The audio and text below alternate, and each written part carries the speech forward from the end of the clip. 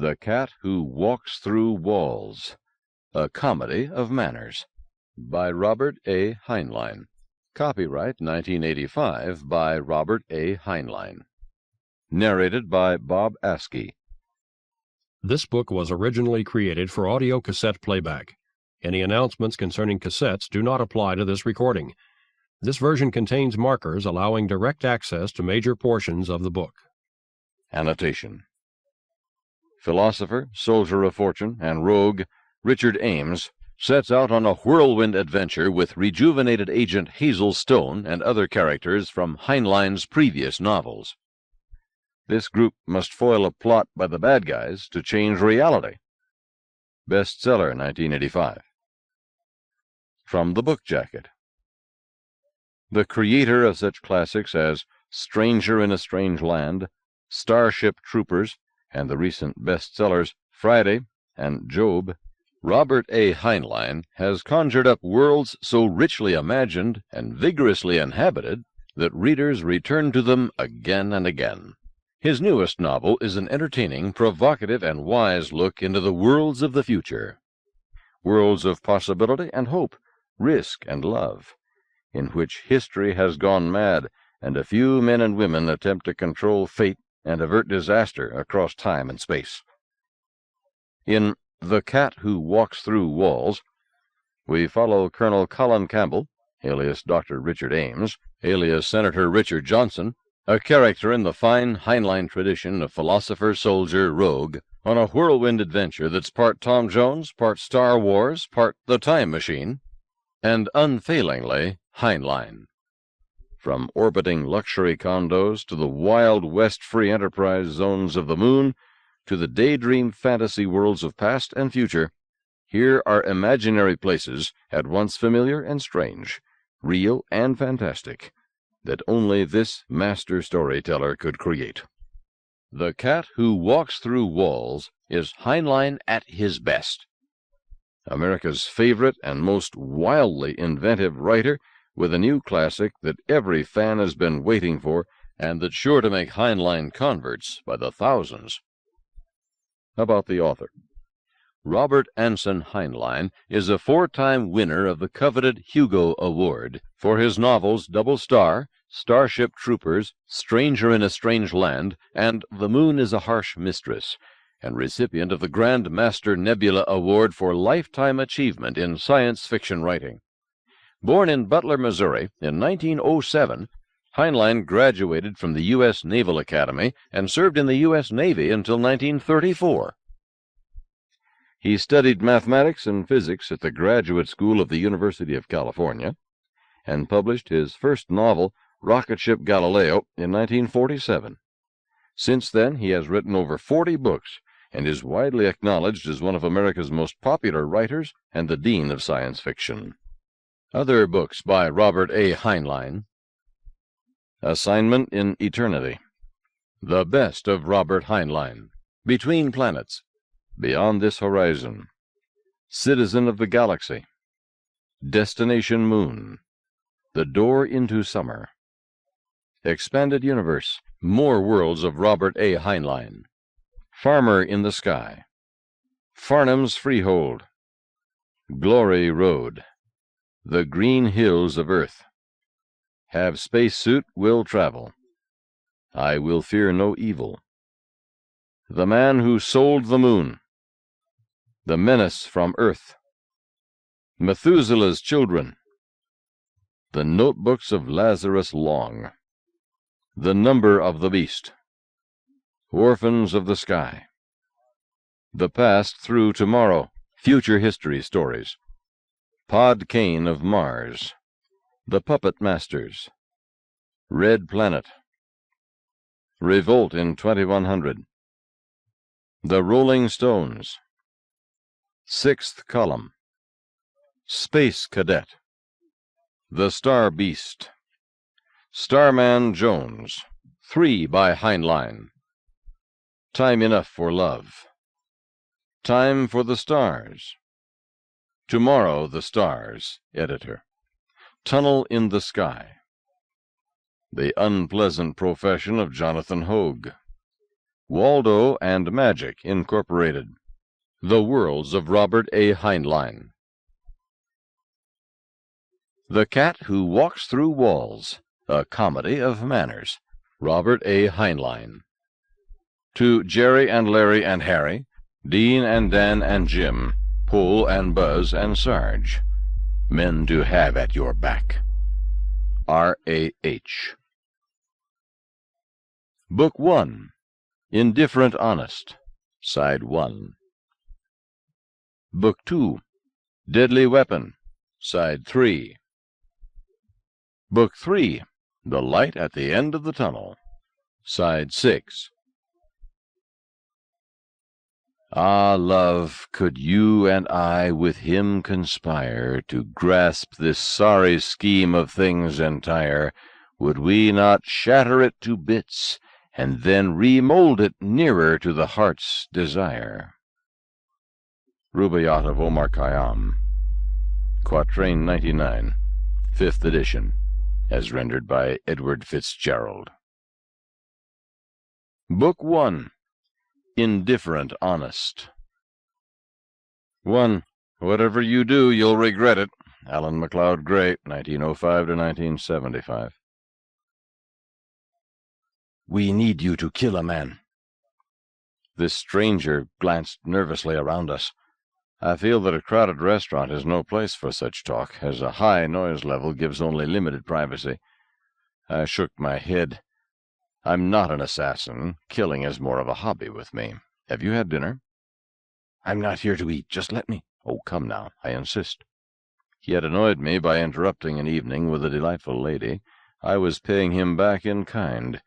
It does not do to encourage bad manners. One should retaliate urbanely but firmly. That lady, Gwen Novak, had expressed a wish to spend a penny, and had left the table, whereupon Herr Nameless had materialized and sat down uninvited. I had been about to tell him to leave when he mentioned a name, Walker Evans. There is no Walker Evans. Instead, that name is or should be a message from one of 6 people, 5 men, 1 woman, a code to remind me of a debt. It is conceivable that an installment payment on that ancient debt could require me to kill someone. Possible, but unlikely. But it was not conceivable that I would kill at the behest of a stranger merely because he invoked that name. While I felt obliged to listen, I did not intend to let him ruin my evening. Since he was sitting at my table, he could bloody well behave like an invited guest. Sir, if you don't want a full dinner, try the after-theater suggestions. The lapin ragout on toast may be rat rather than rabbit, but this chef makes it taste like ambrosia. But I don't want... Please. I looked up, caught my waiter's eye. Morris. Morris was at my elbow at once. 3 orders of lapin ragout, please, Morris, and ask Hans to select a dry white wine for me. Yes, Dr. Ames. Don't serve until the lady returns, if you please. Certainly, sir. I waited until the waiter had moved away. My guest will be returning soon. You have a brief time to explain yourself in private. Please start by telling me your name. My name isn't important. Come, sir. Your name, please. I was told simply to say Walker Evans. Good as far as it goes, but your name is not Walker Evans, and I do not traffic with a man who won't give his name. Tell me who you are, and it would be well to have an ID that matches your words. But, Colonel, it's far more urgent to explain who must die and why you are the man who must kill him. You must admit that. I don't have to admit anything. Your name, sir, and your ID, and please do not call me Colonel. I am Dr. Ames. I had to raise my voice not to be drowned out by a roll of drums. The late evening show was starting. The lights lowered, and a spotlight picked out the master of ceremonies. All right. My uninvited guest reached into a pocket, pulled out a wallet. But Tolliver must die by noon Sunday, or we'll all be dead. He flipped open the wallet to show me an ID. A small dark spot appeared on his white shirt front. He looked startled, then said softly, I'm very sorry, and leaned forward. He seemed to be trying to add something, but blood gushed from his mouth. His head settled down onto the tablecloth. I was up out of my chair at once and around to his right side. Almost as swiftly, Morris was at his left side. Perhaps Morris was trying to help him. I was not. It was too late. A 4-millimeter dart makes a small entry hole and no exit wound. It explodes inside the body. When the wound is in the torso, death follows abruptly. What I was doing was searching the crowd, that and one minor chore. While I was trying to spot the killer, Morris was joined by the head waiter and a busman. The three moved with such speed and efficiency that one would have thought that having a guest killed at a table was something they coped with nightly. They removed the corpse with the dispatch and unobtrusiveness of Chinese stagehands. A fourth man flipped up the tablecloth, removed it and the silver, was back at once with a fresh cloth, and laid 2 places. I sat back down. I had not been able to spot a probable killer. I did not even note anyone displaying a curious lack of curiosity about the trouble at my table. People had stared, but when the body was gone they quit staring and gave attention to the show. There were no screams or expressions of horror. It seemed as if those who had noticed it thought that they were seeing a customer suddenly ill, or possibly taken by drink. The dead man's wallet now rested in my left jacket pocket. When Gwen Novak returned, I stood up again, held her chair for her. She smiled her thanks and asked, "What have I missed?" "Not much. Jokes old before you were born. Others that were old even before Neil Armstrong was born." "I like old jokes, Richard. With them I know when to laugh." "You've come to the right place." "I, too, like old jokes. I like all sorts of old things. Old friends, old books, old poems, old plays. An old favorite had started our evening, Midsummer Night's Dream, presented by Halifax Ballet Theatre, with Luana Pauline as Titania. Low-gravity ballet, live actors, and magical holograms had created a fairyland Will Shakespeare would have loved. Newness is no virtue. Shortly music drowned out our host's well-aged wit. The chorus line undulated out onto the dance floor, sensuously graceful in half-gravity. The ragout arrived, and with it the wine. After we had eaten, Gwen asked me to dance. I have this trick leg, but at half G I can manage the classic slow dances, waltz, frottage glide, tango, and so forth. Gwen is a warm, live, fragrant bundle. Dancing with her is a sybaritic treat. It was a gay ending to a happy evening. There was still the matter of the stranger who had had the bad taste to get himself killed at my table.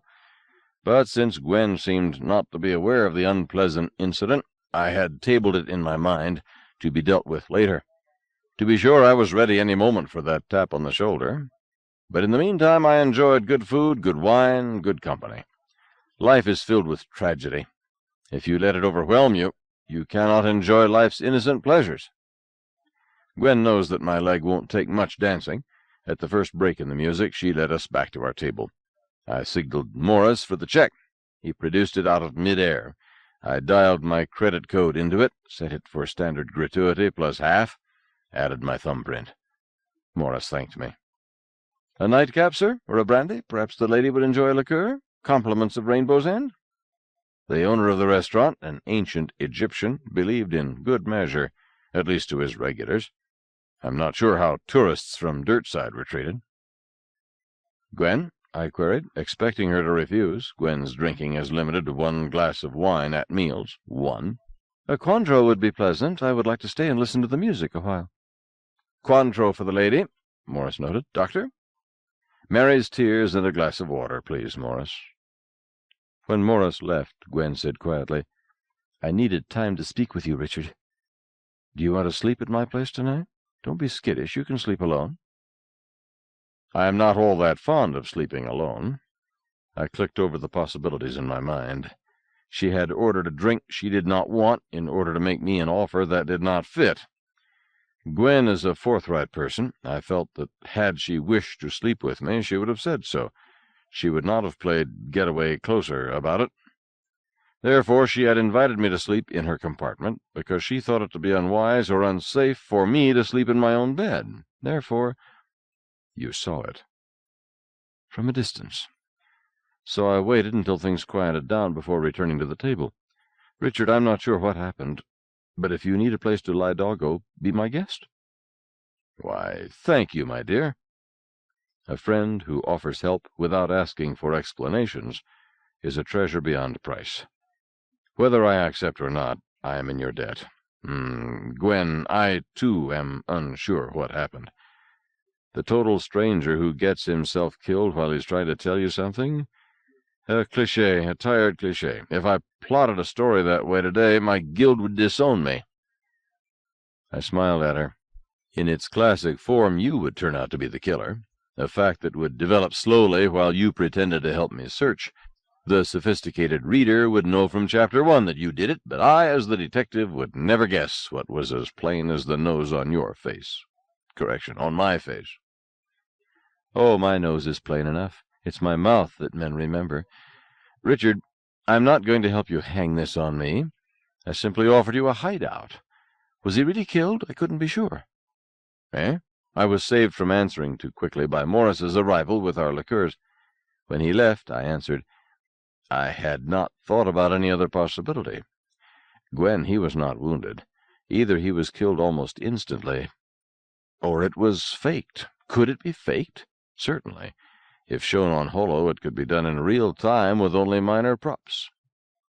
I mulled it over. Why had the restaurant staff been so quick, so precise in covering it up? Why had I not felt that tap on the shoulder? Gwen, I'll take you up on that offer. If the Proctors want me, they'll find me. But I would like to discuss this with you in greater detail than we can manage here, no matter how carefully we keep our voices down. Good. She stood up. I won't be long, dear. She headed for the lounges.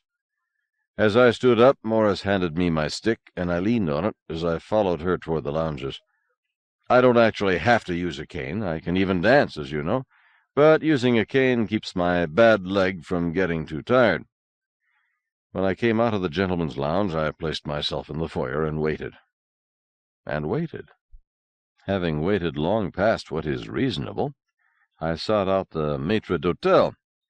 Tony, could you please have some female member of your staff check the ladies' lounge for Mistress Novak? I think that it is possible that she may have become ill or be in some difficulty.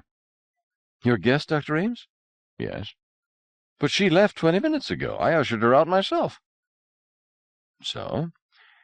I must have misunderstood her. Thank you, and good night. Good night, Doctor. We look forward to serving you again. I left Rainbow's End, stood for a moment in the public corridor outside it, Ring 30, half-gravity level, just clockwise from Radius 270 at Petticoat Lane, a busy neighborhood even at 1 in the morning. I checked for Proctors waiting for me, halfway expecting to find Gwen already in custody. Nothing of the sort. A steady flow of people, mostly groundhogs on holiday by their dress and behavior, plus pullers for grimp shops, guides and ganders, pickpockets and priests. Golden Rule Habitat is known system-wide as the place where anything is for sale, and Petticoat Lane helps to support that reputation insofar as flesh-pots are concerned. For more sober enterprises, you need only go clockwise 90 degrees to Threadneedle Street. No sign of Proctors. No sign of Gwen.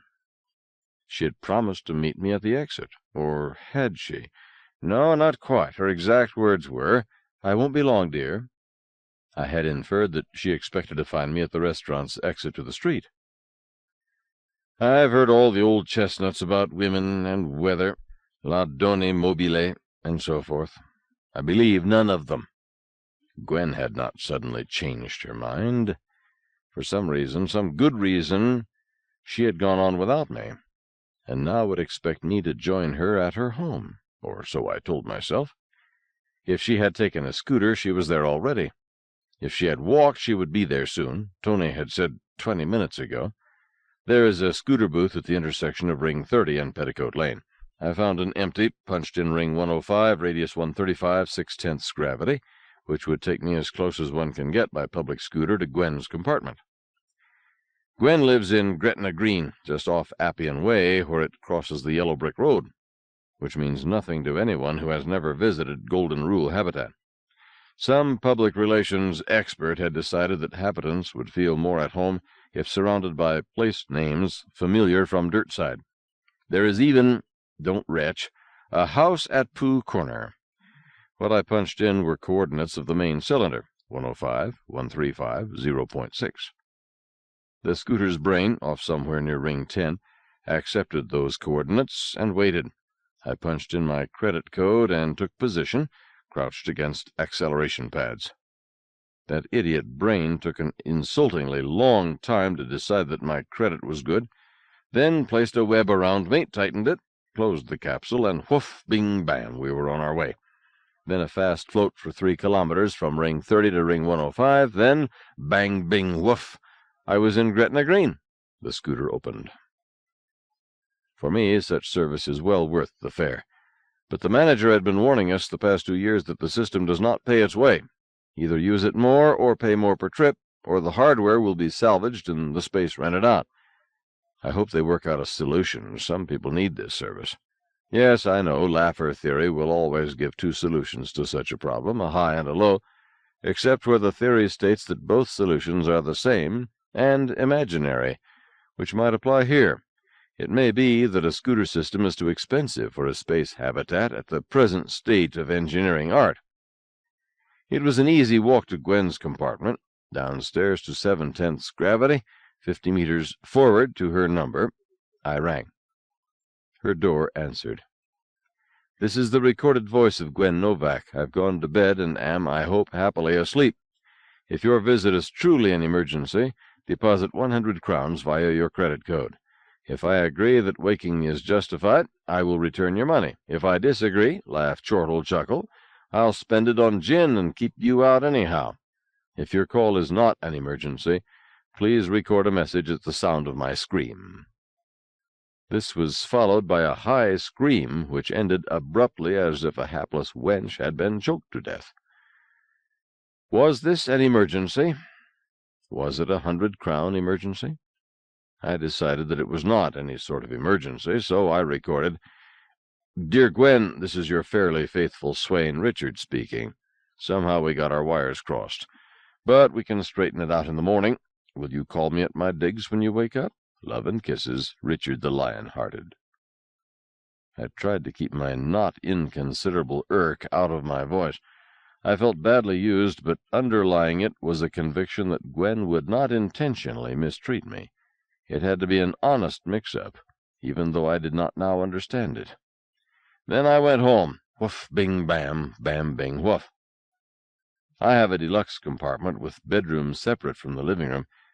I let myself in, checked for messages in the terminal, none, set it for sleep conditions, both for door and terminal, hung up my cane, and went into the bedroom. Gwen was asleep in my bed. She looked sweetly peaceful. I backed out quietly, moved noiselessly in undressing, went into the fresher, closed the door. Soundproof. I said it was a deluxe setup. Nevertheless, I made as little noise as possible in refreshing myself for bed, as soundproof is a hope rather than a certainty. When I was as sanitary and odorless as a male hairless ape can manage, short of surgery, I went quietly back into my bedroom and got most cautiously into bed. Gwen stirred, did not wake. At some hour when I was awake in the night, I switched off the alarm. But I woke up about my usual time, as my bladder can't be switched off. So I got up, took care of it, refreshed for the day, decided that I wanted to live, slid into a coverall, went silently into the living room, and opened the buttery, considered my larder. A special guest called for a special breakfast. I left the connecting door open so that I could keep an eye on Gwen. I think it was the aroma of coffee that woke her. When I saw that her eyes were open, I called out, "Good morning, beautiful. Get up and brush your teeth. Breakfast is ready." "I did brush my teeth an hour ago. Come back to bed." Nymphomaniac. Orange juice or black cherries or both? Both. Don't change the subject. Come here and meet your fate like a man. Eat first. Coward. Richard is a sissy. Richard is a sissy. An utter coward. How many waffles can you eat? Decisions. Can't you unfreeze them one at a time? These are not frozen. Only minutes ago they were alive and singing. I killed 'em and skun 'em myself. Speak up or I'll eat all of them. Oh, the pity and the shame of it all. Turned down for waffles. Nothing left but to enter a monastery. 2. 3. You mean nunnery. I know what I mean. She got up, went into the refresher, was out quickly wearing one of my robes. Pleasant bits of Gwen stuck out here and there. I handed her a glass of juice. She paused to gulp twice before she spoke. Gurgle, gurgle. My, that's good.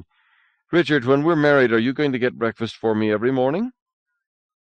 That inquiry contains implied assumptions I'm not willing to stipulate. After I trusted you and gave all. But without stipulation, I will concede that I would just as lief get breakfast for two as for one. Why do you assume that I'm going to marry you? What inducements do you offer? Are you ready for a waffle? See here, mister, not all men are fussy about marrying grandmothers. I've had offers. Yes, I'm ready for a waffle. Pass your plate. I grinned at her. Grandmother, my missing foot. Not even if you had started your first child at monarchy, then your offspring had whelped just as promptly. Neither one, and I am so. Richard, I'm trying to make two things clear. No, three. First, I'm serious about wanting to marry you if you'll hold still for it. Or if you won't, I'll keep you as a pet and cook breakfast for you. Second, I am indeed a grandmother. Third, if, despite my advanced years, you wish to have children by me, the wonders of modern microbiology have kept me fertile as well as relatively unwrinkled. If you want to knock me up, it should not be too much of a chore. I could force myself. Maple syrup in that one, blueberry syrup in this. Or maybe I did so last night. Wrong date by at least a week. But what would you say if I had said jackpot? Quit joking and finish your waffle. There's another one ready. You're a sadistic monster, and deformed. Not deformed, I protested. This foot was amputated. I wasn't born without it. My immune system flatly refuses to accept a transplant, so that's that. One reason I live in low gravity. Gwen suddenly sobered. My very dear, I wasn't speaking of your foot. Oh, heavens, your foot doesn't matter, except that I'll be more careful than ever not to place a strain on you, now that I know why. Sorry, let's back up. Then what is this about me being deformed? At once she was again her merry self. You should know. When you've got me stretched all out of shape and no use to a normal man. And now you won't marry me. Let's go back to bed. Let's finish breakfast and let it settle first. Have you no mercy? I didn't say I wouldn't marry you, and I did not stretch you. Oh, what a sinful lie. Will you pass the butter, please? You're deformed, all right. How big is that tumor with the bone in it? 25 centimeters? More? And how big around? If I had seen it first, I would have never risked it. Oh, piffle, it's not even 20 centimeters. I didn't stretch you. I'm just middling size. You should see my Uncle Jock. More coffee? Yes, thank you. You surely did stretch me. Is your Uncle Jock actually bigger than you are? Locally? Much. Where does he live? Finish your waffle. Do you still want to take me back to bed, or do you want a note to my Uncle Jock? Why can't I have both? Yes, a little more bacon, thank you. Richard, you're a good cook. I don't want to marry Uncle Jock. I'm just curious. Don't ask him to show it to you unless you mean business, because he always means business. He seduced his scoutmaster's wife when he was 12, ran away with her, caused considerable talk in southern Iowa because she didn't want to give him up. That was over 100 years ago, when such things were taken seriously, at least in Iowa. Richard, are you implying that Uncle Jock is over 100 and still active and virile? 116 and still jumping his friends' wives, daughters, mothers, and livestock, and has 3 wives of his own under the Iowa Senior Citizen Cohabitation Code, one of them, my Aunt Sissy, being still in high school. Richard, I sometimes suspect that you are not always entirely truthful. A mild bent toward exaggeration. Woman, that is no way to talk to your future husband. Behind you is a terminal. Punch it for Grinnell, Iowa. Uncle Jock lives just outside. Shall we call him? You talk to him real pretty, and he might show you his pride and joy. Well, dear? You are just trying to get out of taking me back to bed. Another waffle? Quit trying to bribe me. A half, maybe. Split one with me? No, a whole one for each of us. Hail Caesar! You're the bad example I've always needed. Once we're married, I'm going to get fat. I'm glad you said that. I had hesitated to mention it, but you are a bit on the skinny side. Sharp corners, bruises. Some padding would help. I'll omit what Gwen said next. It was colorful, even lyrical, but, in my opinion, unladylike, not her true self, so we won't record it. I answered, "Truly, it's irrelevant. I admire you for your intelligence and your angelic spirit, your beautiful soul. Let's not get physical." Again, I feel that I must censor. "All right," I agreed. "If that's what you want, get back into bed and start thinking physical thoughts. I'll switch off the waffle iron." Somewhat later, I said, "Do you want a church wedding?" "Cool. Should I wear white? Richard, are you a church member?" "No." "Neither am I. I don't think you and I really belong in churches." "I agree. But just how do you want to get married? So far as I know, there isn't any other way to get married than the Golden Rule. Nothing in the manager's regulations. Legally, the institution of marriage does not exist here." "But, Richard, lots of people do get married." "But how, dear?" "I realize they do, but if they don't do it through a church, I don't know how they go about it. I've never had occasion to find out. Do they go to Luna City or down Dirtside? How?" "Whatever way they wish. Hire a hall and get some VIP to tie the knot in the presence of a crowd of guests with music and a big reception afterwards. Or do it at home with just a few friends present. Or anything in between. It's your choice, Richard." Not mine. Yours. I simply agreed to go along. As for me, I find that a woman is at her best if she is a bit tense through being unsure of her status. Keeps her on her toes. Don't you agree? Hey, stop that. Then stop trying to get my goat. If you don't want to sing soprano at your own wedding, you do that once more and there ain't a-gonna be no wedding. Dear one, what sort of a wedding do you want? Richard, I don't need a wedding ceremony. I don't need witnesses. I just want to promise you everything a wife should promise. You sure, Gwen? Aren't you being hasty? Confound it, promises a woman makes in bed should not be binding. I am not being hasty. I decided to marry you more than a year ago. You did? Well, I'll be... Hey, we met less than a year ago at the Day One ball, July 20th. I remember. True. Well? Well, what, dear? I decided to marry you before we met. Do you have a problem with that? I don't. I didn't. I had better tell you some things. My past contains episodes I don't boast about. Not exactly dishonest, but somewhat shady. And Ames is not the name I was born with. Richard, I will be proud to be addressed as Mrs. Ames, or as Mrs. Campbell, Colin. I said nothing, loudly, then added, "What more do you know?" She looked me firmly in the eye, did not smile. "All I need to know. Colonel Colin Campbell, known as Killer Campbell to his troops, and in the dispatches. A rescuing angel to the students of Percival Lowell Academy. Richard, or Colin, my oldest daughter was one of those students." I'll be eternally damned. I doubt it. And because of this you intend to marry me? No, dear man, that reason sufficed a year ago, but now I've had many months to discover the human being behind the storybook hero, and I did hurry you into bed last night, but neither of us would marry for that reason alone. Do you want to know about my own tarnished past? I'll tell. No. I faced her, took both her hands. Gwendolen, I want you to be my wife. Will you have me as your husband? I will. I, Colin Richard, take thee, Gwendolen, to be my wife, to have and to hold, to love and to cherish, as long as you will have me. I, Sadie Gwendolen, take thee, Colin Richard, to be my husband, to care for and love and cherish for the rest of my life. Whew, I guess that does it. Yes, but kiss me. I did.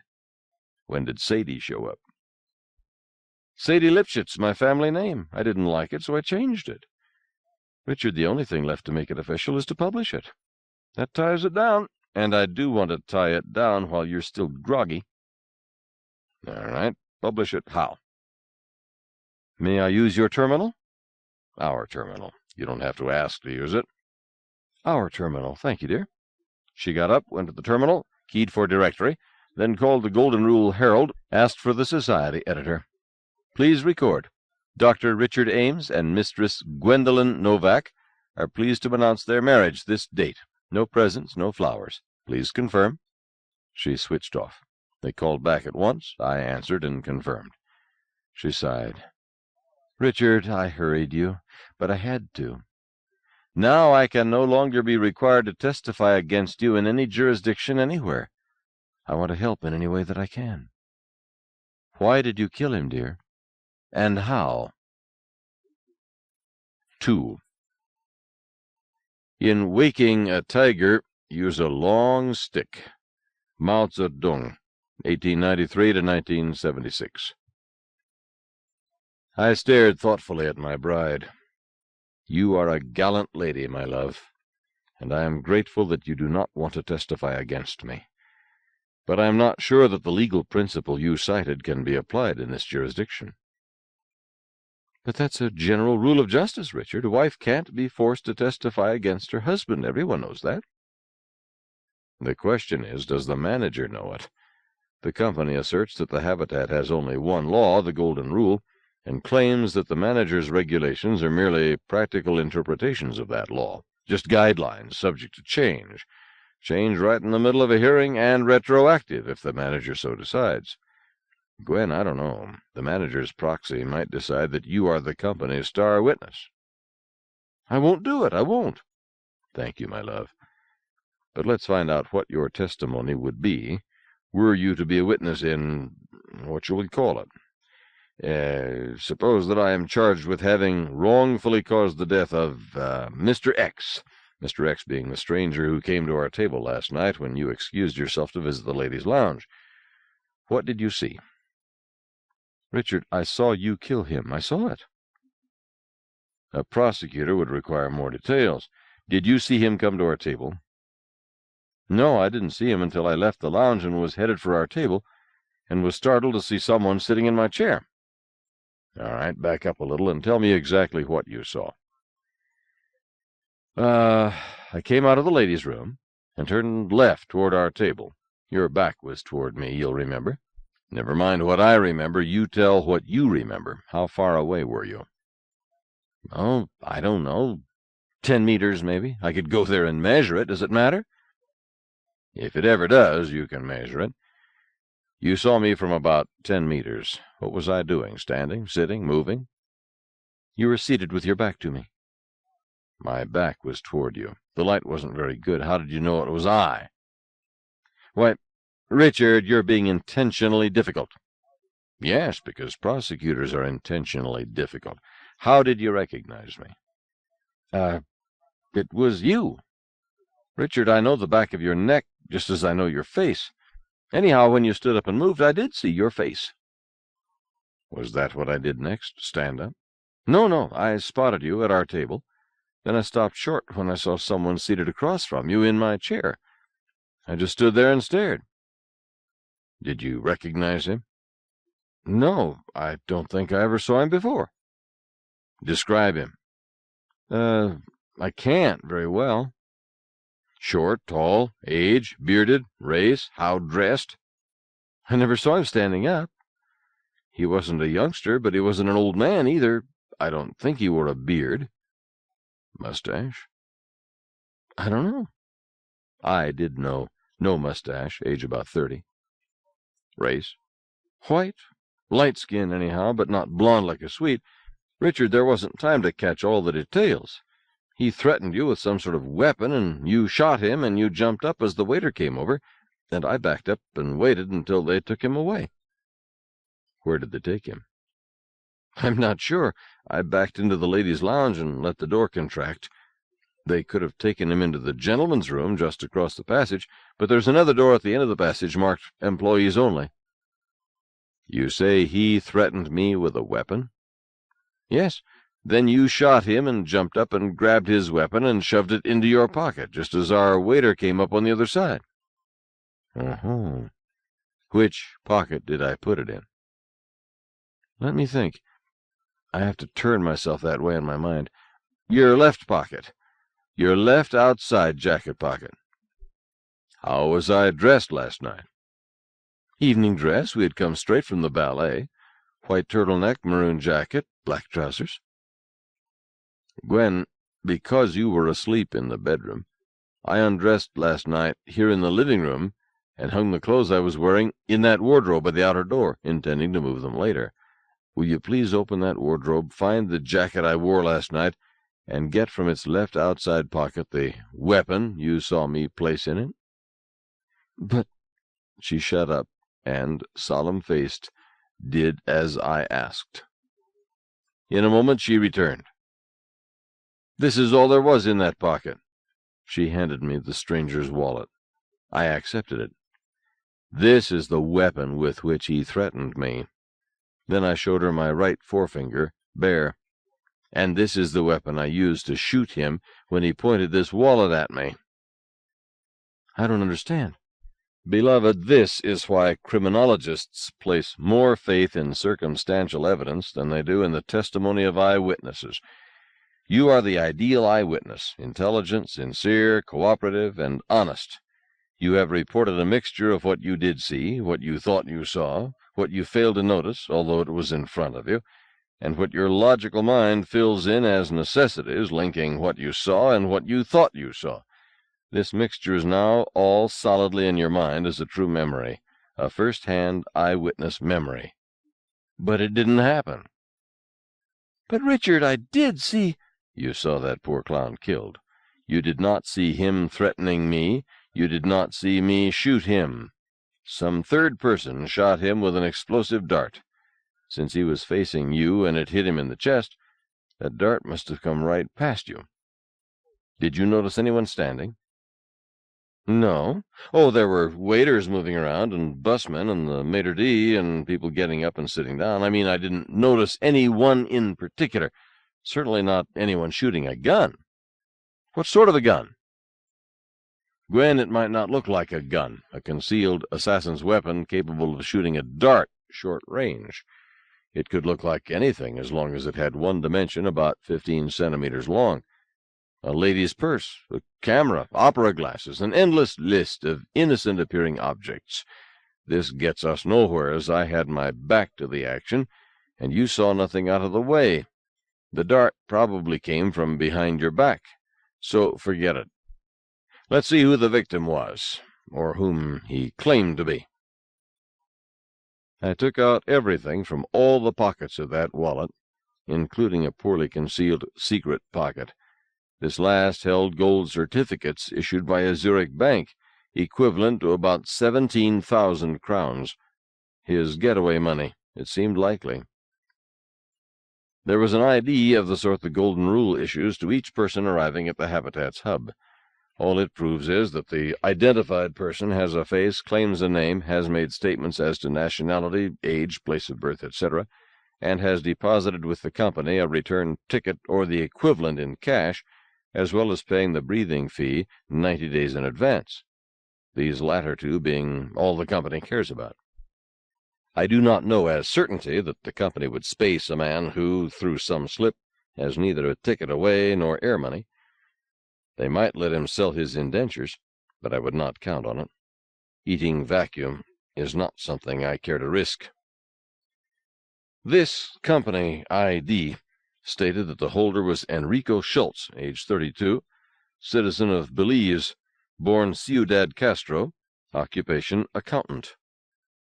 The picture with it was that of the poor slob who got himself killed through bracing me in too public a place, and for the 100th time I wondered why he hadn't phoned me, then called on me in private.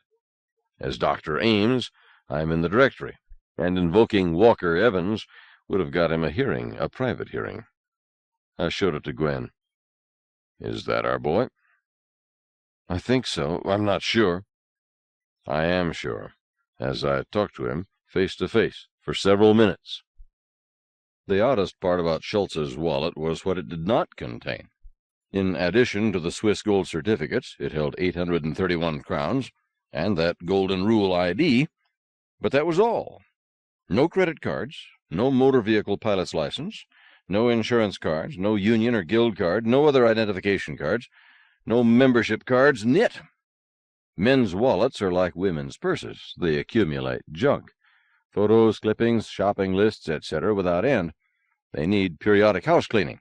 But in cleaning one out, one always leaves in place the dozen-odd items a modern man needs in order to get by.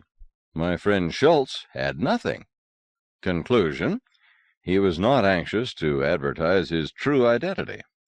Corollary: somewhere in Golden Rule habitat there was a stash of his personal papers.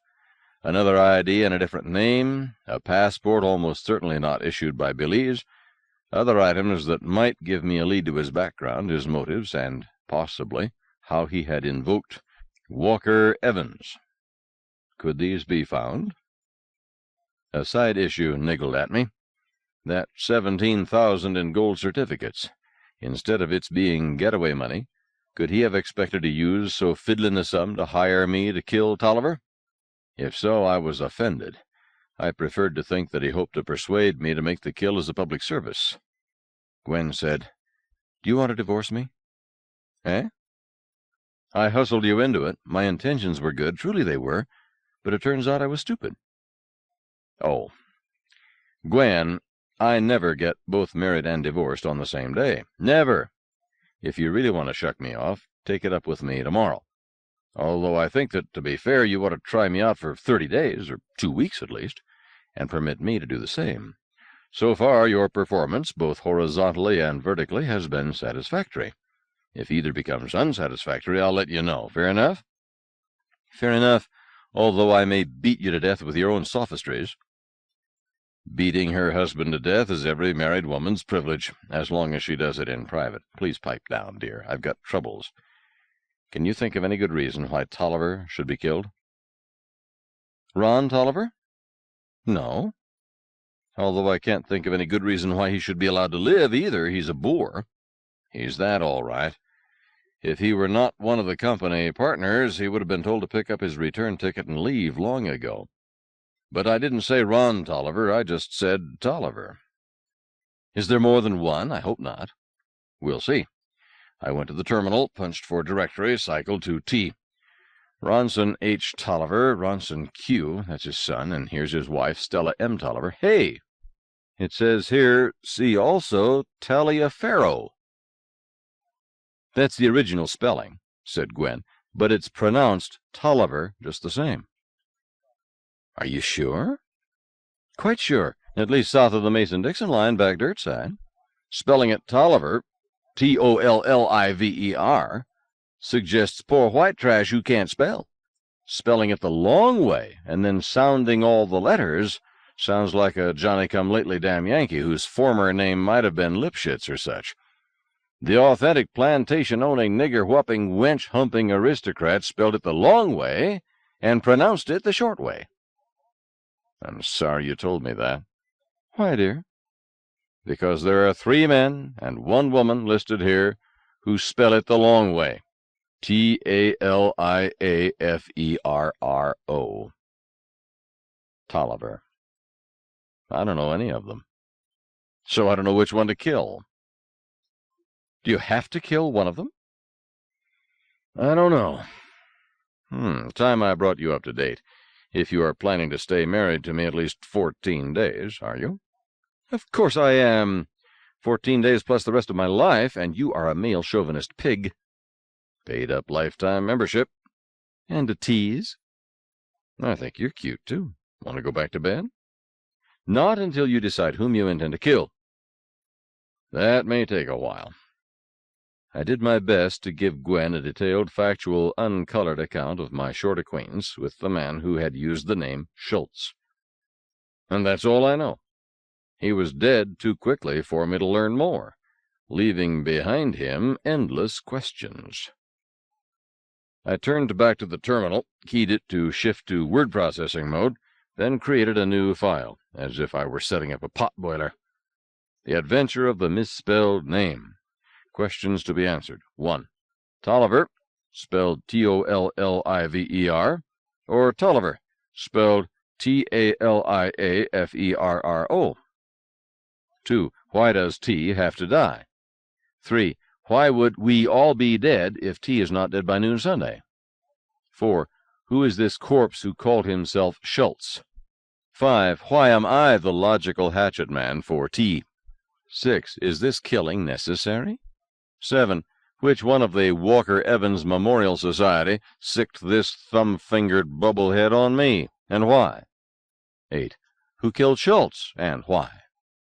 9. Why did the staff of Rainbow's End move in and cover up the killing? 10. Omnibus. Why did Gwen leave before I did, and why did she come here instead of going home, and how did she get in? Do we take them in order? Asked Gwen. Number 10 is the only one I can answer. That one I just chucked in, I answered. Of the first 9, I think that if I find answers to any 3, I could then deduce the rest. I went on, putting words up on the screen. Possible actions. When in danger or in doubt, run in circles, scream, and shout. Does that help? Asked Gwen. Every time. Ask any old military man. Now let's take it one question at a time. Q. 1. Phone each Tolliver, spelled Taliaferro, in the directory. Learn preferred pronunciation of name. Strike out any who use the every letter pronunciation. Q. 2. Dig into background of whoever is left. Start with the Herald backfiles. Q. 3. While checking Q2, keep ears spread for anything scheduled or expected for noon Sunday. Q. 4.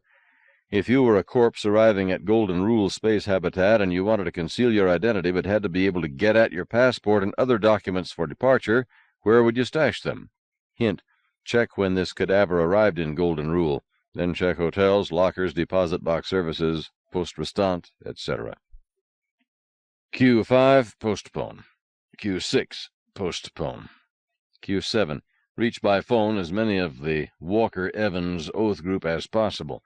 Keep going till one spills. Note, some jelly-brain may have talked too much without knowing it. Q8.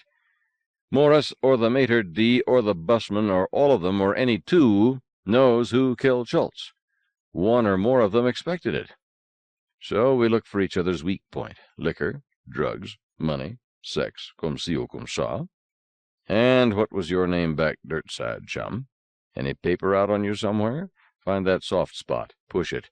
Do this with all 3 of them, then see how their stories check. Every closet has a skeleton. This is a natural law, so find it in each case. Q9. Money. Conclusive assumption until proved false. Query. How much is all this going to cost me? Can I afford it? Counterquery. Can I afford not to pursue it? I've been wondering about that, said Gwen. When I poked my nose in, I thought you were in real trouble, but apparently you are home free. Why must you do anything, my husband? I need to kill him. What? But you don't know which Tolliver is meant, or why he should be dead, if he should be. No, not Tolliver. Although it may develop that Tolliver should be dead. No, dear, the man who killed Schultz. I must find him and kill him. Oh. I can see that he should be dead. He's a murderer. But why must you do it? Both are strangers to you, both the victim and whoever killed him. Actually, it's not your business, is it? It is my business. Schultz, or whatever his name is, was killed while he was a guest at my table. That's intolerably rude. I won't put up with it. Gwen, my love, if one tolerates bad manners, they grow worse. Our pleasant habitat could decay into the sort of slum L5 is, with crowding and unmannerly behavior and unnecessary noise and impolite language. I must find the oaf who did this thing, explain to him his offense, give him a chance to apologize, and kill him. 3. One should forgive one's enemies, but not before they are hanged. Heinrich Heine, 1797 to 1856. My lovely bride stared at me. You would kill a man for bad manners? Do you know of a better reason? Would you have me ignore rude behavior? No, but I can understand executing a man for murder. I'm not opposed to capital punishment. But shouldn't you leave this to the proctors and the management? Why must you take the law into your own hands? Gwen, I haven't made myself clear. My purpose is not to punish, but to weed, plus the aesthetic satisfaction of retaliation for boorish behavior. This unknown killer may have had excellent reasons for killing the person who called himself Schultz, but killing in the presence of people who are eating is as offensive as public quarreling by married couples. Then this oath capped his offense by doing this while his victim was my guest, which made retaliation both my obligation and my privilege. I went on, the putative offense of murder is not my concern, but as for proctors and the management taking care of that matter, do you know of any regulation forbidding murder? What? Richard, there must be one. I've never heard of one. I suppose the manager might construe murder as a violation of the golden rule. Well, I would certainly think so. You do? I'm never certain what the manager will think. But, Gwen, my darling, killing is not necessarily murder. In fact, it often is not.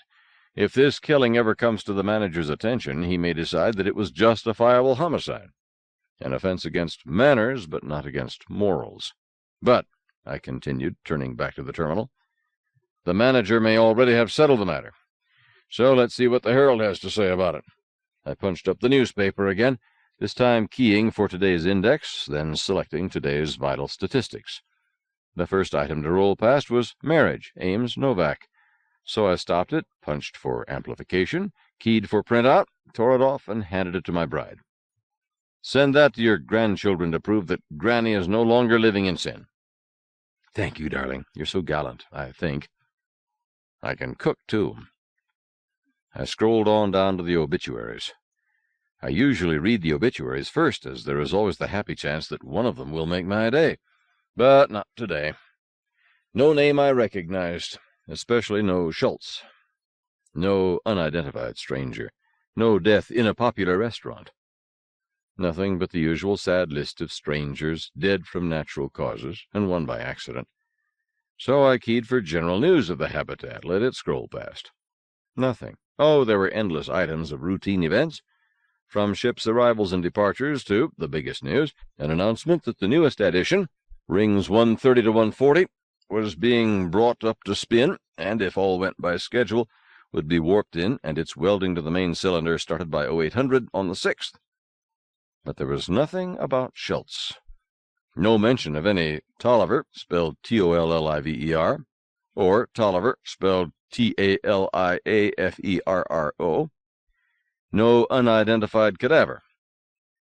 I consulted the paper's index again, punched for next Sunday's schedule of events, found that the only thing scheduled for noon Sunday was a panel discussion assembled by Holo from The Hague, Tokyo, Luna City, L4, Golden Rule, Tel Aviv, and Agra. Crisis in Faith, the Modern World at the Crossroads. The co-moderators were the president of the Humanist Society and the Dalai Lama. I wished them luck. So far, we have zip, zero, nit, swabo, and nothing. Gwen, what is a polite way for me to ask strangers how they pronounce their names? Let me try it, dear.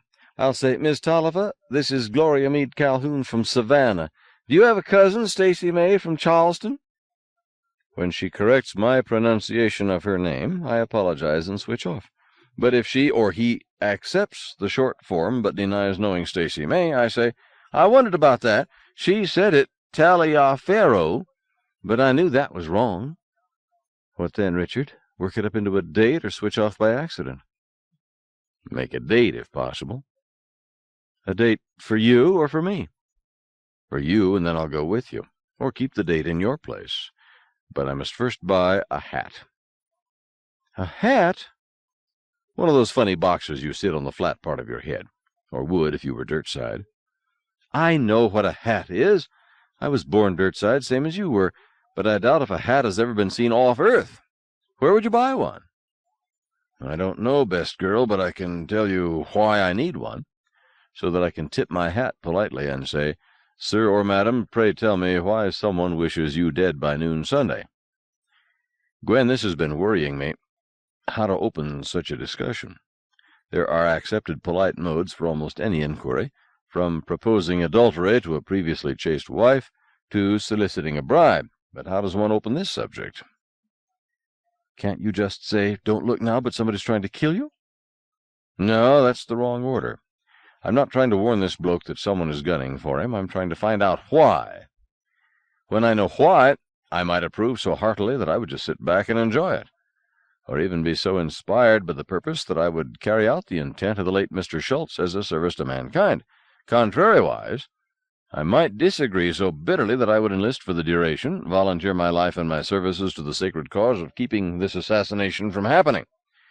Unlikely if the intended target is Ron Tolliver, but it's too early to choose sides. I need to understand what is going on. Gwen, my love, in the killing business one should never kill first and ask questions afterwards. That tends to annoy people. I turned back to the terminal, stared at it without touching a key. Gwen, before we make any local calls, I think I should place 6 time delay calls, 1 to each of the friends of Walker Evans. That's my basic clue, anyhow, that Schultz could mention that name. Some one of that 6 gave him that name, and that one should know why Schultz was in such a sweat. Time delay? Are they all out far? I don't know. 1 is probably on Mars. 2 others may be in the belt. Could even be 1 or 2 dirt side, but if so, under phony names, just as I am. Gwen, the debacle that caused me to give up the merry profession of arms, and caused 6 of my comrades to wind up as my blood brothers, well, it smelled nasty to the public.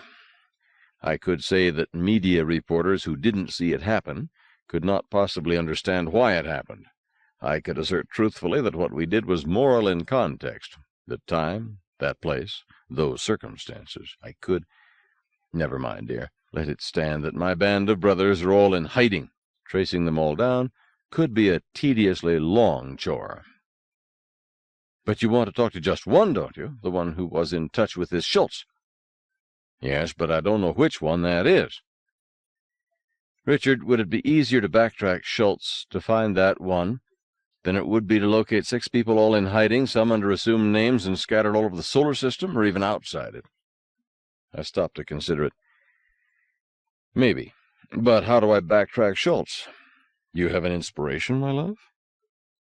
No inspiration, but I do remember that when I arrived here in Golden Rule, they asked me at the hub not only where I lived, and checked it against my passport, but also where I had come from that trip, and checked that against my visa stamps. Not just that I had come from Luna, almost everyone arrives here from Luna, but how I got to Luna. Weren't you asked that? No, but I was carrying a Luna Free State passport showing that I was born in the moon. I thought you were born on Earth. Gwen, Colin Campbell was born dirtside. Richard Ames was born in Hong Kong, Luna, it says here. Oh. But attempting to backtrack Schultz is indeed something I should try before I try to locate all 6. If I knew that Schultz had never been out far, I would look first close to home, Luna and dirtside, and all habitats ballistically coupled to Terra or Luna, not the asteroid belt or even on Mars. Richard, suppose that the purpose is to... No, that's silly. What's silly, dear? Try it on me anyhow.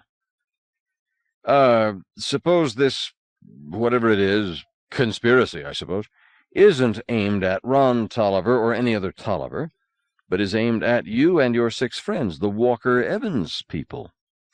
Could the purpose be to get you to take strong measures to get in touch with all the others, and thereby get you to lead them, whoever they are, to all 7 of you? Could it be a vendetta?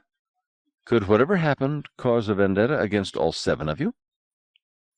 I had a cold feeling at the pit of my stomach. Yes, that could be. Although not, I think, in this case, as it would not explain why Schultz was killed. I said it was silly. Wait a moment. Was Schultz killed? Why, we both saw it, Richard. Did we? I thought I saw it, but I admitted that it could have been faked. What I saw appeared to be death by explosive dart, but Two simple props, Gwen. One makes a small dark spot appear on Schultz's shirt. The other is a small rubber bladder he holds in his cheek. It contains fake blood. At the right instant, he bites the bladder. Blood comes out of his mouth. The rest is acting, including the strange behavior of Morris and other staff members. That dead body has to be removed quickly through that employee's only door, where he is given a clean shirt, then hustled out the service door. You think that is the way it happened? No, damn it, I don't.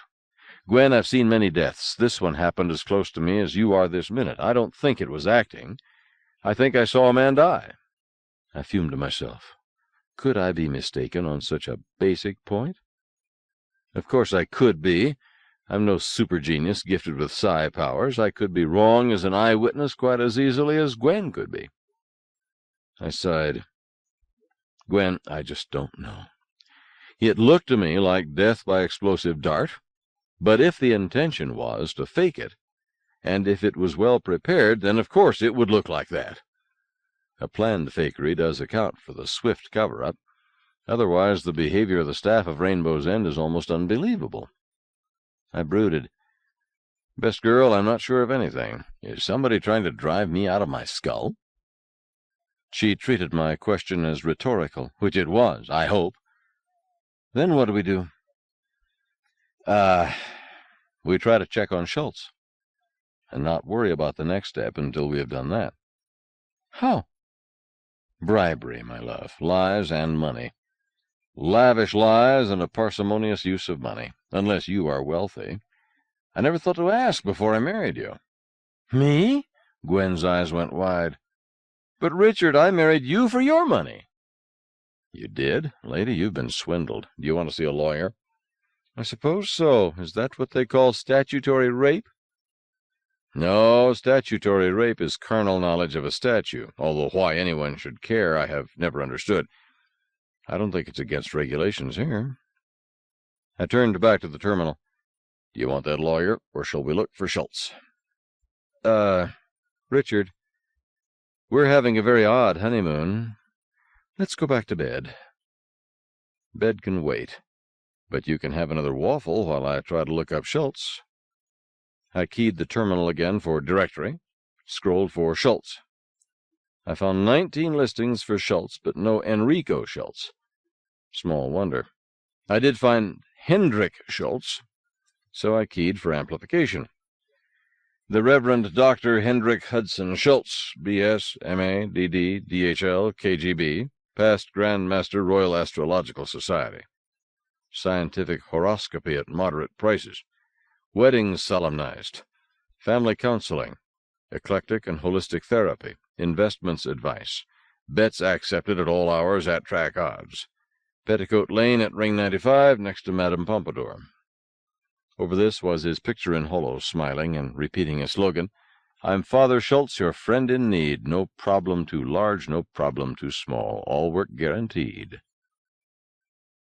Guaranteed to be what?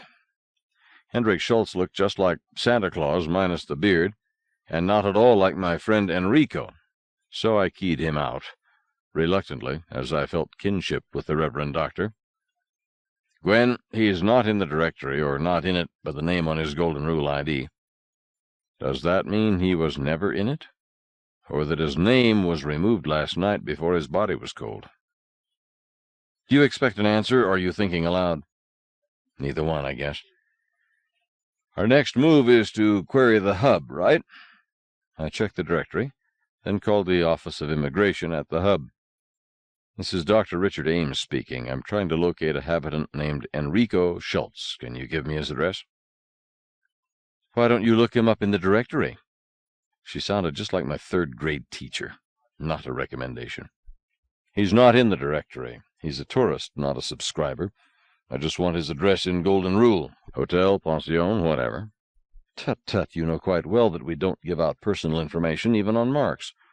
If he's not listed, then he paid fair and square not to be listed. Do unto others, doctor, lest ye be done unto. She switched off. Where do we ask now? Inquired Gwen. Same place, same seat warmer, but with cash and in person. Terminals are convenient, Gwen, but not for bribery in amounts of less than 100,000.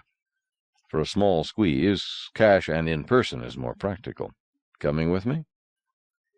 Do you think you can leave me behind on our wedding day? Just try it, Buster. Put some clothes on, maybe? Are you ashamed of the way I look? Not at all. Let's go. I give in. Half a sec while I find my slippers. Richard, can we go via my compartment? At the ballet last night I felt very chic, but my gown is too dressy for public corridors at this time of day. I want to change. Your slightest wish, ma'am. But that brings up another point. Do you want to move in here? Do you want me to? Gwen, it has been my experience that marriage can sometimes stand up against twin beds, but almost never against twin addresses. You didn't quite answer me. So you noticed. Gwen, I have this one nasty habit. Makes me hard to live with. I write. The dear girl looked puzzled. So you've told me, but why do you call it a nasty habit? Gwen, my love, I am not going to apologize for writing any more than I would apologize for this missing foot. And in truth, the one led to the other. When I could no longer follow the profession of arms, I had to do something to eat. I wasn't trained for anything else, and back home some other kid had my paper route. But writing is a legal way of avoiding work without actually stealing, and one that doesn't take any talent or training. But writing is antisocial. It's as solitary as masturbation. Disturb a writer when he is in the throes of creation, and he is likely to turn and bite right to the bone, and not even know that he is doing it. As writers, wives and husbands often learn to their horror. And attend me carefully, Gwen. There is no way that writers can be tamed and rendered civilized, or even cured. In a household with more than one person, of which one is a writer, the only solution known to science is to provide the patient with an isolation room, where he can endure the acute stages in private, and where food can be poked into him with a stick. Because if you disturb the patient at such times, he may break into tears or become violent, or he may not hear you at all. And if you shake him at this stage, he bites. I smiled my best smile. Don't worry, darling. At present I am not working on a story, and I will avoid starting one until we arrange such an isolation chamber for me to work in. This place isn't big enough, and neither is yours. Even before we go to the hub, I want to call the manager's office and see what larger compartments are available. We'll need 2 terminals also. Why 2, dear? I don't use a terminal much. But when you do, you need it. When I'm using this one in word processing mode, it can't be used for anything else. No newspaper, no mail, no shopping, no programs, no personal calls, nothing. Believe me, darling, I've had this disease for years. I know how to manage it. Let me have a small room and a terminal. Let me go into it and seal the door behind me, and it will be just like having a normal, healthy husband who goes to the office every morning and does whatever it is men do in offices. I've never known and have never been much interested in finding out. Yes, dear. Richard, do you enjoy writing? No one enjoys writing. I wondered. Then I must tell you that I didn't quite tell you the truth when I said that I had married you for your money. And I didn't quite believe you. We're even. Yes, dear. I really can afford to keep you as a pet. Oh, I can't buy you yachts, but we can live in reasonable comfort here in Golden Rule. Not the cheapest place in the solar system. You won't have to write. I stopped to kiss her thoroughly and carefully. I'm glad I married you. But I will indeed have to write. But you don't enjoy it, and we don't need the money. Truly we don't. Thank you, my love. But I did not explain to you the other insidious aspect of writing. There is no way to stop. Writers go on writing long after it becomes financially unnecessary, because it hurts less to write than it does not to write. I don't understand. I didn't either when I took that first fatal step. A short story it was, and I honestly thought I could quit any time. Never mind, dear. In another 10 years you will understand. Just pay no attention to me when I whimper.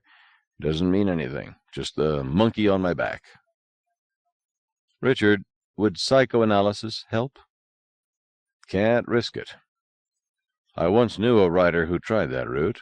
Cured him of writing, all right, but did not cure him of the need to write. The last I saw of him, he was crouching in a corner, trembling. That was his good phase. but the mere sight of a word processor would throw him into a fit. That bent for mild exaggeration? Why, Gwen, I could take you to him, show you his gravestone. Never mind, dear, I'm going to call the manager's housing desk. I turned back to the terminal, just as the darn thing lit up like a Christmas tree and the emergency bell chimed steadily.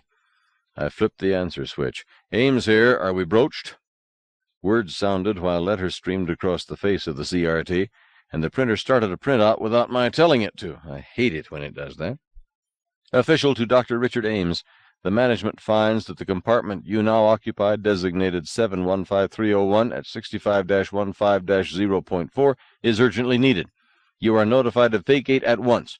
Unused rent has been applied to your account, plus a free bonus of 50 crowns for any inconvenience this may cause you.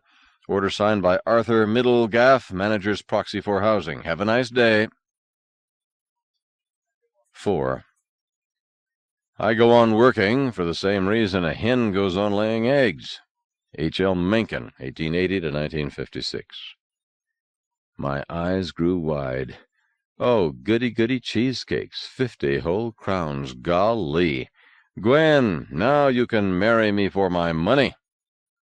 Do you feel well, dear? You paid more than that for a bottle of wine just last night. I think it's perfectly stinking, insulting. Of course it is, darling. It is intended to make me angry, in addition to the inconvenience of forcing me to move, so I won't. Won't move? No, I'll move at once. There are ways to fight City Hall, but refusing to move is not one of them. Not while the manager's proxy can cut off power and ventilation and water and sanitary service. No, dear, the intention is to get me angry, ruin my judgment, and get me to make threats that can't be carried out. I smiled at my darling.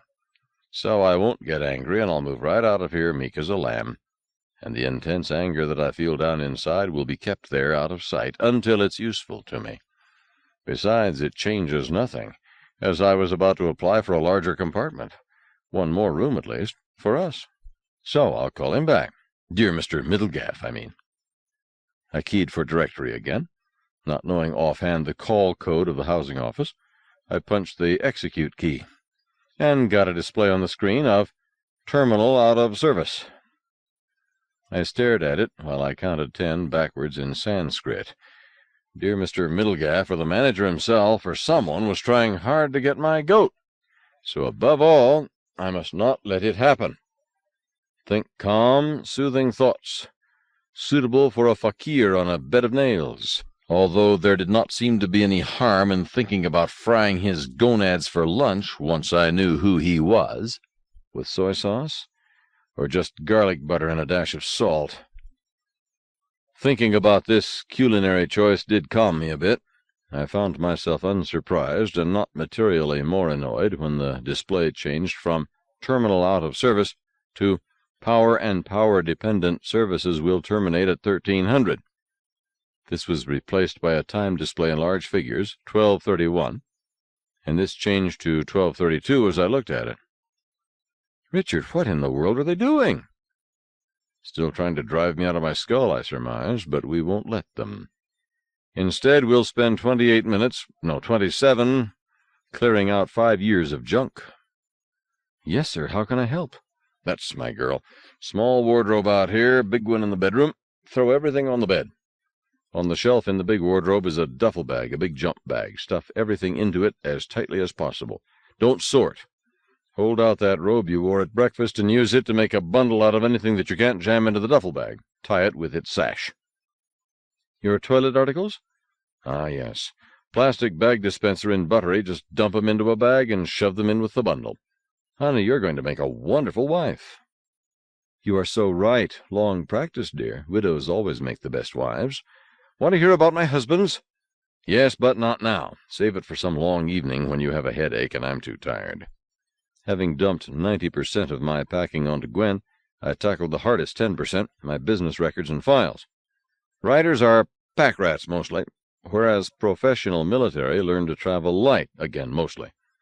This dichotomy could have made me schizoid were it not for the most wonderful invention for writers since the eraser on the end of a pencil, electronic files. I use Sony mega wafers. each good for 500,000 words, each 2 centimeters wide, 3 millimeters thick, with information packed so densely that it doesn't bear thinking about. I sat down at the terminal, took off my prosthesis, peg leg if you prefer, opened its top. Then I removed all my memory wafers from the terminal selector, fed them into the cylinder, that is, the shin bone of my prosthesis, closed it, and put it back on. I now had all the files necessary to my business: contracts, business letters, file copies of my copyrighted works, general correspondence, address files, notes for stories to be written, tax records, etc., and so forth ad nauseum. Before the days of electronic filing, these records would have been 1.5 tons of paper and half a ton of steel, all occupying several cubic meters. Now they massed only a few grams and occupied space no larger than my middle finger. 20 million words of file storage. The wafers were totally encased in that bone, and thereby safe from theft, loss, and damage. Who steals another man's prosthesis? How can a cripple forget his artificial foot? He may take it off at night, but it is the first thing he reaches for in getting out of bed.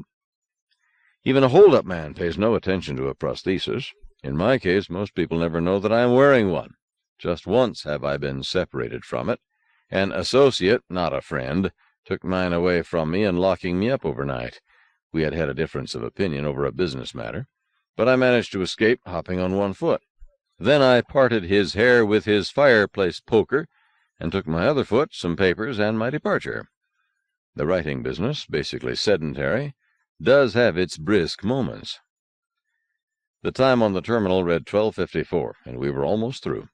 I had only a handful of books, bound books with words printed on paper, as I did my research, such as it was, through the terminal. These few Gwen stuffed into the bundle she had made from my robe. "What else?" she demanded. "I think that's all. I'll make a fast inspection, and we'll shove anything we've missed out into the corridor, then figure out what to do with it after they turn out the lights." "How about that bonsai tree?" Gwen was eyeing my rock maple, some 80 years old and only 39 centimeters high. "No way to pack it, dear, and besides, it requires watering several times a day. The sensible thing is to will it to the next tenant." "In a pig's eye, Chief. You'll carry it by hand to my compartment while I drag the baggage along behind." I had been about to add that the sensible thing has never appealed to me. "We're going to your compartment?" "How else, dear? Certainly we need a bigger place, but our urgent need is any sort of roof over our heads, as it looks like snow by sundown." "Why, so it does. Gwen, remind me to tell you that I'm glad I thought of marrying you." "You didn't think of it. Men never do." "Really?" "Truly, but I'll remind you anyhow." "Do that. I'm glad you thought of marrying me." "I'm glad you did marry me.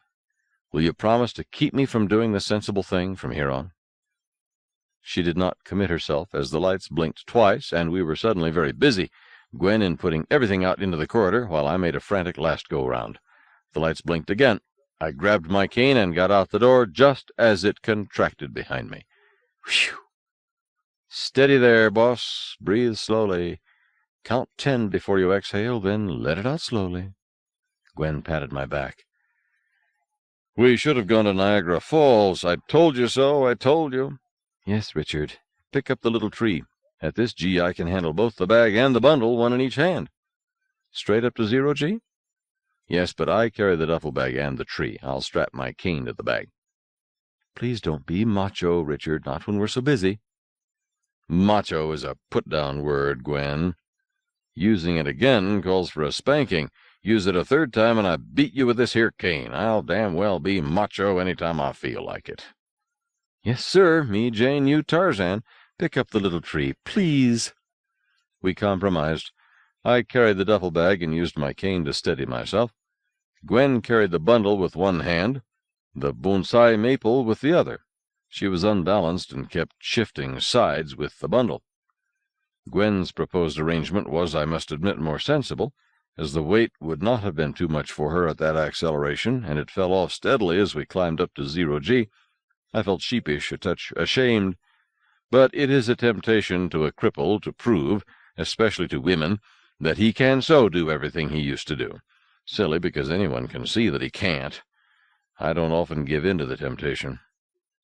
Once we were floating free at the axis, we moved right along, with our burdens tethered to us, while Gwen guarded the little tree with both hands. When we reached her ring, Gwen took both pieces of luggage, and I did not argue. The trip took less than a half hour. I could have ordered a freight cage, but we might still be waiting for it. A labor-saving device often isn't. Gwen put down her burdens and spoke to her door. It did not open. Instead, the door answered, "Mistress Novak, please call the manager's housing office at once. The nearest public terminal is at ring 105, radius 135 degrees, acceleration 6/10 gravity, next to the personnel transport facility. That terminal will accept your call free of charge, courtesy of Golden Rule." I cannot say that I was much surprised, but I admit that I was dreadfully disappointed. Being homeless is somewhat like being hungry, maybe worse. Gwen behaved as if she had not heard that dismal announcement. She said to me, "Sit down on the duffel bag, Richard, and take it easy. I don't think I'll be long." She opened her purse, dug into it, came up with a nail file and a bit of wire, a paper clip, I believe. Humming a monotonous little tune, she started to work on the compartment's door. I helped by not offering advice, not a word. It was difficult, but I managed it. Gwen stopped humming and straightened up. "There," she announced. "The door opened wide." She picked up my bonsai maple, our bonsai maple. "Come in, dear. Better leave the duffel bag across the threshold for now so that the door won't pucker up. It's dark inside." I followed her in. The only light inside was from the screen on her terminal. All services suspended. She ignored it and dug into her purse, brought out a finger torch, then used its light to get into a drawer in her buttery, took out a long, slender screwdriver, a pair of auto-lock tweezers, a nameless tool that may have been homemade, and a pair of high-pot gloves in her slender size. "Richard, will you hold the light for me, pretty please?" The access plate she wished to reach was high up over her microwaver and was locked and decorated with the usual signs warning tenants against even looking cross-eyed at it, much less touching it, with incantations of "Danger, do not tamper, call maintenance," etc. Gwen climbed up, sat on the oven top, and opened the access plate with just a touch. The lock apparently had been disabled earlier. Then she worked very quietly, save for that monotonous little hum, plus an occasional request for me to move the torchlight. Once she produced a really spectacular fireworks display, which caused her to cluck reprovingly and murmur, "Naughty, naughty, mustn't do that to Gwen." She then worked most slowly for a few more moments. The compartment's lights came on, accompanied by that gentle purr of a live room, air, micromotors, etc. She closed the access plate. "Will you help me down, dear?" I lifted her down with both hands, held on to her, claimed a kiss for payment. She smiled up at me.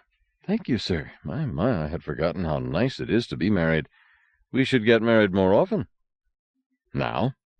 "No, lunchtime now. Breakfast was hearty, but it is now past 14. Feel like eating?" "It's good exercise," I assented. "How about the Sloppy Joe on Appian Way near Ring 105? Or do you want haute cuisine?" "The Sloppy Joe is okay. I'm not a fussy eater, dear.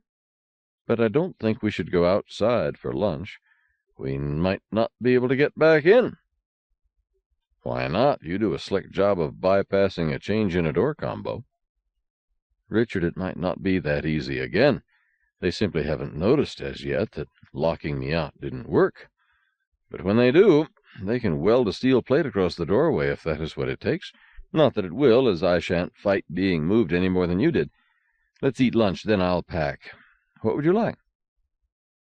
It turned out that Gwen had salvaged from my buttery gourmet items I had in freeze or in sterile pack. I do stock unusual viands. How can you know ahead of time, when working on a story in the middle of the night, that you are going to suffer a craving for a clam sundae? It is merely prudent to have materials on hand. Otherwise, you could be tempted to stop work and leave your monastic seclusion in order to find an item you must have. And that way lies bankruptcy. Gwen laid out a buffet of her supplies and mine, ours, I should say, and we ate while discussing our next move, for move we must. I told her that I intended to call dear Mr. Middlegaff as soon as we finished lunch. She looked thoughtful. "I had better pack first." "If you wish, but why?" "Richard, we have leprosy, that's evident. I think it must be connected with the killing of Schultz, but we don't know. Whatever the cause, when we stick our heads outside, I had better have my things ready just as yours are. We may not get back in." She nodded at her terminal, still shining with the message, "All services suspended." Putting that terminal back into service would be more than a matter of wheedling a few solenoids, since the computer itself is elsewhere. So we can't beard Mr. Middlegaff from this compartment. Therefore, we must do everything we need to do here before we go out that door. While you pack, I can duck out to call him. Over my dead body? Huh? Gwen, be reasonable. Reasonable I emphatically am. Richard Cullen, you are my brand-new bridegroom. I intend to get years and years of wear out of you. While this trouble is going on, I am not letting you out of my sight. You might disappear like Mr. Schultz. Beloved, if they shoot you, they are going to have to shoot me first. I attempted to reason with her. She put her hands over her ears. I won't argue it. I can't hear you. I'm not listening. She uncovered her ears. Come help me pack, please. Yes, dear. Gwen packed in less time than I had taken, yet my help consisted mostly of keeping out of her way. I'm not too used to living with females. Military service is not conducive to home life, and I had tended to avoid marriage, aside from short-term contracts with Amazon comrades, contracts automatically canceled by orders for change of duty. After I reached field grade, I had had female orderlies a couple or 6 times, but I don't suppose that relationship is much like civilian marriage either. What I'm trying to say is that, despite having written many thousands of words of love confession stories under 100-odd female pen names, I don't know much about women. When I was learning the writing scam, I pointed this out to the editor who bought from me these sin, suffer, and repent stories. The editor was Evelyn Fingerhut, a glum, middle-aged man with a bald spot, a tick, and a permanent cigar. He grunted. Don't try to learn anything about women. It would handicap you. But these are supposed to be true stories, I objected. They are true stories. Every one of them is accompanied by a sworn statement this story is based on fact. He jerked a thumb at the manuscript I just brought in. You've got a fact slip clipped to that one. Are you trying to tell me it ain't so? Don't you want to get paid? Yes, I wanted to be paid. To me, the acme of prose style is exemplified by that simple, graceful clause, pay to the order of. I answered hastily, Well, as a matter of fact, that story is no problem. I didn't actually know the woman, but my mother told me all about her. It was a girl she had gone to school with. The girl did indeed marry her mother's younger brother. She was already pregnant when the truth was discovered, and then she was faced with that horrible dilemma, just as I've told it, the sin of abortion or the tragedy of an incest baby with the possibility of 2 heads and no chin. All fact, Evelyn, but I've trimmed it a bit in telling it. It turned out that Beth Lou was no blood relation to her uncle, and that's the way I wrote it. But also her baby was no relation to her husband. That part I left out. So write it again and leave that part in and the other part out. Just be sure to change the names and places. I don't want any complaints.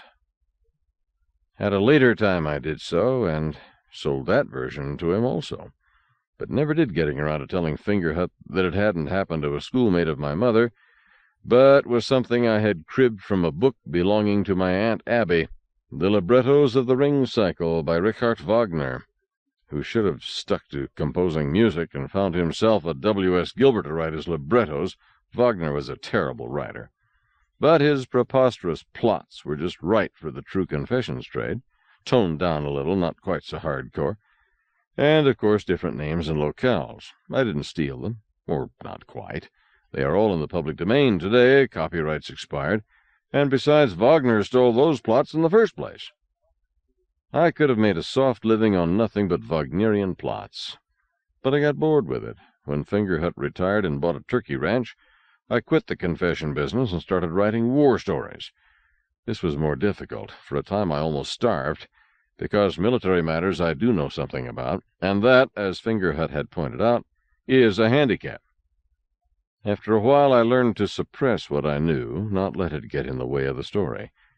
But I never had that trouble with confession stories, as neither Fingerhut nor I nor Wagner knew anything at all about women. Especially about Gwen. Somewhere I had acquired the conviction that women need at least 7 pack mules to travel, or their equivalent in big suitcases, and, of course, women are by nature disorganized. So I believed.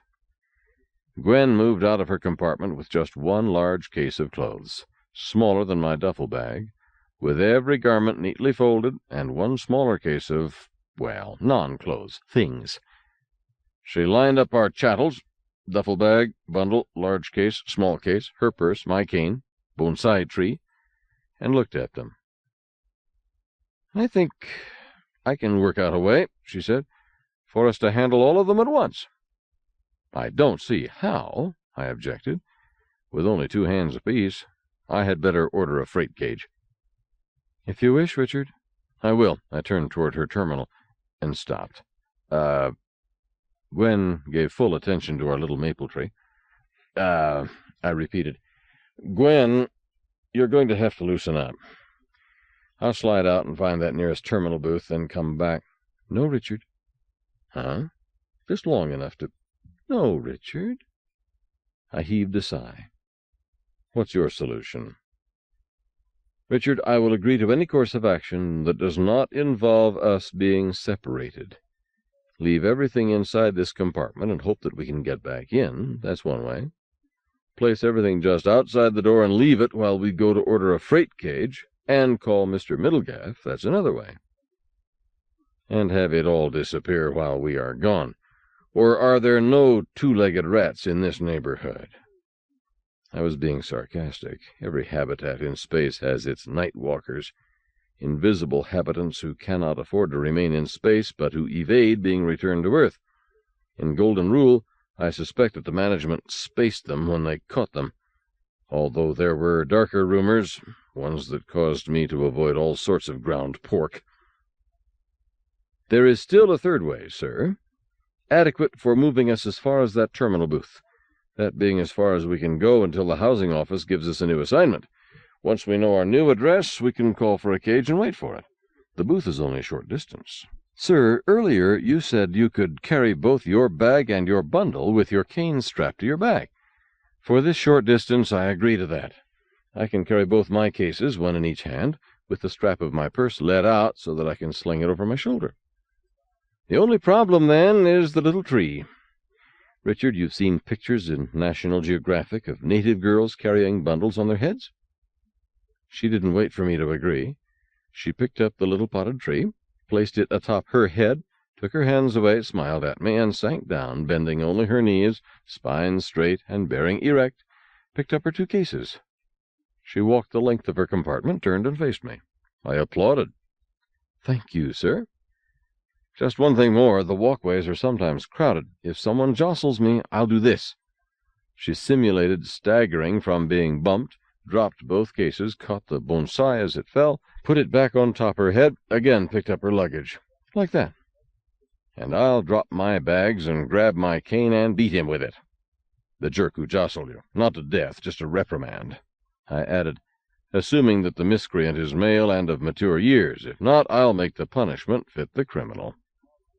"I'm sure you will, dear. But truly, I don't think anyone will jostle me, as you will be walking in front of me, breaking trail. All right?" "All right. Except that you should strip to the waist." "Really?" "All pictures of that sort in National Geographic always show the women stripped to the waist. That's why they print them." "All right, if you say to. Although I'm not really endowed for that." "Quit fishing for compliments, monkey face. You do all right. But you're much too good for the common people, so keep your shirt on." "I don't mind, if you really think I should." "You're too willing. Do as you please, but I am not, repeat not, urging you to. Are all women exhibitionists?" "Yes." The discussion ended because her door signal sounded. She looked surprised. I said, "Let me," and stepped to the door, touched the voice button. "Yes?" "Message from the manager." I took my finger off the voice button, looked at Gwen. "Shall I open up?" "I think we must." I touched the dilator button. The door spread open.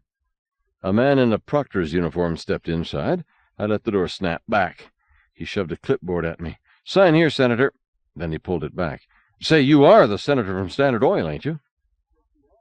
5. He is one of those people who would be enormously improved by death. H. H. Monroe, 1870 to 1916.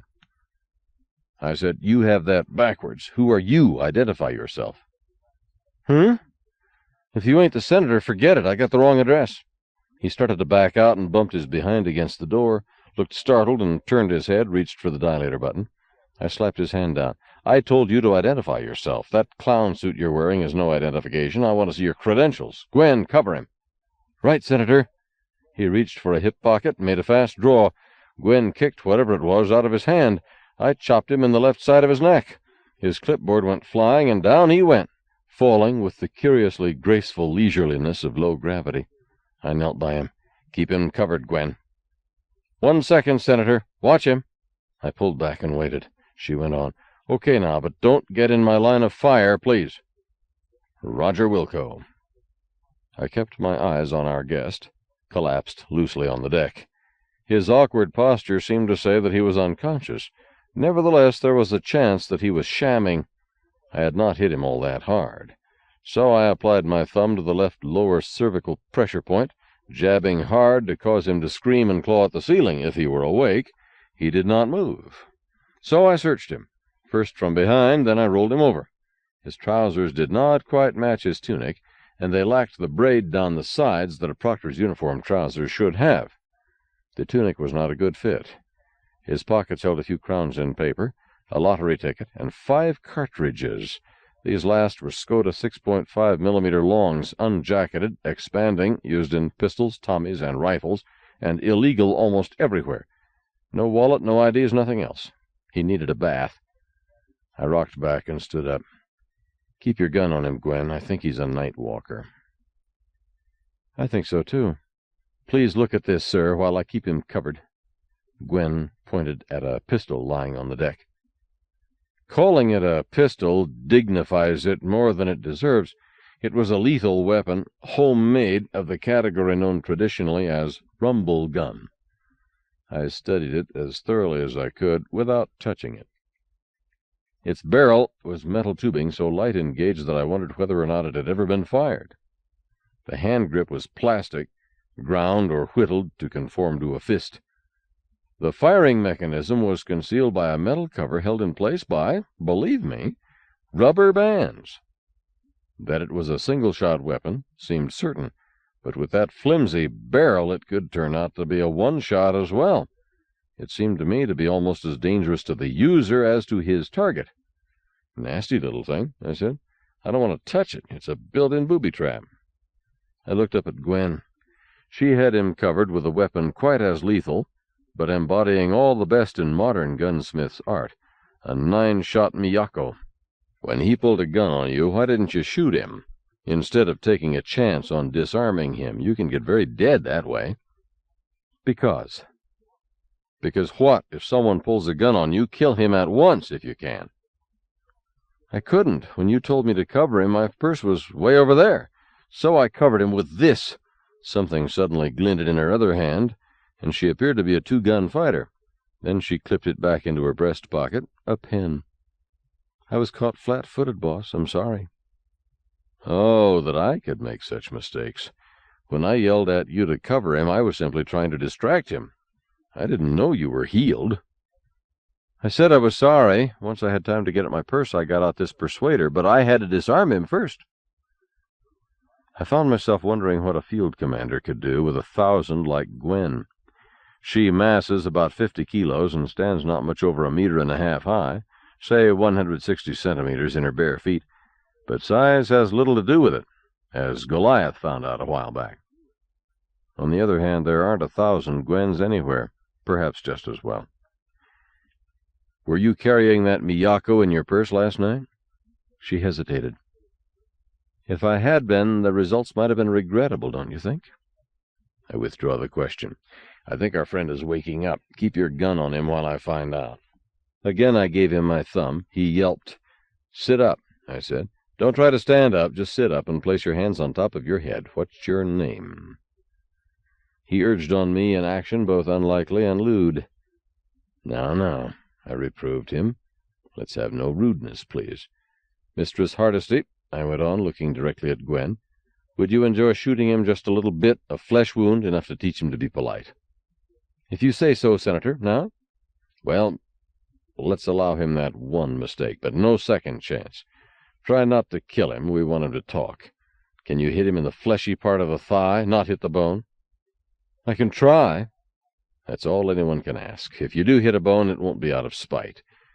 Now let's start over. What is your name? Bill. Bill, what is the rest of your name? Just Bill. That's all the name I use. Gwen said, A little flesh wound now, Senator, to sharpen his memory? Perhaps. Do you want it in your left leg, Bill, or your right? Neither one.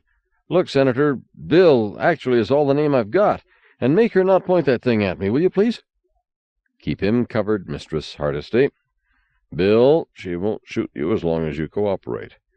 What happened to your last name? I never had one. I was Bill number 6 at the Holy Name Children's Refuge, Dirtside, that is, New Orleans. I see. I begin to see. But what did it say on your passport when you came here? Didn't have one. Just a contractor's work card. It read William, no middle name, Johnson. But that was just what the labor recruiter wrote on it. Look, she's wiggling that gun at me. Then don't do anything to annoy her. You know how women are. I sure do. They ought not to be allowed to have firearms. An interesting thought. Speaking of firearms, that one you were carrying, I want to unload it, but I'm afraid that it might explode in my hand, so we will risk your hand instead. Without getting up, turn around so that your back is toward Mistress Hardesty. I'm going to push your zap gun to where you can reach it. When I tell you to, not before. You can take your hands down, unload it, then again put your hands on your head. But listen closely to this. Mistress Hardesty, when Bill turns around, take a bead on his spine just below his neck. If he makes one little suspicious move, kill him. Don't wait to be told. Don't give him a second chance. Don't make it a flesh wound. Kill him instantly. With great pleasure, Senator. Bill let out a moan. All right, Bill, turn around. Don't use your hands, just willpower. He pivoted on his buttocks, scraping his heels to do so. I noted with approval that Gwen had shifted to the steady two-handed grip. I then took my cane and pushed Bill's homemade gun along the deck to a point in front of him. Bill, don't make any sudden moves. Take your hands down. Unload your pistol. Leave it open with its load beside it. Then put your hands back on your head. I backed up Gwen with my cane and held my breath while Bill did exactly what I had told him to do. I had no compunction about killing him, and I felt sure that Gwen would kill him at once if he tried to turn that homemade gun on us. But I worried over what to do with his body. I didn't want him dead.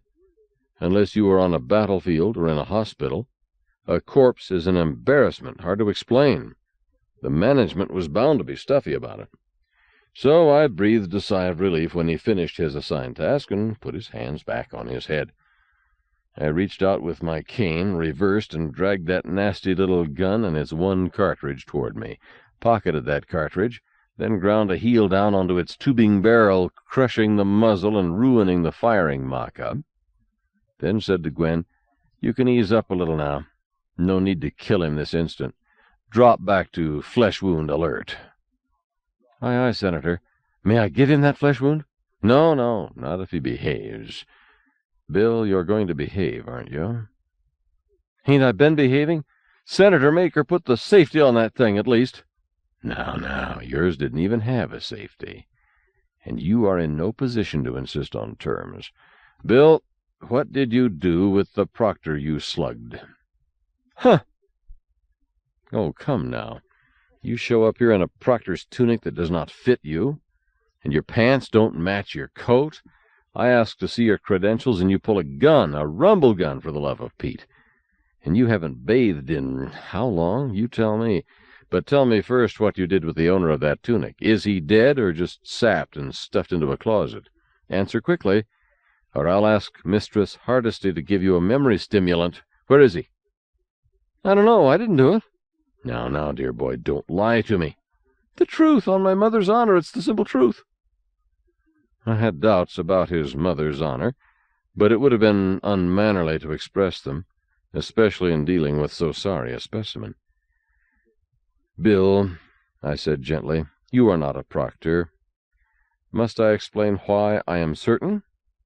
Chief Proctor Franco was a system-class martinet. If one of his stooges had shown up for morning roll call looking and stinking the way this poor slob did, the delinquent would have been lucky merely to have been shipped dirtside. "I will, if you insist. Did you ever have a pin stuck under a fingernail? Then the outer end of the pin heated. It improves one's memory." Gwen said eagerly, "A bobby pin works better, Senator. More mass to hold the heat. I've got one right here. Can I do it to him, can I?" "You mean, may I, do you not? No, dear girl, I want you to continue to keep Bill under your sights. If it becomes necessary to resort to such methods, I won't ask a lady to do it for me." "Oh, Senator, you'll get soft-hearted and let up on him just when he's ready to spout. Not me. Let me show you, please." "Well?" "Keep that bloodthirsty bitch away from me." Bill's voice was shrill. "Bill, you will apologize to the lady at once, otherwise I will let her do to you whatever she wishes." He moaned again. "Lady, I apologize. I'm sorry. But you scare it right out of me. Please don't use a bobby pin on me. I seen the guy once had that done to him." "Oh, it could be worse," Gwen assured him pleasantly. 12-gauge copper wire conducts the heat much better, and there are interesting places in the male body to use it. More efficient, quicker results."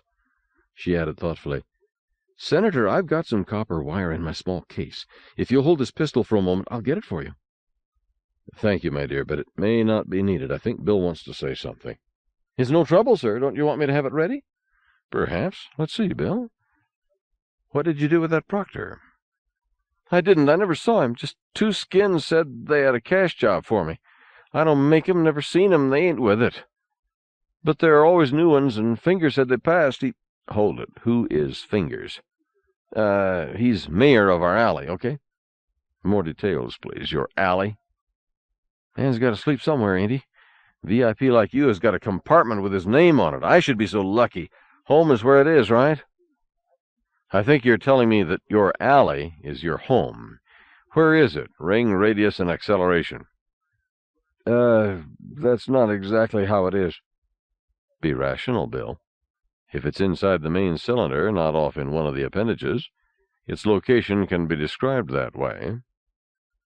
"Maybe so, but I can't describe it that way because that's not how you get there. And I won't lead you the way you have to go because—" His face screwed up in utter despair, and he looked about 10 years old. "Don't let her hot-wire me, and don't let her shoot me a little bit at a time. Please, just space me and get it over with, okay?" "Senator." "Yes, Mistress Hardesty?" "Bill's afraid that if you hurt him enough, he will tell you where he hides to sleep. Other night-walkers sleep there, too. That's the point. I suspect that the Golden Rule isn't big enough to hide him from those others. If he tells you where they sleep, they'll kill him. Probably not quickly." "Bill, is that why you're being stubborn?" "Talk too much already. Space me." "Not while you're alive, Bill. You know things I need to know, and I intend to squeeze them out of you if it takes copper wire and Mistress Hardesty's most whimsical notions. But I may not need the answer to the question I ask you. What happens to you if you tell me or show me where your alley is?" He was slow in answering. I let him take his time. At last he said in a low voice, "Nosy's caught a skin 6-7 months ago." "Cracked him open. Not from my alley, thank Jesus. His alley was a maintenance space near 110 and down at full G. So the Nosies gassed it, and a lot of skins died. But this skin they turned loose. Cold help that was to him. He hadn't been walking 24 hours when he was grabbed and locked in with rats, hungry ones." "I see." I glanced at Gwen. She gulped and whispered, "Senator, no rats. I don't like rats, please." "Bill, I withdraw the question about your alley, your hideout. And I won't ask you to identify any other night walker, but I expect you to answer anything else fully and quickly. No more stalling, no waste of time. Agreed?" "Yes, sir." "Go back. These two strangers offered you a job. Tell me about it." They tell me just a few minutes of razzle-dazzle, nothing to it. They want me to wear this jacket and make like a nosy. Bong the door here, ask for you. Message from the manager, that's what I have to say. Then the rest like we did. You know, when I say, hey, you ain't the senator, or are you? They are supposed to close in and arrest you. Bill looked at me accusingly. But you messed it up. You fouled it, not me. You didn't do anything like you were supposed to. You clamped the door on me, and you shouldn't have. And you turned out to be the senator after all, and you had her with you. His voice was especially bitter when he referred to Gwen. I could understand his resentment. How is a sincere criminal, trying hard, going to get ahead in his profession if his victim fails to cooperate? Almost all crime depends on the acquiescence of the victim. If the victim refuses his assigned role, the criminal is placed at a disadvantage, one so severe that it usually takes an understanding and compassionate judge to set things right. I had broken the rules. I had fought back. You've certainly had a run of bad luck, Bill. Let's check this message from the manager you were supposed to deliver. Keep him covered, Mistress Hardesty. Can I take my hands down? No. The clipboard was still on the deck between Gwen and Bill, but a bit toward me. I could reach it without crossing her line of fire. I picked it up. Clipped to the board was a receipt form for messages, with a place for me, or someone, to sign. Clipped beside it was the familiar blue envelope of Mackay 3 Planets. I opened it. The message was in 5-letter code groups, about 50 of them. Even the address was in code. Written in longhand above the address was Senator Cantor, Standard Oil. I tucked it into a pocket without comment. Gwen queried me with her eyes. I managed not to see it. Mistress Hardesty, what shall we do with Bill? Scrub him. Do you mean waste him? Or are you volunteering to scrub his back? Heavens, no. Both. Neither. I am suggesting that we shove him into the refresher and leave him there until he's sanitary. Bathed, hot water, and lots of suds. Hair shampooed, clean fingernails and toenails, everything. Don't let him out until he whiffs clean. You would let him use your fresher? Things being the way they are, I don't expect to use it again. Senator, I'm tired of his stink. Well, yes, he does put one in mind of rotten potatoes on a hot day in the Gulf Stream. Bill, take off your clothes. The criminal class is the most conservative group in any society. Bill was as reluctant to strip down in the presence of a lady as he had been to divulge the hideout of his fellow outcasts. He was shocked that I would suggest it, horrified that a lady would go along with this indecent proposal. On the latter point I might have agreed with him yesterday, but I had learned that Gwen was not easily daunted. In fact, I think she enjoyed it. As he peeled down, Bill gained a bit of my sympathy. He looked like a plucked chicken, with a woebegone expression to match. When he was down to undershorts, gray with dirt, he stopped and looked at me. All the way, I said briskly. Then duck into the fresher and take the works. If you do a poor job, you'll do it over. If you stick your nose outside in less than 30 minutes, I won't bother to check you. I'll simply send you back in. Now get those drawers off fast. Bill turned his back to Gwen, took off his shorts, then scuttled sideways to the refresher in a futile effort to retain a fraction of his modesty. He sealed the door behind him. Gwen put her pistol into her purse, then worked her fingers, flexing and extending them. I was getting stiff from holding it. Beloved, may I have those cartridges? Eh? The ones you took from Bill. 6, wasn't it? 5 and 1? Certainly, if you wish. Should I tell her that I, too, had use for them? No, data of that sort should be shared only on a need-to-know basis. I got them out, handed them to her. Gwen looked them over, nodded, again took out her sweet little pistol, slid out its clip, loaded the 6 confiscated rounds into it, replaced the clip, jacked one into the chamber, locked the weapon, and returned it to her purse. Correct me if I'm wrong, I said slowly. When I first called on you to back me, you covered him with a pocket pen. Then, after you disarmed him, you held him with an empty gun. Is that correct?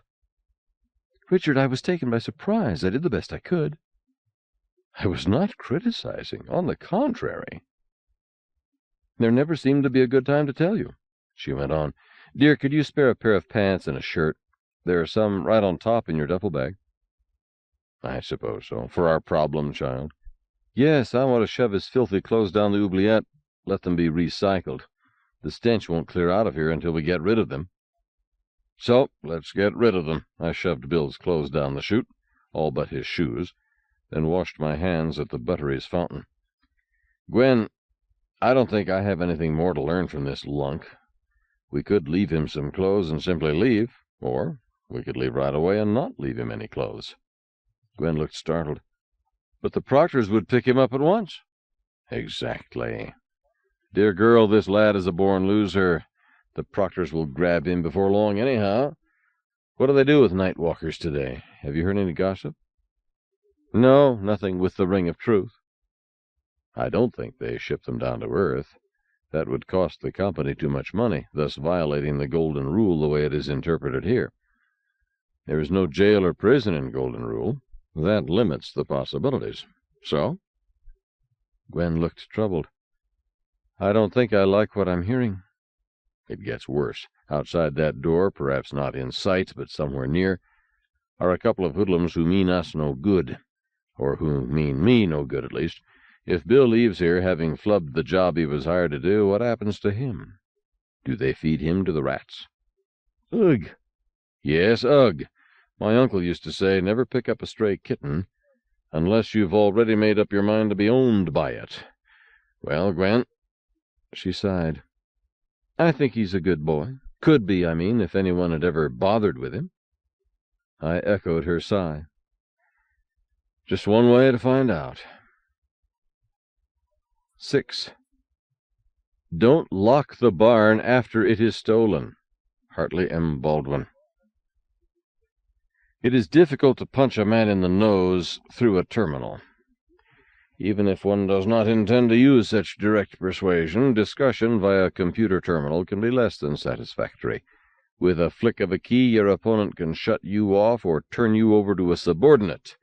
But if you are physically present in his office, you can counter his most reasonable arguments simply by being more stupidly stubborn than he is.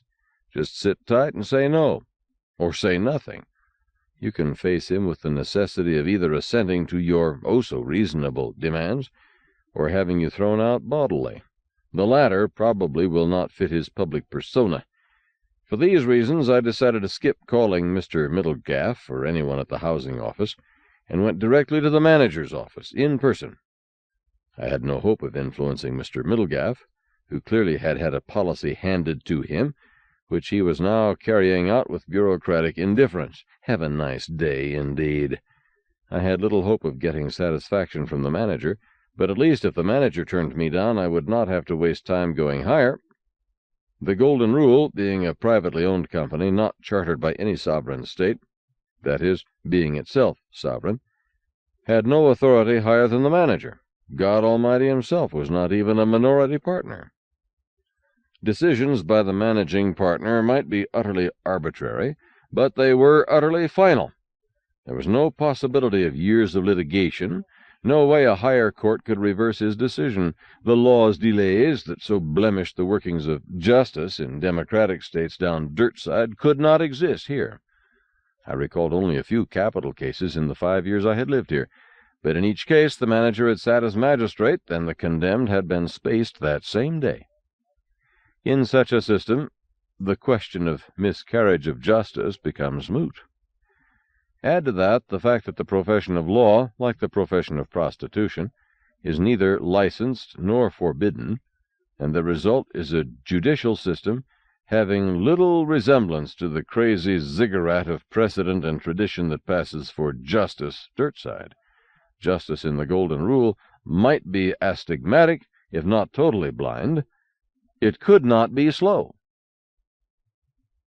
We left Bill in the outer foyer of the manager's offices, with our baggage, my duffel bag and bundle, Gwen's cases, the bonsai maple, watered before we left Gwen's compartment, with instructions to Bill to sit on the duffel bag, guard the bonsai with his life, Gwen's phrasing, and watch the rest.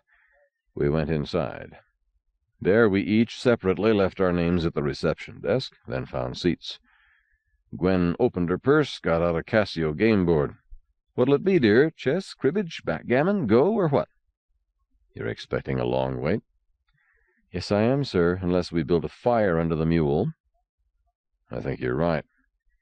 Any ideas about how to build that fire? Without setting fire to the wagon, I mean. Oh, what the devil. Go ahead and set fire to the wagon. But how? We could use a variation on the old standard, "My husband knows all," or "Your wife has found out," but our variation would have to be quite novel, as the basic ploy has long white whiskers. She added, "Or I can go into labor pains. That is always good for attention." But you don't look pregnant. Want to bet? So far, no one has taken a good look at me. Just give me 5 minutes alone in that ladies' lounge across there, and you'll be certain I'm 9 months gone. Richard, this ploy I learned years ago when I was a claims investigator for an insurance company. It will always get one inside anywhere. You tempt me, I admitted, as it would be such fun to watch you work it. But the ploy we use not only has to get us inside, but also must keep us inside under circumstances in which the bloke will listen to our arguments. Dr. Ames. Yes, Mrs. Ames. The manager isn't going to listen to our arguments. Please amplify. I applauded your decision to go straight to the top because I saw that it would save time and tears to get all the bad news at once. We have leprosy. What has already been done to us makes that clear. The manager intends not merely to force us to move, he means to kick us right out of Golden Rule. I don't know why, but we don't have to know why. It simply is so. Realizing that, I am relaxed to it. Once you realize it too, dear man, we can make plans to go dirt side or to Luna or to Promised Land, L4, Ceres, Mars. Wherever you wish, beloved. Whither thou goest. To Luna. Sir?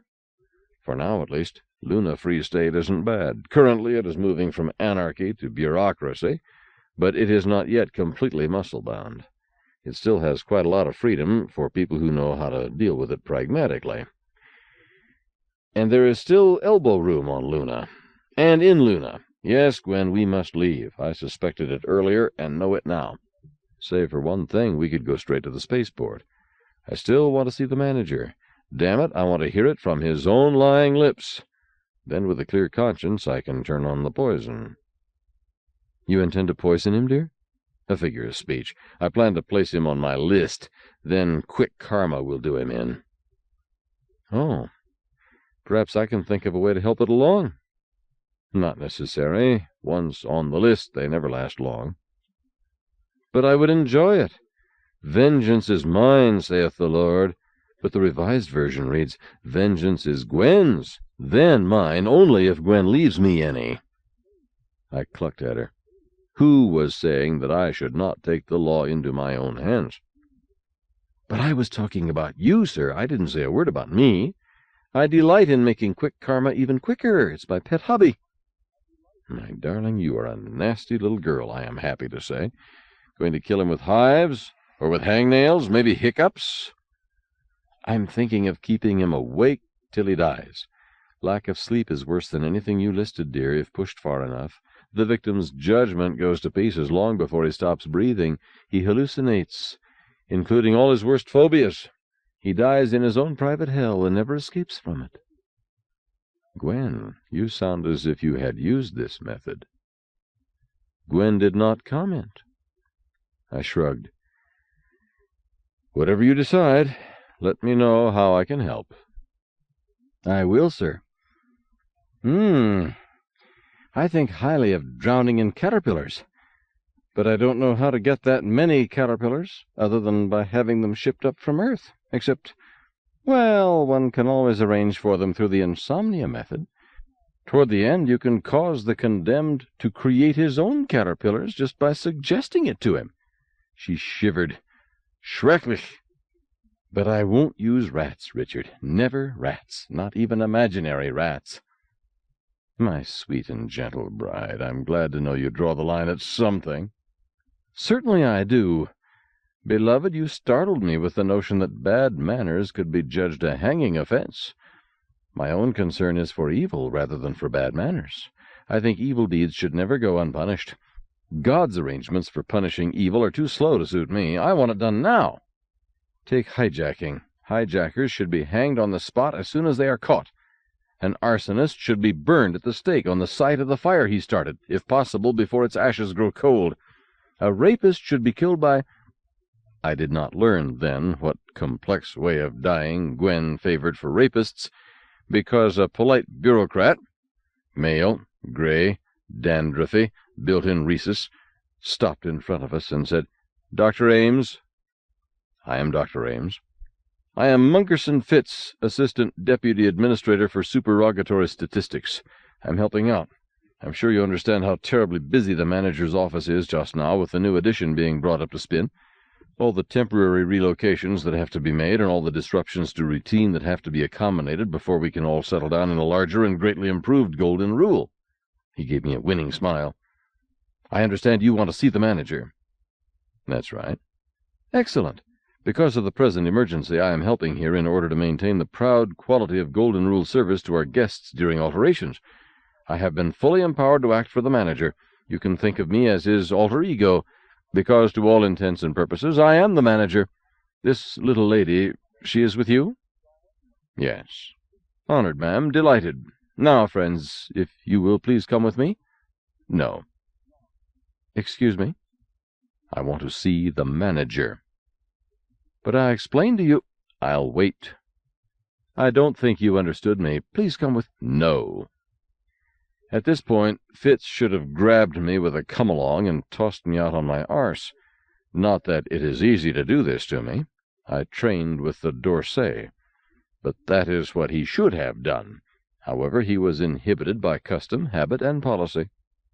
Fitz paused and looked baffled. But you must, you know." "No, I don't know." "I'm trying to tell you—" "I want to see the manager." "Did he tell you what to do about Senator Cantor?" "Senator Cantor? Let me see. He's the senator from— If you don't know who he is, how do you know what to do about him?" If you will just wait a moment while I consult." "You had better take us along, since you don't seem to be fully empowered on this critical issue." Please wait here." I stood up. "No, I had better get back. The senator may be looking for me. Please tell the manager that I'm sorry I could not arrange it." I turned to Gwen. "Come, madam, let's not keep him waiting." I wondered if Mungerson would notice that him was a pronoun without a referent. Gwen stood up, took my arm. Fitz said hastily, "Please, friends, don't leave. Come with me." He herded us to an unmarked door. "Wait just one moment, please." He was gone more than a moment, but nevertheless only a short time. He returned with his face wreathed with smiles. I think that is the expression. "Right this way, please." He took us through the unmarked door, down a short passage, and into the manager's inner office. The manager looked up from his desk and inspected us, not with the familiar fatherly expression of the too frequent word from the manager announcements that come over every terminal. On the contrary, Mr. Seathos looked as if he had found something nasty in his porridge. I ignored his chilly demeanor. Instead, I stood just inside the door, Gwen still on my arm, and waited. I once lived with a fussy cat. Is there another sort? Who, when faced with an offering of food not perfectly to his taste, would stand still and, with dignified restraint, look offended. A remarkable bit of acting for one whose face was completely covered with fur. However, he did it mostly by body language. I now did this to Mr. Seathos, primarily by thinking about that cat. I stood and waited. He stared at us, and at last stood up, bowed slightly, and said, "Madam, will you please be seated?" Whereupon we both sat down. Round one to us on points. I could not have done it without Gwen. But I did have her help, and once I got my butt into his chair, he was not going to get it out until I got what I wanted. I sat still, kept quiet, and waited. When Mr. Seathos's blood pressure reached triggering level, he said, "Well, you've managed to bull your way into my office. What's this nonsense about Senator Cantor?" "I expect you to tell me. Have you assigned Senator Cantor to my wife's compartment?" "Eh? Don't be ridiculous. Mistress Novak has a one-room efficiency compartment, the smallest size in first class. The senator from Standard Oil, if he came here, would be in a deluxe suite, of course. Mine, perhaps? Is that why you evicted me? For the senator? What? Don't put words in my mouth. The senator isn't aboard. We've been forced to ask a number of our guests to shift around, you among them. The new section, you know. Before it can be welded on, all compartments and spaces adjacent to Ring 130 must be evacuated. So we have to double up temporarily to make room for our displaced guests. Your compartment will have 3 families in it, as I recall. For a short while, that is. I see. Then it was just an oversight that I was not told where to move? Oh, I'm sure you were told. I surely was not. Will you please tell me my new address? Doctor, do you expect me to carry housing assignments in my head? Go wait outside and someone will look it up and tell you. I ignored his suggestion/order. Yes, I do think you carry them in your head. He snorted. There are more than 180,000 people in this habitat. I have assistants and computers for such details. I'm sure you do, but you have given me strong reason to think that you do have such details in your head when they interest you. I'll give an example. My wife was not introduced to you. Mungerson Fitz did not know her name, so he could not have told you. But you knew without being told. You knew her name and what compartment she did live in, until you had her locked out. Is that how you apply the golden rule, Mr. Seathos? By kicking out your guests without even the courtesy of warning them ahead of time? Doctor, are you trying to pick a fight? No, I'm trying to find out why you have been hassling us, bullying us, persecuting us. You and I both know that it has nothing to do with the temporary dislocations caused by bringing the new section up to spin and welded on. That's certain, because the new section has been building for over 3 years, and you've known for at least a year the date you were going to bring it up to spin, yet you had me kicked out of my compartment with less than 30 minutes' warning. My wife you treated even worse. You simply locked her out, no warning at all. Seathos, you aren't just moving us around to allow for attaching the new section. If that were true, we would have been told at least a month ago, along with temporary reassignments and with dates for moving into new permanent quarters. Nope, you're rousting us right out of Golden Rule habitat, and I want to know why. Get out of my office. I'll have someone take you by the hand and lead you to your new temporary quarters. Not necessary. Just tell me the coordinates and the compartment number. I'll wait here while you look them up. By God, I believe you want to be kicked off Golden Rule. No, I've been quite comfortable here.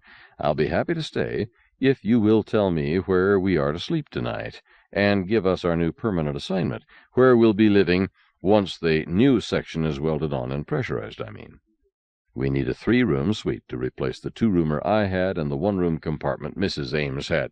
2 terminals, 1 for each of us, just as before, and low gravity. 4/10 G by preference, but not more than half a gravity. Would you like an egg in your beer? Why do you need 2 terminals? That requires additional wiring. So it does, and I'll pay for it. Because I'm a writer. I use one as a word processor and for library reference work. Mrs. Ames needs the other for household routine. Oh, you plan to use residential space for business purposes.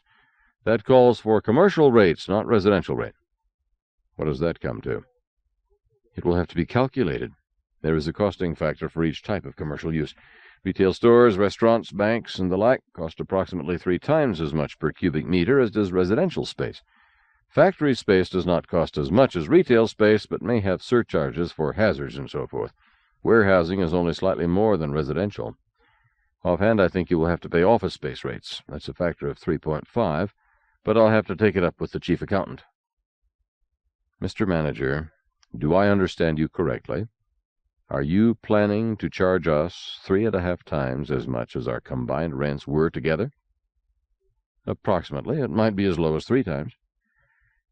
Well, I haven't concealed the fact that I'm a writer. It says so on my passport, and I'm listed that way in your directory all the past 5 years. Tell me why it suddenly makes a difference to you whether I use my terminal to write letters home or to write stories. Seathos gave what could have been construed as a laugh. Doctor, Golden Rule is a business enterprise undertaken for profit. I manage it for my partners to that end. No one has to live here. No one has to do business here. What I charge people to live here or to do business here is controlled solely by maximizing profit to the partnership, as guided by my best judgment to that end. If you don't like it, you can take your business elsewhere." I was just about to shift the basis for discussion. I can see when I'm outgunned. When Gwen spoke up. "Mr. Seathos?" "Eh? Yes, Mistress Novak, Mrs. Ames." "Did you get your start pimping for your sisters?" Seathos turned a delicate shade of eggplant. He finally got control of himself well enough to say, "Mrs. Ames, are you being intentionally insulting?" "That's obvious, isn't it? I don't know that you have sisters. It just seems like the sort of enterprise that would appeal to you. You have injured us for no reason whatever. We come to you asking for redress of grievance. You answer us with evasions, outright lies, irrelevant issues, and a fresh extortion. You justify this new outrage with a plunking sermon on free enterprise. Just what price did you usually charge for your sisters, and how much did you keep as your commission? Half, or more than half?" "Madam, I must ask you to leave my office, and this habitat.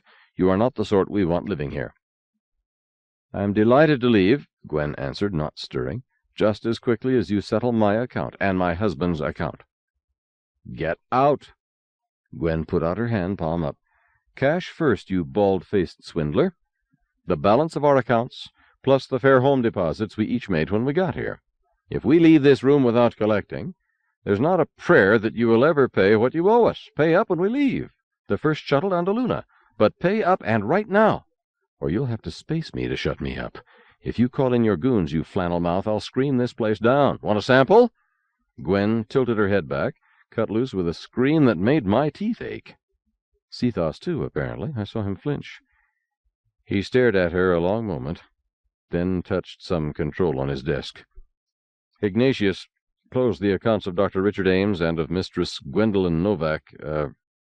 With only a momentary hesitation, he correctly stated my compartment number and that of Gwen, and delivered them to my office at once, with cash to pay them off, with receipts to chop and print, no checks. "What? You listen to me. If it takes longer than 10 minutes, we'll hold a full-scale inspection of your department. See who has to be fired, who merely has to be demoted."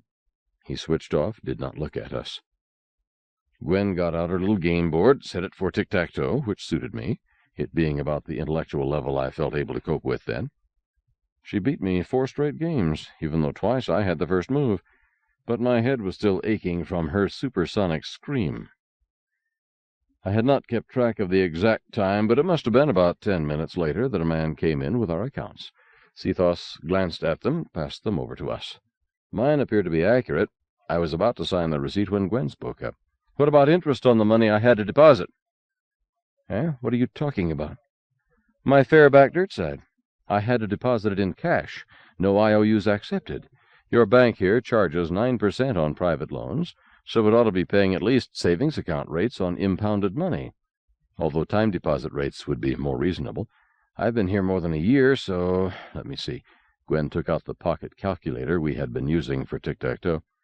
"You owe me 871 and, call it even crowns, 871 crowns in interest. In Swiss gold, that comes to—" "We pay in crowns, not Swiss money." "All right, you owe it to me in crowns." "And we don't pay interest on return ticket money. It is simply held in escrow." I was suddenly alert. "You don't, eh? Dear, may I borrow that widget? Let's see. 180,000 people, and one-way tourist fare to Maui on Pan Am or Qantas is—" 7,200, Gwen answered, "except weekends and holidays." So I punched it in. Well, over 1 billion crowns. 1296 followed by 6 zeros. How interesting. How enlightening. Seathos, old boy, you may be skimming off over 100 million a year, tax-free, simply by placing all this money you are holding for us suckers in Luna City money funds. But I don't think you use it that way, or not all of it. I think you run your whole enterprise using other people's money, without their knowledge or consent, right?" The flunky, Ignatius, who had fetched our accounts, was listening with intent interest. Seathos growled, "Sign those receipts and get out." "Oh, I shall." "But pay us our interest," Gwen added. I shook my head. No, Gwen, anywhere but here we could sue him. Here he is both the law and the judge. But I don't mind, Mr. Manager, as you have given me a wonderful saleable idea for an article. Reader's Digest, probably, or Fortune. I'll title it Pie in the Sky, or How to Get Rich on Other People's Money, the Economics of Privately Owned Space Habitats. 100 million a year swindled out of the public in Golden Rule habitat alone, something along that line. You publish that and I'll sue you for everything you own. Will you? See you in court, old boy. Somehow I don't think you will want to wash your dirty linen in any court where you aren't the judge. I just got a wild idea. You're finishing a very expensive addition, and I remember seeing in the Wall Street Journal that you did it without selling bonds. How much of that so-called escrow money is floating out there as rings 130 to 140? And how many of us leaving all the same week would it take to cause a run on your bank? Can you pay on demand, Cephas? Or is that escrow as phony as you are? See that in public, and I'll sue you in every court in the system. Sign that receipt and leave. Gwen would not sign until the cash was counted out in front of us, whereupon she did sign, and so did I. As we were accepting the money, Cephas's desk terminal came to life. Its screen was visible only to him, but the speaker's voice identified him, Chief Proctor Franco. Mr. Cephas. I'm busy. This is an emergency. Ron Tolliver's been shot. What? It just happened. I'm in his office. He's bad hurt, probably won't make it. But I got eyewitnesses. That fake doctor did it, Richard Ames. Shut up. But, boss, shut up, you stupid bumbling fool. Report to me at once. Cephas turned his attention back to us. Now get out of here. Perhaps I had better wait and meet these eyewitnesses. Get out. Get off this habitat. I offered Gwen my arm. 7. You can't cheat an honest man. He has to have larceny in his heart in the first place. Claude William Dukenfield, 1880 to 1946. Outside we found Bill still sitting on my duffel bag, the little tree in his arms. He stood up, an uncertain look on his face. But when Gwen smiled at him, he grinned back. I said, Any problems, Bill? No, boss. Skin tried to buy a little tree. Why didn't you sell it? He looked shocked.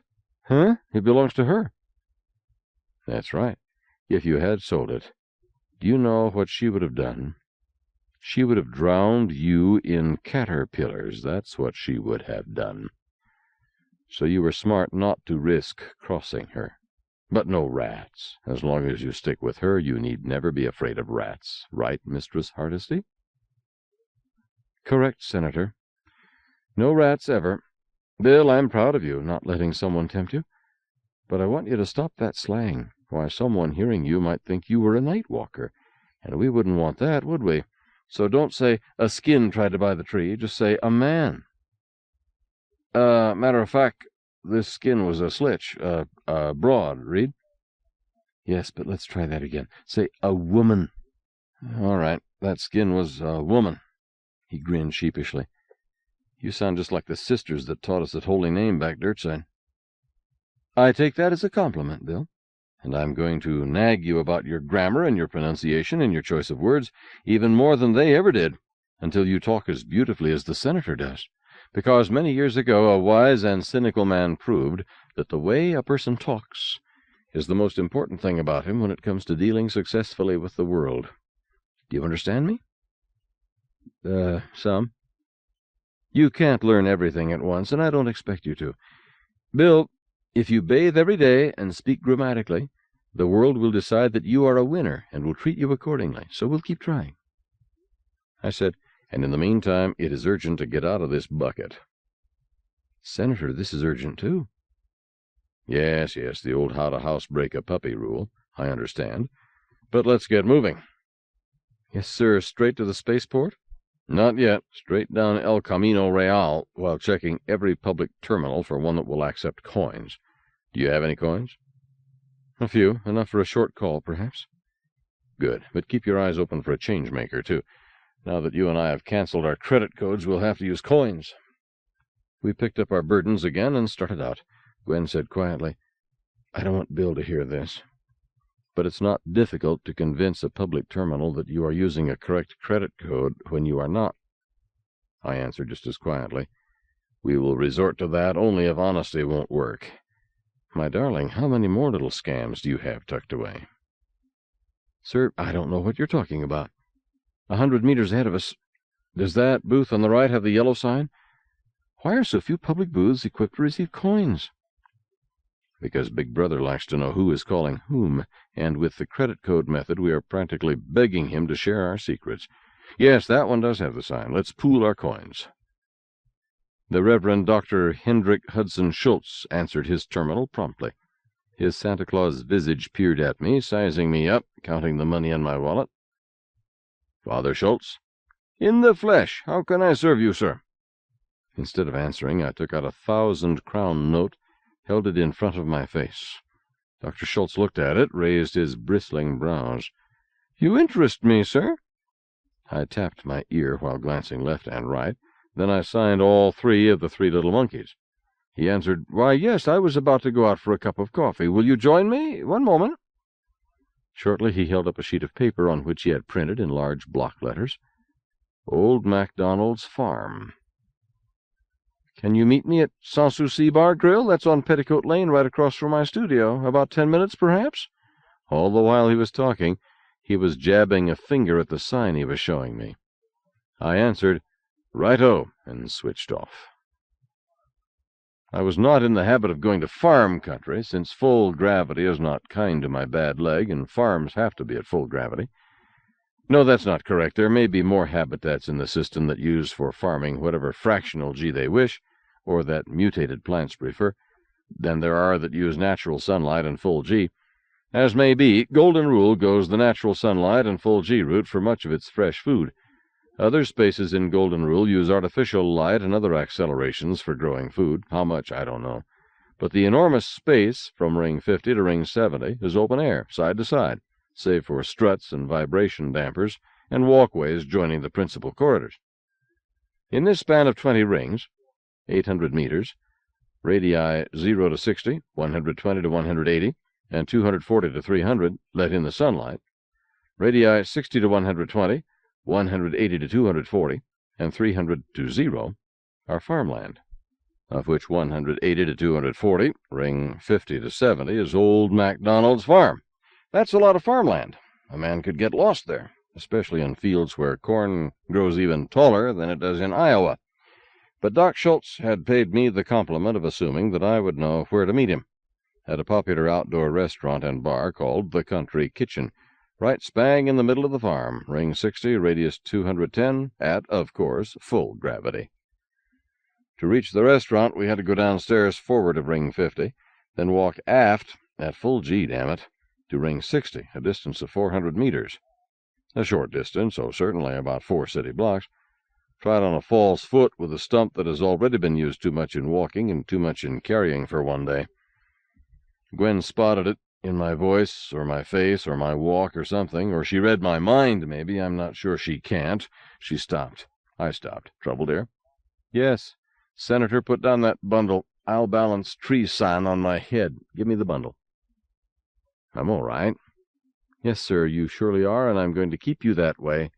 It is your privilege to be macho whenever you wish, and it's my privilege to go female and be vaporish and weak and unreasonable. Right now I'm about to faint, and I'll stay that way until you give me the bundle. You can beat me later. When is it my turn to win an argument? On your birthday, sir, which this is not. Let me have the bundle, please. It was not an argument I wanted to win. I handed over the bundle. Bill and Gwen went on ahead of me, with Bill walking in front, breaking trail. She never lost control of the burden balanced on her head, even though the road was not corridor smooth, a dirt road. Real dirt, a piece of totally unnecessary swank. I limped slowly along behind, leaning heavily on my cane and putting almost no weight on my stump. By the time I reached the outdoor restaurant, I felt fairly well recovered. Dr. Schultz was leaning against the bar with an elbow hooked over it. He recognized me, did not admit it until I came up to him. Dr. Schultz? Oh, yes. He did not ask my name. Shall we look for a restful spot? I find that I enjoy the quiet of the apple orchard. Shall I ask our host to have a small table and a couple of chairs placed back in the trees? Yes, but 3 chairs, not 2. Gwen had joined us. Not 4? No, I want Bill to watch our chattels, as he did before. I see an empty table over there. He can pile stuff on it and around it.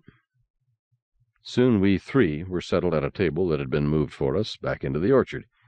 After consulting, I ordered beer for the Reverend and for me, Coke for Gwen, and had told the waitress to find the young man with the bundle and give him what he wanted, beer, Coke, sandwiches, whatever.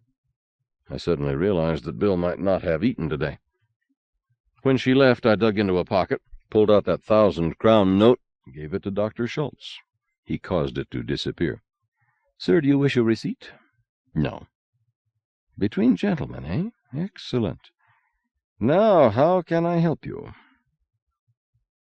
40 minutes later, Dr. Schultz knew almost as much about our troubles as I did, as I held nothing back. He could help us, it seemed to me, only if he knew the full background, so far as I knew it, on what had happened. You say Ron Tolliver has been shot? He said at last. I didn't see it. I heard the chief proctor say so. Correction, I heard a man who sounded like Franco, and the manager treated him as such. Good enough. Hear hoofbeats, expect horses, not zebras. But I heard nothing about it on my way here, and I noticed no signs of excitement in this restaurant. And the assassination or attempted assassination of the second-largest holder of partnership shares in this sovereignty should cause excitement. I was at the bar for a few minutes before you arrived. No word of it. Yet a bar is notoriously the place news hits first. There is always a screen turned onto the news channel. Could the manager be covering it up? That lying snake is capable of anything. I was not speaking of his moral character, concerning which my judgment matches yours, but solely a physical possibility. One does not cover up a shooting too easily. Blood, noise, a victim dead or wounded. And you spoke of witnesses, or Franco did. Still, Judge Sethos controls the only newspaper, and the terminals, and the proctors. Yes, if he wished to make the effort, he could surely keep it hush-hush for a considerable period. We shall see. And that is one more item on which I will report to you after you reach Luna City. We may not be in Luna City. I'll have to phone you. Colonel, is that advisable? Unless our presence together during that few seconds at the bar here was noted by some interested party who knows both of us, it is possible that we have succeeded in keeping our alliance secret. It is indeed fortunate that you and I have never been associated in any fashion in the past. There is no probable way to trace me to you or you to me. You can phone me, certainly, but one must assume that my terminal is tapped, or my studio is bugged, or both. And both have happened in the past. I suggest rather the mails, for other than direst emergency. But mail can be opened. By the way, I'm Dr. Ames, not Colonel Campbell, please. And, oh yes, this young man with us, he knows me as Senator, and Mrs. Ames as Mistress Hardesty, from that dust-up I told you about. I'll remember. In the course of a long life, one plays many roles. Would you believe that I was once known as Lance Corporal Finnegan, Imperial Marines? I can easily believe it. Which just goes to show you, as I never was. But I've worked much stranger jobs. Mail can be opened, true, but if I deliver a letter to a Luna City shuttle just before it leaves our spaceport, it is most unlikely that it will ever reach the hands of anyone interested in opening it. In the reverse direction, a letter sent to Henrietta Van Loon, care of Madame Pompadour, 20012 Petticoat Lane, will reach me with only minimal delay. An old established madam has years of dealing gently with other people's secrets. One must trust, I find. The art lies in knowing whom to trust. Doc, I find that I trust you. He chuckled. My dear sir, I would most happily sell you your own hat were you to leave it on my counter. But you are correct in essence. As I have accepted you as my client, you can trust me totally. Being a double agent would invite ulcers, and I am a gourmand who will do nothing that could interfere with my pleasures as a trencherman. He looked thoughtful, and added, May I see that wallet again, Enrico Schultz? I handed it to him. He took out the ID. You say this is a good likeness? Excellent, I think.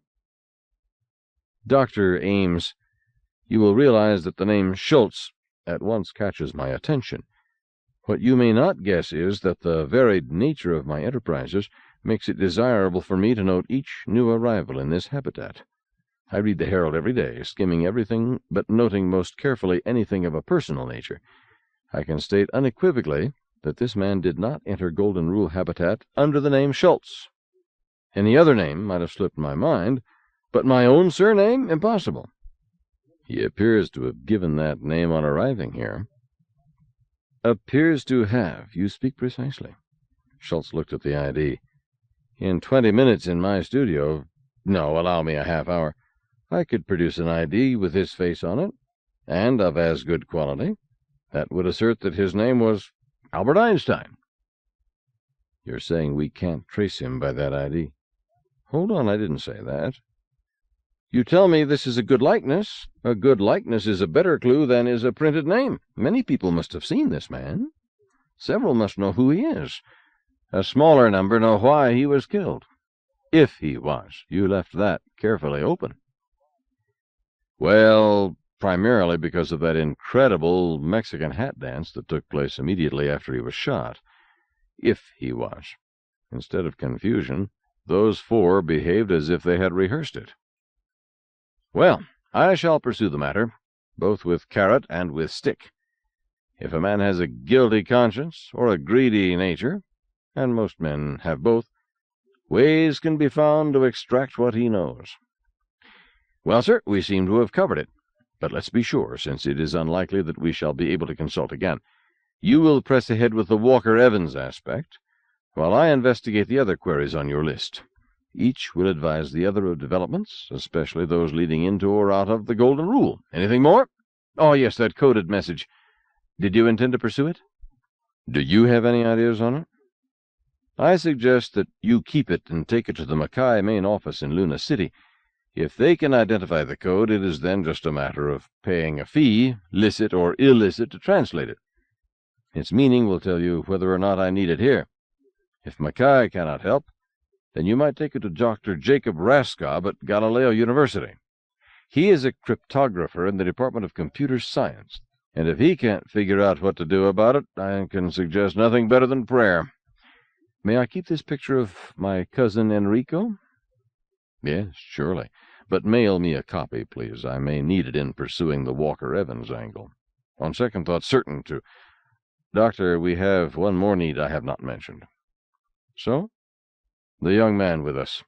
He's a ghost, Reverend. He walks by night, and he's naked. We want to cover him. Can you think of anyone who can handle it, and right away? We would like to catch the next shuttle.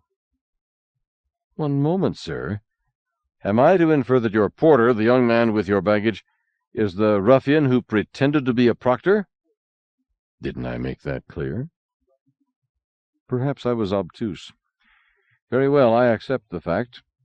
While admitting astonishment, you want me to supply him with papers so that he can move around in Golden Rule without fear of proctors? Not exactly. I want a bit more than that, a passport to get him out of Golden Rule and into Luna Free State. Dr. Schultz pulled his lower lip. What will he do there? No, I withdraw that question. Your business, not mine. Or his business. Gwen said, I'm going to spank him into shape, Father Schultz. He needs to learn to keep his nails clean and not to dangle his participles. And he needs some backbone. I'm going to equip him with one. Schultz looked thoughtfully at Gwen. Yes, I think you have enough for two. Madam, may I say that, while I do not yearn to emulate you, I do strongly admire you? I hate to see anything go to waste. Bill is about 25, I think, but he acts and talks as if he were 10 or 12. Yet he is not stupid. She grinned. I'll larn him if I have to bust his pesky head. More power to you, Schultz added gently. But suppose he does turn out to be simply stupid, lacking the capacity to grow up? Gwen sighed. Then I guess I would cry a bit and find him some protected place where he could work at what he can do and be whatever he is, in dignity and in comfort. Reverend, I could not send him back down to the dirt and the hunger and the fear and the rats. Living like that is worse than dying. Yes, it is. For dying is not to be feared. It is the final comfort, as we all learn eventually. Very well, a sincere passport for Bill. I'll have to find a certain lady, see whether or not she can accept a rush assignment. He frowned. It will be difficult to do this before the next shuttle, and I must have a photograph of him. Plague take it, that means a trip to my studio. More lost time, more risk for you, too. Gwen reached into her purse, pulled out a mini Helvetia, illegal without a license most places, but probably not covered by manager's regulations here. Dr. Schultz, this doesn't make a picture big enough for a passport, I know, but could it be blown up for the purpose? It certainly could be. That's an impressive camera. I like it. I once worked for an agency that used such cameras. When I resigned, I found I had mislaid it and had to pay for it. She grinned mischievously. Later I found it. It had been in my purse all along, but way down in the bottom, lost in the junk. She added, I'll run and get a picture of Bill. I said hastily, use a neutral background. Think I was a-hinked the door? Excuse, please. Back in a second. She was back in a few minutes. The picture was coming up. A minute later it was sharp. She passed it to Dr. Schultz. Will that do? Excellent. But what is that background, may I ask? A bar towel. Frankie and Juanita stretched it tight behind Bill's head. Frankie and Juanita, I repeated. Who are they? The head bartender and the manager. Nice people. Gwen, I didn't know you were acquainted here. That could cause problems. I'm not acquainted here. I've never been here before, dear. I've been in the habit of patronizing the chuck wagon and Lazy Eight spread at Radius 90. They have square dancing. Gwen looked up, squinting against the sunlight directly overhead. The habitat, in its stately spin, was just swinging through the arc that placed the sun at zenith for old MacDonald's farm. She pointed high. Well, 60 degrees up, it had to be. There, you can see the chuck wagon. The dance floor is just above it, toward the sun. Are they dancing? Can you see? There's a strut partly in the way. They're too far away for me to tell, I admitted. They're dancing, Dr. Schultz said. Texas Star, I think. Yes, that's the pattern. Ah, youth, youth. I no longer dance, but I have been a guest caller at the chuck wagon on occasion. Have I seen you there, Mrs. Ames? I think not. And I think yes, Gwen answered, but I was masked that day. I enjoyed your calling, Doctor. You have the real Pappy Shaw touch. Higher praise a caller cannot hope for. Masked? Perchance you wore a candy-striped gown in green and white? A full-circle skirt? More than a full circle. It made waves whenever my partner twirled me. People complained that the sight made them seasick. You have an excellent memory, sir. And you are an excellent dancer, ma'am. Somewhat irked, I interrupted. Can we knock off this old home week? There are still urgent things to do, and I still have hopes that we can catch the 20 o'clock shuttle. Schultz shook his head. 20 o'clock? Impossible, sir. Why is it impossible? That's over 3 hours from now. I'm edgy about the idea of waiting for a later shuttle. Franco might decide to send his goons after us. You've asked for a passport for Bill.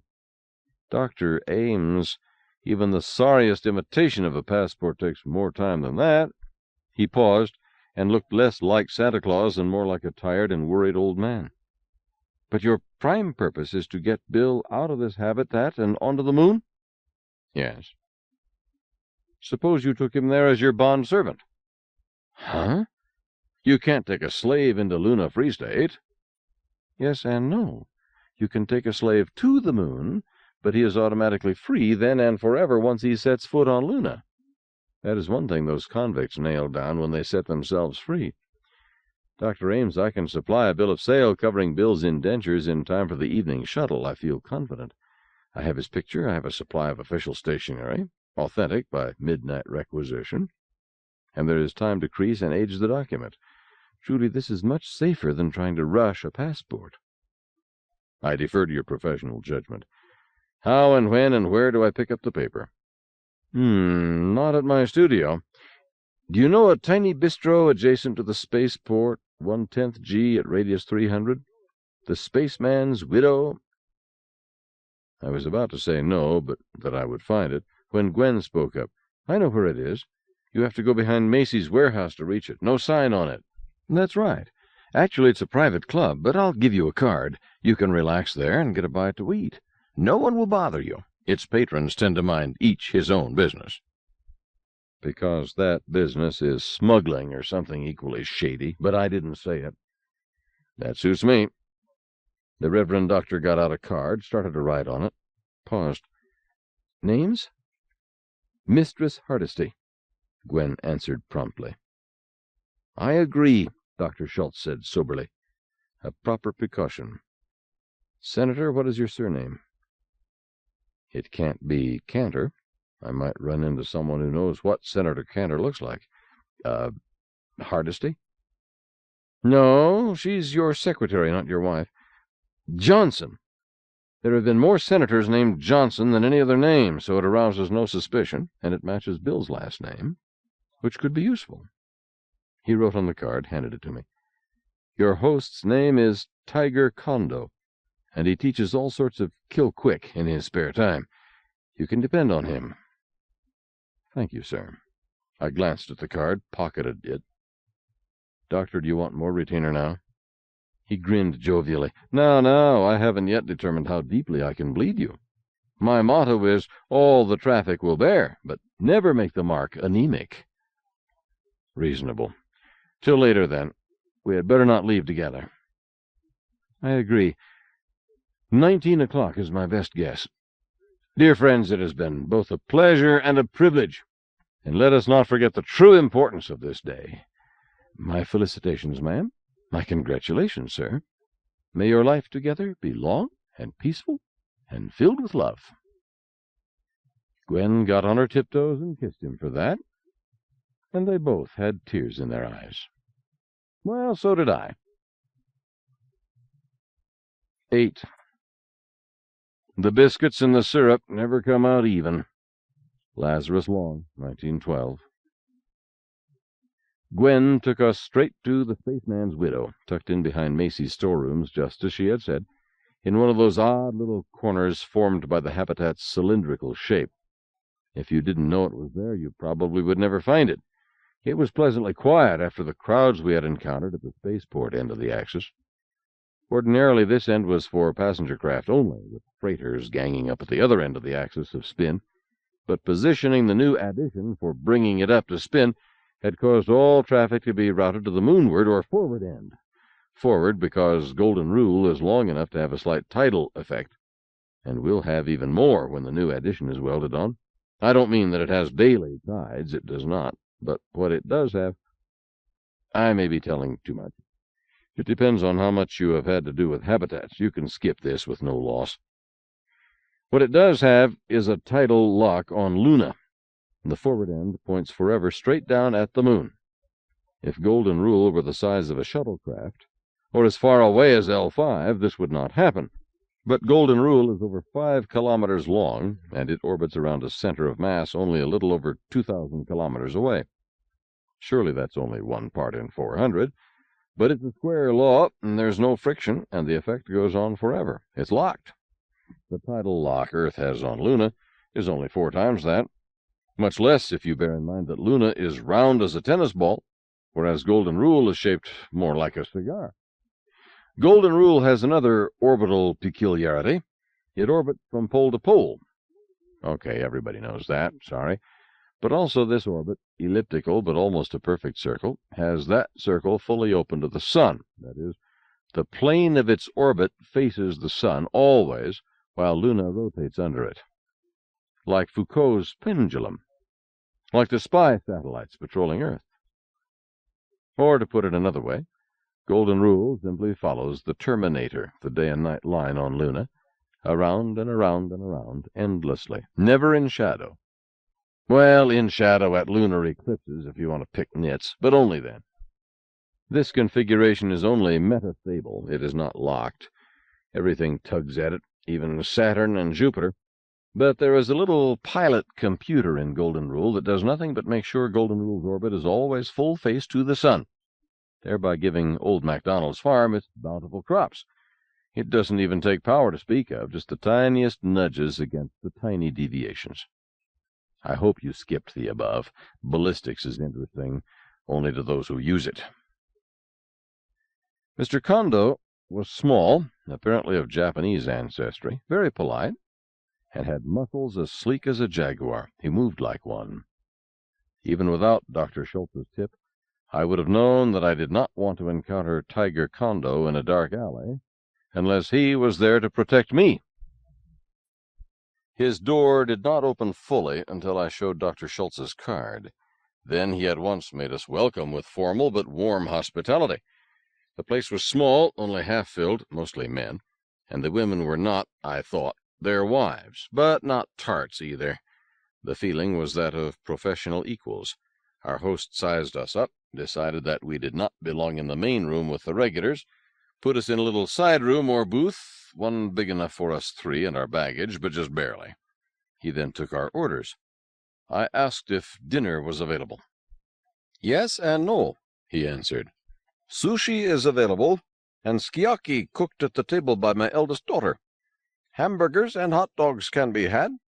There is pizza, but it is frozen. We do not make it or recommend it. This is primarily a bar. We serve food, but do not demand that our guests eat here. You are welcome to play Go, or chess, or cards all night, and never order anything." Gwen put a hand on my sleeve. "May I?" "Go ahead." She spoke to him at some length, and I never understood a word. But his face lit up. He bowed and left. I said, "Well?" "I asked if we could have what I had last time, and that is not a specific dish, but an invitation to Mama-san to use her judgment with whatever she has.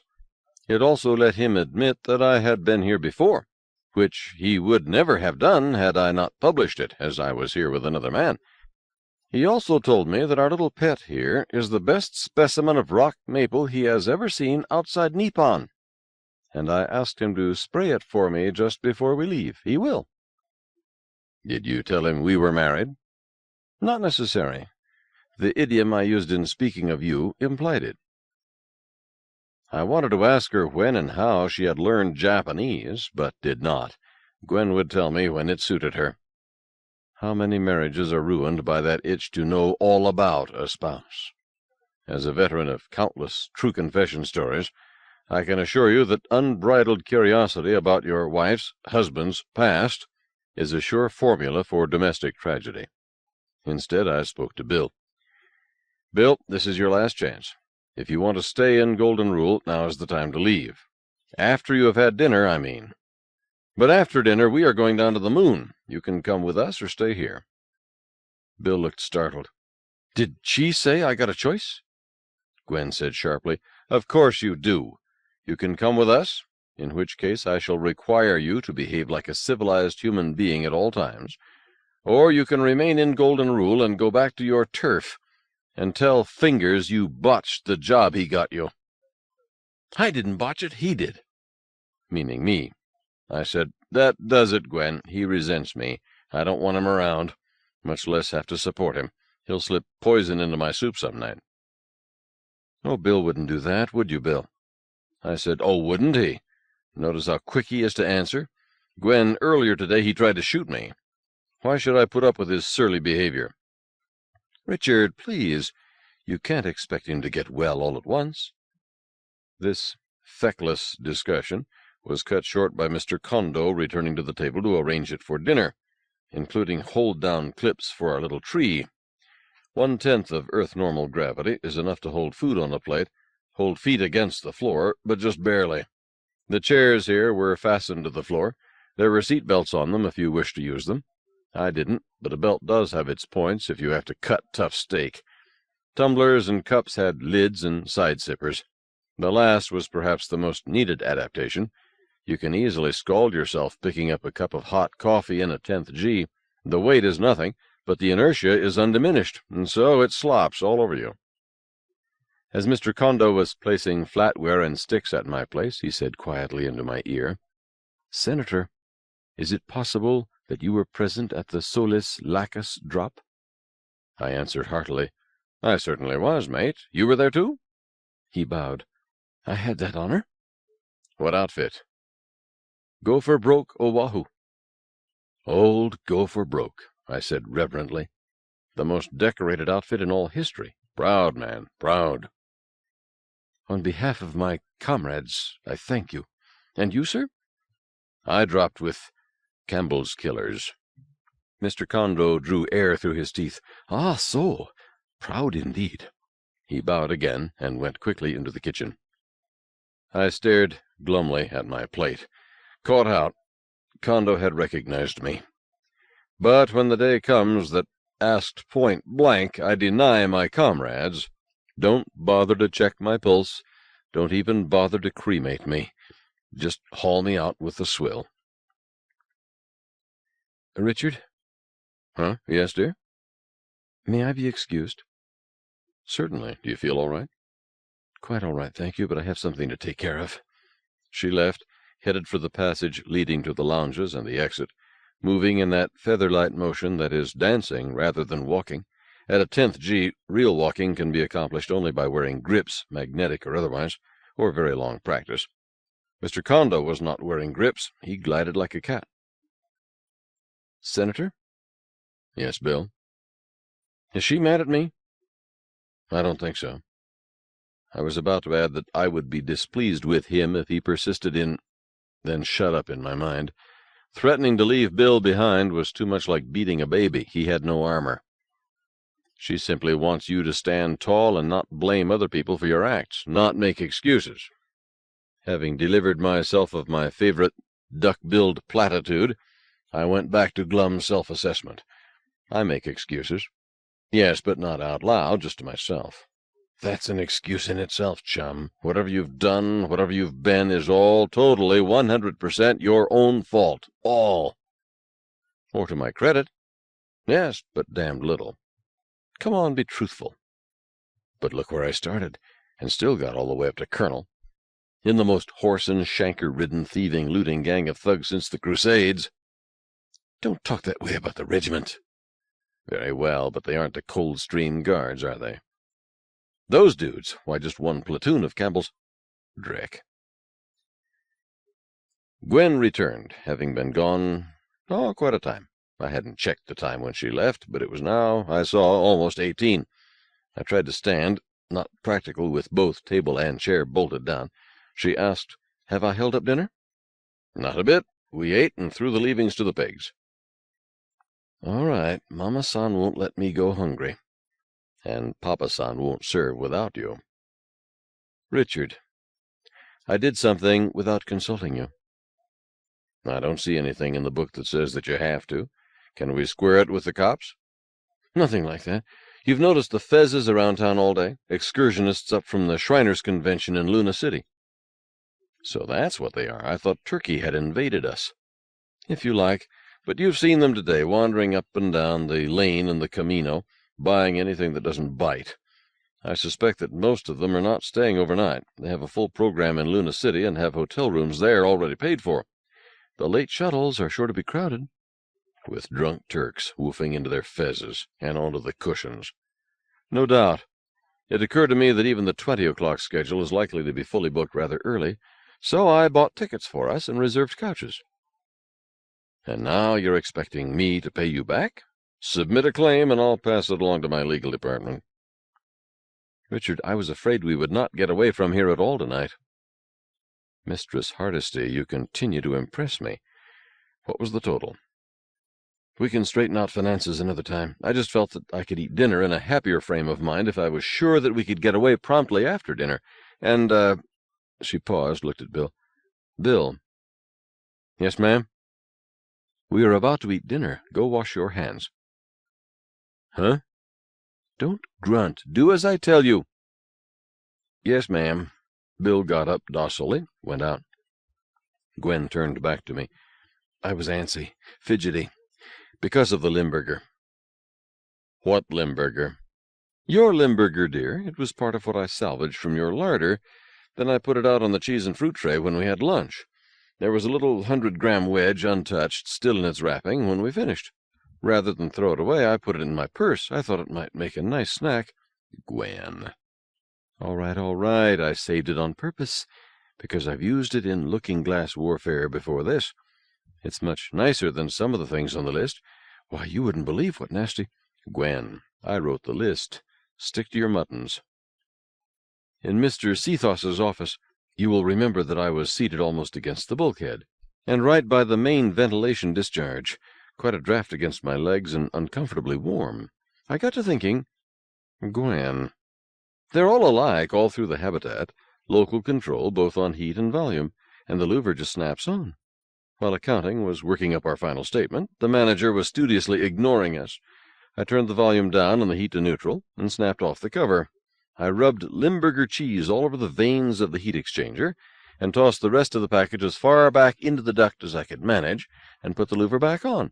Then just before we left, I turned the heat control to cold and turned the volume up. She looked worried.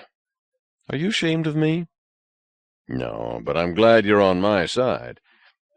You are, aren't you? Richard! But I'm even gladder that we have reservations on the next shuttle. I wonder how long it will be until Seathos feels chilly and turns up the heat.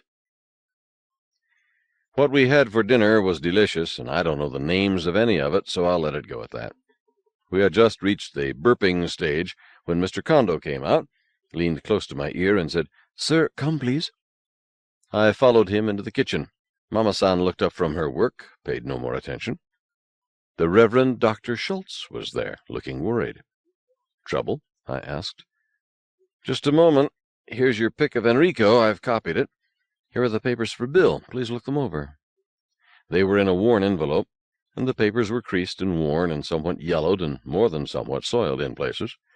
Hercules Manpower Incorporated had hired William, no middle name, Johnson, of New Orleans, Duchy of Mississippi, Lone Star Republic, and had in turn sold his indenture to Bechtel High Construction Corporation, bond endorsed for space, freefall, and vacuum, who had in turn sold the indenture to Dr. Richard Ames, Golden Rule Habitat, Circumluna, etc., etc.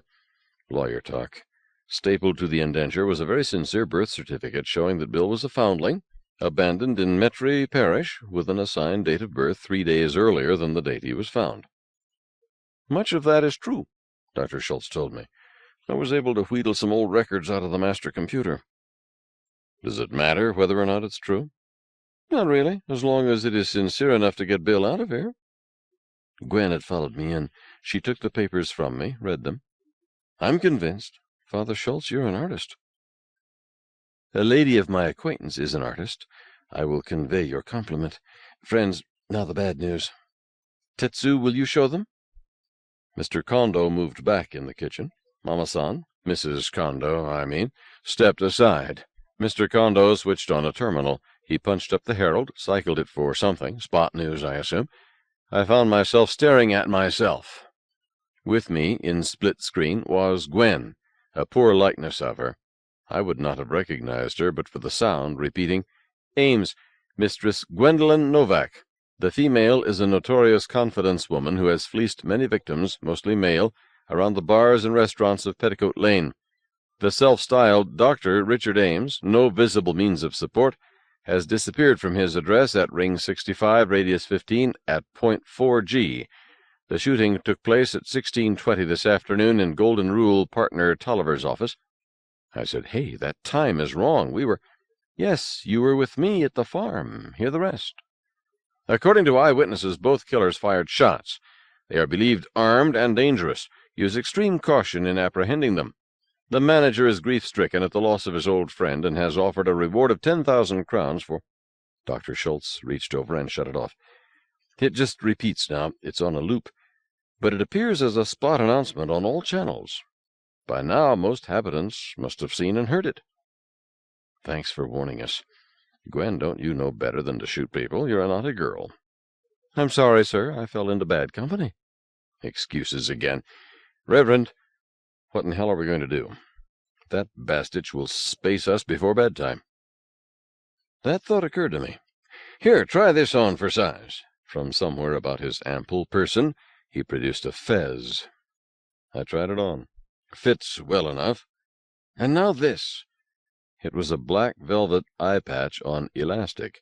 I slipped it on, decided that I did not like having one eye covered, but did not say so. Papa Schultz had obviously put effort and imagination into trying to keep me from breathing vacuum. Gwen exclaimed, "Oh, goodness, that does it." "Yes," agreed Dr. Schultz. "An eye patch draws the attention of most observers so strongly that it takes a conscious effort of will to see the features. I always keep one on hand.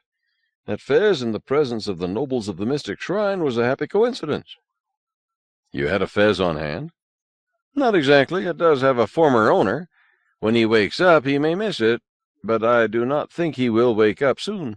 My friend Mickey Finn is taking care of him.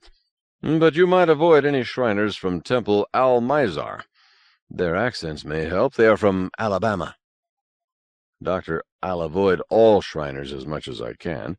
I think I should board at the last minute. But what about Gwen?" The Reverend Doctor produced another fez. "Try it, dear lady." Gwen tried it on. It tended to fit down over her like a candle snuffer. She lifted it off. "I don't think it does a thing for me. It's not right for my complexion. What do you think?" "I'm afraid you're right." I said, "Doctor, Shriners are twice as big as Gwen in all directions, and they bulge in different places. It will have to be something else. Grease paint?" Schultz shook his head. "Grease paint always looks like grease paint." "That's a very bad likeness of her on the terminal. Nobody could recognize her from that." "Thank you, my love. Unfortunately, there are a good many people in Golden Rule who do know what I look like, and just one of them at the boarding lock tonight could lower my life expectancy drastically. With just a little effort and no grease paint, I could look my right age. Papa Schultz?" "What is your right age, dear lady?" She glanced at me, then stood on tiptoes and whispered in Dr. Schultz's ear. He looked surprised. "I don't believe it." "And no, it won't work. We need something better." Mrs. Kondo spoke quickly to her husband. He looked suddenly alert. They exchanged some fast chatter in what had to be Japanese. He shifted to English. "May I, please?" "My wife has pointed out that Mistress Gwen is the same size, very nearly, as our daughter Naomi, and in any case, kimonos are quite flexible." Gwen stopped smiling.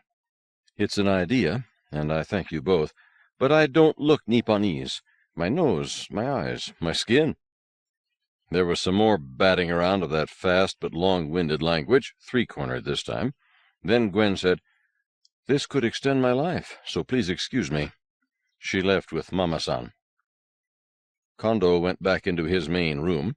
There had been lights asking for service for several minutes. He had ignored them. I said to the good doctor, "You have already extended our lives simply by enabling us to take refuge with Tiger Kondo. But do you think we can carry this off long enough to board the shuttle?" "I hope so. What more can I say?" "Nothing, I guess." Papa Schultz dug into a pocket. "I found opportunity to get you a tourist card from the gentleman who lent you that fez, and I have removed his name. What name should go on it? It can't be Ames, of course, but what?" "Oh, Gwen reserved space for us. Bought tickets." "By your right names?" "I'm not certain." "I do hope not. If she used Ames and Novak, the best you can hope for is to try to be first in line for no-shows. But I had better hurry to the ticket counter and get reservations for U.S. Johnson and—" "Doc." "Please, on the next shuttle, if this one is booked solid." "You can't. You make reservations for us, and you're spaced. It may take them till tomorrow to figure it out, but they will." "But let's wait and see just what Gwen did. If they aren't back in 5 minutes, I'll ask Mr. Kondo to dig them out." A few minutes later, a lady came in. Father Schultz bowed and said, "You're Naomi, or are you Yumiko? Good to see you again, anyhow." The little thing giggled and sucked air and bowed from the waist. She looked like a doll. Fancy kimono, little silk slippers, flat white makeup, an incredible Japanese hairdo. She answered, "Ichiban geisha gara is our. My English are seldom." "Gwen," I said. "Please?" "Gwen, it's wonderful. But tell us fast the names you used in making our reservations." "Ames and Novak to match our passports." "That tears it. What'll we do, Doc?" Gwen looked back and forth between us. "Pray tell me the difficulty?" I explained. "So we go to the gate, each of us well disguised, and show reservations for Ames and Novak. Curtain, no flowers." "Richard, I didn't quite tell you everything." "Gwendolen, you never do quite tell everything. More Limburger?"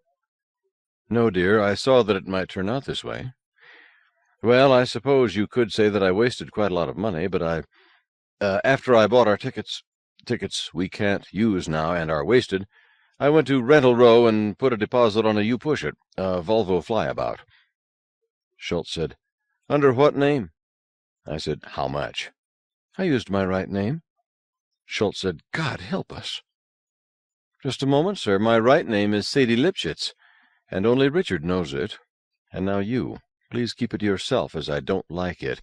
As Sadie Lipschitz, I reserved the Volvo for my employer, Senator Richard Johnson, and placed a deposit, 6,000 crowns. I whistled. For a Volvo? Sounds like you bought it. I did buy it, dear. I had to. Both rental and deposit had to be cash because I didn't have a credit card. Oh, I do have. I have enough cards to play solitaire, but Sadie Lipschitz has no credit. So I had to pay 6,000 down simply to reserve it, to rent it but on a purchase contract. I tried to get him down a bit, but with all the Shriners in town, he was sure he could move it. Probably right. I think so. If we take it, we still have to complete payment on the full list price, another 19,000 crowns. My God. Plus insurance and squeeze. But we get the unused balance back if we turn it in here, or Luna City, or Hong Kong Luna in 30 days. Mr. Dockweiler explained the reason for the purchase contract. Asteroid miners, or boomers rather, had been hiring cars without putting up the full price, taking them to some hideout on Luna and refitting them for mining. A Volvo? The only way you could get a Volvo to the asteroids would be by shipping it in the hold of a Hanshaw. But 25,000 crowns, plus insurance and graft. Bald stark robbery. Schultz said to me rather sharply, Friend Ames, I suggest that you stop behaving like the fabled Scotsman faced by a coin-operated refresher. Do you accept what Mrs. Ames could arrange, or do you prefer the manager's fresh air route? Fresh but thin.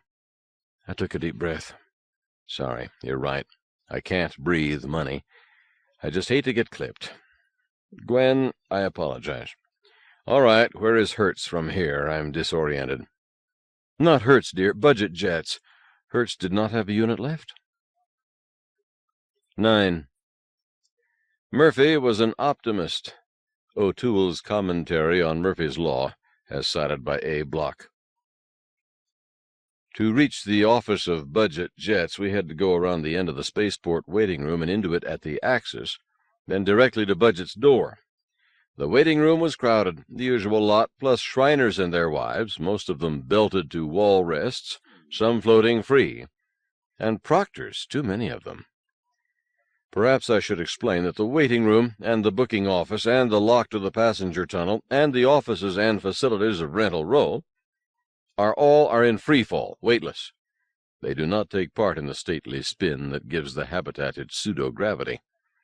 The waiting room and related activities are in a cylinder inside a much larger cylinder, the habitat itself. The two cylinders share a common axis. The big one spins, the smaller one does not, like a wheel turning on an axle. This requires a vacuum seal at the outer skin of the habitat where the two cylinders touch. Mercury type, I believe, but I've never seen it. The point is that even though the surrounding habitat spins, the habitat spaceport must not spin, because a shuttle, or a liner, or a freighter, or even a Volvo, requires a steady place in free fall to dock. The docking nests for Rental Row are a rosette around the main docking facility. In going through the waiting room, I avoided eye contact and went straight to my destination, a door in a forward corner of the waiting room. Gwen and Bill were tailed up behind me. Gwen had her purse hooked over her neck and was guarding the bonsai maple with one arm and clinging to my ankle with her other hand. Bill was holding on to one of her ankles and towing a package wrapped in Macy's wrapping, with Macy's logo prominent on it. I don't know what that wrapping paper originally covered, but it now concealed Gwen's smaller case, her not-clothes. Our other baggage? Following the first principle of saving one's neck, we'd chucked it. It would have marked us as phony. For a one-day side trip, Shriners on holiday do not carry great loads of baggage. Gwen's smaller case we could salvage because, disguised with Macy's wrapping, it looked like the sort of shopping many of the Shriners had obviously done, and so did the little tree, just the sort of awkward, silly purchase tourists indulge in. but the rest of our baggage had to be abandoned. Oh, perhaps it could be shipped to us some day, if safe means could be worked out, but I had written it off our books. Doc Schultz, by scolding me for crabbing over the cost of the deal Gwen had arranged, had reoriented me. I had let myself become soft and sedentary and domesticated. He had forced me to shift gears to the real world, where there are only two sorts, the quick and the dead, a truth of which I again became acutely aware in crossing that waiting room. Chief Franco came in behind us. He appeared to be unaware of us, and I strove to appear unaware of him. He seemed intent only on reaching a group of his henchmen guarding the lock to the passenger tunnel. He dived straight toward them, while I was pulling my little family along a lifeline stretching from the entrance to the corner I wanted to reach, and did reach it, and got through Budget Jet's door, and it contracted behind us, and I breathed again and re-swallowed my stomach. In the office of Budget Jets, we found the manager, a Mr. Dockweiler, belted at his desk, smoking a cigar, and reading the Luna edition of the Daily Racing Form. He looked around as we came in and said, "Sorry, friends, I don't have a thing to rent or sell, not even a witch's broom." I thought about who I was, Senator Richard Johnson, representing the enormously wealthy system-wide syndicate of sassafras sniffers, one of the most powerful wheeler-dealers at The Hague, and let the senator's voice speak for me. "Son, I'm Senator Johnson. I do believe that one of my staff made a reservation in my name earlier today for a Hanshaw Superb." "Oh, glad to meet you, Senator," he said as he clipped his paper to his desk and unfastened his seat-belt. "Yes, I do have your reservation, but it's not a Superb, it's a Volvo." "What? Why, I distinctly told that girl—" "Never mind. Change it, please." "I wish I could, sir. I don't have anything else." "Regrettable. Would you be so kind as to consult your competitors and find me a—" "Senator, there is not a unit left for rent anywhere in Golden Rule. Morris Garage, Lockheed, Volkswagen, Hertz, Interplanet, we've all been querying each other the past hour. No soap, no go, no units." It was time to be philosophical. "In that case, I had better drive a Volvo, hadn't I, son?" The senator again got just a touch cranky when required to pony up full list price on what was clearly a much-used car. I complained about dirty ashtrays and demanded that they be vacuumed out. Then I said not to bother, when the terminal behind Dockweiler's head stopped talking about Ames and Novak, and said, "Let's check the mass and available delta V. I want a lift." For a mass reading, Budget Jets does not use a centrifuge, but the newer, faster, cheaper, much more convenient elastic inertiometer. I just wonder if it is as accurate. Dockweiler had us all get into the net at once, all but the bonsai, which he shook and wrote down as 2 kilos, near enough, maybe. Asked us to hug each other with the Macy's package held firmly amongst us three, then pulled the trigger on the elastic support. Shook our teeth out almost. Then he announced that our total mass for lift was 213.6 kilos. A few minutes later we were strapping to the cushions, and Dockweiler was sealing the nose and then the inner door of the nest. He had not asked for IDs, tourist cards, passports, or motor vehicle pilot's licenses, but he had counted that 19,000 twice, plus insurance, plus Cumshaw. I punched 213.6 kilograms into my computer pilot, then checked my instrument board. Fuel read full, and all the idiot lights showed green. I pushed the ready button and waited. Dockweiler's voice reached us via the speaker. "Happy landing." "Thank you." The air charge went whoomph, and we were out of the nest and in bright sunlight. Ahead, and close, was the exterior of the spaceport. I squeezed the precess control for a 180 reverse. As we swung, the habitat moved away and into my left viewport. Ahead, the incoming shuttle came into view. I did nothing about her. She had to keep clear of me, since I was undocking. And into my right viewport came one of the most impressive sights in the system, Luna from close up, a mere 300 kilometers. I could reach out and touch her. I felt grand. Those lying, murdering scoundrels were left behind, and we were forever out of reach of Cethos's whimsical tyranny. At first, living in Golden Rule had seemed happily loose and carefree, but I had learned. A monarch's neck should always have a noose around it. It keeps him upright. I was in the pilot's couch. Gwen had the co-pilot's position on my right. I looked toward her and then realized that I was still wearing that silly eye patch. No, delete silly. It had quite possibly saved my life. I took it off, stuffed it into a pocket. Then I took that fez off, looked around for somewhere to put it, tucked it under my chest belt. "Let's see if we are secure for space," I said. "Isn't it a little late for that, Richard?" "I always do my check-off lists after I lift," I told her. "I'm the optimistic type. You have a purse and a large package from Macy's. How are they secured?" "They are not as yet. If you will refrain from goosing this craft while I do it, I'll unstrap and net them." She started to unstrap. "Whoops, before unstrapping you must get permission from the pilot."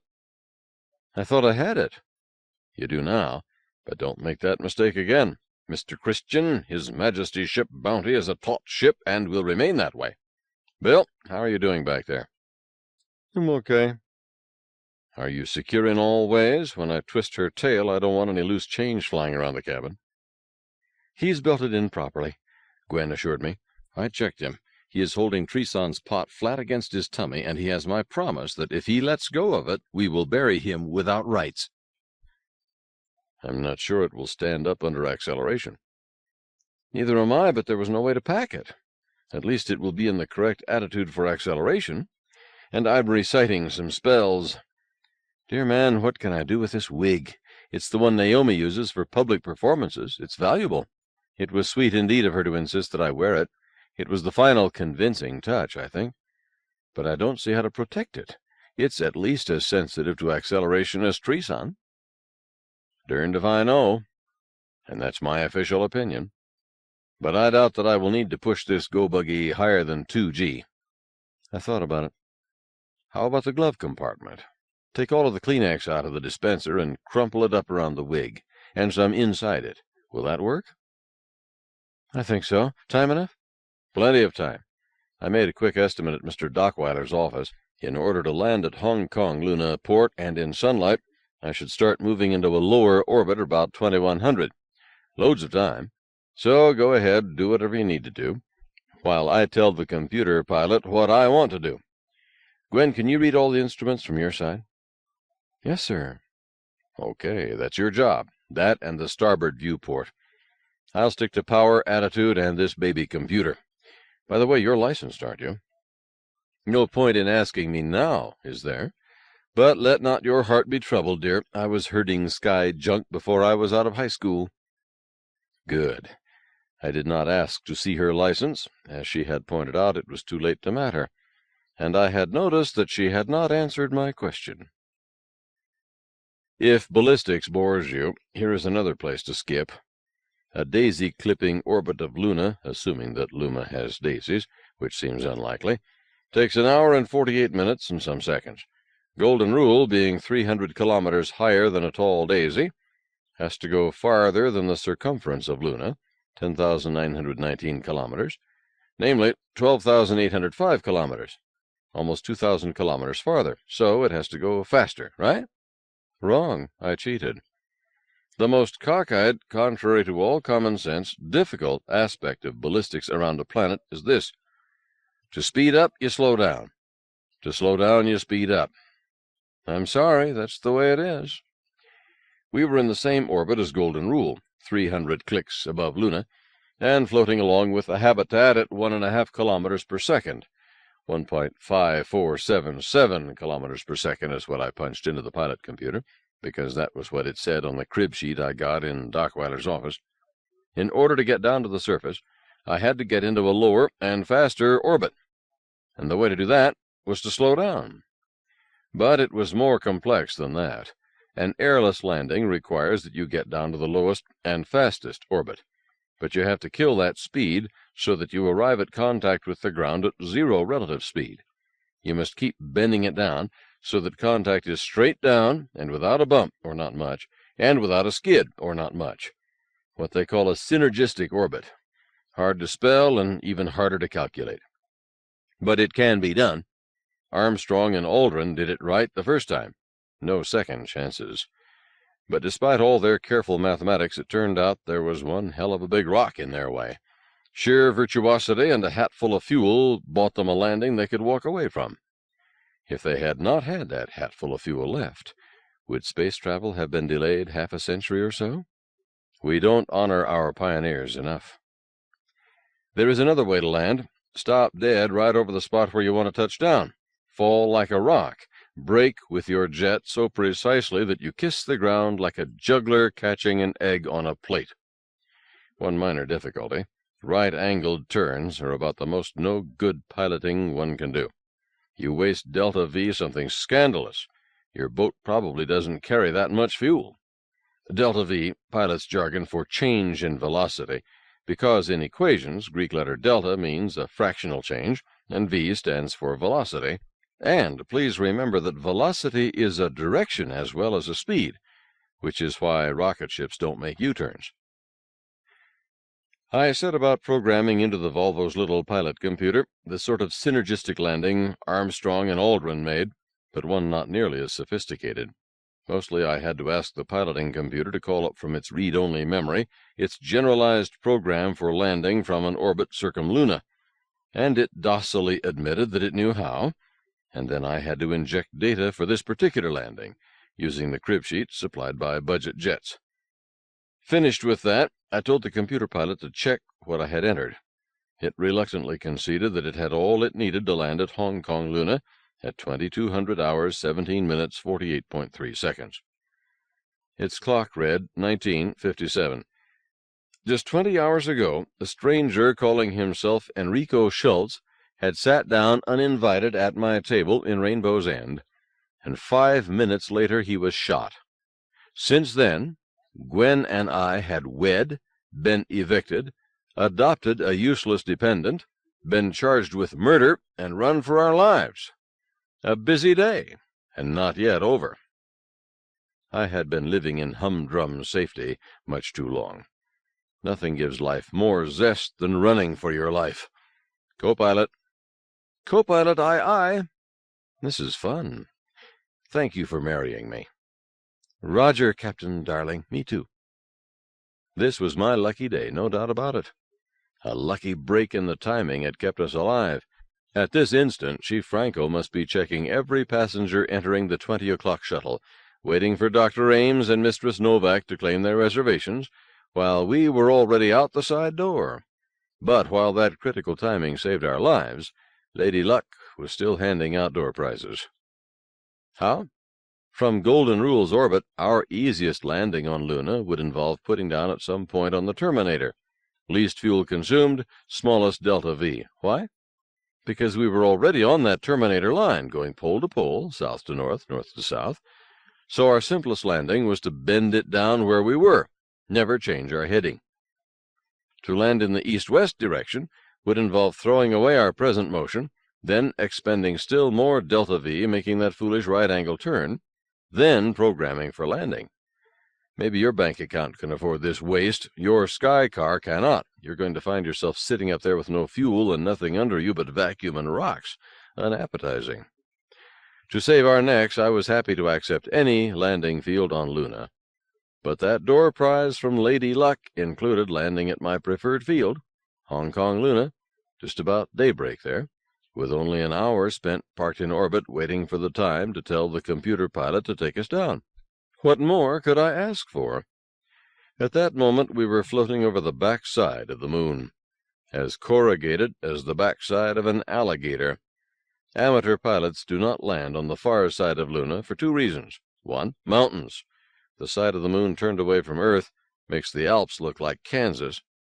Two, settlements. There aren't any to speak of, and let's not speak of settlements that aren't to speak of, because it might make some unspeakable settlers quite angry. In another 40 minutes we would be over Hong Kong Luna, just as sunrise was reaching it. Before that time I would ask for clearance to land, and for ground control on the last and touchiest part of landing, then spend the next 2 hours in going around behind again and gently lowering the Volvo down for landing. Then it would be time to turn control over to Hong Kong Luna ground control, but I promised myself I would stay on overrides and work the landing myself, just for drill. How long had it been since I had shot an airless landing myself? Callisto, was it? What year was that? Too long. At 2012, we passed over Luna's north pole and were treated to Earthrise, a breathtaking sight no matter how many times one has seen it. Mother Earth was in half phase, since we were ourselves on Luna's terminator, with the lighted half to our left. It being only days past summer solstice, the north polar cap was tilted into full sunlight, dazzling bright. But North America was almost as bright, being heavily cloud-covered, except part of the Mexican west coast. I found that I was holding my breath, and Gwen was squeezing my hand. I almost forgot to call HKL ground control. Volvo BJ-17 calling HKL control. Do you read me? BJ-17, affirm. Go ahead. Request clearance to land, approx 2217.48. Request ground-controlled landing with manual override. I am out of Golden Rule and still in Golden Rule orbit, approx 6 clicks west of her. Over. Volvo BJ-17, cleared to land Hong Kong Luna, approx 2217.48. Shift to satellite channel 13, not later than 2149, and be ready to accept ground control. Warning, you must start standard descent program that orbit at 2106.19 and follow it exactly. If at insertion for ground-controlled landing you are off in vector 3% or in altitude 4 clicks, expect wave off. Control HKL. Roger Wilco. I added, I'll bet you don't realize that you are talking to Captain Midnight, the solar system's hottest pilot. But I shut off the mic before I said it. Or so I thought. I heard a reply. And this is Captain Hemorrhoid Hives, Luna's nastiest ground control pilot. You're going to buy me a liter of Glenlivet before I bring you down, if I bring you down. I checked that microphone switch. Didn't seem to be anything wrong with it. I decided not to acknowledge. Everybody knows that telepathy works best in a vacuum, but there ought to be some way for an ordinary Joe to protect himself against supermen, such as knowing when to keep his mouth shut. I set the alarm for 21 hours, then precessed to attitude straight down, and for the next hour enjoyed the ride while holding hands with my bride. The incredible mountains of the moon, taller and sharper than the Himalayas, and tragically desolate, flowed by ahead of, under us. The only sound was the soft murmur of the computer and the sighing of the air scavenger, and a regular, annoying sniff from Bill. I shut out all sound and invited my soul. Neither Gwen nor I felt like talking. It was a happy interlude, as peaceful as the old mill stream. Richard, wake up. Huh? I wasn't asleep. Yes, dear, it's past 21. So it was. 21:01 and ticking. What happened to the alarm? Never mind that now. I had 5 minutes and zip seconds to make sure we entered descent program on time. I hit the control to precess from headstand to belly whopper backwards, easiest for descent, although supine backwards will work just as well, or even sideways backwards, whichever. The jet nozzle must point against the direction of motion in order to reduce speed for insertion into landing program. That is, backwards for the pilot, like the Philly-Loo bird. But I'm happiest when the horizon looks right for the way I'm belted in. That's why I prefer to put the sky car into belly whopper backwards. As soon as I felt the Volvo start to precess, I asked the computer if it was ready to start landing program, using standard code from the list etched on its shell. No answer. Blank screen. No sound. I spoke disparagingly of its ancestry. Gwen said, "Did you punch the execute button?" "Certainly I did," I answered, and punched it again. Its screen lit up, and the sound came on at teeth-jarring level. How do you spell comfort? For the wise Luna citizen today, overworked, overstimulated, overstressed, it is spelled COMFIES. That's Comfies, the comfort therapists recommend most for acid stomach, heartburn, gastric ulcers, bowel spasm, and simple tummy ache. Comfies, they do more. Manufactured by Tiger Balm Pharmaceuticals, Hong Kong Luna, makers of medicines you can rely on. COMFIES. Comfies, they do more. Ask your therapist. Some screech owls started singing about the delights of Comfies. This damn thing won't turn off. Hit it. Huh? Hit it, Richard. I could not see any logic in that, but it did meet my emotional needs. I slapped it fairly hard. It continued to spout inanities about overpriced baking soda. Dear, you have to hit it harder than that. Electrons are timid little things, but notional. You have to let them know who's boss. Here, let me. Gwen walloped it a good one. I thought she would crack the shell. It promptly displayed, ready for descent. 0 time equals 21-06-17.0.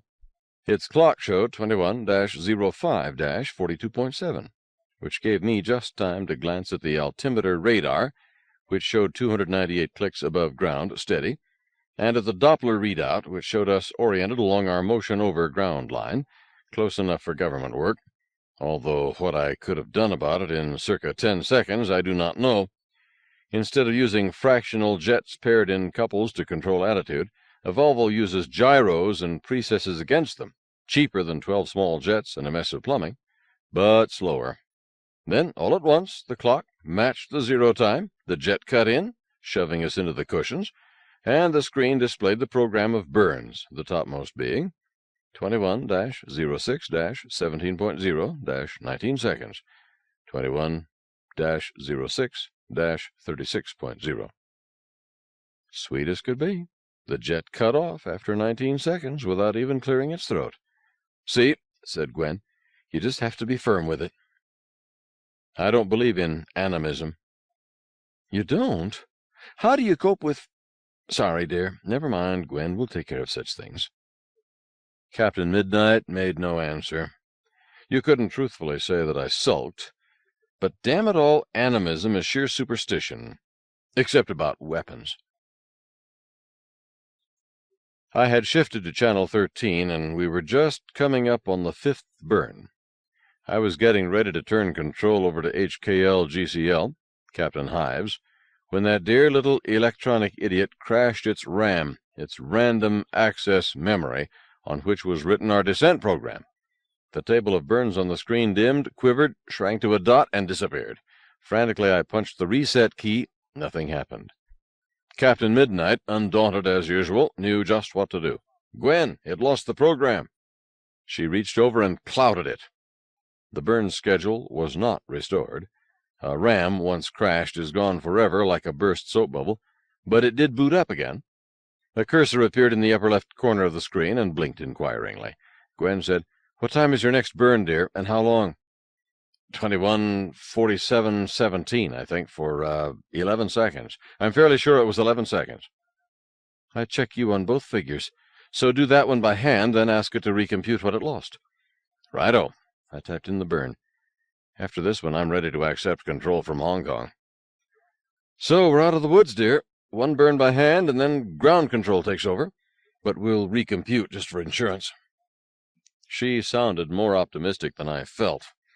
I could not remember what vector and altitude I was supposed to achieve for takeover by ground control, but I had no time to worry about it. I had to set up this burn. I typed it in, 21-47-17.0-11.0 seconds, 21-47-28.0. I watched the clock and counted with it. At exactly 17 seconds past 21:47, I jabbed the firing button, held it down. The jet fired. I don't know whether I fired it or the computer did. I held my finger down as the seconds ticked off and lifted it exactly on 11 seconds.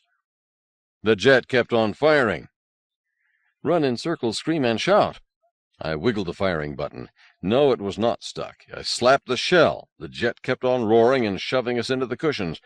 Gwen reached over and cut power to the computer. The jet stopped abruptly. I tried to stop, trembling. Thank you, co-pilot. Yes, sir. I looked out, decided that the ground seemed closer than I liked, so I checked the altimeter radar. 90-something. The third figure was changing. Gwen, I don't think we're going to Hong Kong Luna. I don't think so either. So now the problem is to get this junk out of the sky without cracking it. I agree, sir. So where are we? An educated guess, I mean. I don't expect miracles. The stuff ahead, behind rather, we were still oriented for braking, looked as rough as the backside. Not a place for an emergency landing. Gwen said, Could we face around the other way? If we could see Golden Rule, that would tell us something. Okay, let's see if it responds. I clutched the precessing control, told the sky car to swing 180 degrees, passing through headstand again. The ground was noticeably closer. Our sky car settled down with the horizon running right and left, but with the sky on the downside. Annoying. But all we wanted was to look for our late home, Golden Rule habitat. Do you see it? No, I don't, Richard. It must be over the horizon somewhere. Not surprising, it was pretty far away the last time we looked. And that last burn was a foul blast, a long one. So where are we? When we swung past that big crater, Aristoteles? Not Plato. No, sir, Plato would be west of our track and still in shadow. It could be some ring wall, I don't know. But that smooth stuff, that fairly smooth stuff, south of us, makes me think that it must be Aristoteles. Gwen, it doesn't matter what it is. I've got to try to put this wagon down on that smooth stuff. That fairly smooth stuff. Unless you have a better idea? No, sir, I do not. We're falling. If we speeded up enough to maintain a circular orbit at this altitude, we probably would not have enough fuel to bring her down later. That's a guess. I looked at the fuel gauge. That last long, foul blast had wasted a lot of my available delta V. No elbow room. I think your guess is a certainty, so we'll land. We'll see if our little friend can calculate a parabolic descent for this altitude, for I intend to kill our forward speed and simply let her drop once we are over ground that looks smooth. What do you think? I hope we have fuel enough. So do I. Gwen? Yes, sir? Honey girl, it's been fun. Oh, Richard, yes. Bill said in a choked voice, I don't think I can. I was precessing to put us back into a braking attitude. Pipe down, Bill, we're busy. Altimeter showed 80-something. How long did it take to fall 80 clicks in a 1/6 G field? Switch on the pilot computer again and ask it, or do it in my head? Could I trust the pilot computer not to switch on the jet again if I fed it juice? Better not risk it. Would a straight line approximation tell me anything? Let's see. Distance equals 1/2 acceleration multiplied by the square of the time, all in centimeters and seconds. So 80 clicks is 80,000, no, 800, no, 8 million centimeters. Was that right? 1/6 G. No, half of 162. So bring it across and take the square root. 100 seconds? Gwen, how long till impact? About 17 minutes. That's rough. I just rounded it off in my head. I took another quick look inside my skull, saw that in failing to allow for forward vector, the fall-around factor, my approximation wasn't even a wild guess. Close enough. Watch the Doppler. I'm going to kill some forward motion. Don't let me kill all of it. We'll need some choice in where to put down. Aye, aye, skipper. I switched power to the computer. The jet immediately fired. I let it run 5 seconds, cut power. The jet sobbed and quit. That, I said bitterly, is one hell of a way to handle the throttle. Gwen? Just crawling along now. Can we swing and see where we're going? Sure thing. Senator. Bill, shut up. I tilted it around another 180 degrees. See a nice smooth pasture ahead? It all looks smooth, Richard, but we're still almost 70 clicks high. Should get down pretty close before you kill all your forward speed, maybe, so you can see any rocks. Reasonable. How close? How does 1 click sound? Sounds close enough to hear the wings of the angel of death. How many seconds till impact? For 1 kilometer height, I mean. Square root of 1200 plus. Call it 35 seconds. All right. You keep watching height and terrain. At about 2 clicks, I want to start to kill the forward speed. I've got to have time to twist another 90 degrees after that to back down tail first. Gwen, we should have stayed in bed. I tried to tell you that, sir, but I have faith in you. What is faith without works? I wish I was in Paducah. Time? 6 minutes about.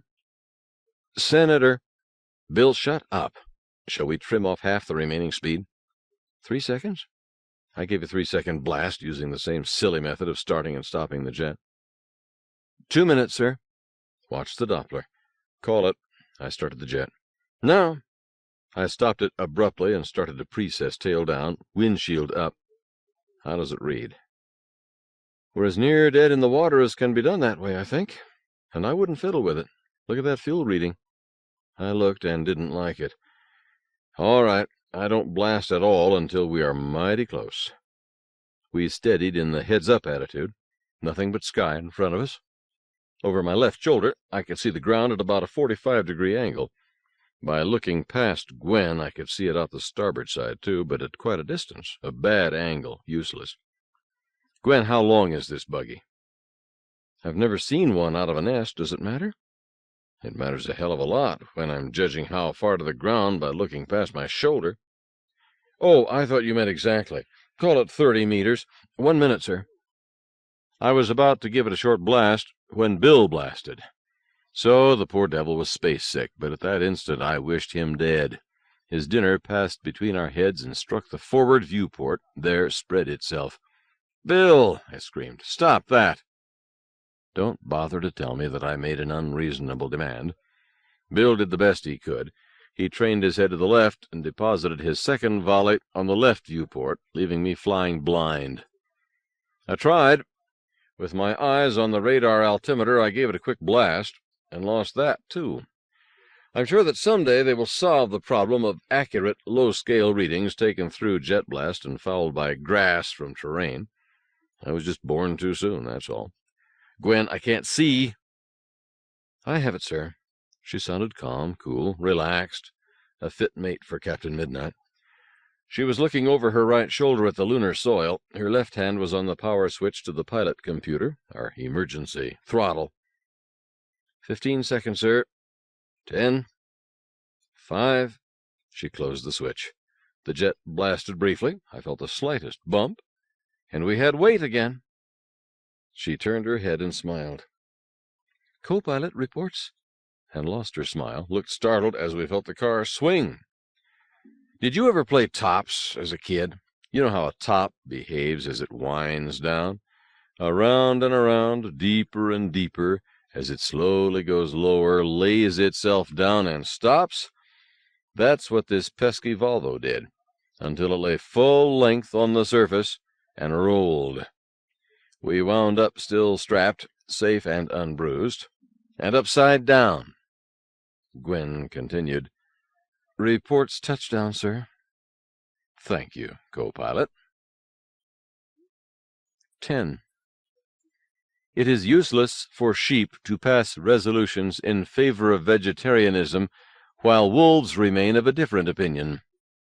William Ralph Ing, D.D., 1860 to 1954. There's one born every minute.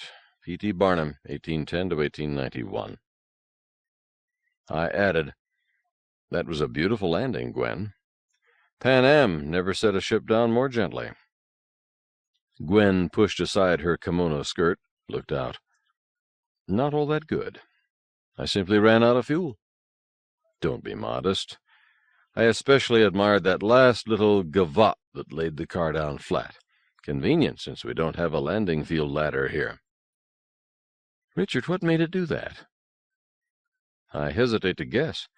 It may have had something to do with the precessing gyro, which may have tumbled. No data, no opinion. Dear, you look charming in that pose. Tristram Shandy was right. A woman looks her best with her skirts flung over her head." "I don't think Tristram Shandy ever said that." "Then he should have. You have lovely legs, dear one." "Thank you, I think. Now, will you kindly get me out of this mess? My kimono is tangled in the belt, and I can't unfasten it." "Do you mind if I get a picture first?" Gwen sometimes makes unladylike retorts. It is then best to change the subject. I got my own safety belt loose, made a quick, efficient descent to the ceiling by falling on my face, got up and tackled, freeing Gwen. Her belt buckle wasn't really a problem. It was just that she could not see it to clear it. I did so, and made sure that she did not fall as I got her loose, set her on her feet, and claimed a kiss. I felt euphoric. Only minutes ago I would not have bet even money on landing alive. Gwen delivered payment and good measure. "Now let's get Bill loose." "Why can't he?" "He doesn't have his hands free, Richard." When I let go my bride and looked, I saw what she meant. Bill was hanging upside down, with a look of patient suffering on his face. Our bonsai maple he held pressed against his belly, the plant unhurt. He looked solemnly at Gwen. "I didn't drop it," he said defensively. I silently granted him absolution for throwing up during touchdown. Anyone who can attend to a duty, even a simple one, during the agony of acute motion sickness can't be all bad. But he must clean it up. Absolution did not mean that I would clean up after him. Nor should Gwen. If she volunteered, I was going to be macho and husbandly and unreasonable. Gwen took the maple and set it on the underside of the computer. Bill unbuckled himself while I supported him by his ankles. Then I lowered him to the ceiling and let him straighten himself up. "Gwen, give Bill the pot and let him continue to take care of it. I want it out of the way, as I must get at the computer and the instrument board." Should I say out loud what was worrying me? No, it might make Bill sick again, and Gwen will have figured it out for herself. I lay down on my back and scrunched under the computer and instrument board, switched on the computer. A brassy voice I recognized said, "17, do you read? Volvo BJ-17, come in. This is Hong Kong Luna Ground Control calling Volvo BJ-17. BJ-17 here, Captain Midnight speaking. I read you, Hong Kong." "Why in hell don't you stay on Channel 13, BJ? You missed your checkpoint. Wave off. I can't bring you down." "Nobody can, Captain Hives. I am down. Emergency landing. Computer malfunction. Gyro malfunction. Radio malfunction. Jet malfunction. Loss of visibility.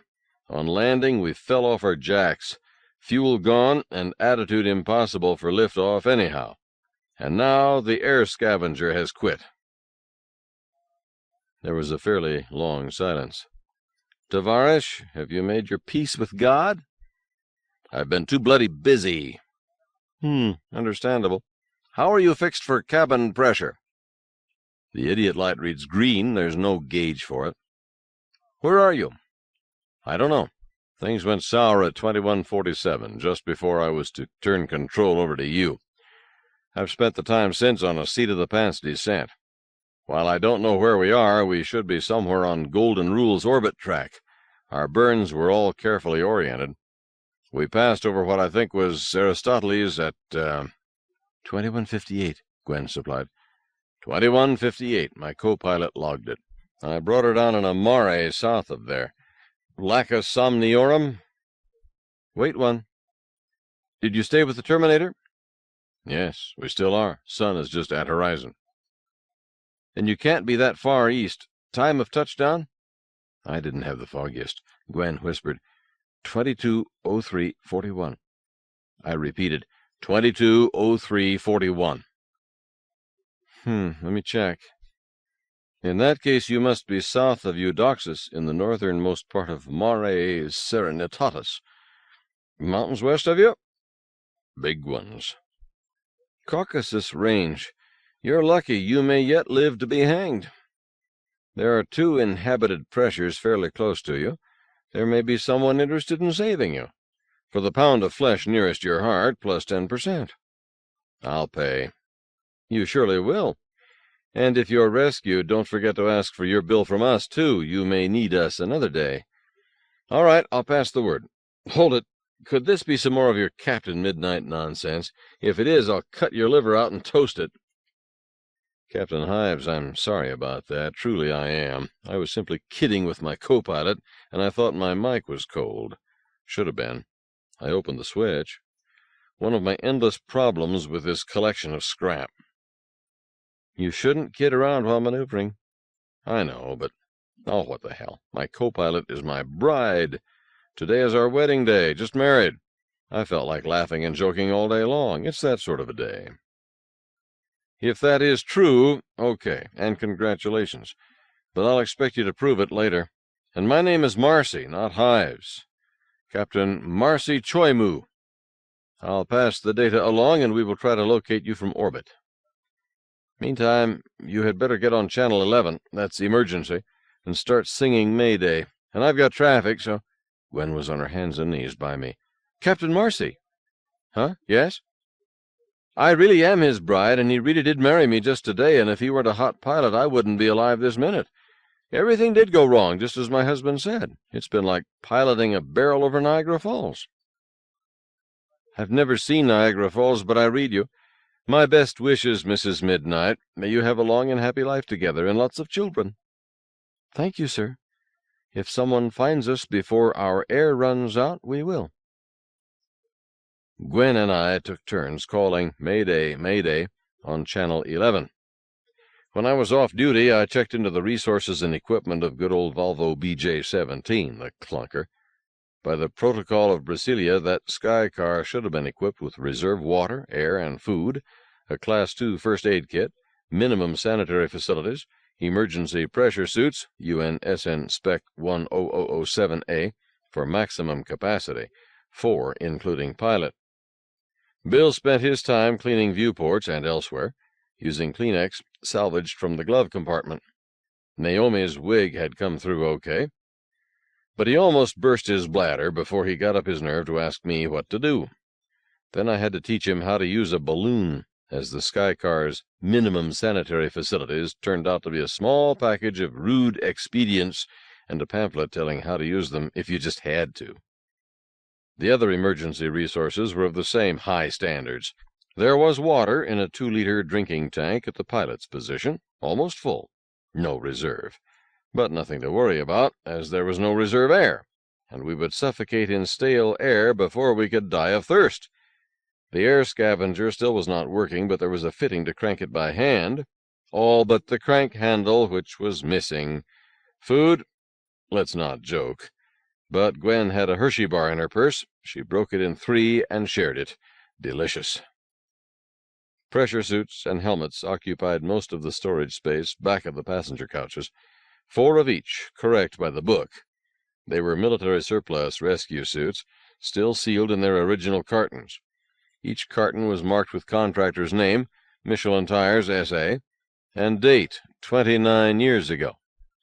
Aside from the fact that the plasticizers would have bled out of all plastomers and elastomers, hoses, gaskets, etc., in that time, and the fact that some roguish japester had neglected to supply air bottles, these pressure suits were just dandy for a masquerade ball. Nevertheless, I was prepared to trust my life to one of these clown suits for 5 minutes or even 10, if the alternative involved exposing my bare face to vacuum. But if the alternative was merely wrestling a grizzly bear, I'd holler, "Bring on your bar." Captain Marcy called us, told us that a satellite camera showed us to be at 35 degrees 17 north, 14 degrees 07 west. I've notified dry bones pressure and broken nose pressure. They're nearest. Good luck. I tried to dig out of the computer a call directory for Luna, but it was still sulking. I could not get it to list its own directory, so I tried some test problems on it. It insisted that 2 plus 2 equals 3.999999999999999999999999999.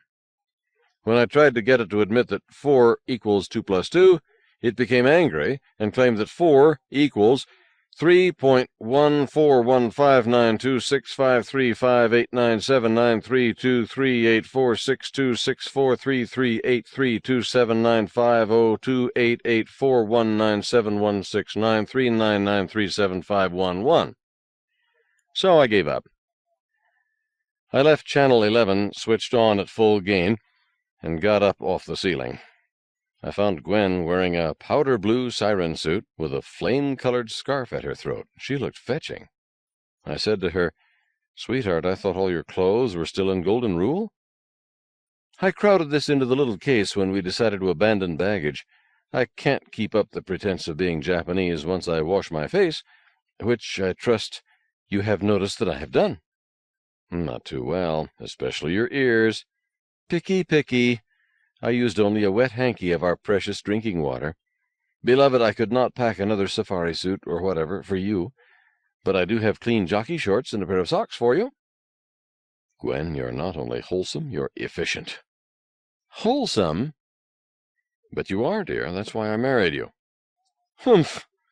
When I figure out just how I've been insulted and how much, You're going to pay, and pay, and pay, and pay, and pay. This footless discussion was ended by the radio. Volvo BJ17, is that your Mayday? Over. Yes, indeed. This is Jinx Henderson, Happy Chance Salvage Service, dry bones pressure. What do you need? I described our situation, stated our latitude and longitude. Henderson answered, You got this heap from budget, right? Which means to me you didn't rent it, you bought it outright on a buyback contract. I know those thieves. So now you own it, correct? I admitted that I was owner of record. You plan to lift off and take it to Hong Kong? If so, what'll you need? I thought some long thoughts in about 3 seconds. I don't think this sky car will ever lift from here. It needs a major overhaul. That means hauling it overland to Kong. Yeah, I can do that. Long trip, big job. Meantime, personal rescue, 2 people, right? 3. Okay, 3. Are you ready to record a contract? A woman's voice cut in. Just stop right there, Jinx. BJ-17, this is Maggie Snodgrass, Chief Operator and General Manager of the Red Devil Fire Police and Rescue Team, Broken Nose Pressure. Do nothing till you hear my terms, 'cause Jinx is fixing to rob you. Hi, Maggie. How's Joel? Fine as silk and meaner than ever. How's Ingrid? Purtier than ever and got another one in the oven. Well, good for you. Congratulations. When's she expecting? Christmas or maybe New Year's, near as we can tell.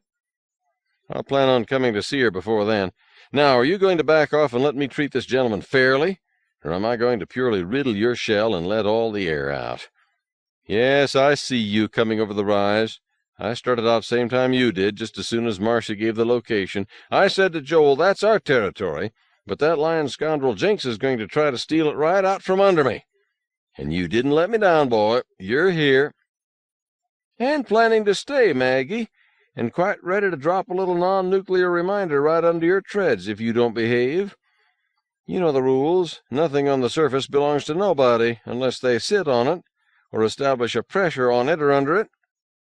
That's your idea of the rules, not mine. That comes from those lawyer types in Luna City, and they don't speak for me and never did. Now let's shift to Channel 4, unless you want everybody in Kong to hear you beg for mercy and utter your last dying gasp. Channel 4 it is, Maggie, you old windy gut. Channel 4. Who'd you hire to make that baby, Jinx? If you were serious about salvage, you'd be out here with a transporter, same as me, instead of your Rolligon buggy. I had shifted to Channel 4 when they did. I now kept quiet. Each had broken over the horizon about the same time, Maggie from southwest, Jinx from northwest. Since we had come to rest with the main viewport oriented west, we could see them easily. The Rolligon lorry, had to be Henderson from the talk, was in the northwest and a little closer. It had what seemed to be a bazooka mount just forward of its cabin. The transporter was a very long vehicle with tractor treads at each end and a heavy-duty crane mounted aft. I did not see a bazooka mounted on it, but I did see what could have been a Browning 2.54-centimeter semi. Maggie, I hurried out here in the Raleigh for humanitarian reasons, something you wouldn't understand. But my boy Wolf is fetching my transporter with his sister Gretchen manning the turret. Should be here soon. Shall I call them and tell them to go home? Or hurry along and avenge their pappy? Jinx, you don't really think I'd shoot holes in your cabin, do you? Yes, Maggie, I most surely do think you would, which would just barely give me time to put one under your treads, that being where I'm aimed right now, on a dead man trigger, which would leave me dead, and you just sitting there, unable to move, and just waiting for what my kids would do to the party who done in their pappy. My turret gun having about 3 times the reach of your pea-shooter, which is why I got it, after Howie come to his death by mischance. Jinx, are you trying to scandalize me with that old tale? Howie was my partner. You should be ashamed. Not accusing you of anything, dear, just cautious. How about it? Wait for my kids and I take all? Or divvy up, nice and polite? I simply wished that these enthusiastic entrepreneurs would get on with it. Our air pressure light had blinked red, and I was feeling a touch light-headed. I suppose that roll after landing opened a slow leak. I dithered between a need to tell them to hurry and a realization that my bad bargaining position would drop to 0 or even minus if I did so. Mistress Snodgrass said thoughtfully, "Well, Jinx, it doesn't make sense to drag this junk to your pressure, north of mine, when it's about 30 clicks closer to take it to Kong by way of my place, south of yours, right?" "Simple arithmetic, Maggie. And I have plenty of room in this buggy for 3 more, whereas I'm not sure you could take 3 passengers even if you stack them like hotcakes." "I could handle them, but I'll concede you have more room. All right, you take the 3 refugees and skin them all your conscience will let you, and I'll take the abandoned junker and salvage what I can out of it, if any." "Oh, no, Maggie. You're too generous. I wouldn't want to cheat you. Right down the middle. Written records, confirmed." "Why, Jinx, do you think I would cheat you?" "Let's not debate that, Maggie. It would only cause grief. That sky car is not abandoned. Its owner is inside it this very minute. Before you can move it, you must have a release from him, based on a recorded contract. If you don't want to be reasonable, he can wait right here for my transporter and never abandon his property. No salvage, just cartage at hire, plus complimentary transportation for the owner and his guests." "Mr. What's-your-name, don't let Jinx fool you. He gets you and your car to his pressure, he'll peel you like an onion till there's nothing left of you but the smell. I offer you 1,000 crowns cash right now for that junk metal you're sitting in." Henderson countered, 2,000, and I take you into pressure. Don't let her swindle you. There is more salvage than she's offering in your computer alone." I kept quiet while these 2 ghouls settled how they were carving us up. When they had agreed, I agreed, with only nominal resistance. I objected that the price had gone up and was much too high. Mistress Snodgrass said, "Take it or leave it." Jinx Henderson said, "I didn't get out of a warm bed to lose money on a job." I took it. So we wore those silly shelf-worn suits, almost as gas-tight as a wicker basket. Gwen objected that Treason must not be exposed to vacuum. I told her to shut up and not be silly. A few moments' exposure would not kill the little maple, and we had run out of air. No choice. Then she was going to carry it. Then she let Bill carry it. She was busy otherwise. Me. You see, I can't wear a pressure suit that has not been especially made for me, while wearing my artificial foot, so I had to remove it. So I had to hop. That's okay, I'm used to hopping, and at 1/6 G hopping is no problem, but Gwen had to mother me. So here we go, Bill leading off with Treason, under instructions from Gwen to get inside fast and get some water from Mr. Henderson to spray on it. Then Gwen and I followed as Siamese twins. She carried her small case with her left hand and put her right arm round my waist. I had my artificial foot slung over my shoulder, and I used my cane and hopped and steadied myself with my left arm around her shoulders. How could I tell her that I would have been steadier without her help? I kept my big mouth shut and let her help me. Mr. Henderson led us into the cab, then gasketed it tight and opened an air bottle lavishly. He had been running in vacuum, wearing a suit. I appreciated his lavish expenditure of air mix. Oxygen wrested painfully from lunar rock, nitrogen all the way from Earth, until I saw it next day on my bill at a fat price.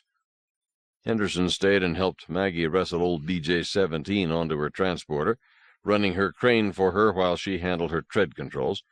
Then he drove us to Dry Bones pressure. I spent part of the time figuring out what it had cost me. I had had to sign away the Sky Car totally, net just under 27,000. I had paid 3,000 each to rescue us, discounted to 8,000 as a courtesy, plus 500 each for bed and breakfast, plus, I learned later, 1,800 tomorrow to drive us to Lucky Dragon pressure, the nearest place to catch a Rolligan bus to Hong Kong Luna. On Luna, it's cheaper to die. Still, I was happy to be alive at any price. I had Gwen, and money is something you can always get more of. Ingrid Henderson was a most gracious hostess, smiling and pretty and plump, clearly expecting that child. She welcomed us warmly, woke up her daughter, moved her into a shakedown with them, put us in Gretchen's room, put Bill in with Wolf, at which point I realized that Jinx's threats to Maggie were not backed up by force at hand, and realized, too, that it was none of my business. Our hostess said good night to us, told us the light in the fresher was left on in the night in case, and left. I looked at my watch before turning out the light. 24 hours earlier, a stranger, Heit Schultz, sat down at my table. Book 2. Deadly Weapon. 11. Dear Lord, give me chastity and self-restraint, but not yet, O Lord, not yet. St. Augustine, A.D. 354 to 430. That damned fez. That silly, fake Oriental headdress had been 50% of a disguise that had saved my life, but having used it, the coldly pragmatic thing to do would have been to destroy it. I did not. I had felt uneasy about wearing it. First, because I am not any sort of a Freemason, much less a Shriner, and second, because it was not mine, it was stolen. One might steal a throne or a king's ransom or a Martian princess and feel euphoric about it. But a hat? Stealing a hat was beneath contempt. Oh, I didn't reason this out. I simply felt uneasy about Mr. Clayton Rasmussen. His name I found inside his fez, and intended to restore his fancy headgear to him. Some day, somehow, when I could manage it, when the rain stopped. As we were leaving Golden Rule habitat, I had tucked it under a belt and forgotten it. After touchdown on Luna, as I unstrapped, it had fallen to the ceiling. I had not noticed. As we three were climbing into those breezy escape suits, Gwen had picked it up and handed it to me. I shoved it into the front of my pressure suit and zipped up. After we reached the Henderson home in Dry Bones Pressure and were shown where we were to sleep, I peeled down with my eyes drooping, so tired I hardly knew what I was doing. I suppose the fez fell out then. I don't know. I just cuddled up to Gwen and went right to sleep, and spent my wedding night in 8 hours of unbroken sleep. I think my bride slept just as soundly. No matter. We had had a grand practice run the night before. At the breakfast table, Bill handed me that fez. Senator, you dropped your hat on the floor of the fresher. Also at the table were Gwen, the Hendersons, Ingrid, Jinx, Gretchen, Wolf, and 2 boarders, Eloise and Ace, and 3 small children. It was a good time for me to come out with a brilliant ad-lib that would account for my possession of this funny hat. What I said was, "Thank you, Bill." Jinx and Ace exchanged glances. Then Jinx offered me Masonic recognition signs. That's what I have to assume they were. At the time, I simply thought that he was scratching himself. After all loonies scratch because all loonies itch. They can't help it. Not enough baths, not enough water. Jinx got me alone after breakfast. He said, "Noble." I said, "Huh?" Swift repartee. "I couldn't miss it that you declined to recognize me there at the table, and Ace saw it, too. Are you by any chance thinking that the deal we made last night wasn't level and on the square?" "Jinx, you treated me blind 6 ways from 0. "Why, nothing of the sort. No complaints. A deal is a deal, you swifty. I don't welch." "Are you sure? I've never cheated a lodge brother, or an outsider for that matter. But I take special care of any son of a widow just the way I would one of my own blood. If you think you paid too much for being rescued, then pay what you think is right, or you can have it free." He added, "While I can't speak for Maggie Snodgrass, she'll make an accounting to me, and it will be honest. There's nothing small about Maggie, but don't expect that salvage to show too much net. There may be a loss by the time she sells it, because you know where Budget gets those crocks they rent, don't you?" I admitted ignorance. He went on, "Every year the quality leasers like Hertz and Interplanet sell off their used cars. The clean jobs are bought by private parties, mostly loonies. The stuff needing lots of work goes to boomers. Then Budget Jets buys what's left at junkyard prices, starvation cheap. They rework that junk at their yard outside Looney City, getting maybe 2 cars for each 3 they buy. Then they sell as scrap whatever's left over. That jalopy that let you down, they charged you list $26,000. But if Budget actually had as much as $5,000 cash tied up in it, I'll give you the difference and buy you a drink, and that's a fact. Now Maggie is going to recondition it again, but her repairs will be honest, and her work guaranteed, and she'll sell it for what it is. Worn out, rebuilt, not standard. Maybe it will fetch $10,000 gross. After fair charges for parts and labor, if the net she splits with me is more than $3,000, I'll be flabbergasted, and it might be a net loss. A gamble." I told a number of sincere lies, and managed, I think, to convince Jinks that we were not lodge brothers, and that I was not asking for discounts on anything, and that I had come by that fez by accident at the last minute.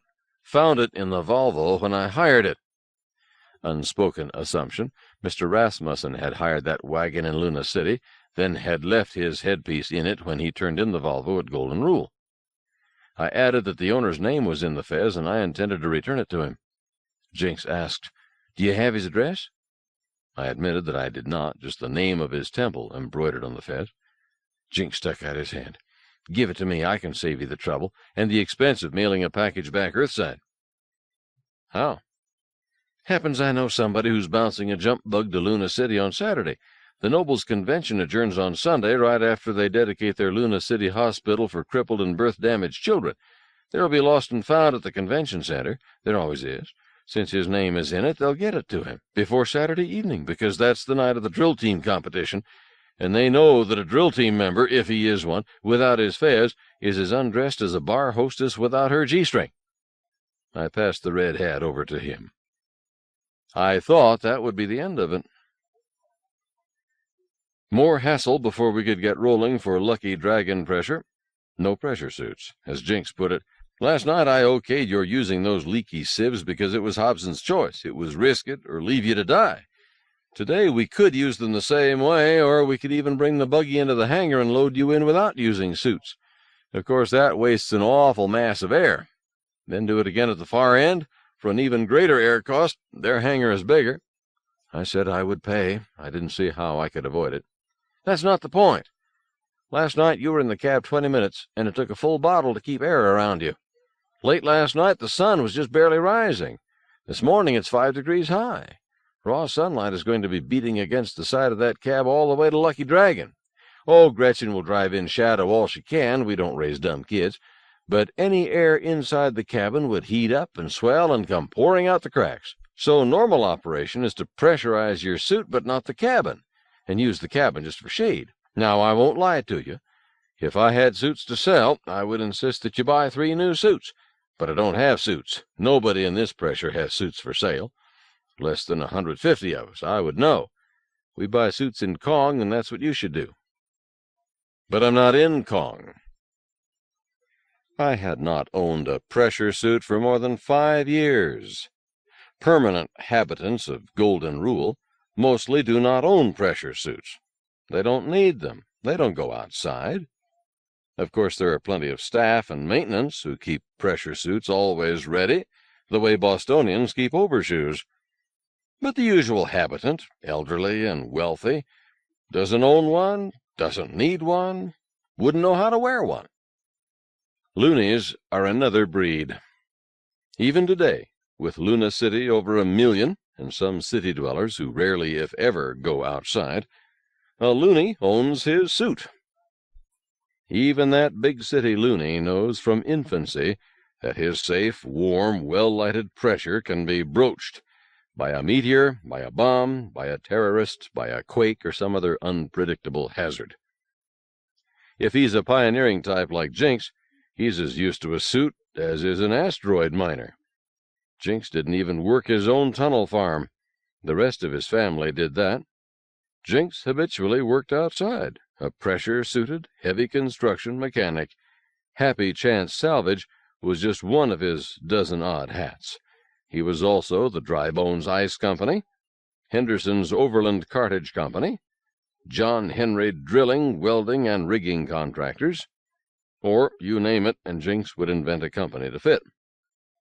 There was also Ingrid's Swap Shop, which sold everything from structural steel to homemade cookies, but not pressure suits.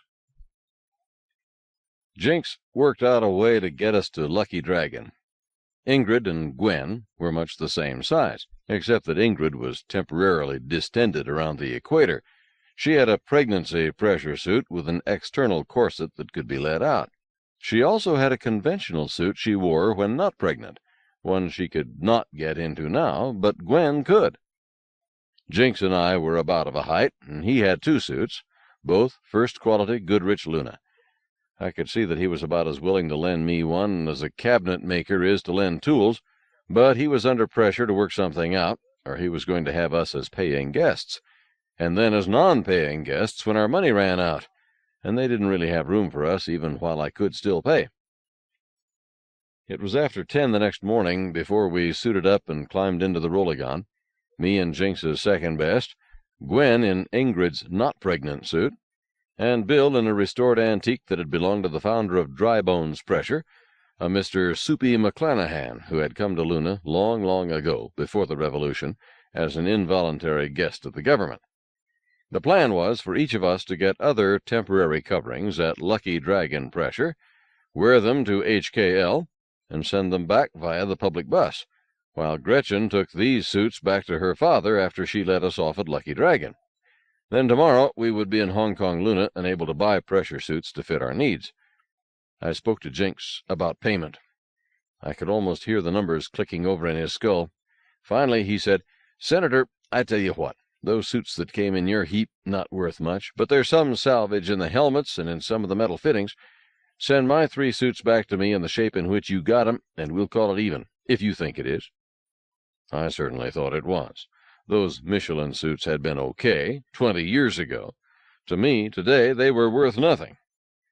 It left just one problem: treason.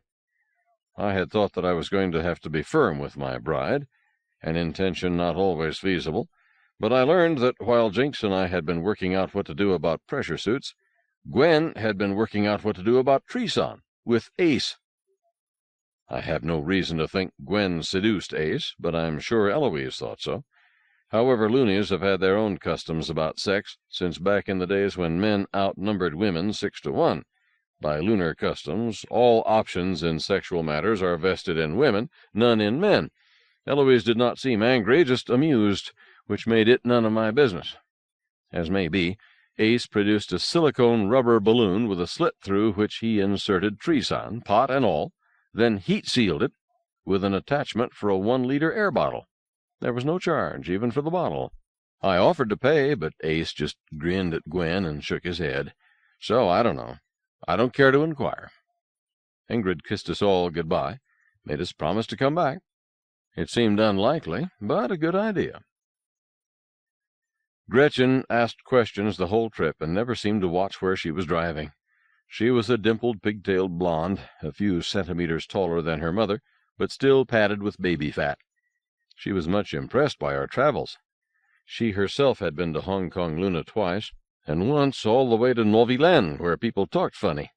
But next year, when she would be going on 14, she was going to go to Luna City and look over the studs there, and maybe bring home a husband. Mama doesn't want me to have babies by anyone at Dry Bones or even Lucky Dragon. She says it's a duty I owe my children to go out and fetch in some fresh genes. Do you know about that? Fresh genes, I mean. Gwen assured her that we did know, and that she agreed with Ingrid. Outbreeding was a sound and necessary policy. I made no comment, but agreed.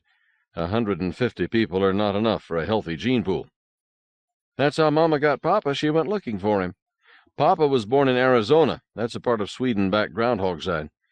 He came to Luna with a subcontractor for the Picardy transmutation plant, and Mama got him in a masked mixer and gave him our family name when she was sure, about Wolf, I mean, and took him back to Dry Bones and set him up in business. She dimpled. We were chatting via our suit talkies, but I could see her dimples right through her helmet by a happy chance of light.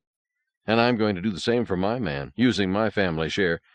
But Mama says that I should not grab the first boy who's willing, as if I would, and not to hurry or worry even if I'm still an old maid at 18. And I won't. He's got to be as good a man as Papa is.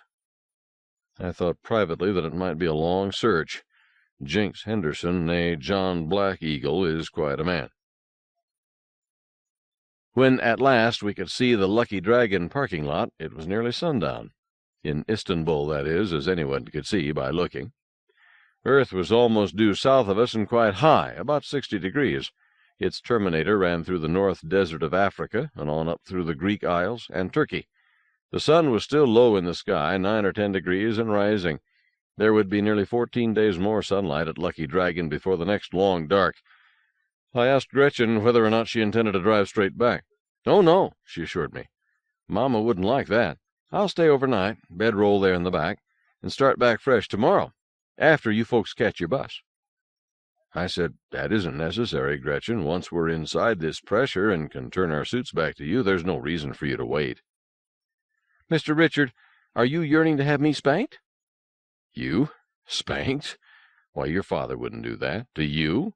A grown woman, almost." "You might tell Mama that." "No, Papa wouldn't. He hasn't for years and years. But Mama says I'm eligible until the day I first marry. Mama's a holy terror. She's a direct descendant of Hazel Stone. She said, 'Gret, you see about suits for them. Take them to Charlie's so they won't be cheated. If he can't supply them, then see to it that they wear ours to Kong, and you dicker with Lilibet to fetch ours back later. And you had better see them off on the bus, too.'" Gwen said, "But, Gretchen, your father warned us that the bus doesn't move until the driver has a load, which could be a day or two, even several days." Gretchen giggled. "Wouldn't that be terrible? I'd get a vacation. Nothing to do but catch up on the back episodes of Sylvia's Other Husband. Let's everybody feel sorry for Gretchen. Mistress Gwen, you can call Mama this minute if you wish, but I do have firm instructions." Gwen shut up, apparently convinced. We rolled to a stop about 50 meters from Lucky Dragon airlock, set in the side of a hill. Lucky Dragon is in the south foothills of the Caucasus Range at 32 degrees 27 minutes north. I waited, on one foot and leaning on my cane, while Bill and Gwen gave unnecessary help to a highly efficient young lady in spreading an awning slanted to keep the roly-gun from direct sunlight for the next 24 hours or so. Then Gretchen called her mother on the Rolly's radio, reported our arrival, and promised to call again in the morning. We went through the airlock, Gwen carrying her case and purse and babying me, Bill carrying Treson and the package containing Naomi's wig, and Gretchen carrying a huge bedroll. Once inside, we helped each other shuck down. Then I put my foot back on, while Gretchen hung up my suit and hers, and Bill and Gwen hung theirs on long racks opposite the airlock. Gwen and Bill picked up their burdens and headed for a public fresher around to the right of the airlock. Gretchen had turned to follow them when I stopped her. "Gretchen, hadn't I better wait here till you three get back?" "What for, Mr. Senator?" "That suit of your papa's is valuable, and so is the one Mistress Gwen is wearing. Maybe every one here is honest, but the suits aren't mine." "Oh, maybe everybody here is honest, but don't count on it. So Papa says. I wouldn't leave that darling little tree sitting around, but don't ever worry about a pea-suit. Nobody ever touches another loony's pea-suit. Automatic elimination at the nearest airlock. No excuses." "Just like that, eh?" "Yes, sir, only it doesn't happen, as everybody knows better. But I know about one case, before I was born. A new chum, maybe he didn't know any better. But he never did it again because a posse went after him and brought the pea-suit back, but not him. They just left him to dry there on the rocks. I've seen it, what's left of him. Horrid." She wrinkled her nose, then dimpled. "Now, may I be excused, sir? I'm about to wet my panties." "Sorry. I'm stupid. The plumbing in a man's pea-suit is adequate, although just barely. But what the great brains have come up with for women is not adequate. I have a strong impression that most women will endure considerable discomfort rather than use it. I once heard one refer to it disparagingly as the sandbox. At the door of the fresher, my bride was waiting for me. She held out to me a half-crown coin. "Wasn't sure you had one, dear." "Huh?" "For the fresher. I have taken care of. Gretchen paid our one-day fees, so I paid her. We're back in civilization, dear. No free lunch." "No free anything," I thanked her. I invited Gretchen to have dinner with us. She answered, "Thank you, sir, I accept. Mama said I could. But would you settle for ice cream cones for now? And Mama gave me the money to offer them to you because there are several things we should do before dinner." "Certainly.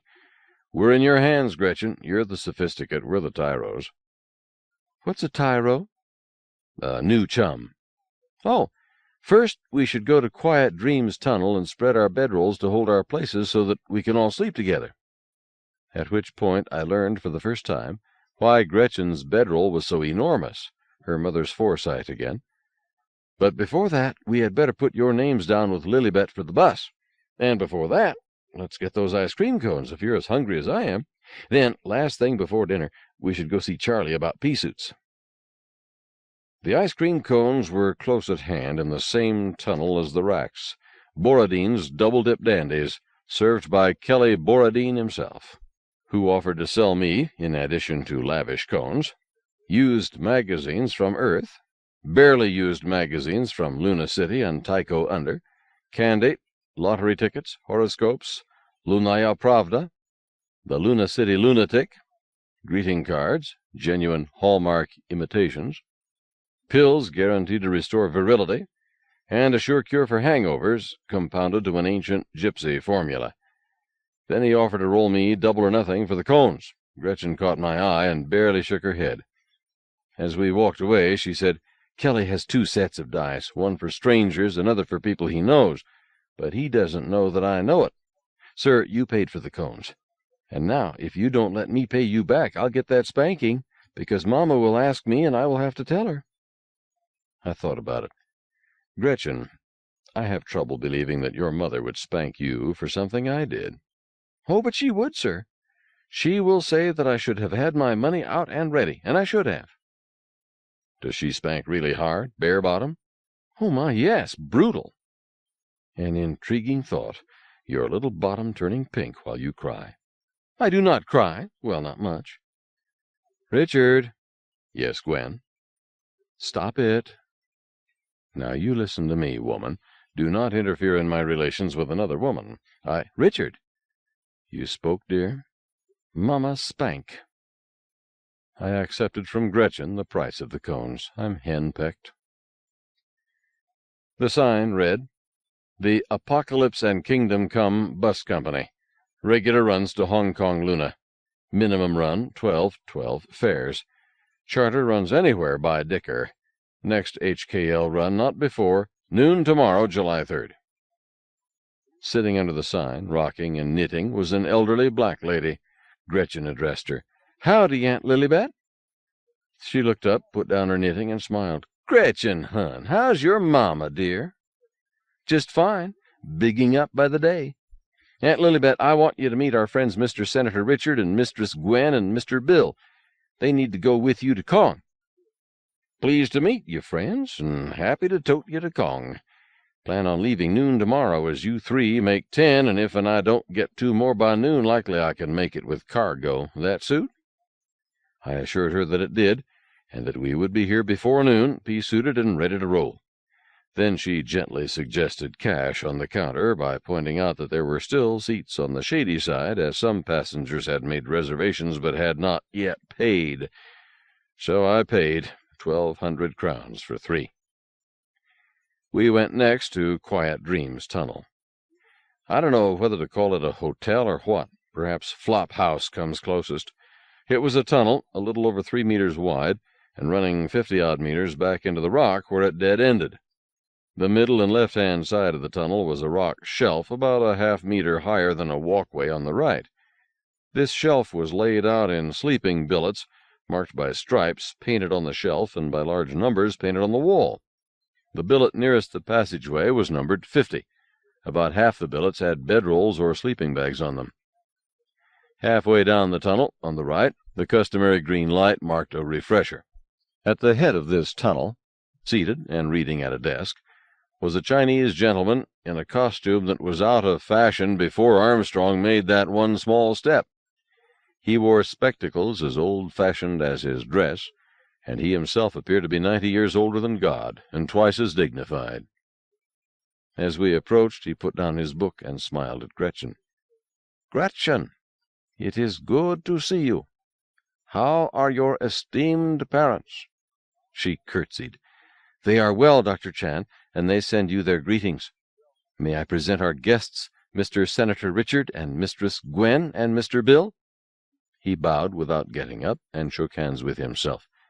"Guests of the House Henderson are most welcome in my house." Gwen curtsied, I bowed, and so did Bill, after I dug a thumb into his ribs, which Dr. Chan noticed while declining to notice it. I mumbled an appropriate formality. Gretchen went on. "We would like to sleep in your care tonight, Dr. Chan, if you will accept us. If so, are we early enough to be given 4 places side by side?" "Indeed, yes, for your gracious mother spoke to me earlier. Your beds are numbers 4, 3, 2, and 1. "Oh, good. Thank you, Grandfather Chan." So I paid for 3, not 4, I don't know whether Gretchen paid or ran a bill or what. I saw no money change hands. 5 crowns per person per night. No extra charge for the refresher, but 2 crowns if we wanted a shower. Water not limited. Soap extra, half a crown. Having completed business, Dr. Chan said, "Does not the tree and bonsai require water?" Almost in chorus, we agreed that it did. Our host examined the plastic film that enclosed it, then cut it open and most carefully removed the tree and pot. A vase at his desk turned out to be a water carafe. He filled a tumbler, then, using just his fingertips, he sprinkled it repeatedly. While he did this, I sneaked a look at his book, a form of snoopiness I can't resist. It was The March of the 10,000, in Greek. We left Treason with him, and Gwen's case as well. Our next stop was at Jake's Steakhouse. Jake was as Chinese as Dr. Chan, but of another generation and style. He greeted us with, "Howdy, folks, what'll it be? Hamburgers or scrambled eggs? Coffee or beer?" Gretchen spoke to him in a tonal language, Cantonese, I suppose. Jake looked annoyed and retorted. Gretchen threw it back at him. Remarks slammed back and forth. At last he looked disgusted and said, "Okay, 40 minutes." Turned his back and walked away. Gretchen said, "Come, please. Now we go to see Charlie Wang about suits." As we walked away, she said privately, "He was trying to get out of doing his best cooking, as it is much more work, but the worst argument was over price.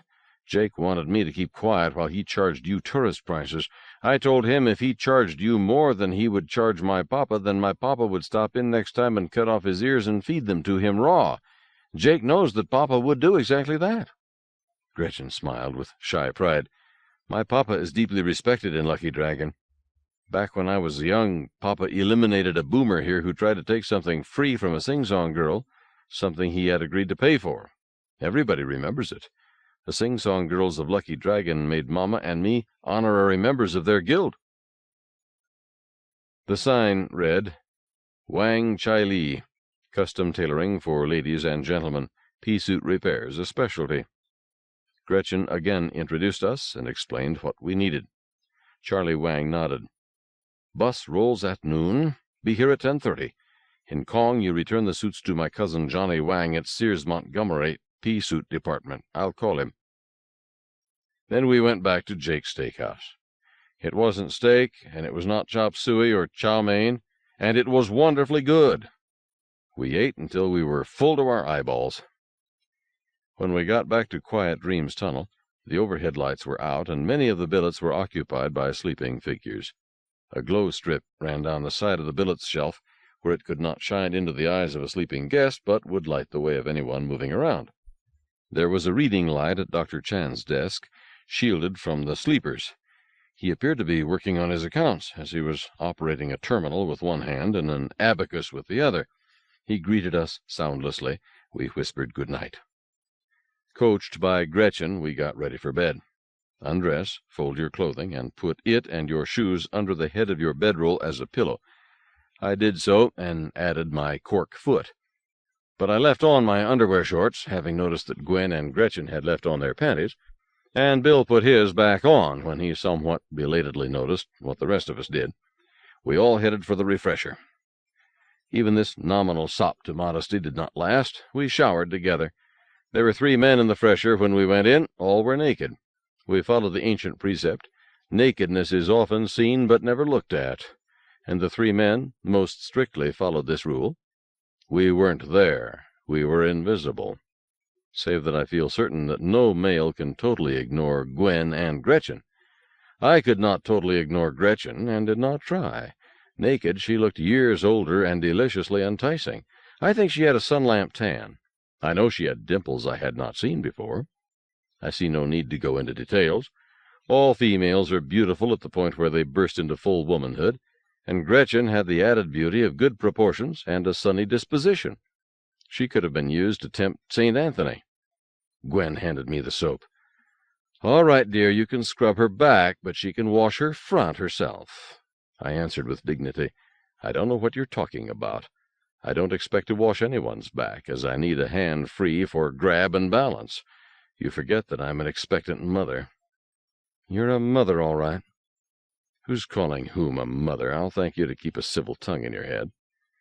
Richard, this is getting to be beneath even my dignity. Gretchen, you wash his back. That's safest. I'll referee. It wound up with everyone washing whatever she could reach, even Bill, and was not efficient, but fun, with lots of giggles. They were both of the extremely opposite sex, and just being around them was fun. By 22 we were settled down for the night, Gretchen at the end wall, Gwen beside her, then me, then Bill. At 1/6 G, a rock shelf is softer than a foam mattress in Iowa. I went to sleep quickly. Some time later, an hour, 2 hours, I came awake because a warm body cuddled against me. I murmured, "Now, hon." Then I came a bit wider awake. "Gwen?" "It's me, Mr. Richard. Would you really want to see my bottom turn all pink and hear me cry?" I whispered tensely, "Honey, get back over by the wall." "Please." "No, dear." "Gretchen," Gwen said softly, "get back where you belong, dear, before you wake others. Here, I'll help you roll over me." And she did, and took the woman-child in her arms and talked to her. They stayed that way, and, I think, went to sleep. It took me quite a while to get back to sleep. 12. We are too proud to fight. Woodrow Wilson, 1856 to 1924. Violence never settles anything. Genghis Khan, 1162 to 1227. The mice voted to Bell the cat. Aesop, circa 620 to circa 560 B.C. Kissing goodbye while wearing pressure suits is depressingly antiseptic. So I think, and I am sure Gretchen thought so too, but that is the way it worked out.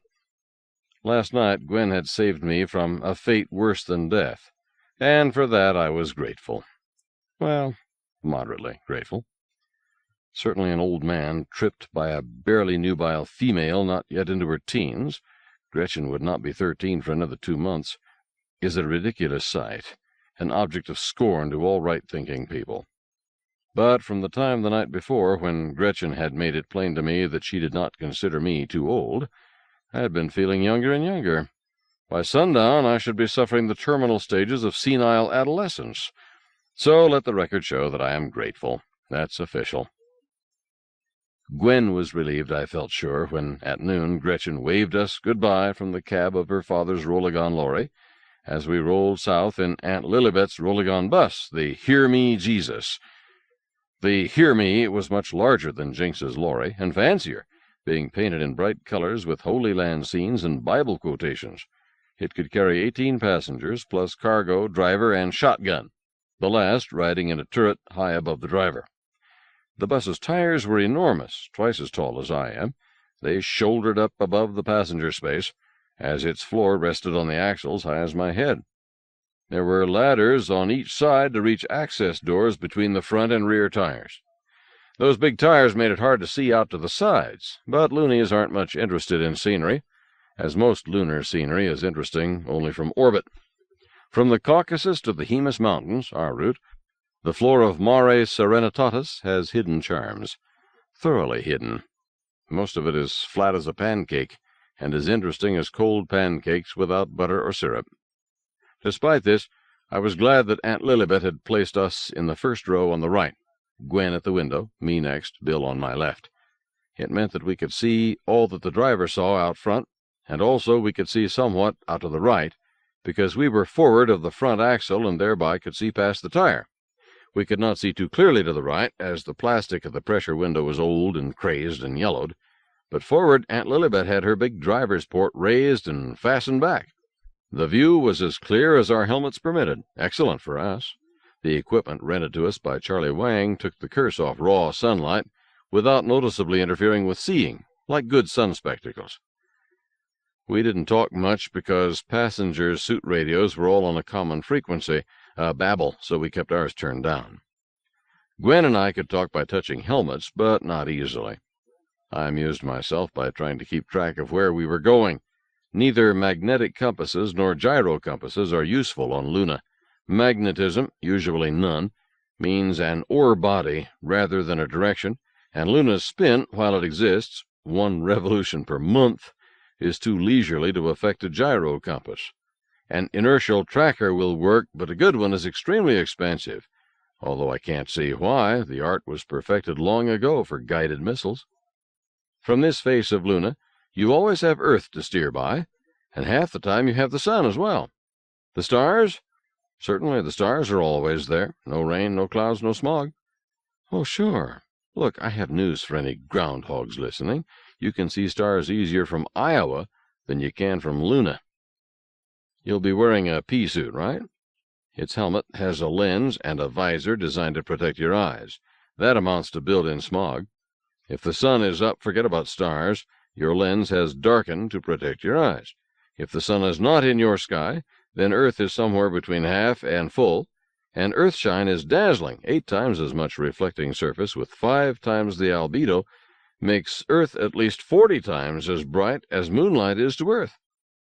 Oh, the stars are there, and sharp and bright. Luna is wonderful for astronomical telescopy, but to see stars with bare eyes, that is, from inside your pea-suit helmet, just find a meter or 2 of stovepipe. Whoops, no stoves on Luna. So use a couple of meters of air duct. Look through it. It cuts out the dazzle. Stars shine out like a good deed in a naughty world. In front of me, Earth was a bit past half-phase. On my left, the rising sun was a day and a half high, 20 degrees or less. It made bright the desert floor, with long shadows emphasizing anything other than perfect flatness, thereby making driving easy for Aunt Lilibet. According to a map at the airlock in Lucky Dragon pressure, we had started out from north latitude 32 degrees and 27 minutes, by longitude 6 degrees 56 east, and were headed for 14 degrees 11 minutes east by 17 degrees 32 minutes north, a spot near Menelaus. That gave us a course generally south, about 25 degrees east of south, as close as I could read that map, and a destination some 550 kilometers away. No wonder our ETA read 3 o'clock tomorrow morning. There was no road. Aunt Lilibet did not seem to have a tracker, or anything in the way of navigating instruments, but an odometer and a speedometer. She seemed to be piloting the way river pilots of old were reputed to find their way, just by knowing the route. Perhaps so. But during the first hour I noticed something. There were ranged targets for the whole route. As we reached one, there would be another, out at the horizon. I had not noticed any such guides yesterday, and I don't think there were any. I think Gretchen really did pilot Mark Twain style. In fact, I think Aunt Lilibet did also. I noticed that she often did not come close to a range marker as she passed it. Those blazes had probably been set up for occasional drivers, or for relief drivers for the Hear Me. I started trying to spot each one, making a game of it. If I missed one, it scored against me. 2 misses in sequence counted as 1 death by Lost on the Moon, something that happened too often in the early days, and still happens today. Luna is a big place, bigger than Africa, almost as big as Asia, and every square meter of it is deadly if you make just one little mistake. Definition of a loony: a human being, any color, size, or sex, who never makes a mistake where it counts. By our first rest stop, I had died twice through missing ranging marks. At 5 minutes past 15, Aunt Lilibet let her bus roll to a stop, then switched on a transparency that read, "Rest stop, 20 minutes," and under it, "Late penalty, 1 crown per minute." We all got out. Bill grabbed Aunt Lilibet's arm and put his helmet against hers. She started to shake him off, then listened. I didn't try to check on him. 20 minutes isn't long for a rest stop when it involves coping with a pea suit. Of course, this is even harder for females than for males, and more time-consuming. We had a woman passenger with 3 children, and the right arm of her suit ended just below the elbow in a hook. How did she cope? I resolved to outweight her, so that the fine for being late would be assessed against me rather than her.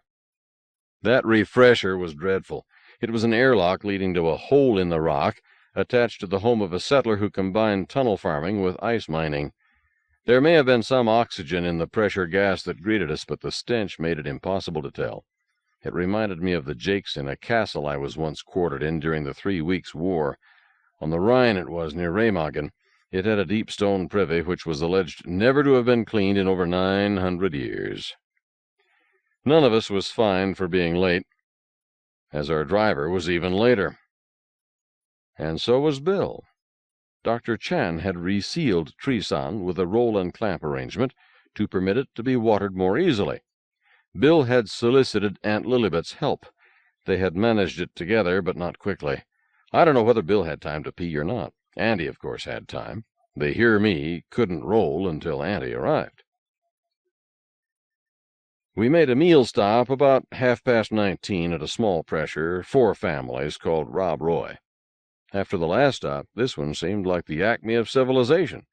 The place was clean, the air smelled right, and the people were friendly and hospitable. There was no choice in the menu, chicken and dumplings and moonberry pie, and the price was high. But what do you expect out in the middle of nowhere on the face of the moon?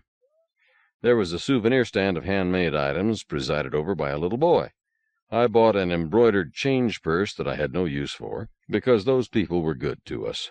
The decoration on it read, "Rob Roy City, capital of the Sea of Serenity." I gave it to my bride. Gwen helped the one-armed woman with the 3 children, and learned that they were returning home to Kong, after having visited in Lucky Dragon the paternal grandparents of the youngsters. The mother's name was Yekaterina O'Toole. The kids were Patrick, Bridget, and Igor, aged 8, 7, and 5. Our other 3 passengers turned out to be Lady Diana Kerr Shapley and her husbands, wealthy and not inclined to fraternize with us plebes. Both her men carried sidearms inside their suits. What is the sense in that? The ground was not as even from there on, and it seemed to me that Auntie stuck a little closer to the marked track, but she still drove fast and with dash, bouncing us around on those big, low-pressure doughnuts in a fashion that made me wonder about Bill's queasy stomach. At least he was not having to hold Treeson. Auntie had helped him lash it down in the cargo compartment aft. I wished him luck. Getting sick in one's helmet is dreadful. Happened to me once, a generation ago. Ugh! We made another rest stop just before midnight. Adequate. The sun was now a few degrees higher and still rising. Auntie told us that we now had 115 clicks left to roll, and should be in Kong about on time, with God's help. God didn't give Auntie the help she deserved. We had been rolling about an hour, when out of nowhere, from behind a rock outcropping, came another rolling-on, smaller and faster, cutting diagonally across our path. I slapped Bill's arm, grabbed Gwen's shoulders, and down we went, below the driver's port and somewhat protected by the steel side of the bus. As I ducked for cover, I saw a flash from the strange vehicle. Our bus rolled to a stop with the other vehicle right in front of us. Auntie stood up. They cut her down. Gwen got the man who beamed Auntie, resting her Miyako on the sill of the port. She got him in the lens of his helmet, the best way to shoot a man in a pea suit if you are using bullets rather than laser. I got the driver, aiming carefully as my cane shoots only 5 times, and no more ammo closer than Golden Rule, in my duffel, damn it. Other suited figures came pouring out the sides of the attacking craft. Gwen raised up a little and went on shooting. All this took place in the ghostly quiet of vacuum.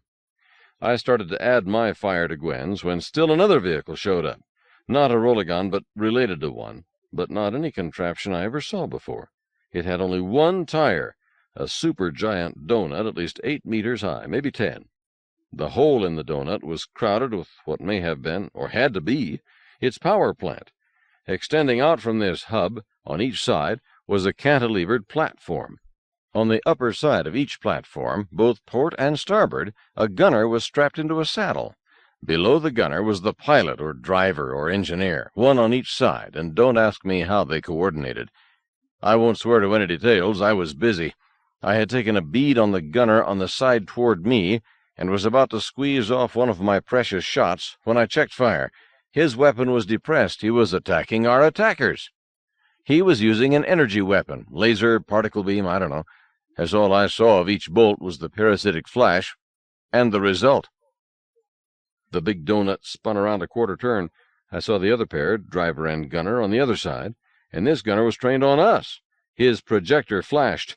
I got him in the face plate. Then I tried for his driver, got him, I think, at the neck joint.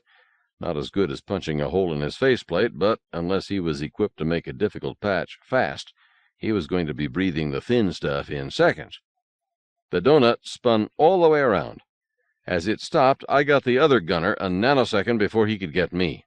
I tried to line up for a shot at the driver, but could not get steady on target and had no ammo to waste. The donut started to roll away from us, east, picked up speed, hit a boulder, bounced high, and disappeared over the horizon. I looked back down at the other Rolagon. In addition to the 2 we had killed in the first exchange, still sprawled in the car, there were 5 bodies on the ground, 2 to starboard, 3 to port. None looked as if he would ever move again. I pressed my helmet to Gwen's. "Is that all of them?" She jabbed me hard in the side. I turned. A helmeted head was just appearing in the left-hand door. I lined up my cane and punched a starred hole in his faceplate. He disappeared. I hopped on somebody's feet and looked out. No more on the left. Turned, and here was another one climbing up through the right-hand door, so I shot him. Correction, I tried to shoot him. No more ammo. I fell toward him, jabbing with my cane. He grabbed the end of it, and that was his mistake, as I pulled on it, exposing 20 centimeters of Sheffield steel, which I sank into his suit and between his ribs. I pulled it out, shoved it into him again. That stiletto, a mere half-centimeter width of triangular blade, blood-grooved 3 sides, does not necessarily kill quickly, but my second jab would hold his attention while he died, keep him too busy to kill me. He collapsed half inside the door, and let go the scabbard part of my cane. I retrieved it, fitted it back on. Then I shoved him out, grabbed onto the seat nearest me, and pulled myself up onto my foot, took care of a minor annoyance, hopped back to my seat, and sat down. I was tired, although the whole fracas could not have lasted more than 2 or 3 minutes. It's the adrenaline. I always feel exhausted afterward. That was the end of it. And a good thing, too, as both Gwen and I were out of ammo utterly, and I can't use that concealed blade trick more than once. It works only if you can lure your opponent into grabbing the ferrule of your walking stick. There had been 9 in that Rolagon, and all of them were dead. Gwen and I got 5 of them between us. The gunners of the giant donut killed the other 4. The body count was certain because there is no mistaking a bullet hole for a burn. I'm not counting the 2 or 3 I shot of the Super Donut's crew, because they left no bodies to count. They were somewhere over the horizon. Our own casualties, 4. First, our own gunner, riding shotgun in the turret above the driver. I crawled up and had a look.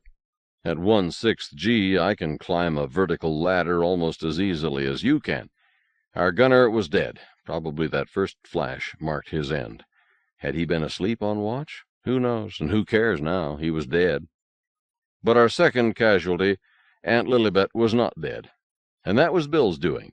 He had slapped 2 pressure patches onto her fast, one on her left arm, one on the top of her helmet, had known enough to cut off her air as he did it, then had counted 60 seconds before he cracked the valve and let her suit reinflate, and thereby saved her life. It was the first evidence I had seen that Bill was even bright enough to pound sand. He had spotted where the kit with the pressure patches was kept, near the driver's seat, then had gone through the rest like a drill, no lost motions, and paying no attention to the fighting going on around him. I suppose I should not have been surprised. I knew that Bill had worked in heavy construction. For a space habitat, that means pea-suit work, with safety drills and training. But it's not enough to be trained. In a clutch, it takes some smarts and a cool head to apply even the best of training. Bill showed us what he had done, not to boast of it, but because he realized that some of it might have to be done over. In sealing Auntie's suit in a hurry, he had not been able to get at the wound in her arm to stop bleeding, and did not know whether or not it had been cauterized by the burn. If she was bleeding, that suit would have to be opened again, a pressure bandage applied to the wound, then the suit closed again, fast. In view of the location, an arm, the only way to do this would be to cut the suit fabric to make a larger hole, get at the arm and stop the bleeding, patch the bigger hole, and wait counted seconds for one endless minute before subjecting the patched suit to pressure. There is a very narrow limit on how long a patient can take vacuum. Auntie was old and wounded, and had had it done to her once today. Could she take it twice? There was no question of opening her helmet. The bolt that had hit her there had carved a slice into the top of the helmet, but not into her head. else we would not have been considering whether or not to open her sleeve. Gwen put her helmet against Auntie's, managed to rouse her and get her attention. Was she bleeding? Auntie didn't think so. Her arm was numb, but didn't hurt much. Did they get it? Get what? Something in the cargo. Gwen assured her that the bandits didn't get anything. They were dead. That seemed to satisfy Auntie. She added, "Taddy can drive," and seemed to slip off to sleep. Our third casualty was one of Lady Diana's husbands, dead, but not by either set of bandits. In effect, he had shot himself in the foot. I think I mentioned that he was healed, with his gun, for God's sake, inside his suit. When the trouble started, he went for his sidearm, found he could not reach it, opened the front of his suit to get at it. It is possible to open your suit and close it again in vacuum, and I think the legendary Houdini could have learned to do it, but this joker was still fumbling for his gun when he collapsed and drowned in vacuum. His co-husband was a half-point smarter.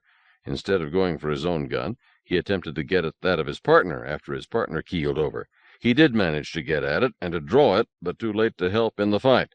He straightened up just as I was pulling myself to my foot after I stabbed the last of the bandits. So I find this custard-head waving a gun in my face. I did not intend to break his wrist. I simply meant to disarm him. I slapped the gun out of line and cracked his wrist with my cane. I caught the gun, shoved it into my pea-suit belt, went forward, and collapsed in my seat. I did not know that I had hurt him, other than a bruise, maybe. But I feel no trace of remorse. If you don't want a broken wrist, don't wave a gun in my face. Not when I'm tired and excited. Then I pulled myself together and tried to help Gwen and Bill. I hate to tell about our fourth casualty, Igor O'Toole, the 5-year-old. Since the Tad was on a back seat with his mother, it is certain that he was not killed by anyone from the Rolagon. The angle would have been impossible. Only the 2 gunners of the Super Donut were up high enough to shoot in through the driver's port of Hear Me and hit someone clear at the back. Furthermore, it had to be the second gunner. The first gunner had kept busy killing bushwhackers. Then the Donut turned. I saw this gun leveled at us, saw its flash just about as I fired and killed him.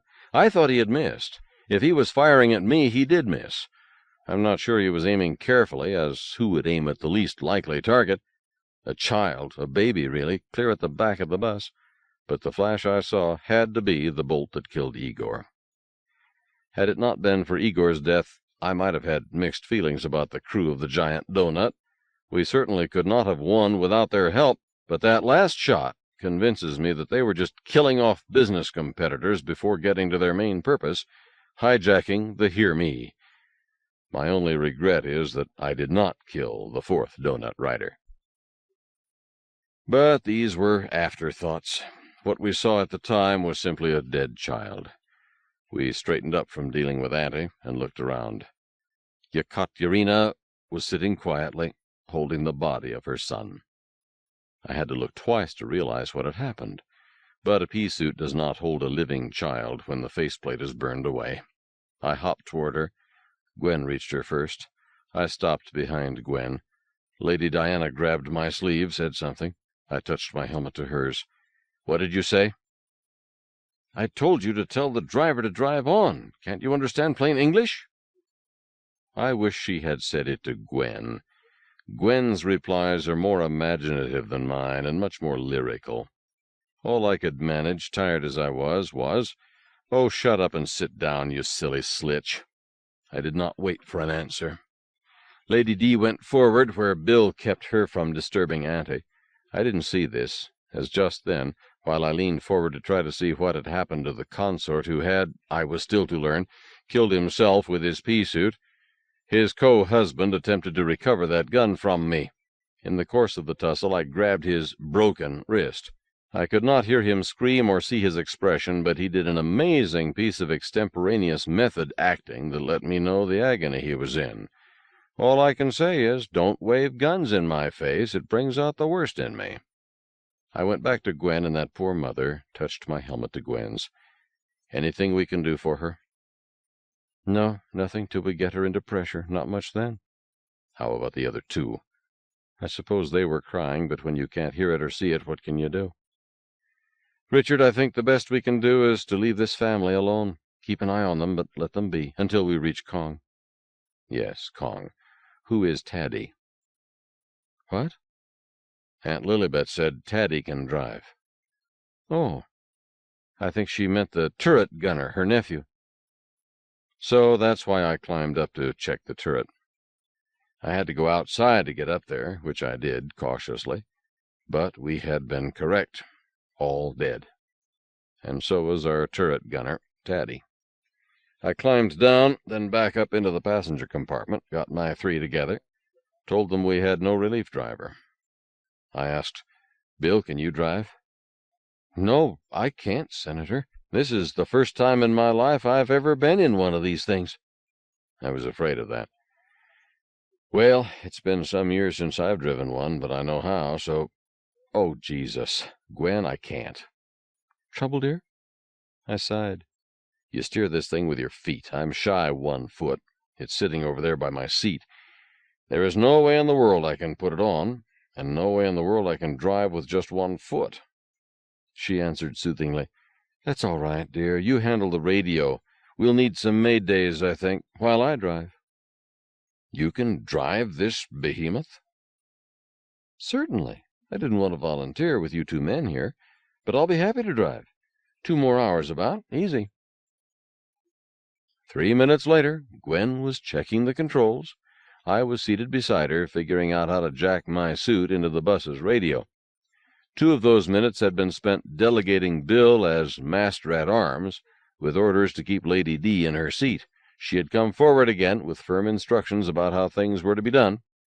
Seems she was in a hurry, something about a directors' meeting in L4. So we must drive fast, make up for lost time. This time I did get to hear Gwen's comment. It was heartwarming.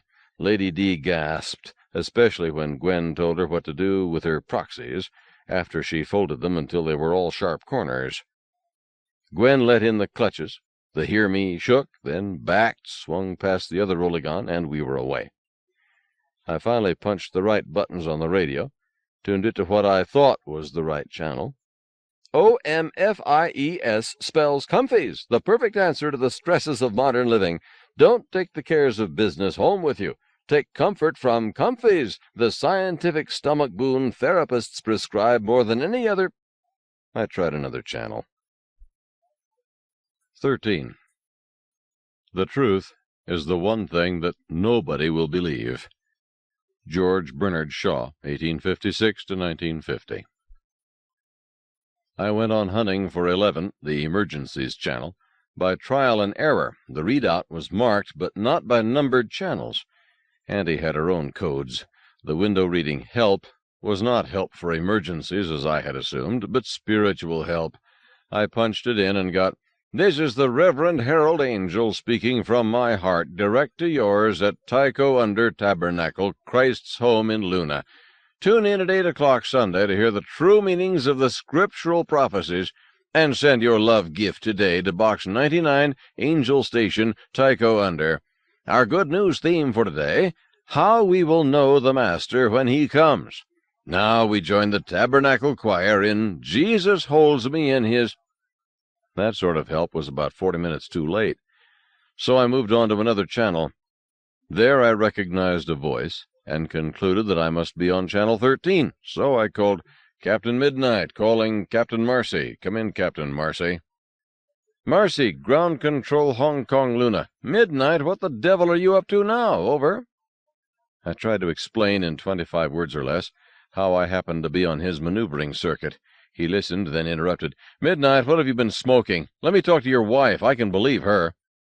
She can't talk to you now. She's driving this bus. Hold it. You tell me you are a passenger in the Rolligan Hear Me, Jesus. That's Lilibet Washington's bus. Why is your wife driving it? I tried to tell you she's been shot. Auntie Lilibet, I mean, not my wife. We were jumped by bandits. There are no bandits in that area. That's right. We killed them.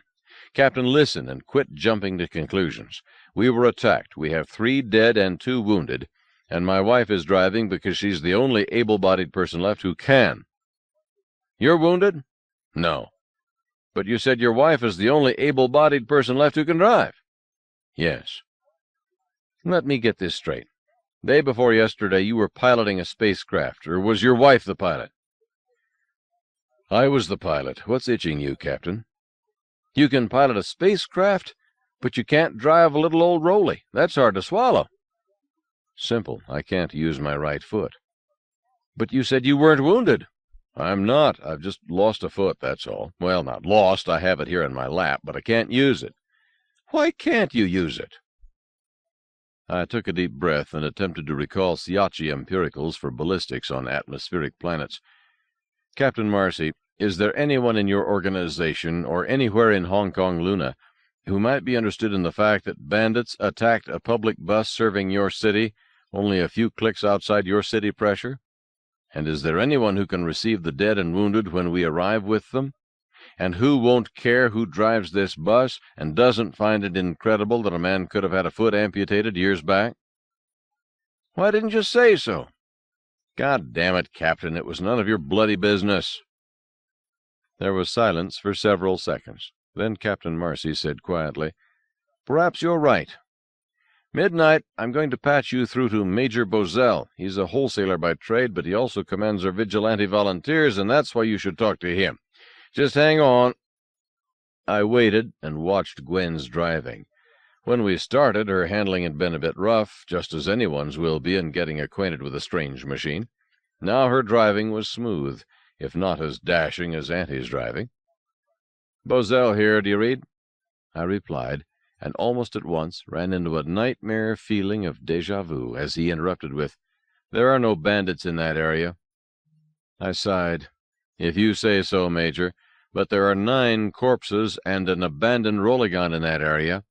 Perhaps someone would be interested in searching those bodies, salvaging their pea suits and weapons, and in claiming that abandoned Rolligan, before some peaceful settlers who would never think of turning bandit show up and take everything. Choi Moo tells me that he is getting a satellite photo of the spot where this alleged attack took place. If there really is an abandoned Rolligan— Major! Yes? I don't care what you believe. I don't give a hoot about salvage. We'll be at the north airlock about 3:30. Can you have a medic meet us with a stretcher and bearers? That's for Mistress Lilibet Washington. I know who she is. She's been driving that route since I was a kid. Let me talk to her. She's wounded, I told you. She's lying down, and I hope she's asleep. If she's not, I still won't disturb her. It might start more bleeding. Just have somebody at the airlock to take care of her.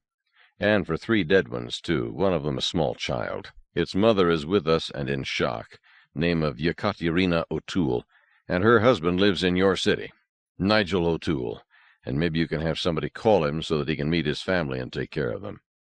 That's all, Major. When I called you, I was a bit nervous about bandits. But since there aren't any bandits in this area, we have no reason to ask for vigilante protection out here on this sea of serenity this fine sunny day, and I'm sorry I disturbed your sleep. That's all right. We're here to help. No need to be sarcastic. This is being recorded. State your full name and legal address, then repeat, as representative of Lilibet Washington of Lucky Dragon Pressure, doing business as the Apocalypse and Kingdom Come Bus Company, I authorize Major Kirk Bozell, commanding officer and business manager of the Hong Kong Luna Vigilante Volunteers, to supply— Hold it. What is this?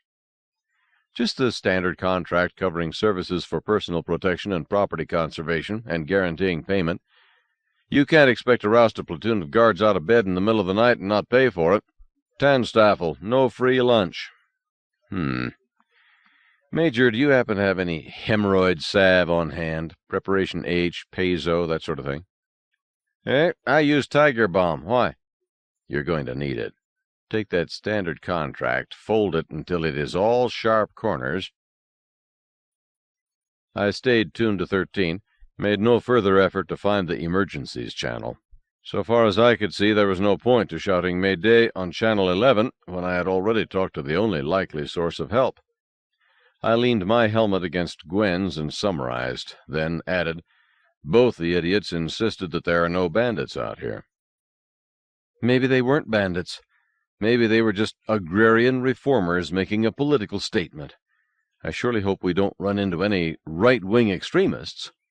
Richard, I had better not talk while I'm driving. Strange car, strange road, only it's not a road. Sorry, hon. You're doing beautifully. How can I help? It would help a lot if you would spot the markers for me. Sure thing. Then I could keep my eyes down and watch the road close ahead. Some of those potholes are worse than Manhattan. Impossible. We worked out a system that helped her while bothering her least. As soon as I spotted a marker, I pointed at it. When she saw it too, not before, she slapped my knee. We didn't talk because touching helmets did tend to interfere with her driving. About an hour later, a Rolagon showed up ahead and came straight toward us at high speed. Gwen tapped her helmet over her ear. I pressed my helmet to hers. She said, "More agrarian reformers?" "Maybe." "I'm out of ammo." "So am I." I sighed. "We'll just have to get them to the conference table somehow. After all, violence never solves anything." Gwen made an unladylike comment and added, "What about that gun you took away from Sir Galahad?" "Oh, Hun, I haven't even looked at it. Hand me the stupid hat." "You're not stupid, Richard, just spiritual. Take a look." I drew that confiscated sidearm from my suit belt, examined it. Then I touched helmets again. "Honey, you're not going to believe this. It's not loaded." "Huh." "Indeed, huh. Aside from that, I have no comment, and you can quote me." I chucked that useless weapon into a corner of the bus and looked out at the other Rolagon, now rapidly closing. Why would anyone wear an unloaded weapon? Sheer folly. Gwen tapped her ear again. I touched helmets. "Yes." "The ammo for that gun is on the body. You can bet on it." "I won't bet. I figured that out. Gwen, if I were to try to search that corpse, I would have to cool the other two first. It's not a good idea." "I agree, and no time for it anyhow. There they come." Only they didn't, not quite. The other Rolagon, while still some 200 meters away, swung to its left, made it clear that it was avoiding a collision course. As it passed us, I read on its side, "Vigilante Volunteers, Hong Kong Luna." Shortly, Marcy called me. "Bozell says he found you but can't reach you by radio." "I don't know why not. You reached me." "Because I figured out that you would be on the wrong channel. Midnight, whatever you should be doing, it is a dead certainty that you will always be doing something else." "You flatter me. What should I have done this time?" "You should have been guarding Channel 2, that's what, the one reserved for surface vehicles." Every day I learn something, thanks. Anyone who doesn't know that should not be operating a vehicle on the surface of this planet. "Captain, you are so right." I shut up. We could see Hong Kong Luna over the horizon many minutes before we got there. The emergency landing pylon, the big dishes used to talk to Earth, and the bigger ones for Mars and the Belt, the solar power grids, and it got even more impressive as we got closer. Of course, everyone lives underground, but I tend to forget how much of Luna's heavy industry is on the surface, and illogical that I should forget, since most of Luna's great wealth is tied in with raw sunshine, bitter nights, and endless vacuum. But as my wife pointed out, I'm the spiritual type. We passed Nissan Shell's new complex, hectare after hectare of pipes and cracking columns and inverse stills and valves and pumps and Bassard pyramids. The long shadows carved by the rising sun made it a picture out of Gustave Doré by Peter Bruegel. Zune, orchestrated by Salvador Dali. Just beyond it, we found the North Lock. Because of Aunt Lilibet, they let us use the small quick lock. Bill went through with Auntie. He had earned that. Then Lady D and her surviving husband crowded in ahead of Yekaterina and the kids. Dear Diana had distinguished herself again by demanding that she be taken to the spaceport rather than to a city lock. Bill and I had not let her bother Gwen with her royal commands, but it had decreased, if this be possible, her popularity with us. I was glad to see them disappear into the lock. And it worked out all right, as Yekaterina's husband cycled outward through the main lock just as we were losing our VIPs. Nigel O'Toole took his family, including that pathetic little body, back the same way, after Gwen hugged Yekaterina and promised to call her. Then it was our turn, only to find that Treason could not be fitted into a quick lock. So we backed out and went around to the larger and slower lock. Someone I saw was lifting down the body from the turret of Hear Me Jesus, and others were unloading its cargo under the eyes of 4 armed guards. I wondered what was in that cargo, but it was none of my business. Or maybe it was. It seemed possible that this cargo had been the cause of carnage and death. We went into the larger lock. Ourselves, bonsai maple, small suitcase, purse, packaged wig, cane, prosthetic foot. The lock cycled, and we entered a long sloping tunnel, then passed through 2 pressure doors. At the second door was a slot machine for vending short-time air licenses, but it had a sign on it, "Out of order. Visitors, please leave a half-crown for 24 hours. A saucer with some coins in it rested on top of the machine. I added a crown for Gwen and me. At the bottom of the tunnel, one more pressure door led us into the city. There were benches just inside for the convenience of persons suiting up or suiting out. With a sigh of relief, I started unzipping, and shortly was fastening in place my artificial foot. Dry Bones is a village. Lucky Dragon is a small town. Hong Kong Luna is a metropolis second only to Luna City. At the moment it did not look crowded, but this was the dead of the night. Only night workers were up and around. Even early risers had 2 more hours of sleep coming, no matter that it was broad daylight outside. But that almost deserted corridor still showed its big city quality. A sign over the suit racks read, "Use these racks at your own risk. See Jan the checkroom man, bonded and insured. 1 crown, 1 pea suit." Under it was a handwritten notice. "Be smart. See Saul for only half a crown. Not bonded, not insured, just honest." Each sign had arrows, one pointing left, one pointing right. Gwen said, "Which one, dear, Saul or Jan?" "Neither. This place is enough like Luna City that I know how to cope with it, I think." I looked around, up and down, spotted a red light. "There's a hotel. With my foot back in place, I can take a pea suit under each arm. Can you manage the rest?" "Certainly. How about your cane?" "I'll stick it through the belt of my suit. No itch." We started toward that hotel. Facing the corridor at the hotel's reception window, a young woman sat studying Transgenics, Sylvester's classic text. She looked up. "Better check those first. See Saul next door." "No. I want a big room with an empress-sized bed. We'll stack these in a corner." She looked at her rooming diagram. "Single rooms I have. Twin beds I have. Happy suites I have. But what you want, no, all occupied." "How much is a happy suite?" "Depends. Here's one with 2 king beds and fresher. Here's one with no beds at all but a padded parlor floor and lots of pillows. And here's—" "How much for the 2 king beds?" 80 crowns. I said patiently, "Look, citizen, I'm a loony myself. My grandfather was wounded on the steps at the Bon Marché. His father was shipped for criminal syndicalism. I know prices in Looney City. They can't be that much higher in Kong. What are you charging for what I requested, if you had one vacant?" "I'm not impressed, chum. Anyone can claim ancestors in the Revolution, and most do. My ancestors welcomed Neil Armstrong as he stepped down. Top that." I grinned at her. I can't, and I should have kept quiet. "What's your real price on a double room with 1 big bed and a fresher? Not your tourist price." "A standard double room with a big bed and its own fresher goes for 20 crowns. Tell you what, chum, not much chance of renting my empty suites this late, or this early. I'll sell you an orgy suite for 20 crowns, and you're out by noon." 10 crowns. "Thief. 18. Any lower and I'm losing money." "No, you're not. As you pointed out this time in the morning, you can't expect to sell it at any price. 15 crowns. Let's see your money, but you have to be out by noon." "Make that 13 o'clock.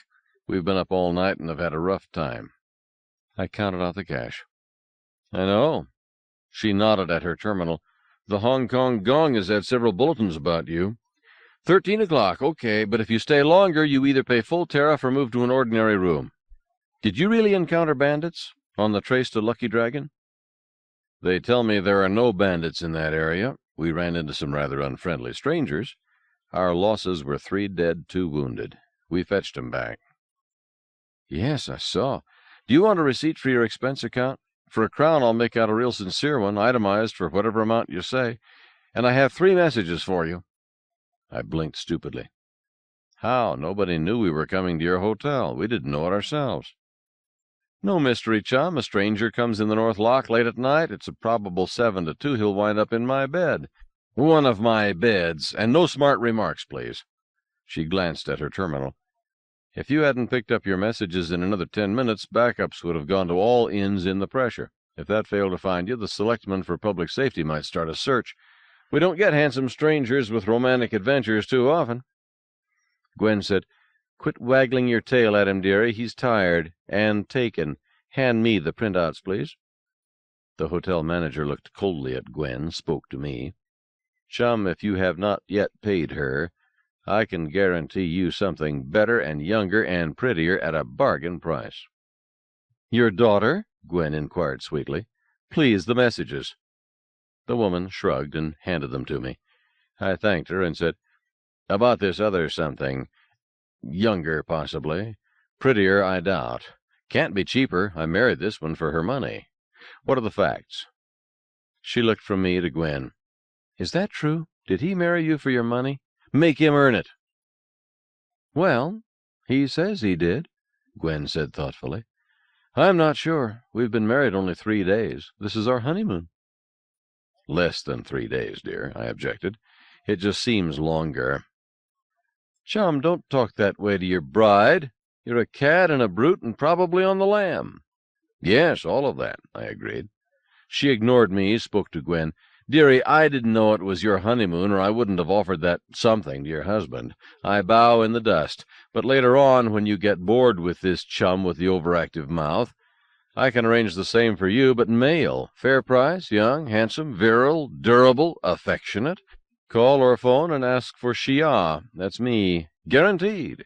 You must be satisfied, or you don't pay." "Thanks. Right now all I want is breakfast, then bed." "Breakfast right behind you across the corridor. Singh's New York Cafe. I recommend his hangover special at $1.50. She looked back at her rack and picked out 2 cards. "Here are your keys. Dearie, would you ask Singh to send me over a grilled cheddar on white with coffee? And don't let him charge you more than a slug and a half for a hangover special. He cheats just for fun." We parked our baggage with Shia and crossed the corridor for breakfast. Singh's hangover special was as good as Shia claimed. Then at last we were in our suite, the bridal suite. Shia had again done right by us. In several ways. She led us to our suite, watched while we oohed and ahed, bubbly in an ice bucket, coverlet turned back, perfumed sheets, flowers, artificial but convincing, picked out by the only light. So the bride kissed her, and Shia kissed the bride, and they both sniffled. And a good thing, too, as a lot had happened too fast, and Gwen had had no time to cry. Women need to cry. Then Shia kissed the groom, and the groom did not cry and did not hang back. Shia is an oriental stack, such as Marco Polo is said to have found in Xanadu, and she kissed me most convincingly. Presently she broke enough for air. "Whew!" "Yes, whew," I agreed. "That deal you mentioned earlier, what do you charge?" "Loudmouth." She grinned at me, did not pull away. "Cad, scoundrel. I give away free samples, but not to bridegrooms." She unwound herself. "Rest well, dears. Forget that 13 o'clock deadline. Sleep as long as you wish. I'll tell the day manager." "Shia, 2 of those messages called for me to see people at an ugly cow-milking hour. Can you switch us out?" "I already thought of that. I read those before you did. Forget it. Even if Bully Bozell shows up with all his Boy Scouts, the day manager won't admit knowing what suite you are in." "I don't want to cause you trouble with your boss." "Didn't I say? I own the joint, along with Bank America." She picked me quickly and left. While we were undressing, Gwen said, "Richard, she was waiting to be asked to stay, and she's not the wide-eyed virgin little Gretchen is. Why didn't you invite her?" "Aw, shucks, Ma, I didn't know how." "You could have unpeeled her cheongsam while she was trying to strangle you. That would have done it. There was nothing under it." "Correction, Shia was under it, nothing else. But Shia is aplenty, I'm certain. So why didn't you?" "Do you want to know the truth?" I'm not sure." "Because I wanted to sleep with you, wench, with no distractions. Because I am not yet bored with you. It's not your brain and not your spiritual qualities, of which you almost don't have any. I lust after your sweaty little body." "Oh, Richard." "Before we bathe or after?" Both?" "That's my girl." 14. Democracy can withstand anything but Democrats. J. Harshaw, 1904. All kings is mostly rapscallions. Mark Twain, 1835 to 1910. While we were bathing, I said, "You surprised me, hun, by knowing how to herd a Rolagon." "Not half as much as you surprised me when it turned out that your cane was a rifle." "Ah, yes, that reminds me. Would it bother you to cover for me?" "Of course not, Richard, but how?" "My trick cane stops being a protection when people know what it is. But if all the shooting is attributed to you, then people won't learn what it is." Gwen answered thoughtfully, "I don't see, or don't understand. Everybody in the bus saw you using it as a rifle." "Did they now? The fight took place in vacuum, dead silence, so no one heard any shots. Who saw me shoot, Auntie? She was wounded before I joined the party. Only seconds before, but we're talking about seconds. Bill, busy with Auntie. You caught Urena and her kids?" "I doubt that the kids saw anything they understood, and their mother suffered the worst shock a mother can. She won't be much of a witness, if at all. Dear Diana and her fancy boys. One is dead, the other was so mixed up that he mistook me for a bandit. And Lady D herself is so self-centered that she never understood what was going on. She simply knew that some tiresome nonsense was interfering with her sacred whims. Turn around and I'll scrub your back." Gwen did so. I went on, "Let's improve it. I'll cover for you instead of you covering for me." "How?" "My cane and your little Miyako use the same caliber ammo.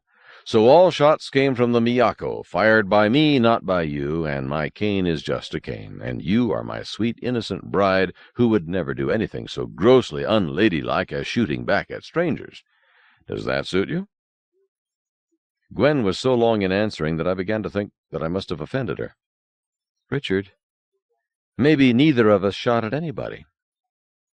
"So? You interest me. Tell me how." "I am almost as unanxious to admit that I carry a gun as you are to admit that your cane has unexpected talents. Some places are awfully stuffy about concealed weapons, but a gun in my purse, or somewhere on me, has saved my life more than once, and I intend to go on carrying one. Richard, the reasons you gave for believing that no one knows about your cane apply also to my Miyako. You're bigger than I am, and I had the window seat. When we crouched down, I don't think anyone could see me too well. Your shoulders are not transparent." Could be.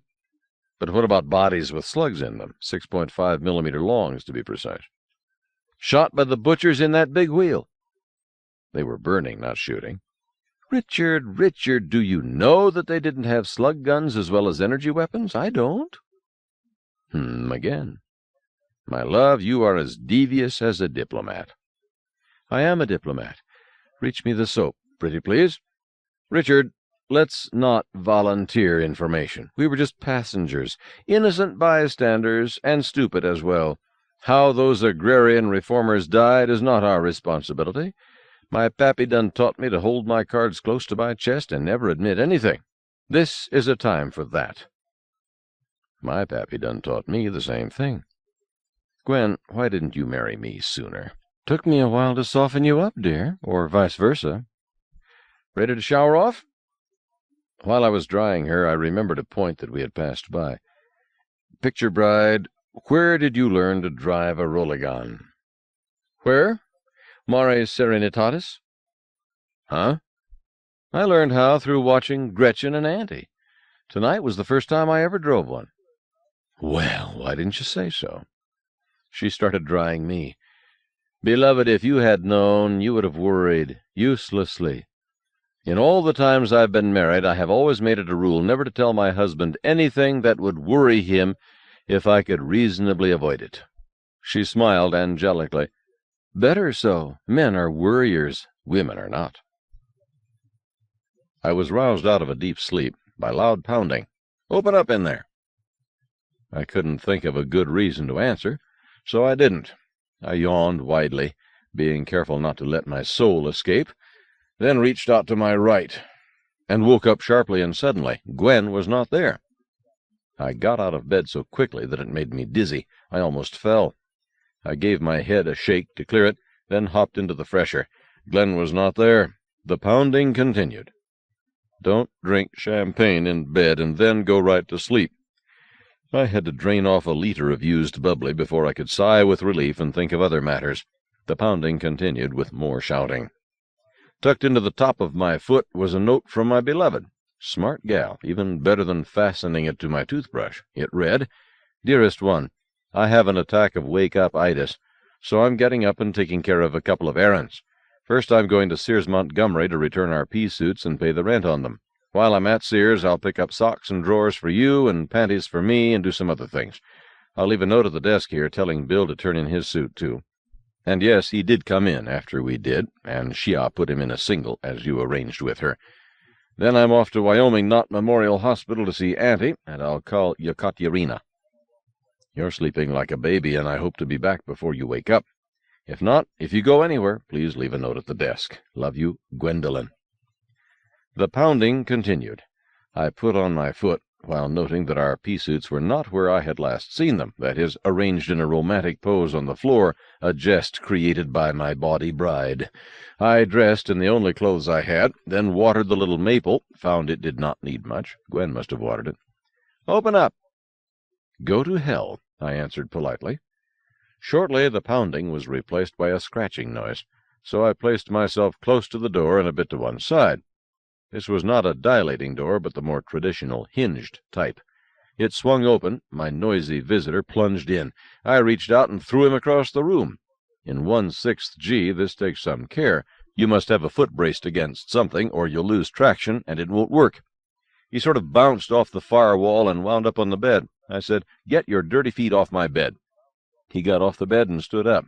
I continued angrily, "Now explain why you broke into my bedroom, and make it quick before I tear off your arm and beat you over the head with it. Who do you think you are, waking up a citizen who has switched on his Do Not Disturb? Answer me." I could see what he was. Some sort of town clown. He was wearing a uniform that spelled cop. His reply, mixing indignation with arrogance, matched his appearance. "Why didn't you open up when I ordered you to?" "Why should I? Do you pay the rent on this room?" "No, but—" "There's your answer. Get out of here." "Now you listen to me. I am a safety officer of the sovereign city of Hong Kong Luna. You are directed to present yourself before the moderator of the municipal council forthwith to supply information necessary to the peace and security of the city." "I am, eh? Show me your warrant." "No warrant needed. I am in uniform and on duty. You are required to cooperate with me. City Ordinance 217-82, page 41. "Do you have a warrant to break down the door of my private bedroom? Don't try to tell me that doesn't require a warrant. I'm going to sue you and take every crown you have and that monkey suit as well." His jaw muscles quivered, but all he said was, "Are you coming peacefully, or do I have to drag you?" I grinned at him.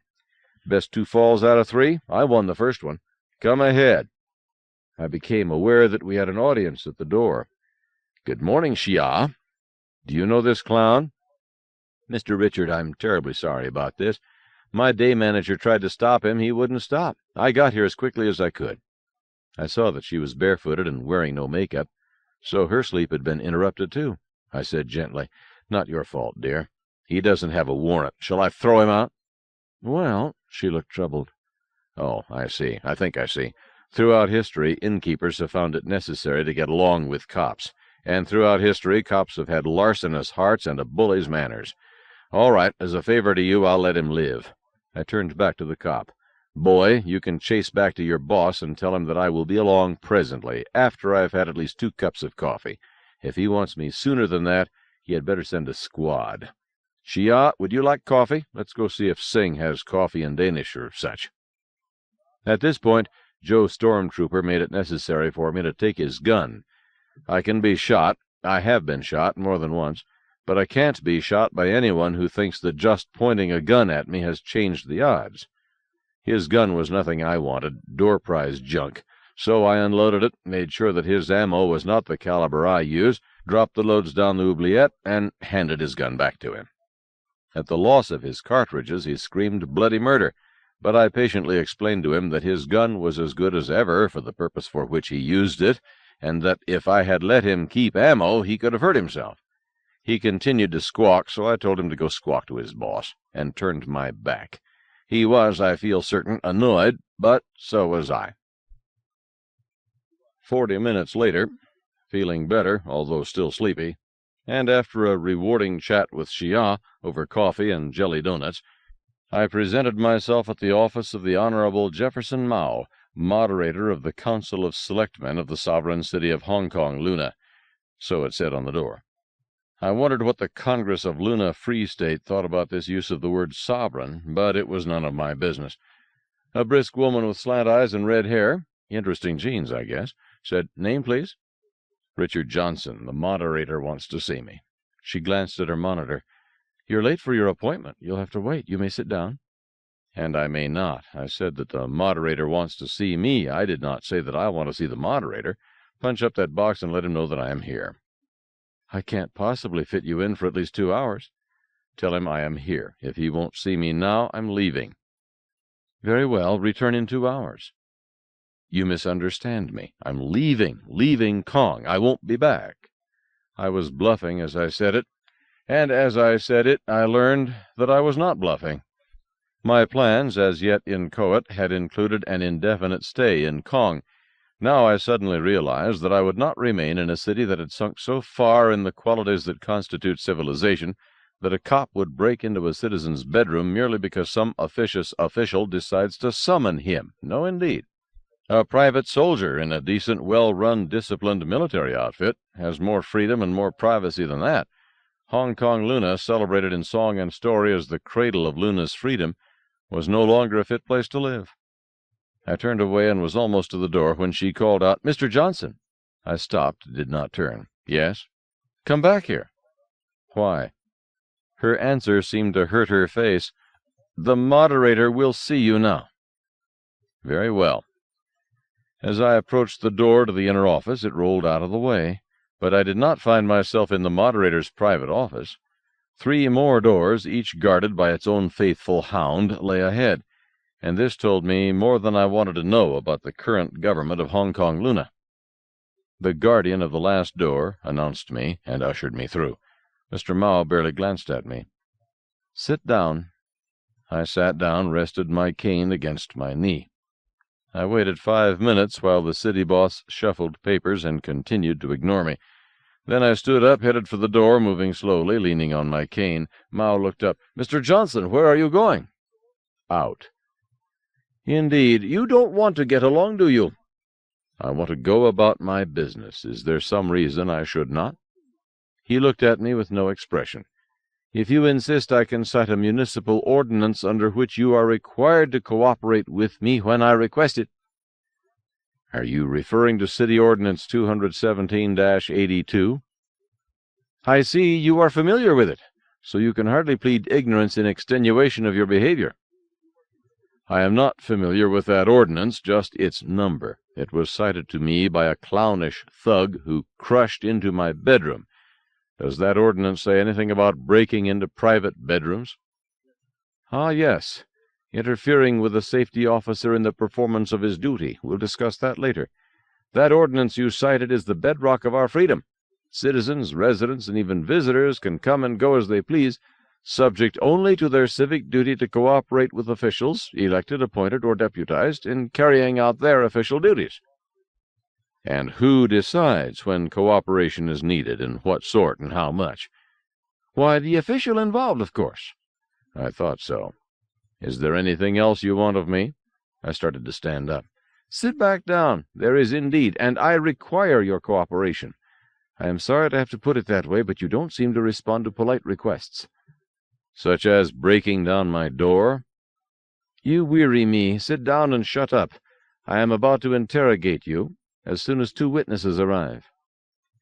I sat down and shut up. I felt that I now understood the new regime. Absolute freedom, except that any official, from dog-catcher to supreme potentate, could give any orders whatever to any private citizen at any time. So it was freedom as defined by Orwell and Kafka, freedom as granted by Stalin and Hitler, freedom to pace back and forth in your cage. I wondered if the coming interrogation would be assisted by mechanical or electrical devices, or by drugs, and felt sick at my stomach. Back when I was on active duty, and repeatedly faced with the possibility of capture while holding classified information, I always had a final friend, that hollow tooth, or equivalent. I no longer wore such protection. I was scared. Before long, 2 men came in together. Mao answered good morning to their greeting and waved them to seats. A 3rd man came in right after them. Uncle Jeff, Shut up and sit down. This late-comer was the joker whose gun I had emptied. He shut up and sat down. I caught him looking at me. He looked away. Mao put aside some papers. Major Bozell, thanks for coming in. You too, Captain Marcy. Major, you have questions to ask one Richard Johnson. There he sits. Ask away. Bozell was a short man who carried himself very erect. He had close-cropped, sandy hair and an abrupt, jerky manner. "Ha! Let's get right to it. Why did you send me on a wild-goose chase?" "What wild-goose chase?" "Ha! Are you going to sit there and deny that you told me a cock-and-bull story about an attack by bandits? In an area where there have never been any bandits. Do you deny that you urged me to send a rescue and salvage team out there, knowing that I would find nothing? Answer me." I said, "That reminds me. Can anyone tell me how Aunt Lilibet is this morning? Because I was told to come here, I haven't had time to get to the hospital." "Ha! Don't change the subject. Answer me." I answered mildly, "But that is the subject. In that cock-and-bull attack you spoke of, an old lady was injured. Is she still alive? Does anyone know?" Bozell started to answer. Mao cut in. "She is alive, or was an hour ago. Johnson, you had better pray that she stays alive. I have a deposition here," he tapped his terminal, "from a citizen whose word is above reproach. One of our most important stockholders, Lady Diana Kerr Shapley. She states that you shot Mistress Lilibet Washington." "What?" "While creating a reign of terror in which your actions caused the death by anoxia of her husband, the Honorable Oswald Progant, broke the wrist of her husband, the Honorable Brockman Hogg, and subjected Lady Diana herself to terror, tactics, and repeated insults." Did she say who killed the O'Toole child? And what about the turret gunner? Who killed him?" "She states that there was such confusion that she did not see everything, but you went outside while the bus was standing still and climbed up to the turret. No doubt that was when you finished off the poor boy." "Are you saying that last, or did she say it?" "I said it. A conclusive presumption. Lady Diana was meticulously careful not to testify to anything she did not see with her own eyes, including this ghostly Rolagon full of bandits. She saw nothing of it."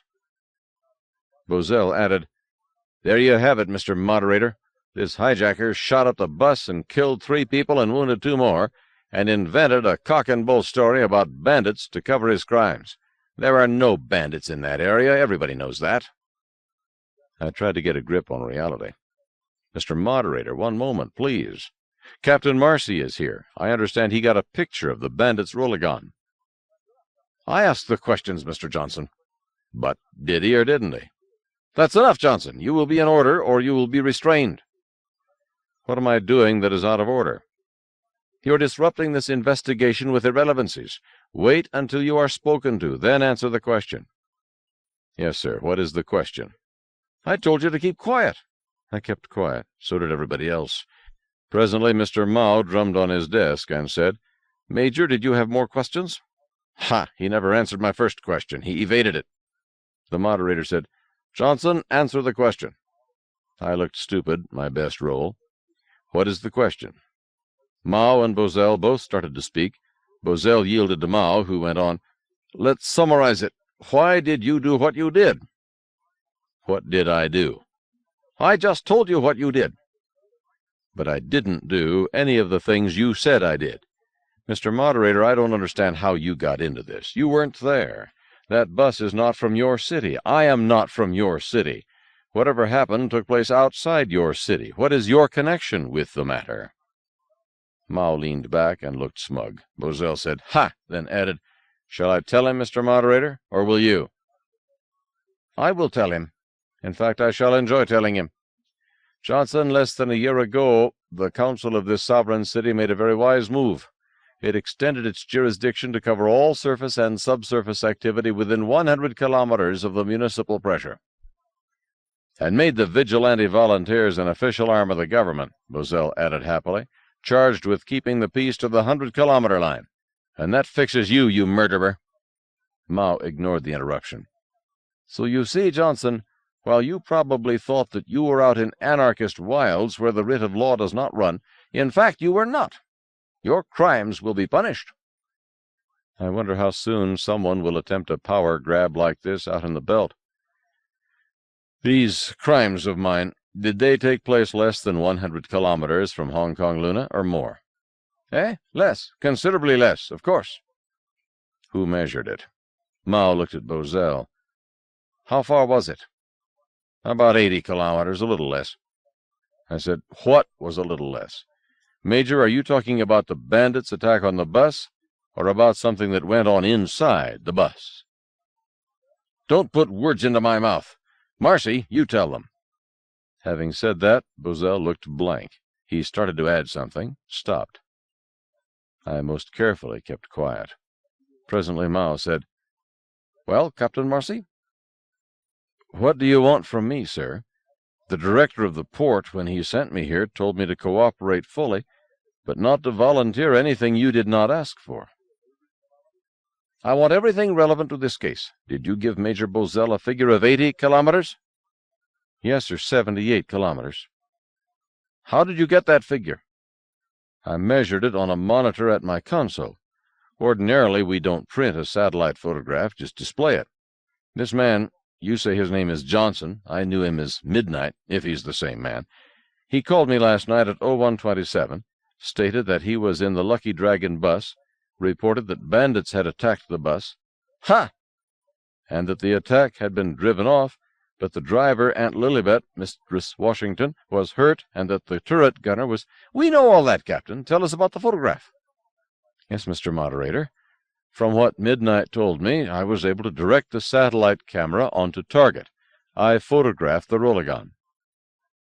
And you placed the bus at that time 78 kilometers from the city? No, sir, not the bus, the other Rolagon. There was the sort of silence sometimes called pregnant. Then Bozell said, But that's crazy. There wasn't any— Just a moment, Bozell. Marcy, you were misled by Johnson's lies. What you saw was the bus. No, sir, I did see the bus. I had it on monitor, but I saw at once that it was moving, so I coached the camera back down the trace about 10 clicks, and there was the second Rolagon, just as Midnight had said. Bozell was almost in tears. But there was nothing there, I tell you. My boys and I searched that whole area. Nothing. Marcy, you're out of your mind. I don't know how long Bozell would have gone on wishing away a Rolagon he could not find. As he was interrupted, Gwen came in, and I re-swallowed my heart. Everything was going to be all right. I had been worried sick ever since I had seen Mao's triple defenses against anyone walking in on him. A guard against assassination? I don't know. I simply fretted that Gwen might be balked, but I should have had more confidence in my little giant. She smiled and waved me a kiss, then turned and held the door. Right through here, gentlemen. 2 of Mao's own police brought in a wheelchair, laid back so that Auntie could recline. She looked around, smiled at me, then said to the moderator, Howdy, Jefferson, how's your mama? She's well, thank you, Mistress Washington, but you— What's this Mistress Washington fancy talk? Boy, I've changed your nappies. You call me Auntie, same as you always did. Now, I heard about how you were planning to pin a medal on Senator Richard for how he saved me from those bandits. And when I heard that, I said to myself, Jefferson hasn't heard about the other 2 that deserve medals quite as much as Senator Richard does. Begging your pardon, Senator. I said, Oh, you're quite right, Auntie. So I brought them. Gwen, honey, say hello to Jefferson. He's the mayor of this pressure. Gwen is Senator Richard's wife, Jefferson. And Bill— Where's Bill? Bill! You come in here, son. Don't be shy. Jefferson, while it's true that Senator Richard killed 2 of those bad men with his bare hands— Not his bare hands, Auntie, Gwen objected. He did have his cane. You hush up, honey. With his bare hands and his walking cane.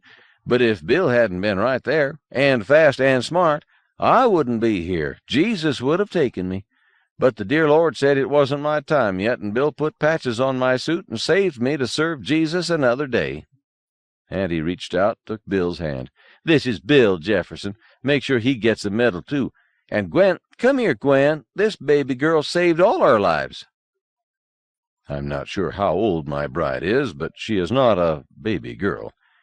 However, that was the least distortion of fact that was heard in the next few minutes. To put it in its mildest terms, Auntie told a pack of lies, with Gwen nodding and backing her up and looking angelic. It was not so much that the facts were wrong as that Auntie testified to things she could not possibly have seen. Gwen must have coached her most carefully. 2 loads of bandits had tackled us, but they had fought each other. That saved us, as all but 2 of them died in that fratricide. Those 2 I killed with my bare hands and a walking stick, against laser guns. I am so heroic that I amaze myself. While these brave deeds were going on, I know Auntie was unconscious part of the time and flat on her back all of the time, able to see only the ceiling of the bus. Yet she seemed to believe, I think she did believe, what she was saying. So much for eyewitnesses. Not that I'm complaining. Then Auntie told how Gwen had driven us. I found myself pulling up a trouser leg to show my prosthetic, something I never do, but did this time to show why I had been unable to wear it while wearing a standard pea suit and thereby unable to drive. But it was Gwen who brought down the house when Auntie finished her highly colored account. Gwen did it with pictures. Listen carefully. Gwen had used all her ammo, 6 rounds. Then, neat as always, she had put her Miyako back into her purse and pulled out her mini Helvetia, snapped 2 frames. She had tilted her camera down a bit, for it showed not only both bandit vehicles, but also 3 casualties on the ground and 1 bandit up and moving. The second shot showed 4 on the ground, and the super donut turned away. I can't figure an exact timeline on this, but there must have been at least 4 seconds from the time she ran out of ammo to the time the giant wheel turned away. With a fast camera, it takes about as long to shoot 1 frame as it does to fire 1 shot with a semi-automatic slug gun. So the question is, what did she do with the other 2 seconds? Just waste them? 15. Premenstrual syndrome. Just before their periods, women behave the way men do all the time. Lowell Stone, M.D., 2144. We didn't break into a run, but we got out of there as fast as possible. True, Auntie had clobbered Mr. Mao into accepting me as a hero rather than a criminal, but that did not make him love me, and I knew it. Major Bozell did not even pretend to like me. Captain Marcy's defection infuriated Bozell.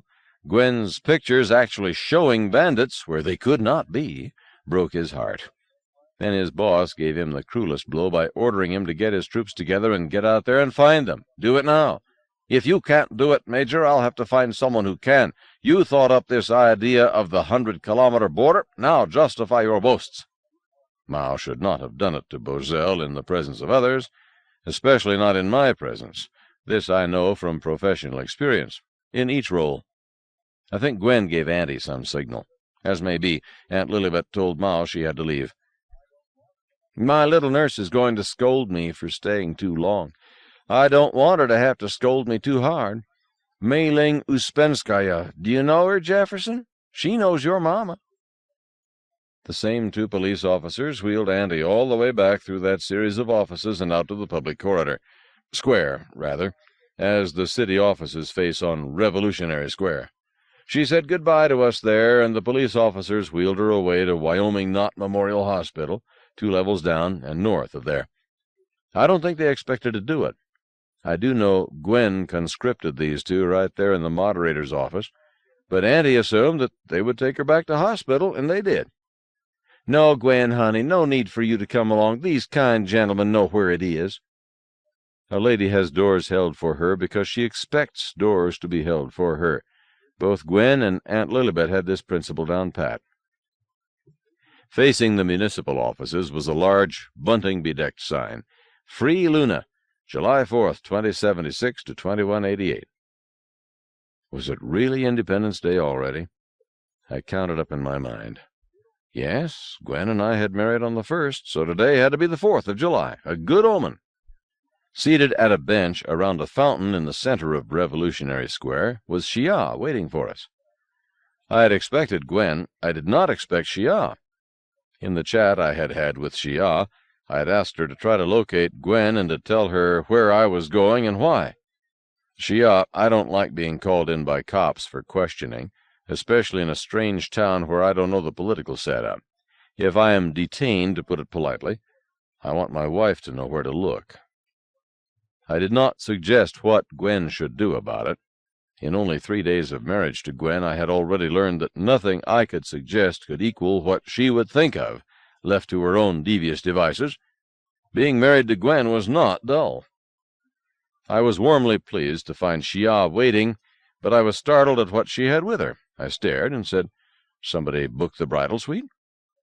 On the bench by Chia, I saw Gwen's small case, a package containing a wig, a rock maple in bonsai, and a package not familiar to me, but self-explained by Sears Montgomery wrapping. I'll bet my toothbrush is still hanging in the fresher. "How much and what odds?" said Chia. "You would lose. Richard, I'll miss both of you. Maybe I'll run over to El City and visit you." "Do that," said Gwen.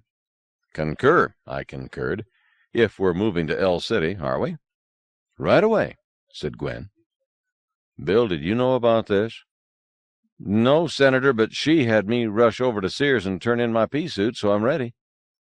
"Richard," Gwen said seriously, "it's not safe for you to stay here." "No, it's not," said a voice behind me, proving again that classified matters should not be discussed in public places. "The sooner you chums leave, the better. Hi, Chia. Are you with these dangerous characters?" "Hi yourself, Choi Moo. Thanks for the last time." I blinked at him. "Captain Marcy, I'm glad you came out. I want to thank you." "Nothing to thank me for, Captain Midnight. Or is it Senator?" "Well, actually it's Doctor or Mister, but to you it's Richard, if you will. You saved my neck." "And I'm Choi Moo, Richard. But I did not save your neck. I followed you out to tell you so. You may think you won back in there. You did not. You lost. You made the moderator lose face. You made both of them lose face. So you're a walking time bomb, an accident looking for the spot." He frowned. "Not too healthy for me, either, being present when they lost face, after making the initial mistake of bearing bad news to the king. Understand me?" "I'm afraid I do." Chia asked, "Choi Moo, truly, did number one lose face?" "Truly he did, love. It was Aunt Lilibet Washington who did it to him. But of course he can't touch her. So it lands on on Richard. So I see it." Chia stood up. "Gwen, let's go straight to the station. Not waste a second. Oh, damn, I did so much want you to stay a few days." 20 minutes later we were at South Tube Station, and about to enter the ballistic tube for Luna City. The fact that we were able to book space in the El City capsule, leaving almost at once, controlled our destination, as Choi Moo and Chia went along to see us off, and by the time we had reached the station via the local city subway, they had convinced me, or had convinced Gwen, more to the point, that we should take the first thing leaving town, no matter where it went. From that same station there are ordinary, non-ballistic tubes to Plato, Tycho Under, and Novi Leningrad. Had we been 6 minutes earlier, we would have wound up in Plato Warren, which would have changed many things. Or would it have changed anything? Is there a destiny that shapes our ends? Gwen's end was delightfully shaped. Chia's also, come to think of it. There was barely time to say goodbye before we had to rack up and strap in. Chia kissed us all goodbye, and I was pleased that Gwen did not let Choi Moo go unkissed. A true loony, he hesitated a long beat to make sure that the lady meant it, then returned it enthusiastically. I watched Chia kissing Bill goodbye. Bill returned it without that hesitation. I decided that Gwen's attempt to play Pygmalion to this unlikely Galatea was succeeding, but that Bill would have to learn loony manners, or he might lose some teeth. We strapped down, the capsule was sealed, and again Bill cradled the little Maple's pot against his belly. The racks swung to meet acceleration, 1 full G, a high acceleration for loonies who filled the rest of the car. 2 minutes and 51 seconds of boost, then we were at orbital speed. Odd to be in free fall in a subway, but it certainly is fun. It was the first time I had ridden the ballistic tube. It dates back before the Revolution, although then, so I've read, it extended only to Ennsville. It was completed later, but the principle was never extended to other subway systems. Not economic, I am told. other than for heavily traveled long runs that can be dug straight the whole way. Straight in this case meaning exactly conforming to a ballistic curve at orbiting velocity. This subway is the only underground spaceship in history. It works like the induction catapults that throw cargo to L4 and L5 and to Terra, except that the launching station, the receiving station, and the entire trajectory are underground, a few meters underground in most places, about 3 clicks underground where the tube passes under mountains.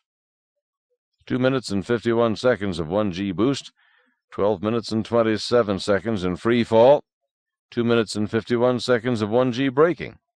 It adds up to an average speed of more than 5,000 kilometers per hour. No other surface transportation anywhere even approaches this speed. Yet it is an utterly comfortable ride. 3 minutes that feel like lying in a hammock on Terra, then 12.5 minutes of weightlessness, and again 3 minutes in that garden hammock. How can you beat that? Oh, you could do it faster by accelerating at multiple G, but not much. If your acceleration could be instantaneous, killing all passengers, and you decelerated the same way, splat, you could raise your average speed to just over 6,000 kilometers per hour and trim your time back by almost 3 minutes. But that's the ultimate. That is also the best possible time for a rocket ship between Kong and L City. In practice, a jump bug rocket will usually take about half an hour. Depends on how high its trajectory is. But surely a half hour is short enough. Why tunnel under Maria and mountains when a rocket can do the job? A rocket is the most lavishly expensive transportation ever invented. In a typical rocket ship mission, half the effort is spent fighting gravity to go up, and the other half is spent fighting gravity and letting down, as crashing is considered an unsatisfactory end to a mission. The giant catapults on Luna, on Terra, on Mars, and in space are giant statements against the wastefulness of rocket engines. Contrariwise, the ballistic subway is the most economical transportation ever devised. No mass is burned up or thrown away, and the energy used in speeding up is given back at the other end in slowing down. No magic is involved. An electric catapult is a motor generator. Never mind that it doesn't look like one. In its acceleration phase, it is a motor. Electric power is converted into kinetic energy. In its decelerating phase, it is a generator. The kinetic energy extracted from the capsule is pulled out as electric power and stored in a shipstone. Then the same energy is taken from the shipstone to hurl the capsule back to Kong. A free lunch. Not quite. There are hysteresis losses and other inefficiencies. Entropy always increases. The second law of thermodynamics can't be snubbed. What it most resembles is regenerative braking. There was a time years ago when surface cars were slowed and stopped by friction rudely applied. Then a bright lad realized that a turning wheel could be stopped by treating it as a generator and making it pay for the privilege of being stopped. The angular momentum could be extracted and stored in a storage battery, an early predecessor of shipstones. The capsule from Kong does much the same. In cutting magnetic lines of force at the L City end, it generates a tremendous electromotive force, which stops the capsule and changes its kinetic energy into electrical energy, which is then stored. But the passenger need know nothing of this. He simply lounges in his hammock rack for the gentlest ride possible. We had just spent most of 3 days in rolling 700 kilometers. Now we traveled 1,500 kilometers in 18 minutes. We had to shoulder our way out of the capsule and into the tube station because there were Shriners impatiently awaiting the opportunity to board for Kong. I heard one say that they, that anonymous they who are to blame for everything, they ought to put on more cars. A loony tried to explain to him the impossibility involved in his demand.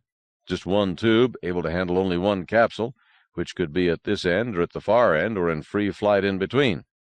But never 2 capsules in the tube. Impossible. Suicidal. His explanation met with blank disbelief. The visitor seemed to have trouble, too, in grasping the idea that the ballistic tube was privately owned and totally unregulated, a matter that came up when the loony finally said, "You want another tube? Go ahead. Build it. You are free to do so. Nobody is stopping you. If that doesn't satisfy you, go back to Liverpool." Unkind of him.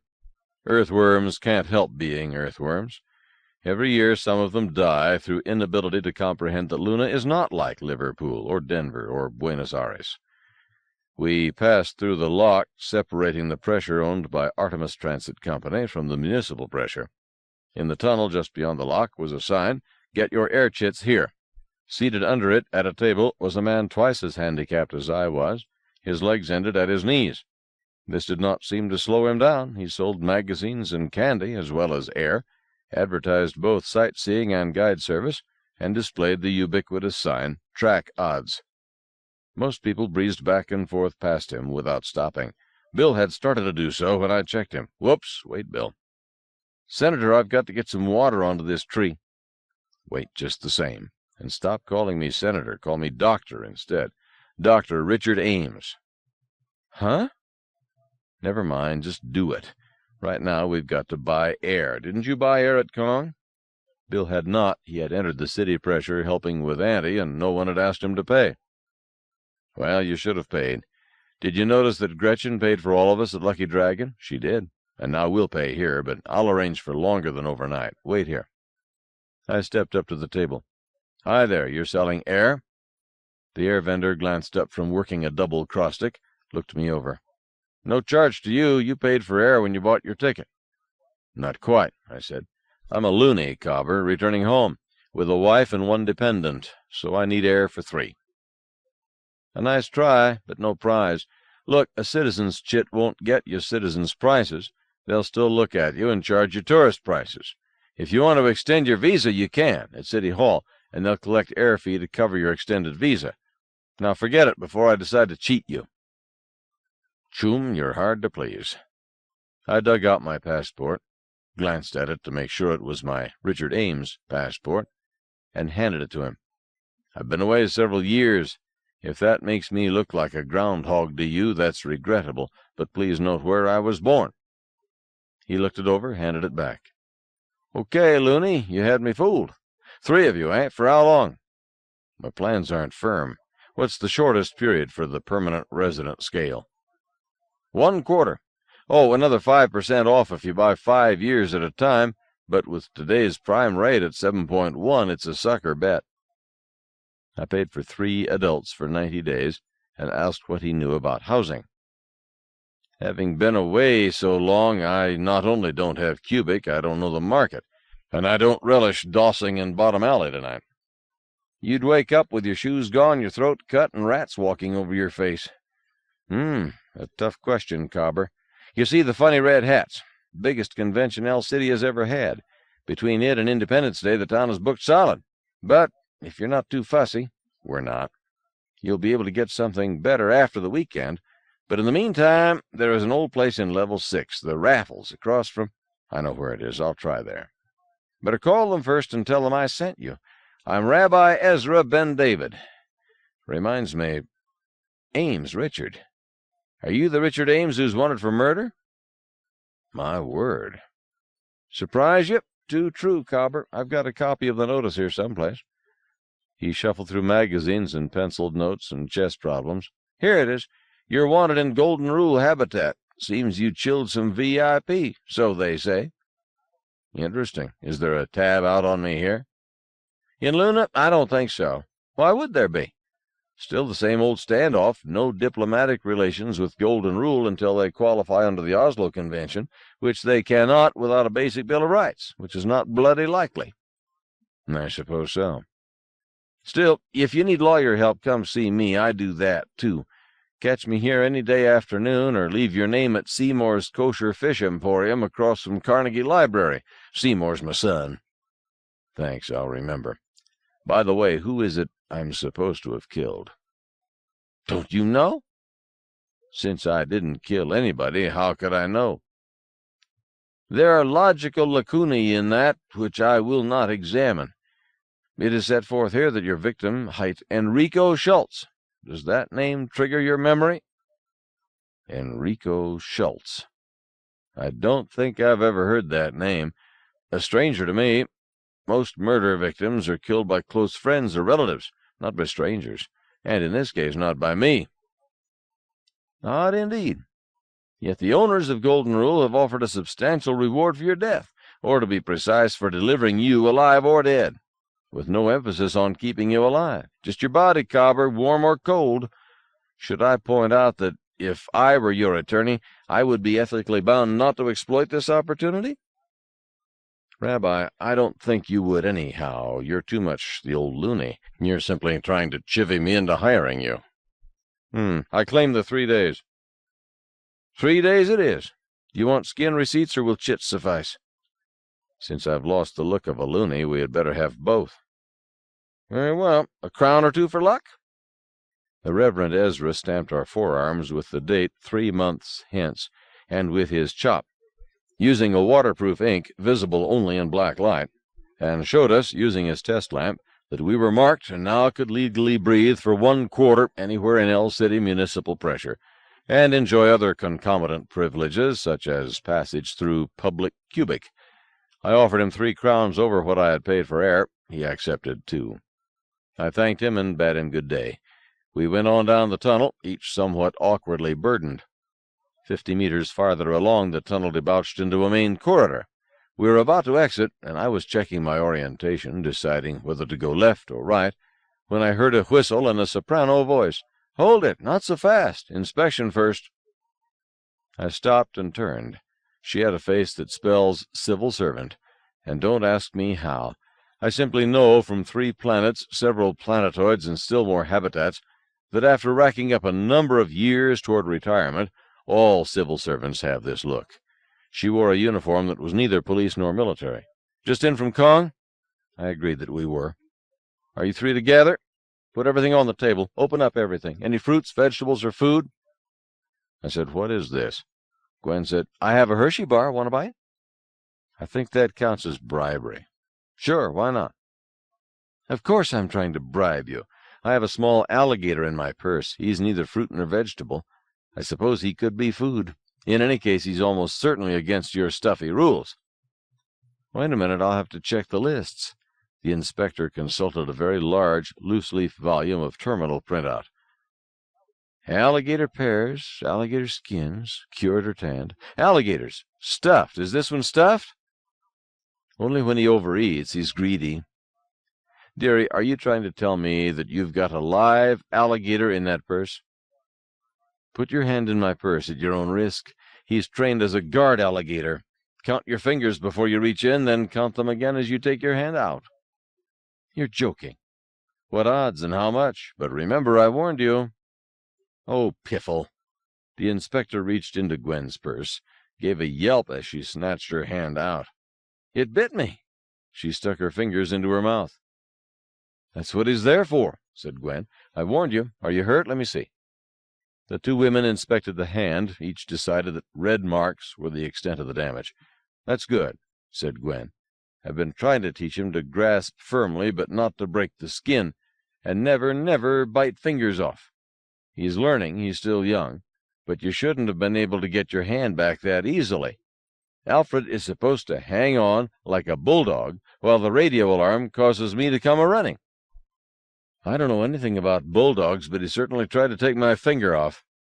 "Oh, surely not. Have you ever seen a dog?" "Just dressed-out carcasses in meat markets. No, I take that back. I saw one in Tycho Zoo when I was a little girl. Big, ugly brute. Scared me." "Some are small and some aren't ugly. A bulldog is ugly, but not very big. What a bulldog is best at is biting and hanging on. That's what I'm training King Alfred to do." "Take him out and show him to me." "No, indeed. He's a guard beast. I don't want him getting petted and cooed over by other people. I want him to bite. If you want to see him, you reach in and take him out. Maybe this time he'll hang on, I hope." That ended any attempt to inspect us. Adele Sussbaum, unnecessary public servant, 1st class, agreed that Treason was not verboten, admired it, and inquired as to its flowers. When she and Gwen started exchanging recipes, I insisted that we had to get moving if the municipal health and safety inspection was finished. We slanted across Outer Ring. I smelled out the causeway and was oriented. We went down a level and passed through Old Dome, then headed down the tunnel where my memory said the Raffles Hotel ought to be. But en route, Bill exposed me to some of his political opinions. Senator? Not senator, Bill. Doctor. Doctor. Yes, sir, doctor. I think it's wrong what happened back there. Yes, it is. That so-called inspection is pointless. It's the sort of expensive, useless accretion all governments acquire over the years, like barnacles on an ocean ship. Oh, I don't mean that. That's okay. It protects the city and gives her an honest job. Strike the word honest. Huh? I was talking about charging for air. That's wrong. Air should be free. Why do you say that, Bill? This isn't New Orleans. This is the moon. No atmosphere. If you don't buy air, how are you going to breathe? But that's just what I mean. Air to breathe is everybody's right. The government should supply it. The city government does supply it, everywhere inside the city pressure. That's what we just paid for. I fanned the air in front of his nose. This stuff. But that's what I'm saying. Nobody should have to pay for the breath of life. It's a natural right, and the government should supply it free.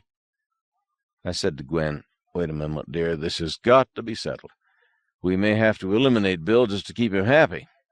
Let's stand right here till we straighten this out. Bill, I paid for air for you to breathe because you have no money. Correct?" He did not answer at once. Gwen said quietly, "I let him have pocket money. Do you object?" I looked at her thoughtfully.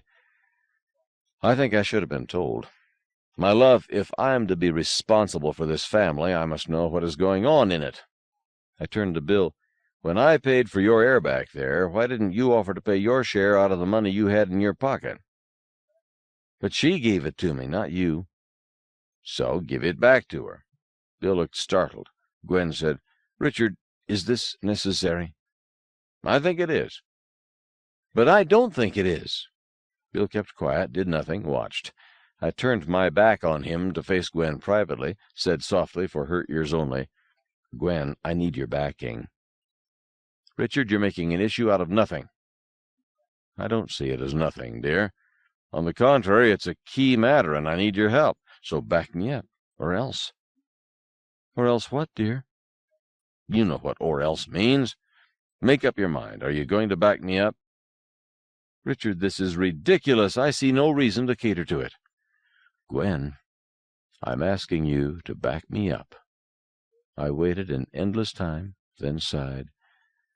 "Or start walking and don't look back." Her head jerked as if I had slapped her. Then she picked up her case and started walking. Bill's jaw dropped. Then he hurried after her, still carrying Treson.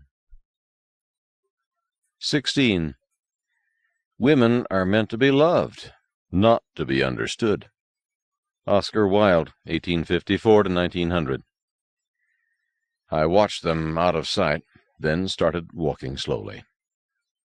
It was easier to walk than to stand still, and there was no place near to sit down. My stump ached, and all the weariness of the past few days hit me. My mind was numb. I continued to move toward the Raffles Hotel because I was headed that way, programmed. The Raffles was even seedier than I had recalled, but I suspected that Rabbi Ezra knew what he was talking about. This or nothing. In any case, I wanted to get out of the public eye. I would have accepted a much poorer hostelry as long as it enabled me to get behind a closed door. I told the man at the desk that Rabbi Ezra had sent me and asked what he had. I think he offered me his most expensive room, still vacant, 18 crowns. I ran through the ritual dicker, but my heart wasn't in it. I settled for 14 crowns, paid it, accepted a key. The clerk turned a large book toward me. "Sign here and show me your air receipt." "Hey, when did this caca start?" "With the new administration, chum. I don't like it any more than you do, but either I comply or they shut me down." I thought about it. Was I Richard Ames? Why cause a cop to salivate at the thought of a reward? Colin Campbell? Someone with a long memory might recognize that name, and think of Walker Evans. I wrote, "Richard Campbell, Novillain." "Thank you, Господин. Room L is at the end of this passage on the left. There's no dining room, but our kitchen has dumbwaiter service to the rooms. If you want dinner here, please note that the kitchen shuts down at 21 o'clock. Except for liquor and ice, dumbwaiter service ends at the same time. But there is an all-night Sloppy Joe across the corridor and north about 50 meters. No cooking in the rooms. Thank you. Do you want company? Straight arrow, left-hand drive, or versatile, all ages and sexes, and catering only to high-class clientele. Thanks again. I'm very tired. It was a room adequate for my needs. I didn't mind its shabbiness. There was a single bed, and a couch that opened out, and a refresher, small, but with all the usual offices, and no water restriction. I promised myself a hot bath. Later. A shelf bracket in the bed sitting room seemed to have been intended for a communication terminal. Now it was empty. Near it, let into the rock, was a brass plate.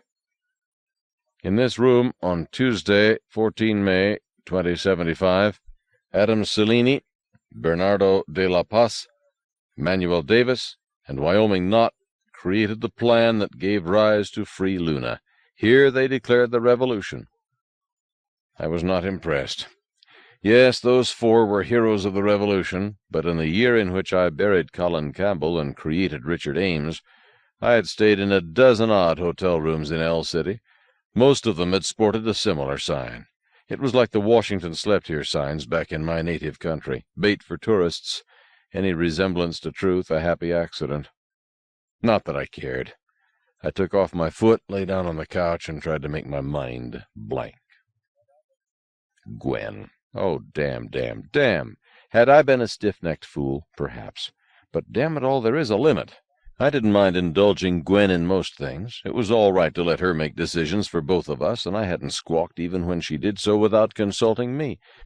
But she should not encourage this pensioner to defy me, now should she? I should not have to put up with that. A man can't live that way. But I can't live without her. Not true. Up until this week, hardly more than 3 days ago, you lived without her. And you can do without her now. I can do without my missing foot, too. But I don't like not having both feet, and I'll never get used to the loss. Sure, you can do without Gwen. You won't die without her. But admit it, stupid. In the past 30 years, you've been happy just this brief time. The hours since Gwen moved in and married you. Hours loaded with danger and blatant injustice and fighting and hardship. And it all mattered not a whit. You've been bubbling over with happiness simply because she was at your side. And now you've sent her away. Put on your stupid hat. Fasten it with rivets. You'll never need to take it off again. But I was right.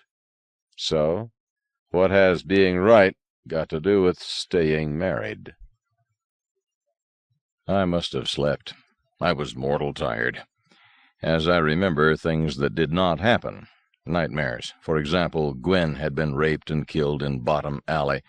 But rape is as scarce in Luna City as it is commonplace in San Francisco. Over 80 years since the last one, and the groundhog who committed it didn't last long enough to be eliminated. The men who responded to her screams tore him to pieces. Later it was learned that she had screamed because he hadn't paid her. This made no difference. To a loony, a hooker is just as sacred in her person as is the Virgin Mary. I am a loony only by adoption, but I agree deep in my heart. The only proper punishment for rape is death, forthwith, no appeal. There used to be dirt-side legal defenses called diminished capacity and not guilty by reason of insanity. These concepts would bewilder a loony. In Luna City, a man would necessarily be of diminished mental capacity even to think about rape. To carry one out would be the strongest possible proof of insanity. But among loonies, such mental disorders would not gain a rapist any sympathy. Loonies do not psychoanalyze a rapist, they kill him, now, fast, brutally. San Francisco should learn from loonies. So should every city where it is not safe for a woman to walk alone. In Luna, our ladies are never afraid of men, be they family, friends, or strangers. In Luna, men do not harm women, or they die. I had awakened, sobbing in grief uncontrollable. Gwen was dead, Gwen had been raped and murdered, and it was my fault. Even when I had wakened wide enough to fit back into my proper continuity, I was still bawling. I knew that it had been just a dream, a nasty nightmare, but my guilt feelings were undiminished. I had indeed failed to protect my darling. I had told her to leave me. Start walking and don't look back. Oh, folly unplumbable. What can I do about it? Find her. Maybe she'll forgive me. Women seem to have almost unlimited capacity for forgiveness. Since it is usually a man who needs forgiveness, this must be a racial survival trait. But first I had to find her. I felt overpowering need to go out and start searching, jump on my horse and gallop in all directions. But that is the classic case given in mathematics textbooks of how not to find someone who is lost. I had no idea of where to look for Gwen, but she just possibly might look for me by checking the raffles, if she had second thoughts. If she did, I must be here, not out searching at random. But I could improve the odds, call the Daily Lunatic, place an advertisement, place more than one sort, a classified ad, a box ad, and, best, a commercial spiel to go out on every terminal with the Lunatic's hourly news bulletins. If that doesn't work, what will you do? Oh, shut up and write the ad. Gwen, call me at the raffles. Richard. Gwen, please call me. I'm at the raffles. Love, Richard. Dearest Gwen, for the sake of what we had, please call me. I'm at the raffles. Love always, Richard. Gwen, I was wrong. Let me try again. I'm at the raffles. All my love, Richard. I jittered over it, finally decided that number 2 was best. Changed my mind. Number 4 held more appeal. Changed it again. The simplicity of number 2 was better. Or even number 1. Oh, hell, stupid. Just place an ad. Ask her to call. If you have any chance of getting her back, she won't boggle at how you word it. Call it in from the hotel office? No, leave a note there telling Gwen where you are going and why and what time you'll be back, and please wait. Then hurry to the newspaper's office and get it on the terminals at once and into their next edition. Then hurry back. So I put on my false foot, wrote out the note to leave at the desk, and grabbed my cane. And that split-second timing I have noticed too many times in my life again took place, a timing that impels me more than anything else to think that this crazy world is somehow planned, not chaos. A knock at my door. I hurried to open it. It was she. Glory, hallelujah. She seemed even smaller than I knew her to be, and all big, round, solemn eyes. She was carrying the little potted maple as if it were a love offering. Perhaps it was. Richard, will you let me come back, please? All happening at once, I took the little tree and put it on the floor and picked her up and closed the door and sat her on the couch myself beside her, and we were crying sobs and tears and talking all mixed up together. After a while we slowed, and I shut up enough that I heard what she was saying. I'm sorry, Richard, I was wrong. I should have backed you, but I was hurt and angry and too stinking proud to turn back and tell you so, and when I did, you were gone, and I didn't know what to do. Oh, God, darling, don't ever let me leave you again. Make me stay. You're bigger than I am. If I ever get angry again and try to leave, pick me up and turn me around, but don't let me leave. I won't let you leave again, ever. I was wrong, dear. I should not have made an issue of it. That's no way to love and cherish. I surrender, horse and foot. Make a pet out of Bill any way you like. I won't say a word. Go ahead, spoil him rotten. No, Richard, no. I was wrong. Bill needed a stern lesson, and I should have backed you up and let you straighten him out. However, Gwen unwound herself a little, reached for her purse, opened it. I said, Mind the alligator. Careful. She smiled for the first time. Adele certainly took that, hook, line, and sinker. Do you mean that there is not an alligator in there? Goodness, sweetheart, do you think I'm eccentric? Oh, heaven forbid. Just a mousetrap and her imagination. Here. Gwen placed a wad of money, paper and metal, beside her on the couch. I made Bill give it back. What he had left, I mean. He should have had 3 times as much. I'm afraid Bill is one of those weaklings who can't carry money without spending it. I must figure out how to spank him for it till he learns better. In the meantime, he can't have any cash until he earns it. As soon as he earns any money, he should pay me 90 days' air fee, I put in. Gwen, I really am vexed about that. Vexed at him, not at you. His attitude about paying for air. But I'm sorry as can be that I let it slop over onto you. But you were right, dear. Bill's attitude about paying for air reflects his wrong-headedness in general, so I've discovered. We sat in Old Dome and discussed many things. Richard, Bill has the socialist disease in its worst form. He thinks the world owes him a living. He told me sincerely, smugly, that of course everyone was entitled to the best possible medical and hospital service. Free, of course, unlimited, of course, and of course the government should pay for it. He couldn't even understand the mathematical impossibility of what he was demanding. But it's not just free air and free therapy. Bill honestly believes that anything he wants must be possible and should be free. She shivered. I couldn't shake his opinion on anything. The Road Song of the Bunderlog. Excuse me? From a poet a couple of centuries back, Rudyard Kipling. The Bunderlog, apes they were, believed that anything was possible just by wishing it so. Yes, that's Bill. In all seriousness, he explains how things should be. Then it's up to the government to make it happen. Just pass a law. Richard, he thinks of the government the way a savage thinks of idols. No, I don't know. I don't understand how his mind works. We talked at each other, but we didn't reach each other. He believes his nonsense. Richard, we made a mistake, or I did. We should not have rescued Bill. Wrong, honey girl. No, dear, I thought I could rehabilitate him. I was wrong. That's not how I meant you were wrong. Remember the rats? Oh, don't sound so miserable. We took Bill with us because each of us was afraid that if we didn't, he would be killed, possibly eaten alive by rats. Gwen, we both knew the hazards of picking up stray kittens. We both understood the concept Chinese obligation. We did it anyhow.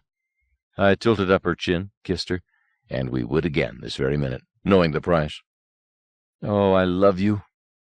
I love you, too, in a sweaty, vulgar fashion. Now? I need a bath. We can bathe later. I had just retrieved Gwen's other baggage, temporarily forgotten outside the door, and happily untouched, and we were getting ready to bathe when Gwen bent over the little tree, then picked it up and put it on the shelf table by the dumbwaiter so she could get at it better. Present for you, Richard. Goody. Girls or liquor? Neither, although I understand both are readily available. The desk manager wanted a cut of my fee when I bought Bill a key here. Bill is here? Overnight, in the cheapest single. Richard, I didn't know what to do with Bill. I would have told him to find his own doss in Bottom Alley if I hadn't heard something Rabbi Ezra said about rats. Darn it all, there did not used to be rats down there. Luna City is getting to be a slum. I'm afraid you're right. I've fed him, too. There is a sloppy Joe up the line.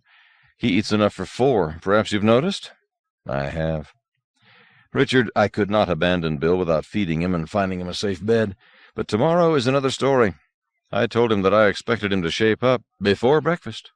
Humph! Bill would lie for a fried egg. He's a sad sack, Gwen, the saddest. I don't think he can lie convincingly. At least I gave him something to think about. He knows that I am angry with him, that I despise his notions, and that the free lunch is about to shut its doors. I hope I have given him a sleepless night. Here, dear. She had been digging into the potting soil under the little maple. For Richard, better wash them. She handed me 6 cartridges, Skoda 6.5mm longs, or monkey copies. I picked one up, examined it. Wonder Woman, you continue to amaze me. Where, when, how? Praise made her look sunnily happy and about 12. This morning, in Kong, black market, of course, which simply means finding which counter to look under at Sears. I hid my Miyako under Treeson before I went shopping, then stashed the ammo there in leaving Shia's place. Sweetheart, I did not know what sort of search we might have to stand if things got sticky in Kong, and they did, but Auntie got us loose. Can you cook? I'm an adequate cook. You can shoot, you can wrestle a rollagun, you can pilot a spacecraft, you can cook. Okay, you're hired, but do you have any other skills? Well, some engineering. I used to be a pretty good lawyer, but I haven't practiced either one lately. She added, and I can spit between my teeth. Super gal. Are you now, or have you ever been, a member of the human race? Careful how you answer. It will be taken down in writing.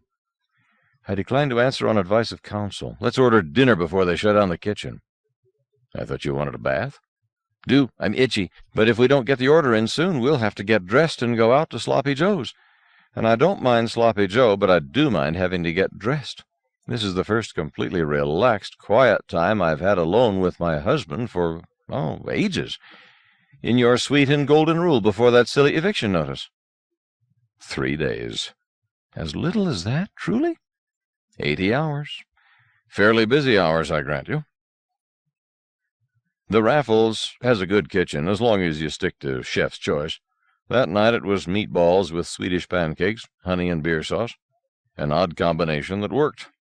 Tossed fresh salad, oil and wine vinegar, cheese and fresh strawberries, black tea. We enjoyed it, but an old shoe suitably sautéed would have been acceptable, so long had it been since we had eaten. It could have been fried skunk, and I would not have noticed. Gwen's company was all the sauce I needed. We had been happily chomping away for a half-hour, making no attempt to be elegant, when my darling noticed the brass plate in the rock. Too busy before then, understandable. She got up and looked at it, then said in a hushed voice, "I'll be a Hollywood hooker. This is the place. Richard, this is the very cradle of the Revolution. And here I've sat, belching and scratching, as if this were just any hotel room." I said, "Sit down and finish your dinner, love. 3 out of 4 hotel rooms in Luna City have signs something like that." "Not like that. Richard, what is the number of this room?" "Doesn't have a number. A letter. Room L." "Room L, yes. This is the place. Richard, in any nation back dirtside, a national shrine this important would have an eternal flame, likely a guard of honor. But here, somebody puts up that little brass plaque and it's forgotten, even on Free Luna Day. But that's loonies, weirdest mob in the known universe, my word." I said, "Darling girl, if it pleases you to think that this room is truly what that sign says, fine. In the meantime, sit back down and eat. Or shall I eat your strawberries?" Gwen did not answer. She did sit down, then kept quiet. She merely toyed with the fruit and cheese. I finally said, "Sweetheart, something is bothering you?" "I won't die from it." "Glad to hear it. Well, when you feel like talking, I'm all ears. Meanwhile, I'll simply fan you with them. Don't feel hurried." "Richard." Her voice sounded choked. I was surprised to see tears slowly creeping down each side of her nose. "Yes, dear?" "I've told you a pack of lies. Stop right there. My love, my lusty little love, I have always believed that women should be allowed to lie as much as they need to and never be taxed with it. Lies can be their only defense against an unfriendly world. I have not quizzed you about your past, have I?" "No, but—" "Again, stop. I haven't.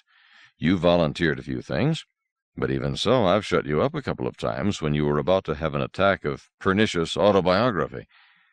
Gwen, I didn't marry you for your money or for your family background or your brains or even for your talents in bed." "Not even for the last? You haven't left me much." "Oh, yes, I have. I appreciate your horizontal skills and your enthusiasm. But competent mattress dancers are not uncommon. Take Xia, for example. I conjecture that she is both skilled and eager." "Probably twice as skilled as I am, but I'll be damned if she's more eager." "You do all right when you get your rest, but don't distract me. Do you want to know what it is that makes you so special?" "Yes." "Well, I think so. If it's not booby-trapped." "It's not. Mistress mine, your unique and special quality is this. When I'm around you, I'm happy." "Richard!" "Quit blubbering. Can't stand a female who has to lick tears off her upper lip." "Brute! I'll cry if I goddamn well feel like it. And I need this one. Richard, I love you." "I'm fond of you too, monkey face. What I was saying was that if your present pack of lies is wearing thin, don't bother to build up another structure filled with solemn assurances that this is at last the truth, the whole truth, and nothing but the truth. Forget it. The old structure may be threadbare, but I don't care. I'm not looking for holes or inconsistencies, because I don't care. I just want to live with you and hold your hand and hear you snore." "I don't snore. Do I?" "I don't know. We haven't had enough sleep in the last 80 hours for it to be a problem. Ask me in 50 years. I reached across the table, tickled a nipple, watched it grow. "I want to hold your hand, listen to your snores, and occasionally, once or twice a month." "Once or twice a month?" "Is that too often?" She sighed. "I guess I must settle for what I can get, or go out on the tiles." "Tiles? What tiles? I was saying that once or twice a month we'll go out to dinner, see a show, go to a nightclub, buy you a flower to pin in your hair. Oftener, I guess, if you insist. But too much nightlife does interfere with writing. I intend to support you, my love, despite those bags of gold you have squirreled away." I added, "Some problem there? Null program? Why the expression?" Richard Cullen, you are beyond doubt the most infuriating man I have ever married, or even slept with. Did you let them sleep? Oh, you mother! I shouldn't have saved you from Gretchen. Once or twice a month. You set me up for that, then sprang the trap. Madam, I don't know what you are talking about. You do so. You think I'm a sweaty little nymphomaniac. You're not too little. Keep doing it. Go on. Push me hard enough, and I'll add a second husband to our marriage. Choi Moo would marry us. I know he would. Choi Moo is a dinkum cobber, too right. And I'm sure he would marry you. He doesn't have sand in his skull. If you so elect, I'll try to make him feel welcome, although I hadn't realized that you were that well acquainted with him. Were you speaking seriously? No, damn it. I've never made a practice of plural marriage. Coping with one husband at a time is complex enough. Certainly Captain Marcy is a nice boy, but he's much too young for me. Oh, I won't say that I would turn him down for a night of bundling if he asked me gracefully, but it would be simply for fun, nothing serious. I won't say that you would turn him down either. Well, let me know ahead of time, if convenient, so that I can gracefully fail to notice, or stand jigger, even hand out towels, ladies' option. Richard, you're entirely too agreeable. You want me to be jealous? But this is Luna, and I'm a loony. Only by adoption, but nevertheless a loony, never a groundhog banging his head against a rock wall. I paused to kiss her hand. My lovely mistress, you are indeed small and not massy, but your heart is big. Like the loaves and fishes, you are a rich plenitude for as many husbands and lovers as you choose. I am happy to be first, if I am first, among equals. Is this a dagger which I see before me? No, an icicle. Really? Let's grab it before it melts. We did, but just barely. I was tired. Afterwards I said, Gwen, why are you frowning? Did I do so poorly? No, love, but I still have those lies on my mind. And this time please don't change the subject. I know that the inscription on that brass plate over there is correct, because I knew 3 of those 4. Knew them well. I was adopted by 2 of them. Beloved, I am a founding father of Luna Free State. I said nothing, because sometimes there is nothing one can say. Shortly, Gwen wiggled and said almost angrily, Don't look at me that way. I know what you're thinking. 2076 is quite a while back, so it is. But if you'll get dressed, I'll take you down to Old Dome and show you my chop and thumbprint on the Declaration of Independence. You might not believe that it's my chop, but I can't fake a thumbprint. Shall we go look? No. Why not? Want to know my age? I was born Christmas Day, 2063, so I was 12 and a half when I signed the Declaration. That nails down how old I am. Sweetheart, when I decided to become a native loony, or a reasonable facsimile, I studied the history of Luna to help me get away with it. There is no Gwendolen among the signers. Wait a second. Not saying you lied. Saying you must have had another name, then. Yes, of course. Hazel. Hazel Meade Davis. Hazel. Later married into the Stone Gang. Leader of the Children's Auxiliaries. Hazel was a redhead. Yes. Now I can stop taking some pesky pills and let my hair go back to its natural color, unless you prefer it this shade. Hair color isn't important, but, Hazel, why did you marry me? She sighed. For love, dear, and that is true. To help you when you were in trouble, and that is true, too. Because it was inevitable, and that is true also. For it is written in history books in another time and place that Hazel Stone returned to Luna and married Richard Ames, also known as Colin Campbell, and this couple rescued Adam Cellini, chairman of the Revolutionary Committee. Already written, eh? Predestined? Not quite, my beloved. In other history books it is written that we failed and died trying. 17. Age cannot wither her, nor custom stale her infinite variety. Other women cloy the appetites they feed, but she makes hungry where most she satisfies. William Shakespeare, 1564 to 1616. So this girl tells the school nurse, "My brother thinks he's a hen." The nurse answers, "Oh, goodness, what's being done to help him?" The girl answers, "Nothing. Mama says we need the eggs." Are a woman's delusions anything to worry about? If she's happy with them?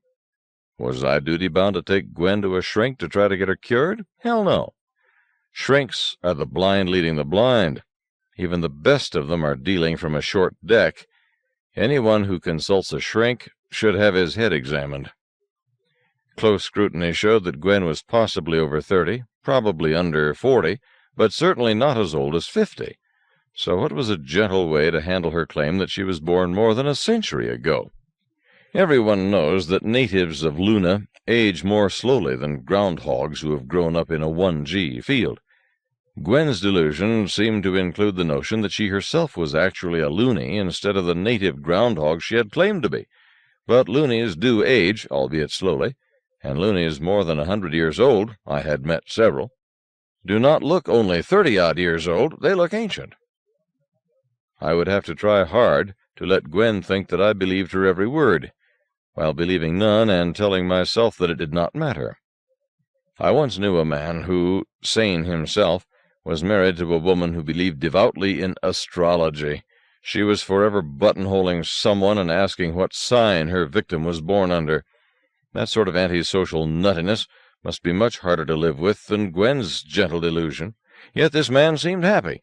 His wife was an excellent cook, a pleasant woman, aside from this hole in her head, and may have been a bedroom artist equal to Rangy Lil. So why should he worry about her syndrome? She was happy with it, even though she annoyed other people. I think he did not mind living in an intellectual vacuum at home as long as he was physically comfortable there. Having gotten off her pretty chest what was fretting her, Gwen went right to sleep, and soon I did likewise, for a long, happy, solid night of rest. I woke up restored and cheerful, ready to fight a rattlesnake and allow the snake the first 2 bites, or ready to eat a rattlesnake. Come Monday, I was going to have to find us new quarters. I'm usually willing to go out for other meals, but breakfast should be available before one has to face the world. This is not the only reason to be married, but it is a good one. Of course, there are other ways to manage breakfast at home, but marrying and conning your wife into getting breakfast is, I believe, the commonest strategy. Then I came a little wider awake and realized that we could get breakfast right here. Or could we? What hours did the kitchen function? What time is it now? I checked the notice posted by the dumbwaiter, was depressed by it. I had cleaned my teeth and put on my foot and was pulling on my pants, while noting that I must buy clothes today. These trousers were reaching critical mass. When Gwen woke up, she opened one eye. "Have we met?" "We of Boston would not consider it a formal introduction, but I'm willing to buy you breakfast anyhow. You were fairly lively. What'll it be?" "This flea bag offers only something called café complet, a bleak promise at best.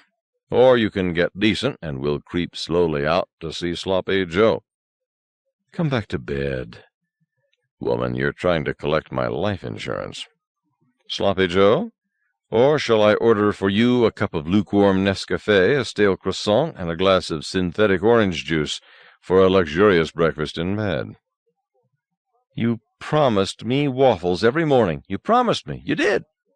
"Yes, at Sloppy Joe's. That's where I'm going. Are you coming with me? Or shall I order for you the Raffles specialty of the house?" Gwen continued to grumble and moan and accuse me of unspeakable crimes, and urge me to come die like a man, while promptly and efficiently getting up, refreshing for the day, and dressing. She finished looking spick and span instead of 3 days in the same clothes. Well, we both did have brand-new underclothes, recent hot baths, and putatively clean minds and nails, but she looked bandbox fresh, while I looked like the pig that slowly walked away, which was all her misfortune and none of my own. Gwen was wonderfully good to wake up to. I felt bubblingly happy. As we left room L, she took my arm and hugged it. "Mister, thank you for inviting me to breakfast." "Any time, little girl. What room is Bill in?" She sobered instantly. "Richard, I did not purpose exposing you to Bill until after you had eaten. Better, perhaps?" Uh, oh, hell, I don't enjoy waiting for breakfast, and I see nothing to be gained by making Bill wait for his. We don't have to look at him. I'll grab a table for two, and Bill can sit at the counter. Richard, you are a soft-hearted slob. I love you. Don't call me a soft-hearted slob, you soft-hearted slob. Who lavished spending money on him? I did, and it was a mistake, and I got it back from him, and it won't happen again. You got some of it back from him. Got back what he had left, and quit rubbing my nose in it, please. I was an idiot, Richard, too right. So let's forget it. This is his room? Bill was not in his room. An inquiry at the desk confirmed what knocking had shown to be likely. Bill had gone out a half-hour earlier. I think Gwen was relieved. I know I was. Our problem child had become a major pain in the Khyber. I had to remind myself that he had saved Auntie to see anything good about him. A few minutes later, we entered the local Sloppy Joe. I was looking around for a free table for two when Gwen squeezed my arm. I looked up, then looked where she was looking. Bill was at the cashier's station paying a check. He was doing so with a 25-crown note. We waited. When he turned around, he saw us and looked ready to run, but there was nowhere to run except past us. We got him outside without a scene. In the corridor, Gwen looked at him, her face cold with disgust. Bill, where did you get that money? He looked at her, looked away. It's mine. Oh, nonsense. You left Golden Rule without a farthing. Any money you have, you got from me. You lied to me last night. You held out on me. Bill looked doggedly stubborn, said nothing. So I said, Bill, go back to your room. After we've had breakfast, we'll see you there, and we'll have the truth out of you. He looked at me with barely restrained fury. Senator, this ain't none of your pigeon. We'll see. Go back to the Raffles. Come, Gwen. But I want Bill to return my money, now. After breakfast. This time, let's do it my way. Are you coming? Gwen shut up, and we went back into the restaurant. I saw to it that we did not discuss Bill.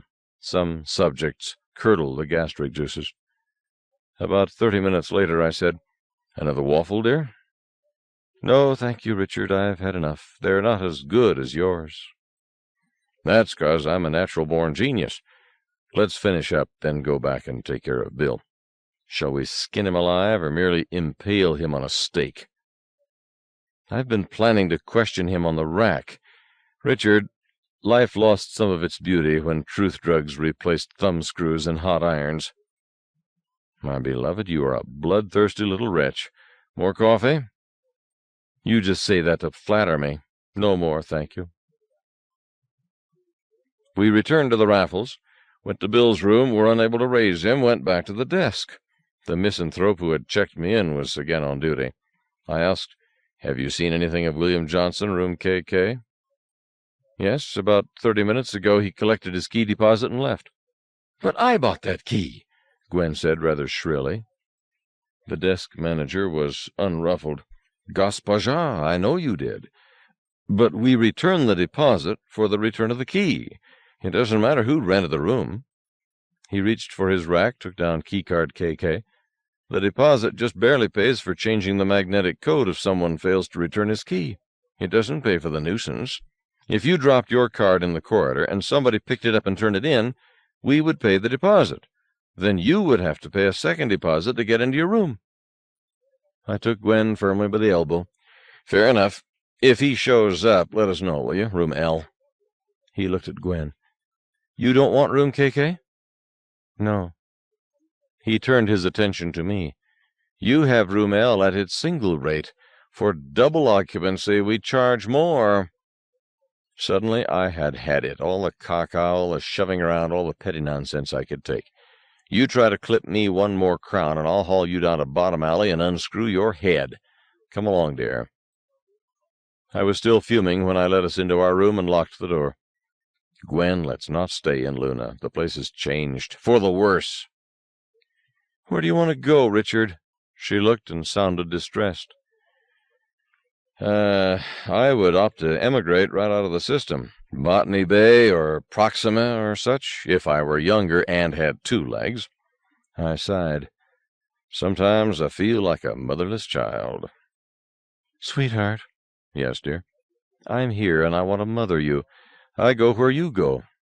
I'll follow you to the ends of the galaxy, but I don't want to leave Luna City just yet, if you will indulge me. We can go out now and search for somewhere else to stay. If we don't find a place, Rabbi Ezra may be right.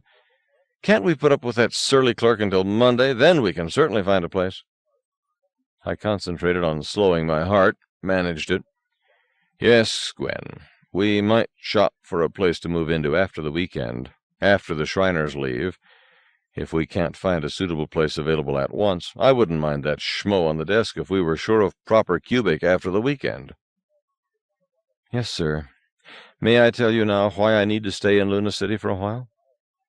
Yeah, certainly. Matter of fact, I ought to stay rooted to one spot for a while, too. Get some writing done, make some money to offset the rather heavy expenses of this week. Richard, I've tried to tell you. There are no money worries. Gwen, there are always money worries. I'm not going to spend your savings. Call it macho if you like, but I intend to support you. Yes, Richard, thank you. But you need feel no pressure of time. I can lay hands promptly on whatever amount of money we need. So, that's a sweeping statement. It was intended to be, sir. Richard, I've stopped lying to you. Now is the time for large chunks of truth. I brushed this aside with both hands. Gwen, haven't I made it clear to you that I don't care what fibs you've told, or how old you are, or what you have been? It's a fresh start, you and me. Richard, stop treating me as a child. Gwen, I am not treating you as a child. I am saying that I accept you as you are, today, now. Your past is your business. She looked at me sadly. Beloved, you don't believe that I am Hazel Stone, do you?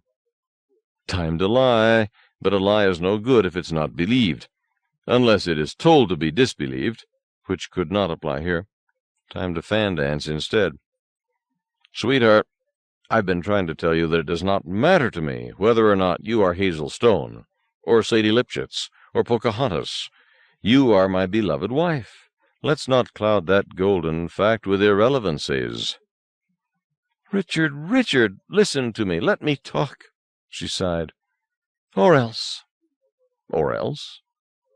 You know what or else means. You used it on me. If you won't listen, then I must go back and report that I have failed. Go back where? Report to whom? Failed in what? If you won't listen, it doesn't matter. You told me not to let you leave. I won't be leaving you. I'll just be running a quick errand and back home to you. Or you're welcome to come with me. Oh, I wish you would. But I must report my failure and resign my commission. Then I'll be free to go with you to the ends of the universe. But I must resign, not simply desert. You are a soldier, you understand that? You are a soldier? Not exactly. An agent. Agent provocateuse? Close. She smiled wryly. Agent amoureuse, perhaps. Although I wasn't told to fall in love with you, just to marry you. But I did fall in love with you, Richard, and it may have ruined me as an agent. Will you come with me while I report back, please? I was getting more confused by the minute. Gwen, I'm getting more confused by the minute. Then why not let me explain? Gwen, it can't be explained. You claim that you're Hazel Stone. I am. Damn it, I can count Hazel Stone, if she is still alive, as well over a century old. That's right. I'm well over 100. She smiled. I robbed the cradle, dear one. Oh, for God's sake, look, dear. I've spent the last 5 nights in bed with you. You're an exceptionally lively old bag. She grinned at me. Thank you, dear. I owe it all to Lydia Pinkham's vegetable compound. You do, eh? A patent nostrum took the calcium out of your joints and put it back into your bones, and ironed out the wrinkles in your face, and restored your youthful hormonal balance, and unclogged your arteries. Order me a barrel of it. I'm slowing down. Mrs. Pinkham had expert help, dearest. Richard, if you would only let me prove to you who I am by my thumbprint on the Declaration of Independence, your mind would then be open to the truth, strange though it is. I wish I could offer you identification by retinal patterns, but my retinas had not been photographed then, But there is that thumbprint, and there is blood typing, too. I began to feel panicky. What would Gwen do if her delusion pattern was toppled? Then I remembered something. Gretchen mentioned Hazel Stone. So she did. Gretchen is my great-great-granddaughter, Richard. I married Slim Lemke of the Stone Gang on my 14th birthday, and had my first child by him at Terra's fall equinox of 2078, a boy. I named him Roger for my father. In 2080 I had my first daughter. Hold it, your eldest daughter was a student at Percival Lowell when I commanded the rescue operation. So you said. Part of that pack of lies, Richard. I did indeed have a descendant there, a granddaughter on the faculty, so I truly am grateful. But I had to edit the details to fit my apparent age. My first daughter was named Ingrid for Slim's mother, and Ingrid Henderson was named for her grandmother, my daughter Ingrid Stone. Richard, you could not guess at the time how difficult it was for me at Drybone's pressure to meet for the first time 5 of my very own and not be able to acknowledge them. But I can't be Grandmother Hazel when I am being Gwen Novak, so I didn't admit it. And that was not the first time this has happened to me. I've had lots of children, 44 years from menarche to menopause, and I gave birth to 16 by 4 husbands and 3 passing strangers, and took the Stone name back after my 4th husband died, because I moved in with my son, Roger Stone. I raised 4 of the kids Roger had by his second wife. She is a medical doctor and needed a resident grandmother. I got 3 of them married off, all but the baby, who is now chief surgeon at Ceres General and may never get married, as he is handsome and quite self-centered and believes the old saw about why keep a cow. Then I started taking the vegetable compound, and here I am, fertile again and ready to raise another family. She smiled and patted her belly. Let's go back to bed. God damn it, wench, that won't solve anything. No, but it's a swell way to pass the time. And sometimes it puts a stop to recurrent bleeding. Which reminds me, if Gretchen ever shows up, I won't interfere a second time. I just did not fancy having my great-great-granddaughter crowding in on my honeymoon, a honeymoon already crowded by too many people and too much excitement. Gretchen is just a child. You think so? She is physically as mature as I was at 14, when I married and got pregnant at once. Virgin at marriage, Richard. Happens oftener here than anywhere else. Mama Mimi was strict, and Mama Wyo was charged with keeping an eye on me, and I wasn't inclined to stray anyhow, as the Davis family was socially as high as you could be in Luna City in those days, and I appreciated having been adopted by them. Beloved, I'm not going to tell you another word about me until you check my chop and print on the declaration. I can feel your disbelief, and it humiliates me. What do you do when your wife persists? Marriage is the greatest human art when it works. Sweetheart, I don't want to humiliate you, but I'm not competent to match thumbprints. But there is more than one way to cook a wolf. This second wife of your son Roger, is she still alive? Very much so, Dr. Edith Stone. Then there is probably a record right here in Luna City of her marriage to your son, and is he the Roger Stone who was once mayor? Yes, from 2122 to 2130. But he's not available. He left here in 2148. Where is he now? Several light years away. Edith and Roger outmigrated to Fiddler's Green. None of that branch of my family is around any longer. It won't work, dear. You're looking for someone who can identify me as Hazel Stone, aren't you? Well, yes. I thought Dr. Edith Stone would be an expert and unbiased witness. She still can be. How? Blood typing, Richard. Look, Gwen, blood typing is a subject I've had to know something about because of field surgery. I saw to it that every man in my regiment was typed. Blood typing can show who you are not. It cannot prove who you are. In a number as small as a regiment, even the rare AB negative will be matched more than once. They run 1 in 200. I remember, because I am one. She nodded agreement. And I'm O-positive, the commonest type of all. But that's not the whole story. If you type for all 30-odd blood groups, a blood type is as unique as a fingerprint or a retinal pattern. Richard, during the Revolution, lots of our people died because they had not been blood typed. Oh, we knew how to transfuse blood, but safe donors could be found only by cross-matching, then and there. Without typing, this was often too slow. Most of our wounded who needed blood died because a donor could not be identified in time. After peace and independence, Mama Wyoming Knott Davis, the hospital in Kong, you know? I noticed. Mama Wyo had been a professional host mother in Kong and knew about such things. She started the first blood bank with money raised by Major Watanabe, another founding father. There may be a half-liter of my blood frozen in Kong even today, but what is certain is that a complete typing of my blood is on file there, because Edith saw to it that each one of us had a full typing, all known groups, before we all started a Wanderjahr in 2148. Gwen smiled happily. So take a sample of my blood, Richard. Have it typed at Galileo University Medical Center. Get a full workup. I'll pay for it. Compare it with my typing done in 2148, filed at Wyoming Knott Memorial. Anyone who can read English can tell whether or not the two workups match. It doesn't take the sort of expertise required to match fingerprints. If that doesn't say I am me, then send for a straitjacket. It'll be time to put me away. Gwen, we're not going back to Kong, not for anything. No need to. We paid the blood bank at Galileo to have a transcript from Kong printed out by terminal. Her face clouded. But it will blow my cover as Mistress Novak. Once those two records are side by side, they'll know that Grandmother Hazel has returned to the scene of her crimes.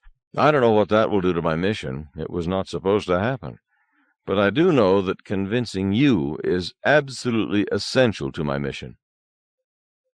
Gwen, assume that you've convinced me.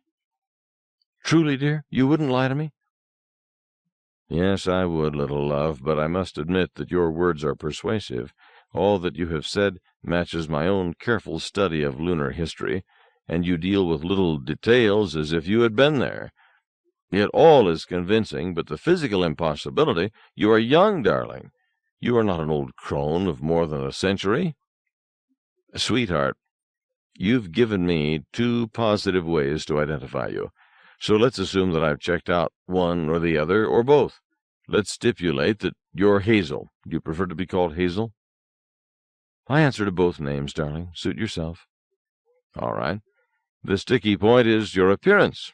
If you were old and dried up, instead of young and juicy— Are you complaining? No, merely descriptive. Stipulating that you are Hazel Stone, born 2063, how do you account for your youthful appearance? And don't give me any guff about a legendary patent medicine. You'll find the truth hard to believe, Richard. I have undergone rejuvenation. Twice, in fact.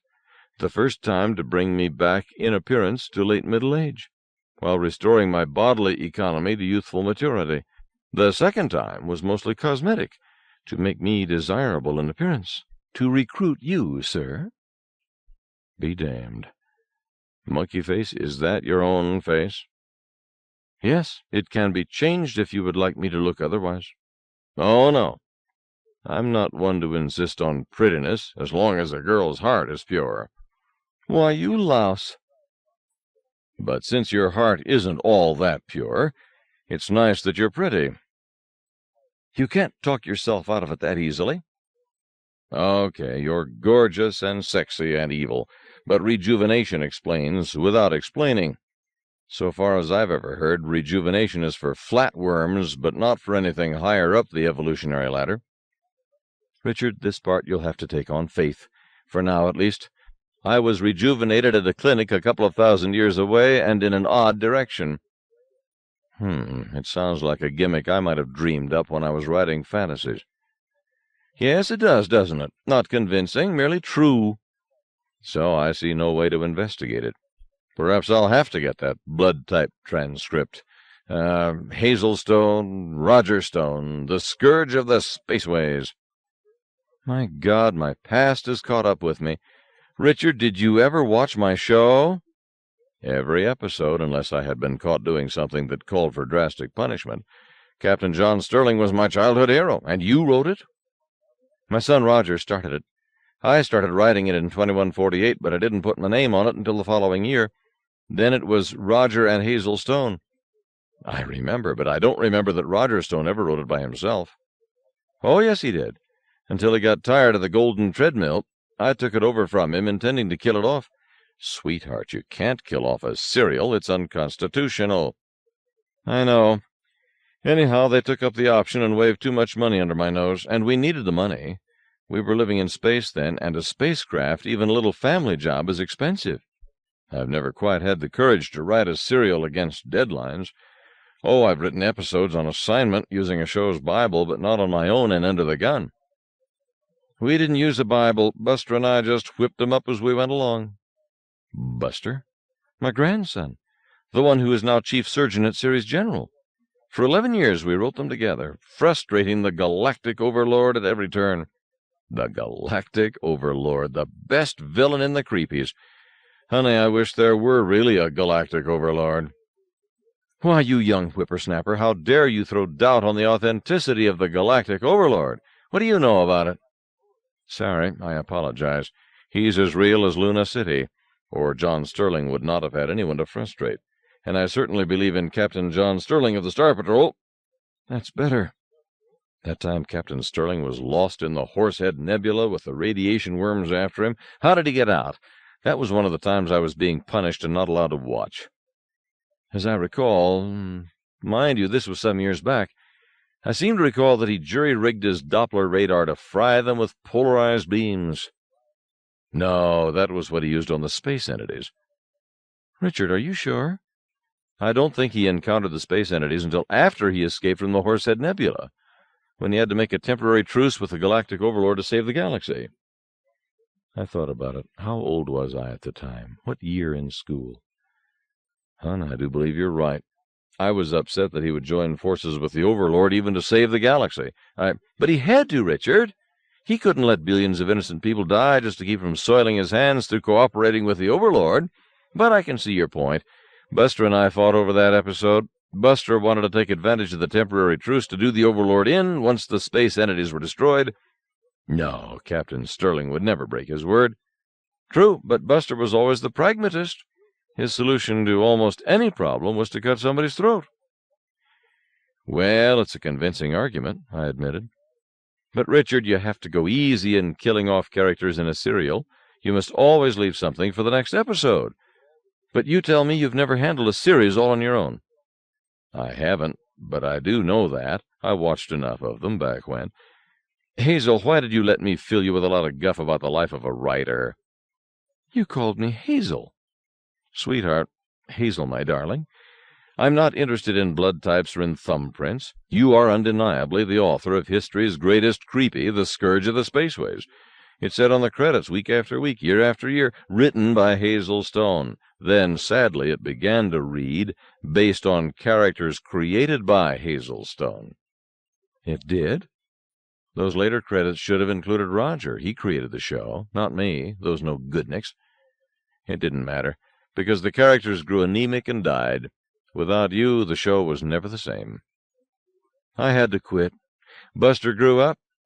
I supplied the twists. He supplied the gore. Sometimes I got soft-hearted. Buster never did. Hazel, why don't we revive it? We'll plot it together. You write it, I'll do the cooking and housekeeping. I stopped and looked after her. What in the world are you crying about? I'll cry if I want to. You call me Hazel. You believe me. I have to believe you. Anybody could trick me about blood types or thumbprints, but not about commercial fiction. Not this old hack writer. You're the real McCoy, my love, the authentic scourge of the spaceways. But you're still my sweaty little nymphomaniac. I find I don't mind that you are a couple of centuries old. I am not either 2 centuries old. I won't be for years and years. But you're still my sweaty little nymphomaniac? If you'll let me. I grinned at her. Do I have any say in the matter? Get your clothes off and let's do some plotting. Plotting? All the best writing is done with the gonads, Hazel, my lusty bride. Didn't you know that? Battle stations, here comes the galactic overlord. Oh, Richard. 18. When it comes to a choice between kindness and honesty, my vote is for kindness every time, giving or receiving. Ira Johnson, 1854 to 1941. Hazel, my ancient love. Richard, would you like a broken arm? I don't think you can manage it just now. Want to bet? Ouch! Stop that. Don't do it again, or I'll toss you back into the creek and marry Gretchen. She is not ancient. Keep right on teasing me. My third husband was a tease. Everybody remarked on how well he looked at his funeral, and what a shame it was he died so young. Hazel, Gwen, smiled up at me. But he turned out to be heavily insured, which does comfort a widow. Marrying Gretchen is a good idea, darling. I would enjoy bringing her up, teaching her to shoot, helping her with the first baby, coaching her in how to handle a knife, working out with her in martial arts, all the homey domestic skills a girl needs in this modern world. Humph! My darling girl, you are as little and cute and pretty and harmless as a coral snake. I think Jinx has already trained Gretchen. More likely Ingrid, but I can still put a polish on her. As you pointed out, I'm experienced. What was that word you used? Ancient, that was it. Ouch! Oh, that didn't hurt, sissy. The hell it didn't. I'm going to enter a monastery. Not till you've entered Gretchen. I've just decided, Richard. We're going to marry Gretchen. I treated this ridiculous statement with the neglect it deserved. I got up and hopped into the refresher. Shortly she followed me in. I cowered away from her. Help! Don't hit me again. Oh, spit, I haven't hit you once as yet. I surrender. You're not ancient. You're just well marinated. Hazel, my love, what makes you so feisty?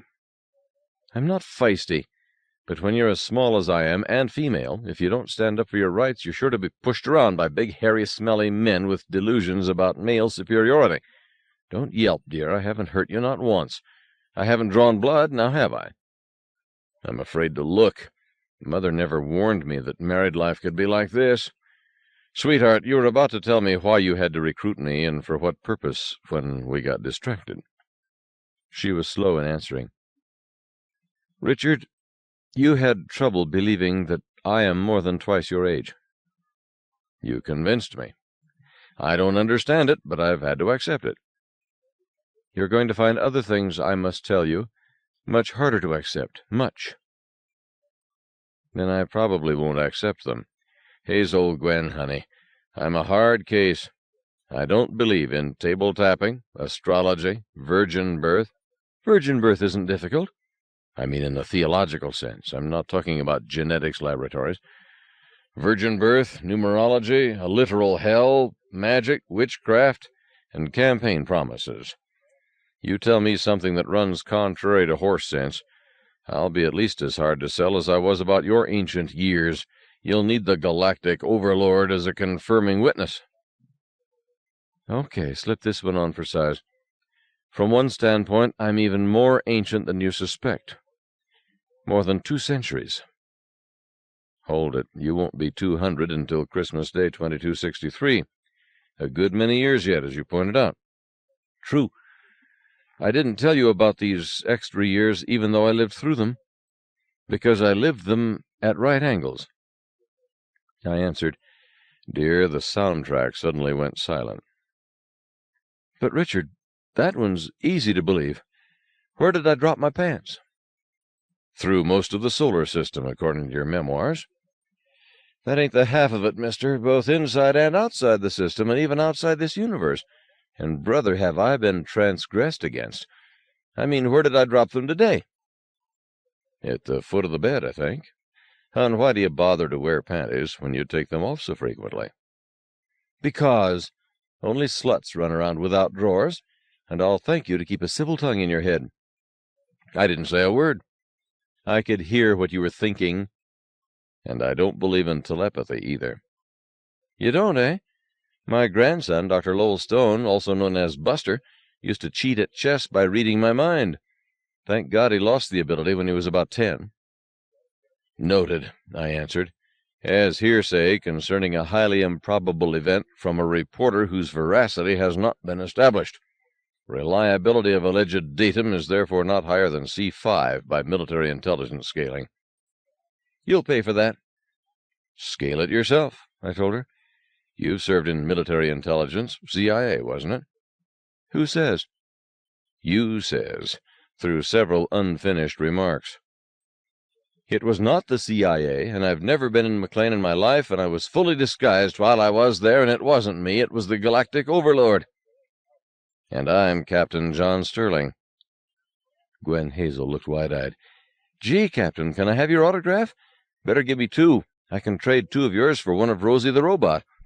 Richard, will we be going near the main post office? Have to. I've got to set up a mail drop for Father Schultz. Why, dear? If we can swing past Macy's, I'll get Naomi's clothes and wig packed, and then I'll mail them. They've been grinding on my conscience. On your what? On the bookkeeping system I use in place of one. Richard, you remind me more and more of my 3rd husband. He was a fine figure of a man, just as you are. He took great care of himself and died in perfect health. What did he die of? Of a Tuesday, as I remember, or was it a Wednesday? Anyway, I was not there. I was a long way off, curled up with a good buck. We never did learn what did him in. Apparently he fainted in his bath, and his head went under water. What are you mumbling, Richard? Charlotte who? Nothing at all. Hazel, I do not carry life insurance. Then we must be extra careful to keep you alive. Stop taking baths. If I do, in 3 or 4 weeks you'll regret it. Oh, I'll stop, too. It will balance out. Richard, will we have time today to go out to the authority complex? Perhaps. Why? To find Adam Cellini. Is he buried there? That is something I must try to find out. Richard, is your believer in good shape? It's overstrained. Several years at right angles, indeed. Want to buy a space warp? Thank you. I have one in my purse. Those extra years are just a matter of geometry, my husband. If you are wedded to the conventional picture of space-time with just one time axis, then of course you find it hard to understand. But there are at least 3 time axes, just as there are at least 3 space axes, and I lived those extra years on other axes. All clear? Utterly clear, my love. As self-evident as transcendentalism. I knew you would understand. The case of Adam Cellini is more difficult. When I was 12, I heard him speak many times. He was the inspiring leader who held our revolution together. Then he was killed, or so it was reported. It was not until years later that Mama Wyo told me, as deepest secret, that Adam was not a man, not a human being at all, another sort of entity. I most carefully said nothing. Gwen Hazel said, Well, don't you have anything to say? Oh, sure.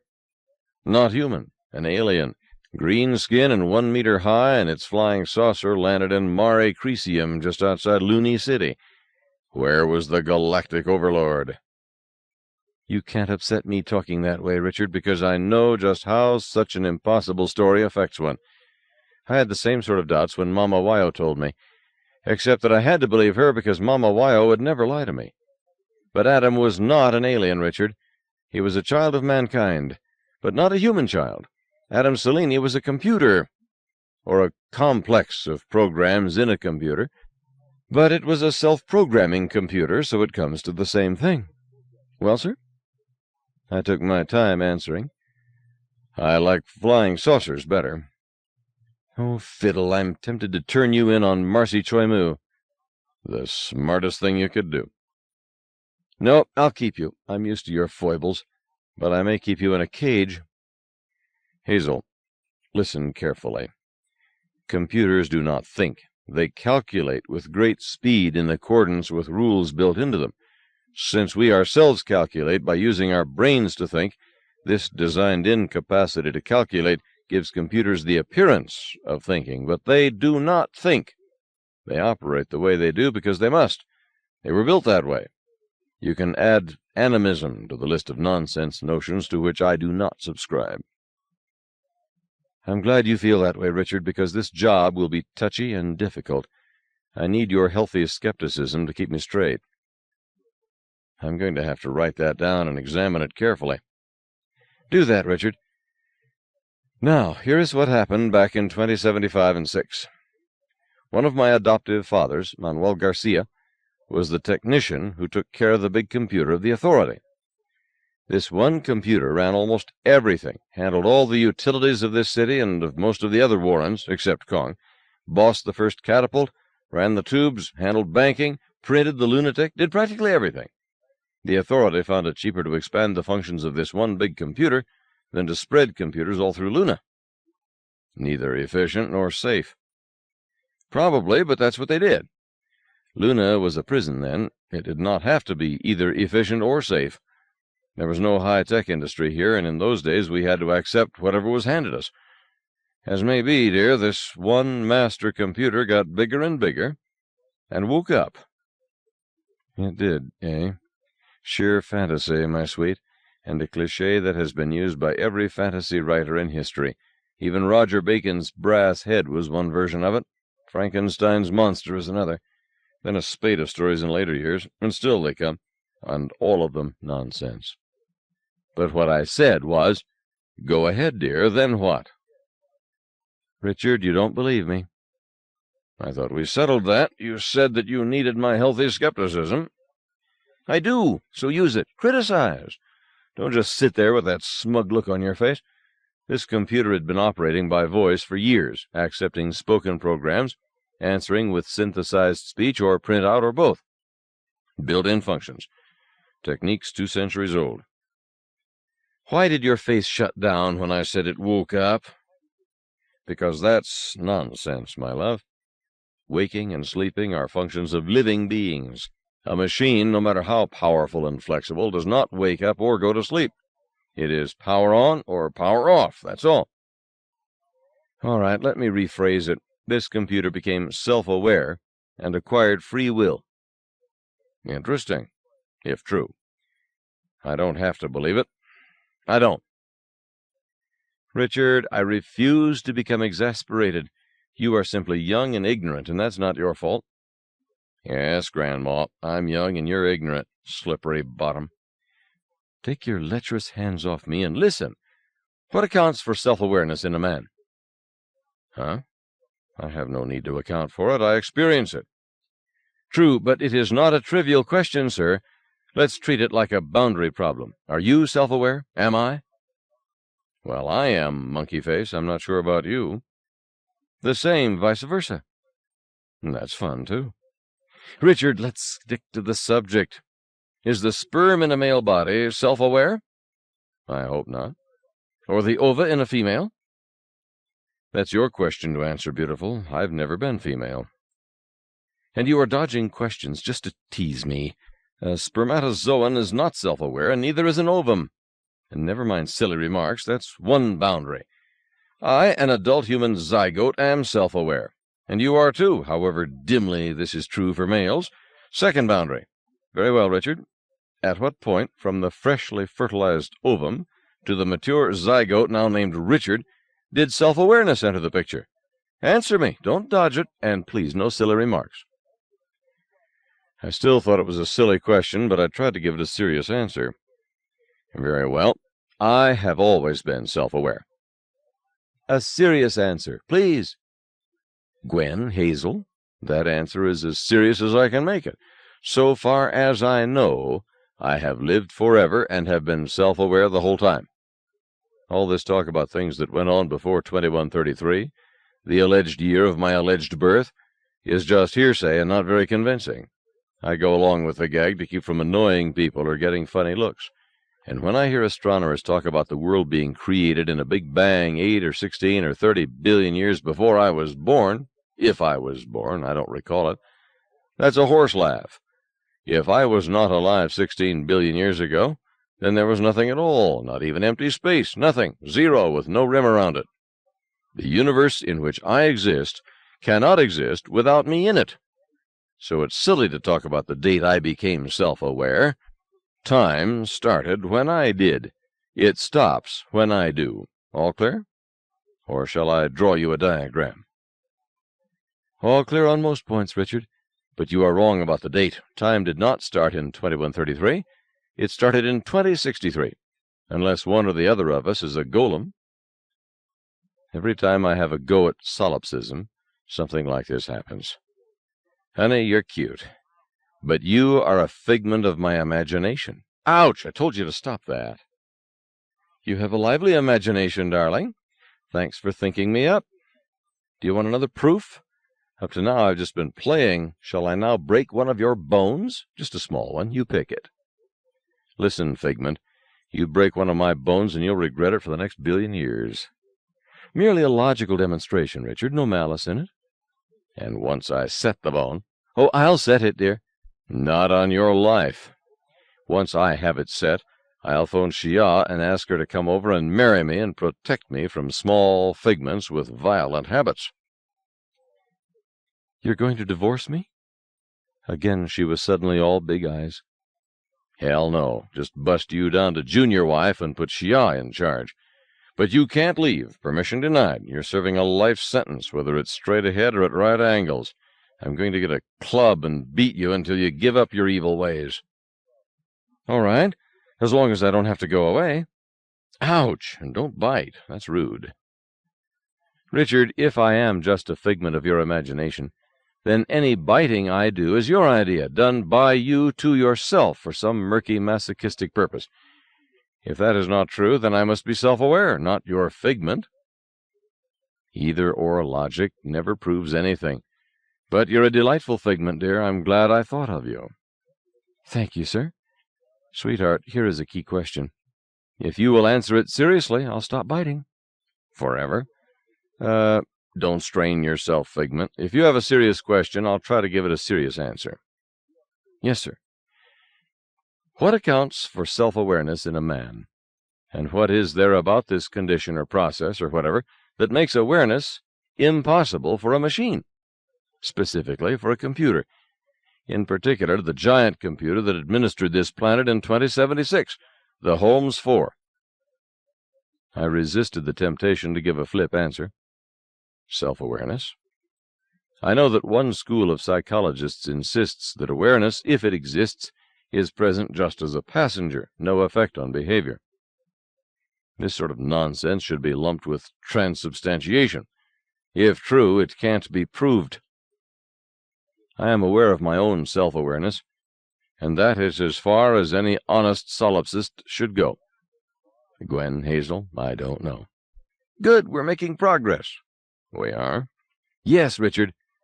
The hardest part about gaining any new idea is sweeping out the false idea occupying that niche. As long as that niche is occupied, evidence and proof and logical demonstration get nowhere. But once the niche is emptied of the wrong idea that has been filling it, once you can honestly say, I don't know, then it becomes possible to get at the truth. And you are not only the cutest little figment I've ever imagined, you are also the smartest. Knock it off, Buster. Listen to this theory, and think of it as a working hypothesis, not as God-given truth. It was dreamed up by my adoptive father, Papa Manny, to account for the observed fact that this computer had come to life. Maybe it explains something, maybe it doesn't. Mama Wyo said that Papa Manny was never sure. Now attend me. A fertilized human ovum divides, and divides again, and again, and again, and again, and again. Somewhere along there, I don't know where, this collection of millions of living cells becomes aware of itself and the world around it. She went on. A fertilized egg is not aware, but a baby is. After Papa Manny discovered that his computer was self-aware, he noted that this computer, which had been expanded outrageously as more jobs were assigned to it, had reached a point of complication where it had more interconnections in it than has a human brain. Papa Manny made a great theoretical leap. When the number of interconnections in a computer become of the same close order as the number of interconnections in a human brain, that computer can wake up and become aware of itself, and probably will. He wasn't sure that it always happened, but he became convinced that it could happen, and for that reason, the high number of interconnections. Richard, Papa Manny never went any farther with it. He was not a theoretical scientist, he was a repair technician, but the way his computer was behaving bothered him. He had to try to figure out why it was acting so oddly. This theory resulted. But you need not pay attention to it. Papa Manny never tested it. Hazel, what was this odd behavior? Oh, Mama Wyo told me that the first thing Manuel noticed was that Mike, the computer, I mean, Mike had acquired a sense of humor. Oh, no. Oh, yes. Mama Wyo told me that to Mike or Michelle or Adam Salini. He used all three names. He was at Trinity. To Mike, the entire Luna revolution, in which thousands died here and hundreds of thousands died on Earth, was a joke. It was just one great big practical joke thought up by a computer with super-genius brain power and a childish sense of humor. Hazel grimaced, then grinned. Just a great big overgrown lovable kid who should have been kicked. You make it sound like a pleasure, kicking him. Do I? Perhaps I should not. After all, a computer could not possibly do right or wrong or experience good or evil in the human sense. It would have no background for it, no rearing, if you please. Mama Wyo told me that Mike's human behavior was by imitation. He had endless role models. He read everything, including fiction.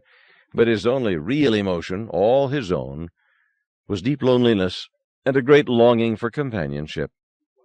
That's what our revolution was to Mike. Companionship, play, a game that won him attention from Prof and Wyo, and especially Manny.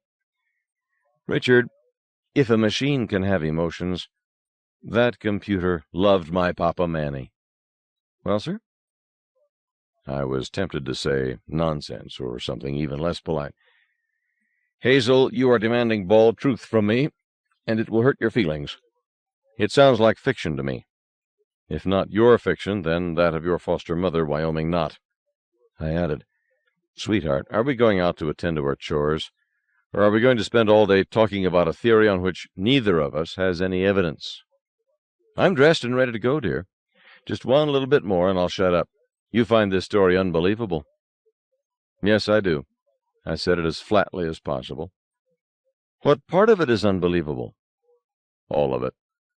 Truly? Or is the sticking point the idea that a computer can be self-aware?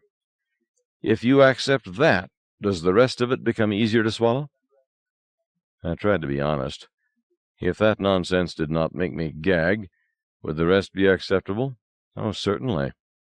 Like the gold spectacles of Joseph Smith, like the tablets handed down to Moses from the Mount, like the red shift to the Big Bang. Accept the postulate, and the rest goes down smoothly. Hazel Gwen, if we assume a self-aware computer with emotions and free will, I would not boggle at anything else, from ghosts to little green men. What was it the Red Queen did? Believed 7 impossible things before breakfast. The White Queen. No, the Red Queen. Are you sure, Richard? It was just before... Forget it. Talking chessmen are even harder to swallow than a prankster computer. Sweetheart, the only evidence you offer is a story told you by your foster mother in her old age. That's all. Senile, maybe? No, sir. Dying, but not senile. Cancer, from exposure to a solar storm when she was quite young. So she thought. As may be, it was not senility. She told me this when she knew she was to die, because she thought the story should not be lost completely. You see the weakness of the story, dear. One deathbed story. No other data. Not quite, Richard. Eh? My adoptive father, Manuel Davis, confirms all of it and then some. But you always spoke of him in the past tense. I think you did. And he would be how old? Older than you are. He was born in 2040, so he would be a century and a half old now. Not impossible for a loony, but he's both older and younger than that, for the same reasons I am. Richard, if you talked to Manuel Davis and he confirmed what I've told you, would you believe him? I grinned at her. You might force me to bring to the issue the stalwart common sense of ignorance and prejudice. Go along with you. Put on your foot, dear, please. I want to take you out and get you at least one more outfit before we move. Your trousers have spots on the stains. I'm not being a good wife. Yes, ma'am. Right away, ma'am. Where is your Papa Manny now? You won't believe this. If it doesn't involve right-angled time or lonely computers, I'll believe it.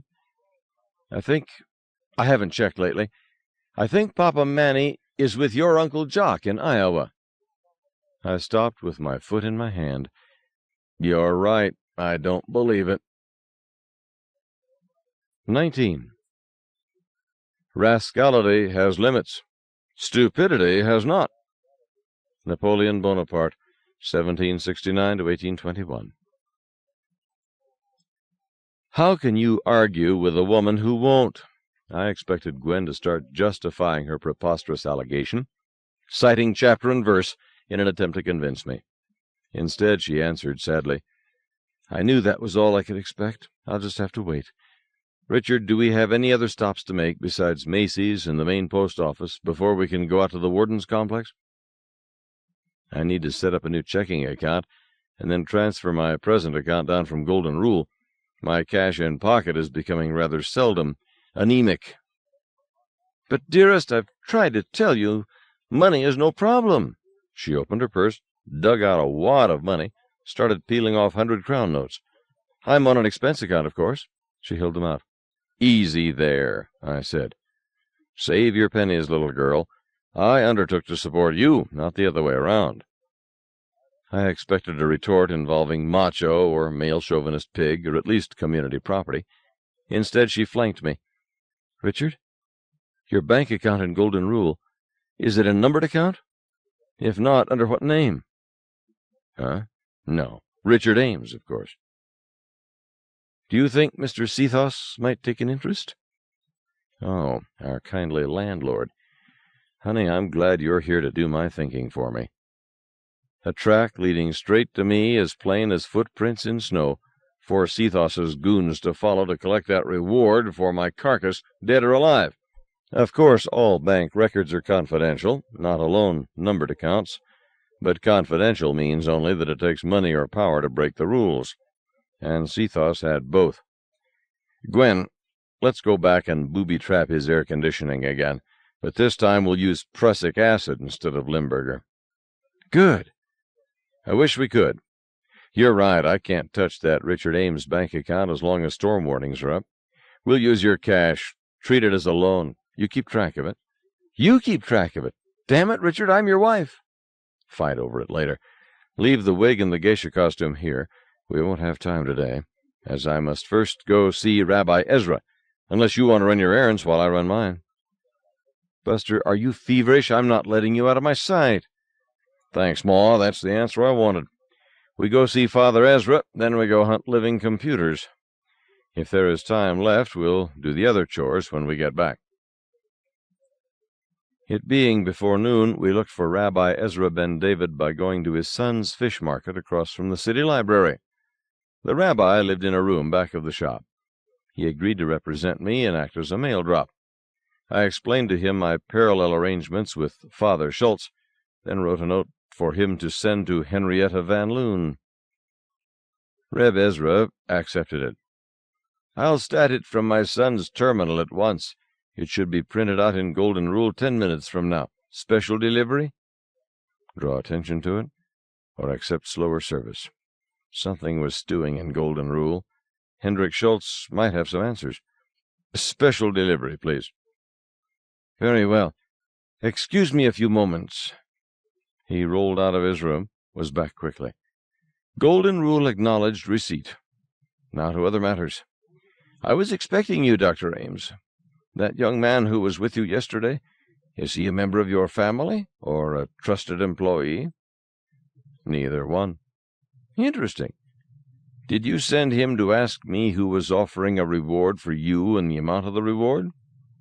I certainly did not. Did you tell him anything? My dear sir, you asked for the traditional 3 days.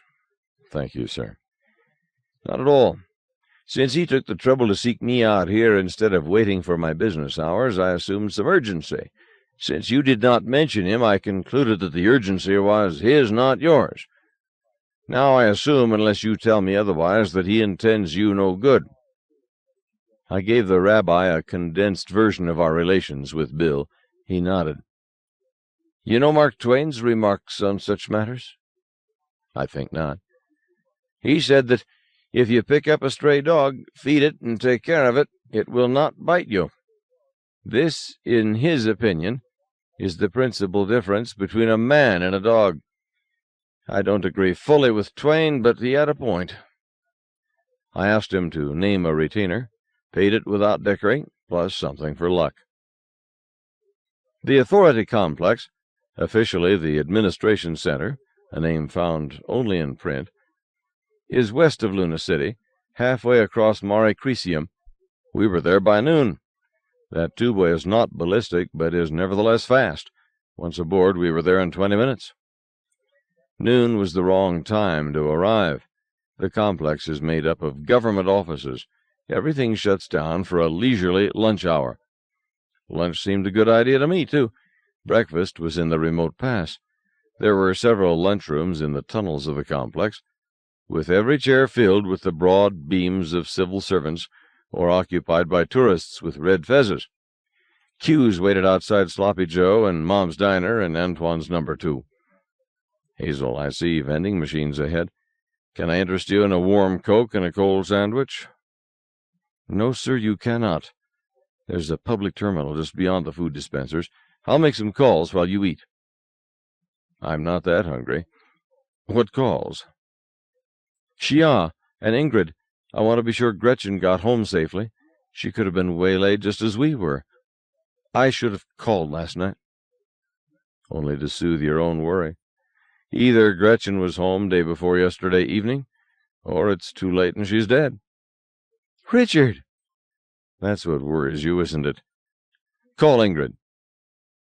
Gretchen answered and squealed when she saw Gwen Hazel. Mama, come quick, it's Mistress Hardesty. 20 minutes later, we switched off. All that had been accomplished was to tell the Hendersons that we were at the Raffles and that our mailing address was care of Rabbi Ezra. But the ladies enjoyed visiting, and each assured the other that she would come visit in person sometime soon. They exchanged kisses via terminal. To my mind, a waste of technology, and of kisses. Then we tried to call Shia, and a man came on screen whom I did not recognize. He was not Shia's day-shift desk clerk. What do you want? He demanded. Hazel said, I'd like to speak to Shia, please. Not here. This hotel has been shut down by the Bureau of Sanitation. Oh, can you tell me where she is? Try the Chief of Public Safety. The face flickered off. Hazel turned to me, her eyes filled with worry. Richard, this can't be right. Shia's hotel is as squeaky clean as she is. I see a pattern, I said grimly. And so do you. Let me try. I moved in, queried for code, called the office of the top cop, HKL. An elderly desk sergeant answered. I said, Gaspaja, I'm trying to reach a citizen named Dong Xia. I was told, Yeah, I booked her, she answered. But she made bail an hour ago, not here. Ah, so. Thank you, ma'am. Can you tell me where I might reach her? Haven't the slightest, sorry. Thank you. I switched off. Oh, dear. Leprosy, sweetheart. We've got it. Anyone who touches us catches it. Damn. Richard, I'm stating the simple truth. In my childhood, when this was a penal colony, there was more freedom under the warden than there is now with self-government. Maybe you exaggerate, but I suspect Shia would agree with you. I chewed my lip and frowned. You know who else has caught our leprosy? Choi Mu. You think so? 7-2.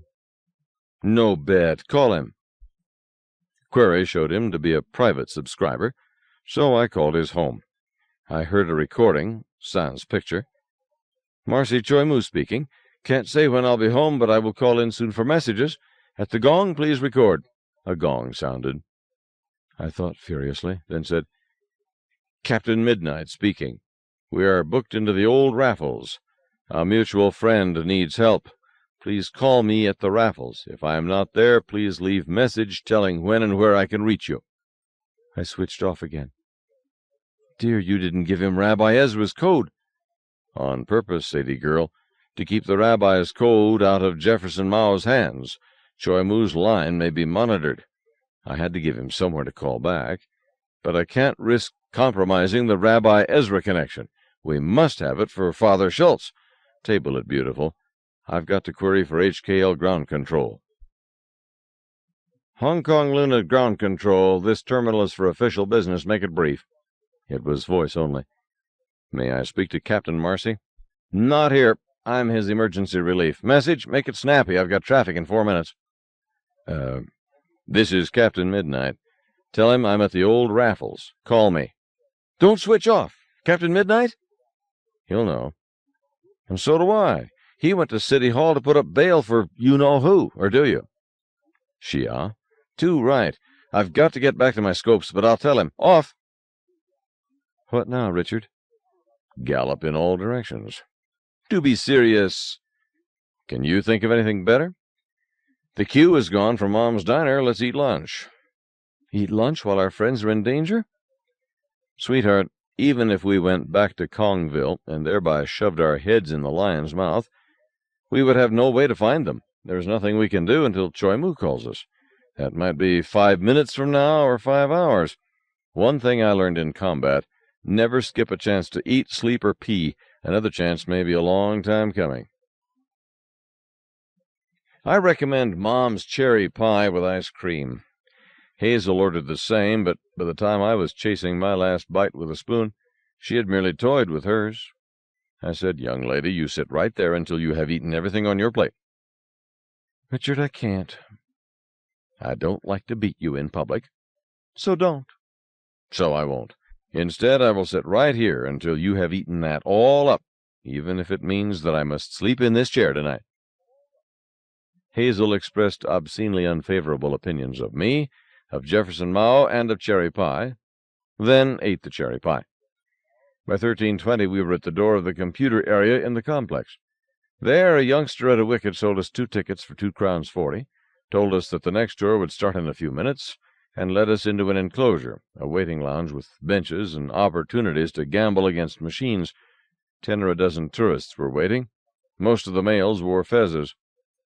When at last we started, an hour later, there were 19 or 20 of us, herded by a uniformed guide, or guard. He wore a cop's shield.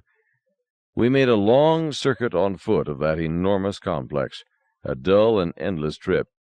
At each pause our guide gave a memorized spiel, perhaps not too well memorized, as I could spot errors, even though I am not a communications control engineer.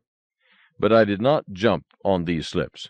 Instead, I made a nuisance of myself in accordance with earlier coaching by my fellow conspirator. At one stop our guide explained that engineering control was decentralized all over Luna, both geographically and by functions, air, sewage, communications, fresh water, transportation, etc., but was monitored from here by the technicians you see at those consoles. I interrupted him. My good man, I think you must be new on this job. The Encyclopedia Britannica explains clearly how one giant computer handles everything on the moon. That's what we've come to see, not backs of necks of junior clerks sitting at monitors. So let's see it, the giant computer, the Holmes 4. The guide let his professional smile slip, and looked at me with the natural contempt of a loony for an earthworm. You've been misinformed. True, it used to be that way, but you're over 50 years out of date. Today we are modernized and decentralized. Young man, are you trying to contradict the Britannica? I'm telling you the simple truth. Now, let's move on and... What became of that giant computer, since it's no longer used, or so you say? Huh? Look behind you. See that door? It's behind that door. Come, then, let's see it. That's what I paid to see. Not on your bloody drum and fife. It's an historical antique, a symbol of our great history. You want to look at it, you go to the Chancellor of Galileo U and show your credentials. He'll send you packing. Now then, let's all move along to the next gallery. Hazel did not move on with us, but, following instructions, I always had something ahead to point to, and to ask a silly question about, whenever our guide seemed about to have a free moment to look around. But when, at long last, we had made the full circle and were back at the lounge, Hazel was there ahead of us. I kept quiet until we were out of the complex and waiting at the tube station. There I moved us out of earshot of others before I spoke. How did it go? No trouble. The lock on that door was a type I've dealt with before. Thanks for keeping them all distracted while I coped with it. Good show, love. You got what you were after? I think so. I'll know more after Papa Manny looks over my photographs. It's just a big lonely room, Richard, crowded with old-fashioned electronics equipment. I shot it from about 20 angles and stereoed each shot by handheld offset. Not perfect, but I've practiced it. That's all? This visit? Yes. Well, mostly. Her voice was choked. I looked at her, saw that her eyes were filled with tears about to overflow. Why, darling, what's the matter? Nothing. Tell me. Richard, he's in there. Huh? He's asleep in there. I know. I could feel him. Adam Cellini. The tube capsule slammed into the station about then, to my relief. There are subjects for which words are useless. The capsule was packed full. We could not talk en route. By the time we were back in L City, my darling had quieted down, and I could avoid the subject. The crowds in the corridors made talk difficult anyhow. Luna City is crowded at any time. On Saturdays, half the loonies from other warrens come in to shop. This Saturday, the usual weekend crowd was augmented by Shriners and their wives from all over North America and elsewhere. As we came down out of Tube Station West into Pressure 2 at Outer Ring, we faced Sears Montgomery. I was about to swing left to the causeway when Hazel stopped me. What, dear? Your trousers. Is my fly open? No, it's not. We're going to cremate your trousers. It's too late for burial. And that shirt jacket. I thought you were itchy to get to the raffles. I am, but it will take me only 5 minutes to put you into a new siren suit. Reasonable. My trousers were so dirty that I was beginning to risk being cited as a menace to public health, and Hazel did know what I preferred for everyday clothing, as I had explained to her that I would not wear shorts even if every other adult male in Luna City was in shorts, as most of them were. I'm not morbidly self-conscious about my missing foot, but I do want full-length trousers to conceal my prosthesis. It's my private problem. I do not choose to exhibit it. All right, I agreed, but let's buy the one nearest the door. Hazel did get us in and out in 10 minutes, buying me 3 two-piece rumpus suits, all alike, save for color. The price was right, as first she dickered it down to an acceptable amount, then rolled double or nothing, and won. She thanked the clerk and tipped him the price of a drink, then exited looking cheerful. She said to me, "You look smart, dear." I thought so, too. Those 3 suits were lime green, powder pink, and lavender. I had chosen to wear the lavender. I think it suits my complexion. I went strutting along, swinging my cane, with my best girl on my arm, feeling great. But when we turned onto the causeway, there was no room to swing a cane and barely room to walk. We backed out, dropped straight down to Bottom Alley, then across town and up 5 Aces chain lift to Pressure 6. Much farther, but today much faster. Even the side tunnel to the raffles was crowded. A cluster of fez-topped men were just outside our hotel. I glanced at one of them, then took a better look. I let him have it with my cane, reverse moulinet up into his crotch. At the same time, or a split second ahead of me, Hazel threw her package, my suits, into the face of the man next to him, and slugged one beyond him with her handbag. He went down as my man screamed and joined him. As my cane swung back, I took it with both hands horizontally and used the sideways short jabs intended for moving through a rioting crowd, but used the jabs more personally, getting one man in the belly, another in the kidney, and kicking each to quiet him as he went down. Hazel had taken care of the man she had slowed up with the package. I did not see how, but he was down and not moving. A 6th man was about to cool her with a cosh, so I stabbed him in the face with my cane. He grabbed at it. I moved forward with it to keep him from exposing the stiletto, while giving him 3 fingers to his solar plexus, left-handed. I fell on top of him, and was picked up and carried into the raffles at a trot, with my head down and dragging my cane after me. The next few seconds I had to sort out later, perhaps imperfectly. I did not see Gretchen standing at the registration desk, but she was there, having just arrived. I heard Hazel snap, "Gretchen, room L, straight back on the right," as she dumped me on Gretchen. On Luna, I weigh 13 kilos, give or take a few grams. Not much load for a country girl used to hard work, but I'm much bigger than Gretchen and twice as big as Hazel, a big unwieldy bundle. I squawked to be put down. Gretchen paid no attention.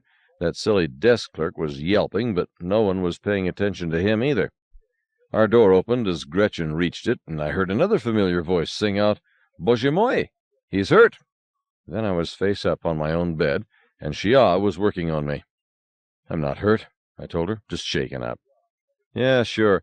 Hold still while I get your trousers off. Does one of you gentlemen have a knife? I was about to tell her not to cut my new trousers when I heard a shot. It was my bride, crouching inside the open doorway and peering cautiously out to the left, her head close to the floor. She fired again, scooted back inside, closed and locked the door. She glanced around and snapped, "Move Richard into the fresher. Pile the bed and everything else against the outer door. They'll be shooting or breaking it down or both." She sat down on the floor with her back toward me and paid no attention to anyone. But everyone jumped to carry out her orders. Everyone included Gretchen, Shia, Choi Mu, Father Schultz, and Reb Ezra. I did not have time to be astonished, especially as Shia, with Gretchen's help, moved me into the refresher, put me on the floor, and resumed taking my pants off. What did astonish me was to find that my good leg, the one with a meat-and-bone foot on it, was bleeding heavily. I noticed it first from seeing that Gretchen had big bloodstains on the left shoulder of her white coverall. Then I saw where the blood was coming from, whereupon that leg started to hurt. I don't like blood, especially mine, so I turned my face away and looked out the fresher door. Hazel was still sitting on the floor and had taken something out of her handbag that seemed to be bigger than the handbag. She was talking into it. "THQ. Major Lipschitz calling THQ. Answer me, goddammit. Wake up. Mayday, mayday. Hey, Rube." 20. If anyone doubts my veracity, I can only say that I pity his lack of faith. Baron Munchausen, 1737 to 1794. Shia added, "Gretchen, hand me a clean towel. We'll make do just with the pressure pack until later." "Ouch." "Sorry, Richard." "Mayday, mayday. Hail Mary, I'm up the creek without a paddle. Answer me." "We read you, Major Lipschitz. Report local fix, planet, system, and universe." It was a machine voice with the typical uninflected brassiness that sets my teeth on edge. "Now let's tape it tightly." "Hell with procedures. I need T-shift pickup, and I need it now. Check my assignment and slam it. Switch point, One Small Step by Armstrong. Local fix, Hotel Raffles, room L. Time tick now." I went on, looking out the fresher door to avoid watching the unpleasant things Shia and Gretchen were doing to me. I could hear shouts and people running. Something crashed against the corridor door. Then, in the rock wall on my right, a new door dilated. I say door for lack of a precise word. What I saw was a circular locus of silver gray, floor to ceiling, and more. Inside this locus was an ordinary door for a vehicle. What sort of vehicle, I could not tell. Its door was all I could see. It swung open. Someone inside called out, "Grandma," as the corridor door crashed in and a man fell into the room. Hazel shot him. A second man was right behind him. She shot him, too. I reached for my cane. Beyond Shia, damn it. "Hand me my cane. Hurry!" Now, you lie back down." "Give it to me." Hazel had one round left, or maybe none. Either way, it was time I backed her up. I heard more shots. With bitter certainty that nothing was left but to avenge her, I made a long arm, got my stick, and turned. No more fighting. Those last shots had been fired by Rabbi Ezra. Why was I surprised that a wheelchair cripple chose to go armed? Hazel was shouting, "Everybody get aboard! Move it!" And we did. I was confused again, as an endless crowd of young people, male and female, and all of them red-headed, poured out of that vehicle and carried out Hazel's orders. Two of them carried Reb Ezra inside, while a third folded his wheelchair flat and handed it in to a fourth. Choi Mu and Gretchen were hustled in, followed by Father Schultz. Shia was shoved after them when she tried to insist on handling me. Then two redheads, a man and a woman, carried me in. My blood-stained pants were chucked after me. I clung to my cane. I saw only a little of the vehicle. Its door opened into a four-place pilot and passenger compartment of what might be a spaceplane, or might not be. The controls were strange, and I was in no position to judge how it worked. I was lugged between seats and shoved through a door behind them into a cargo space and wound up on top of the rabbi's folded wheelchair. Was I going to be treated as cargo? No, I lay there only briefly, then was turned 90 degrees and passed through a larger door, turned another 90 degrees and placed on a floor, and glad to stay there. For the first time in years, I was experiencing Earth-normal weight. Correction. I had felt a few moments of it yesterday in the ballistic tube, a few more in that you-push-it clunker, Budget Jet 17, and about an hour of it in old MacDonald's farm 4 days earlier, but this time sudden heaviness caught me by surprise and did not go away. I had lost blood and found it hard to breathe and was dizzy again. I was feeling sorry for myself when I saw Gretchen's face. She looked both scared and wretchedly ill. Xia was saying, "Get your head down, dear. Lie down by Richard, that's best. Richard, can you scrunch over a little? I would like to lie down, too. I don't feel well." So I found myself with a cuddlesome winch on each side of me, and I didn't feel a darn bit like cuddling. I'm supposed to be trained to fight in accelerations up to 2 full gravities, 12 times that of Luna, but that was years ago, and I'd had over 5 years of soft, sedentary living at low gravity. It seemed certain that Xia and Gretchen were just as uninterested in bundling. My beloved arrived carrying our miniature maple. She placed it on a stand, blew me a kiss, and started sprinkling it. "Xia, let me draw a lukewarm tub for you 2 born loonies. You both can get into it." Hazel's words caused me to look around. We were in a bathroom. Not a refresher appropriate to a 4-seater spaceplane. Nothing at all like ours in the Raffles. This room was an antique. Have you ever seen wallpaper decorated with fairies and gnomes? Indeed, have you ever seen wallpaper? How about a giant iron tub on claw feet, or a water closet with a wooden lid and an overhead tank? The whole room was straight out of a museum of cultural anthropology, yet everything was bright and new and shiny. I wondered just how much blood I had lost. "Thanks, Gwen, but I don't think I need it. Gretchen, do you want to float in water?" "I don't want to move." "It won't be long," Hazel assured them. Gay shifted twice to avoid shrapnel, or we would be down now. "Richard, how are you feeling?" "I'll make it." "Of course you will, darling. I feel the weight myself from a year in Golden Rule, but not much, as I exercised at 1G every day. Dear one, how badly are you wounded?" "I don't know." "Xia?" "Lots of bleeding and some muscle damage. 20 or 25 centimeters and fairly deep. I don't think bone was hit. We put a tight pressure pack on it. If this ship is equipped for it, I want to do a better job and give him a broad-spectrum shot, too." "You've done a fine job. We'll be landing soon, and then there will be professional help and equipment." "All right. I don't feel too lively, I admit." "So try to rest." Hazel picked up my blood-soiled trousers. "I'm going to soak these before the stain sets." "Use cold water," Gretchen blurted, then turned pink and added shyly, "So Mama says." "Ingrid is right, dear." Hazel ran water into the hand basin. "Richard, I'm forced to admit that I lost your new clothes during that fuss." "Clothes we can buy. I thought I was going to lose you." "Good, Richard. Here's your wallet and some this and that, pocket plunder." "Better let me have it. I crowded it all into a breast pocket. Where's Choi Moo? I did see him, or did I?" "He's in the other fresher with Father Schultz and Father Ezra." Are you telling me that a 4-seater has 2 refreshers? It is a 4-place job, isn't it?" "It is, and it does, and wait till you see the rose gardens and the swimming lounge." I started to make a retort, but chopped it off. I had not figured out any formula by which to tell when my bride was jesting or was telling literal but unbelievable truth. I was saved from a silly discussion by one of the redheads coming in. Female, young, muscled, freckled, cat-like, wholesome, sultry. "And Hazel, we're grounded." "Thank you, Lor." "I'm Laz. Cass wants to know who stays here, who comes along, and how long till lift. Gay wants to know whether or not we'll be bombed, and can she park 1 shift over. Bombing makes her nervous." Something is wrong here. Gay should not be asking directly, should she? I don't think she trusts Cass's judgment. She may have reason. Who's commanding? "I am." "Oh, I'll let you know who goes, who stays, after I talk to my papa and Uncle Jock. A few minutes, I think. You can let Gay park in a dead zone if you wish, but please have her stay on my frequency triple. We may be in a hurry. Right now I want to move my husband, but first I must ask another of our passengers to lend me his wheelchair." Hazel turned to leave. I called out, "I don't need a wheelchair," but she didn't hear me, apparently. 2 of the redheads lifted me out of the craft and placed me in Ezra's wheelchair, with its back support lowered and front support lifted. One of them spread a king-size bath towel over my lap and legs. I said, "Thanks, Laz." "I'm Lor. Don't be surprised if this towel vanishes. We've never tried taking one outside before." She got back aboard, and Hazel wheeled me under the nose of the craft and around to its port side.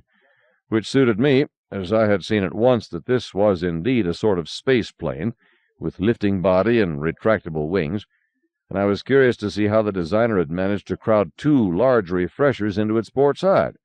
It did not seem aerodynamically possible. And it wasn't. Port side was like the starboard side, sleek and slender, no cubic for bathrooms. I had no time to ponder this. When we had turned into the Raffles side tunnel a few minutes earlier, my Sonicron had just blinked 17 Greenwich or El City time, which would make it 11 in the morning in Zone 6 Dirtside. And so it was, because that's where we were, Zone 6, in the north pasture of my Uncle Jock's place outside Grinnell, Iowa. So it becomes obvious that I not only had lost much blood, but also had been hit hard on the head, as even the hottest military courier needs at least 2 hours, Luna de Terra. In front of us was Uncle Jock's fine old restored Victorian, cupola and verandas and widow's walk, and he himself was coming toward us, accompanied by 2 other men. Uncle was as spry as ever, and still with a mop of silver-white hair that made him look like Andrew Jackson. The other 2 I did not recognize. They were mature men, but much younger than Uncle Jock. Well, almost everybody is. Hazel stopped pushing me, ran and threw her arms around one of them, kissed him all out. My uncle picked her out of that man's arms, bussed her just as enthusiastically, then surrendered her to the 3rd, who saluted her the same way and put her back on her feet. Before I could feel left out, she turned and took the first one by his left hand. "Papa, I want you to meet my husband, Richard Collin. Richard, this is my Papa Manny, Manuel Garcia O'Kelly Davis." "Welcome to family, Colonel." He offered me his right hand. "Thank you, sir." Hazel turned to the 3rd man. "And Richard, this is Dr. Hubert," Uncle Jock interrupted. "Leif Slapskin with my nephew, Colonel Colin Campbell. Welcome home, Dickie. What are you doing in that baby carriage?" "Just lazy, I guess." "Where's Aunt Sissy?" "Locked up, of course. Knew you were coming. But what have you been doing? Looks like you failed to duck. Say, do you have to expect that from Dickie? He's always been slow, hard to toilet train, and never did learn patty cake." I was selecting a sufficiently insulting answer to this canard. I learned long ago the way to treat our family scandal, when the ground shook, followed immediately by kerump, not nuclear, just high explosive, but disquieting just the same. H.E. is not a toy, and is not a better way to become dead. There isn't one. Uncle said, "Don't pee your pants, Dickie. They're not shooting at us. Leif, will you examine him here or inside?" Dr. Hubert said, "Let me see your pupils, Colonel." So I looked at him as he looked at me. When Hazel stopped pushing the wheelchair, the space plane was then on my left, but when that H.E. detonation took place, the space plane was abruptly elsewhere, gone. Not a rack behind. Least hypothesis suggests that I was out of my gourd. Nobody else seemed to notice it. So I pretended not to, and looked at my physician, and wondered where I had seen him lately. "No concussion, I think. What's the natural log of pi?" If I had all my marbles, would I be here? Look, Doc, no guessing games, please. I'm tired. Another H.E. shell or bomb landed nearby, closer if anything. Dr. Hubert moved the towel off my left leg, poked at the pack Shiat had placed. "Does that hurt?" "Hell, yes." "Good. Hazel, you had best take him home. I can't take proper care of him here, as we are about to shift to New Harbor in Beulah Land. The Angelinos have taken Des Moines and are moving this way. He's in good shape for a man who's taken a hit, but he should have proper treatment without delay." I said, "Doctor, are you any relation to the red-headed girls in that space plane we arrived in?" "They're not girls, they're superannuated juvenile delinquents. Whatever they told you, I deny categorically. Give them my love." Hazel blurted, "But I have to make my report." Everybody talked at once until Dr. Hubert said, "Quiet." Hazel goes with her husband and sees him settled in, stays as long as she finds necessary, then reports to New Harbor, but with time tick established now. Objection? So ordered. Having that space plane reappear was even more disconcerting, and I'm glad I didn't watch, or not much. The 2 red-headed men, turned out there were only 4 redheads, not a mob, got me in the wheelchair inside, and Hazel went into that odd refresher with me. And almost at once, Laz, Lore, followed us in and announced, "Aunt Hazel, we're home." Home turned out to be the flat roof of a large building, and it was late evening, almost sundown. That space plane should be named the Cheshire Cat, but its name is Gay. Her name is Gay. Oh, never mind. The building was a hospital. In checking into a hospital, you first wait an hour and 40 minutes while they process the paperwork. Then they undress you and put you on a gurney under a thin blanket with your bare feet sticking out into a cold draft and make you wait outside the X-ray lab. Then they demand a urine sample in a plastic duck while a young lady waits for it, staring at the ceiling and looking bored, right? These people didn't know page 1 about the regulation way to run a hospital. Our able-bodied comrades, the ones suffering from nothing but high acceleration, were already on their way in glorified golf carts when I was again lifted out and placed in another golf cart. Gurney, wheelchair, floating couch. Rabbi Ezra was there in his wheelchair. Hazel was with us and carrying Treson and a Sears-labeled package containing Naomi's costume. The space plane had vanished. I had barely had time to tell Lore, that Dr. Hubert sent his love. She had sniffed. If he thinks sweet talk will get him out of the doghouse, he had better think again. But her nipples crinkled up, so I assumed that she was pleased. 4 of us were left on the roof, we 3 and 1 member of the hospital staff, a little dark woman who seemed to combine the best of Mother Eve and Mother Mary without flaunting any of it. Hazel dropped the package on me, handed the bonsai to Reb Ezra, and threw her arms around her. "Tammy!" "Arle sul, temqua." The motherly creature kissed Hazel. "Rexy, Rexy, so very long." They broke from the clinch, and Hazel said, "Tammy, this is my beloved Richard." This got me kissed on the mouth. Tammy put that bundle aside to do it properly. A man kissed by Tammy stays kissed for hours, even if he is wounded, even if she makes it brief. And this is our dear friend, the Reverend Rabbi Ezra Ben David. He did not get the treatment I got. Tammy curtsied deeply, then kissed his hand, so I showed a clear profit. Tamara said, "Inside I must get you both, that quickly may we repair Richard. But both each my cherished guests will here be through time not short. Hazel, such room as you with Jubal shared, nay?" "Tammy, that's a fine idea, 'cause I'm going to have to be away sometimes. Gentlemen, will you room together while you are patients here?" I was about to say, "Yeah, sure," but when Red Ezra said, "There's some mix-up. Mistress Gwendolen, please explain to this dear lady that I'm not a patient, not a candidate for hospitalization, perfect health, not a sniffle, not even a hangnail."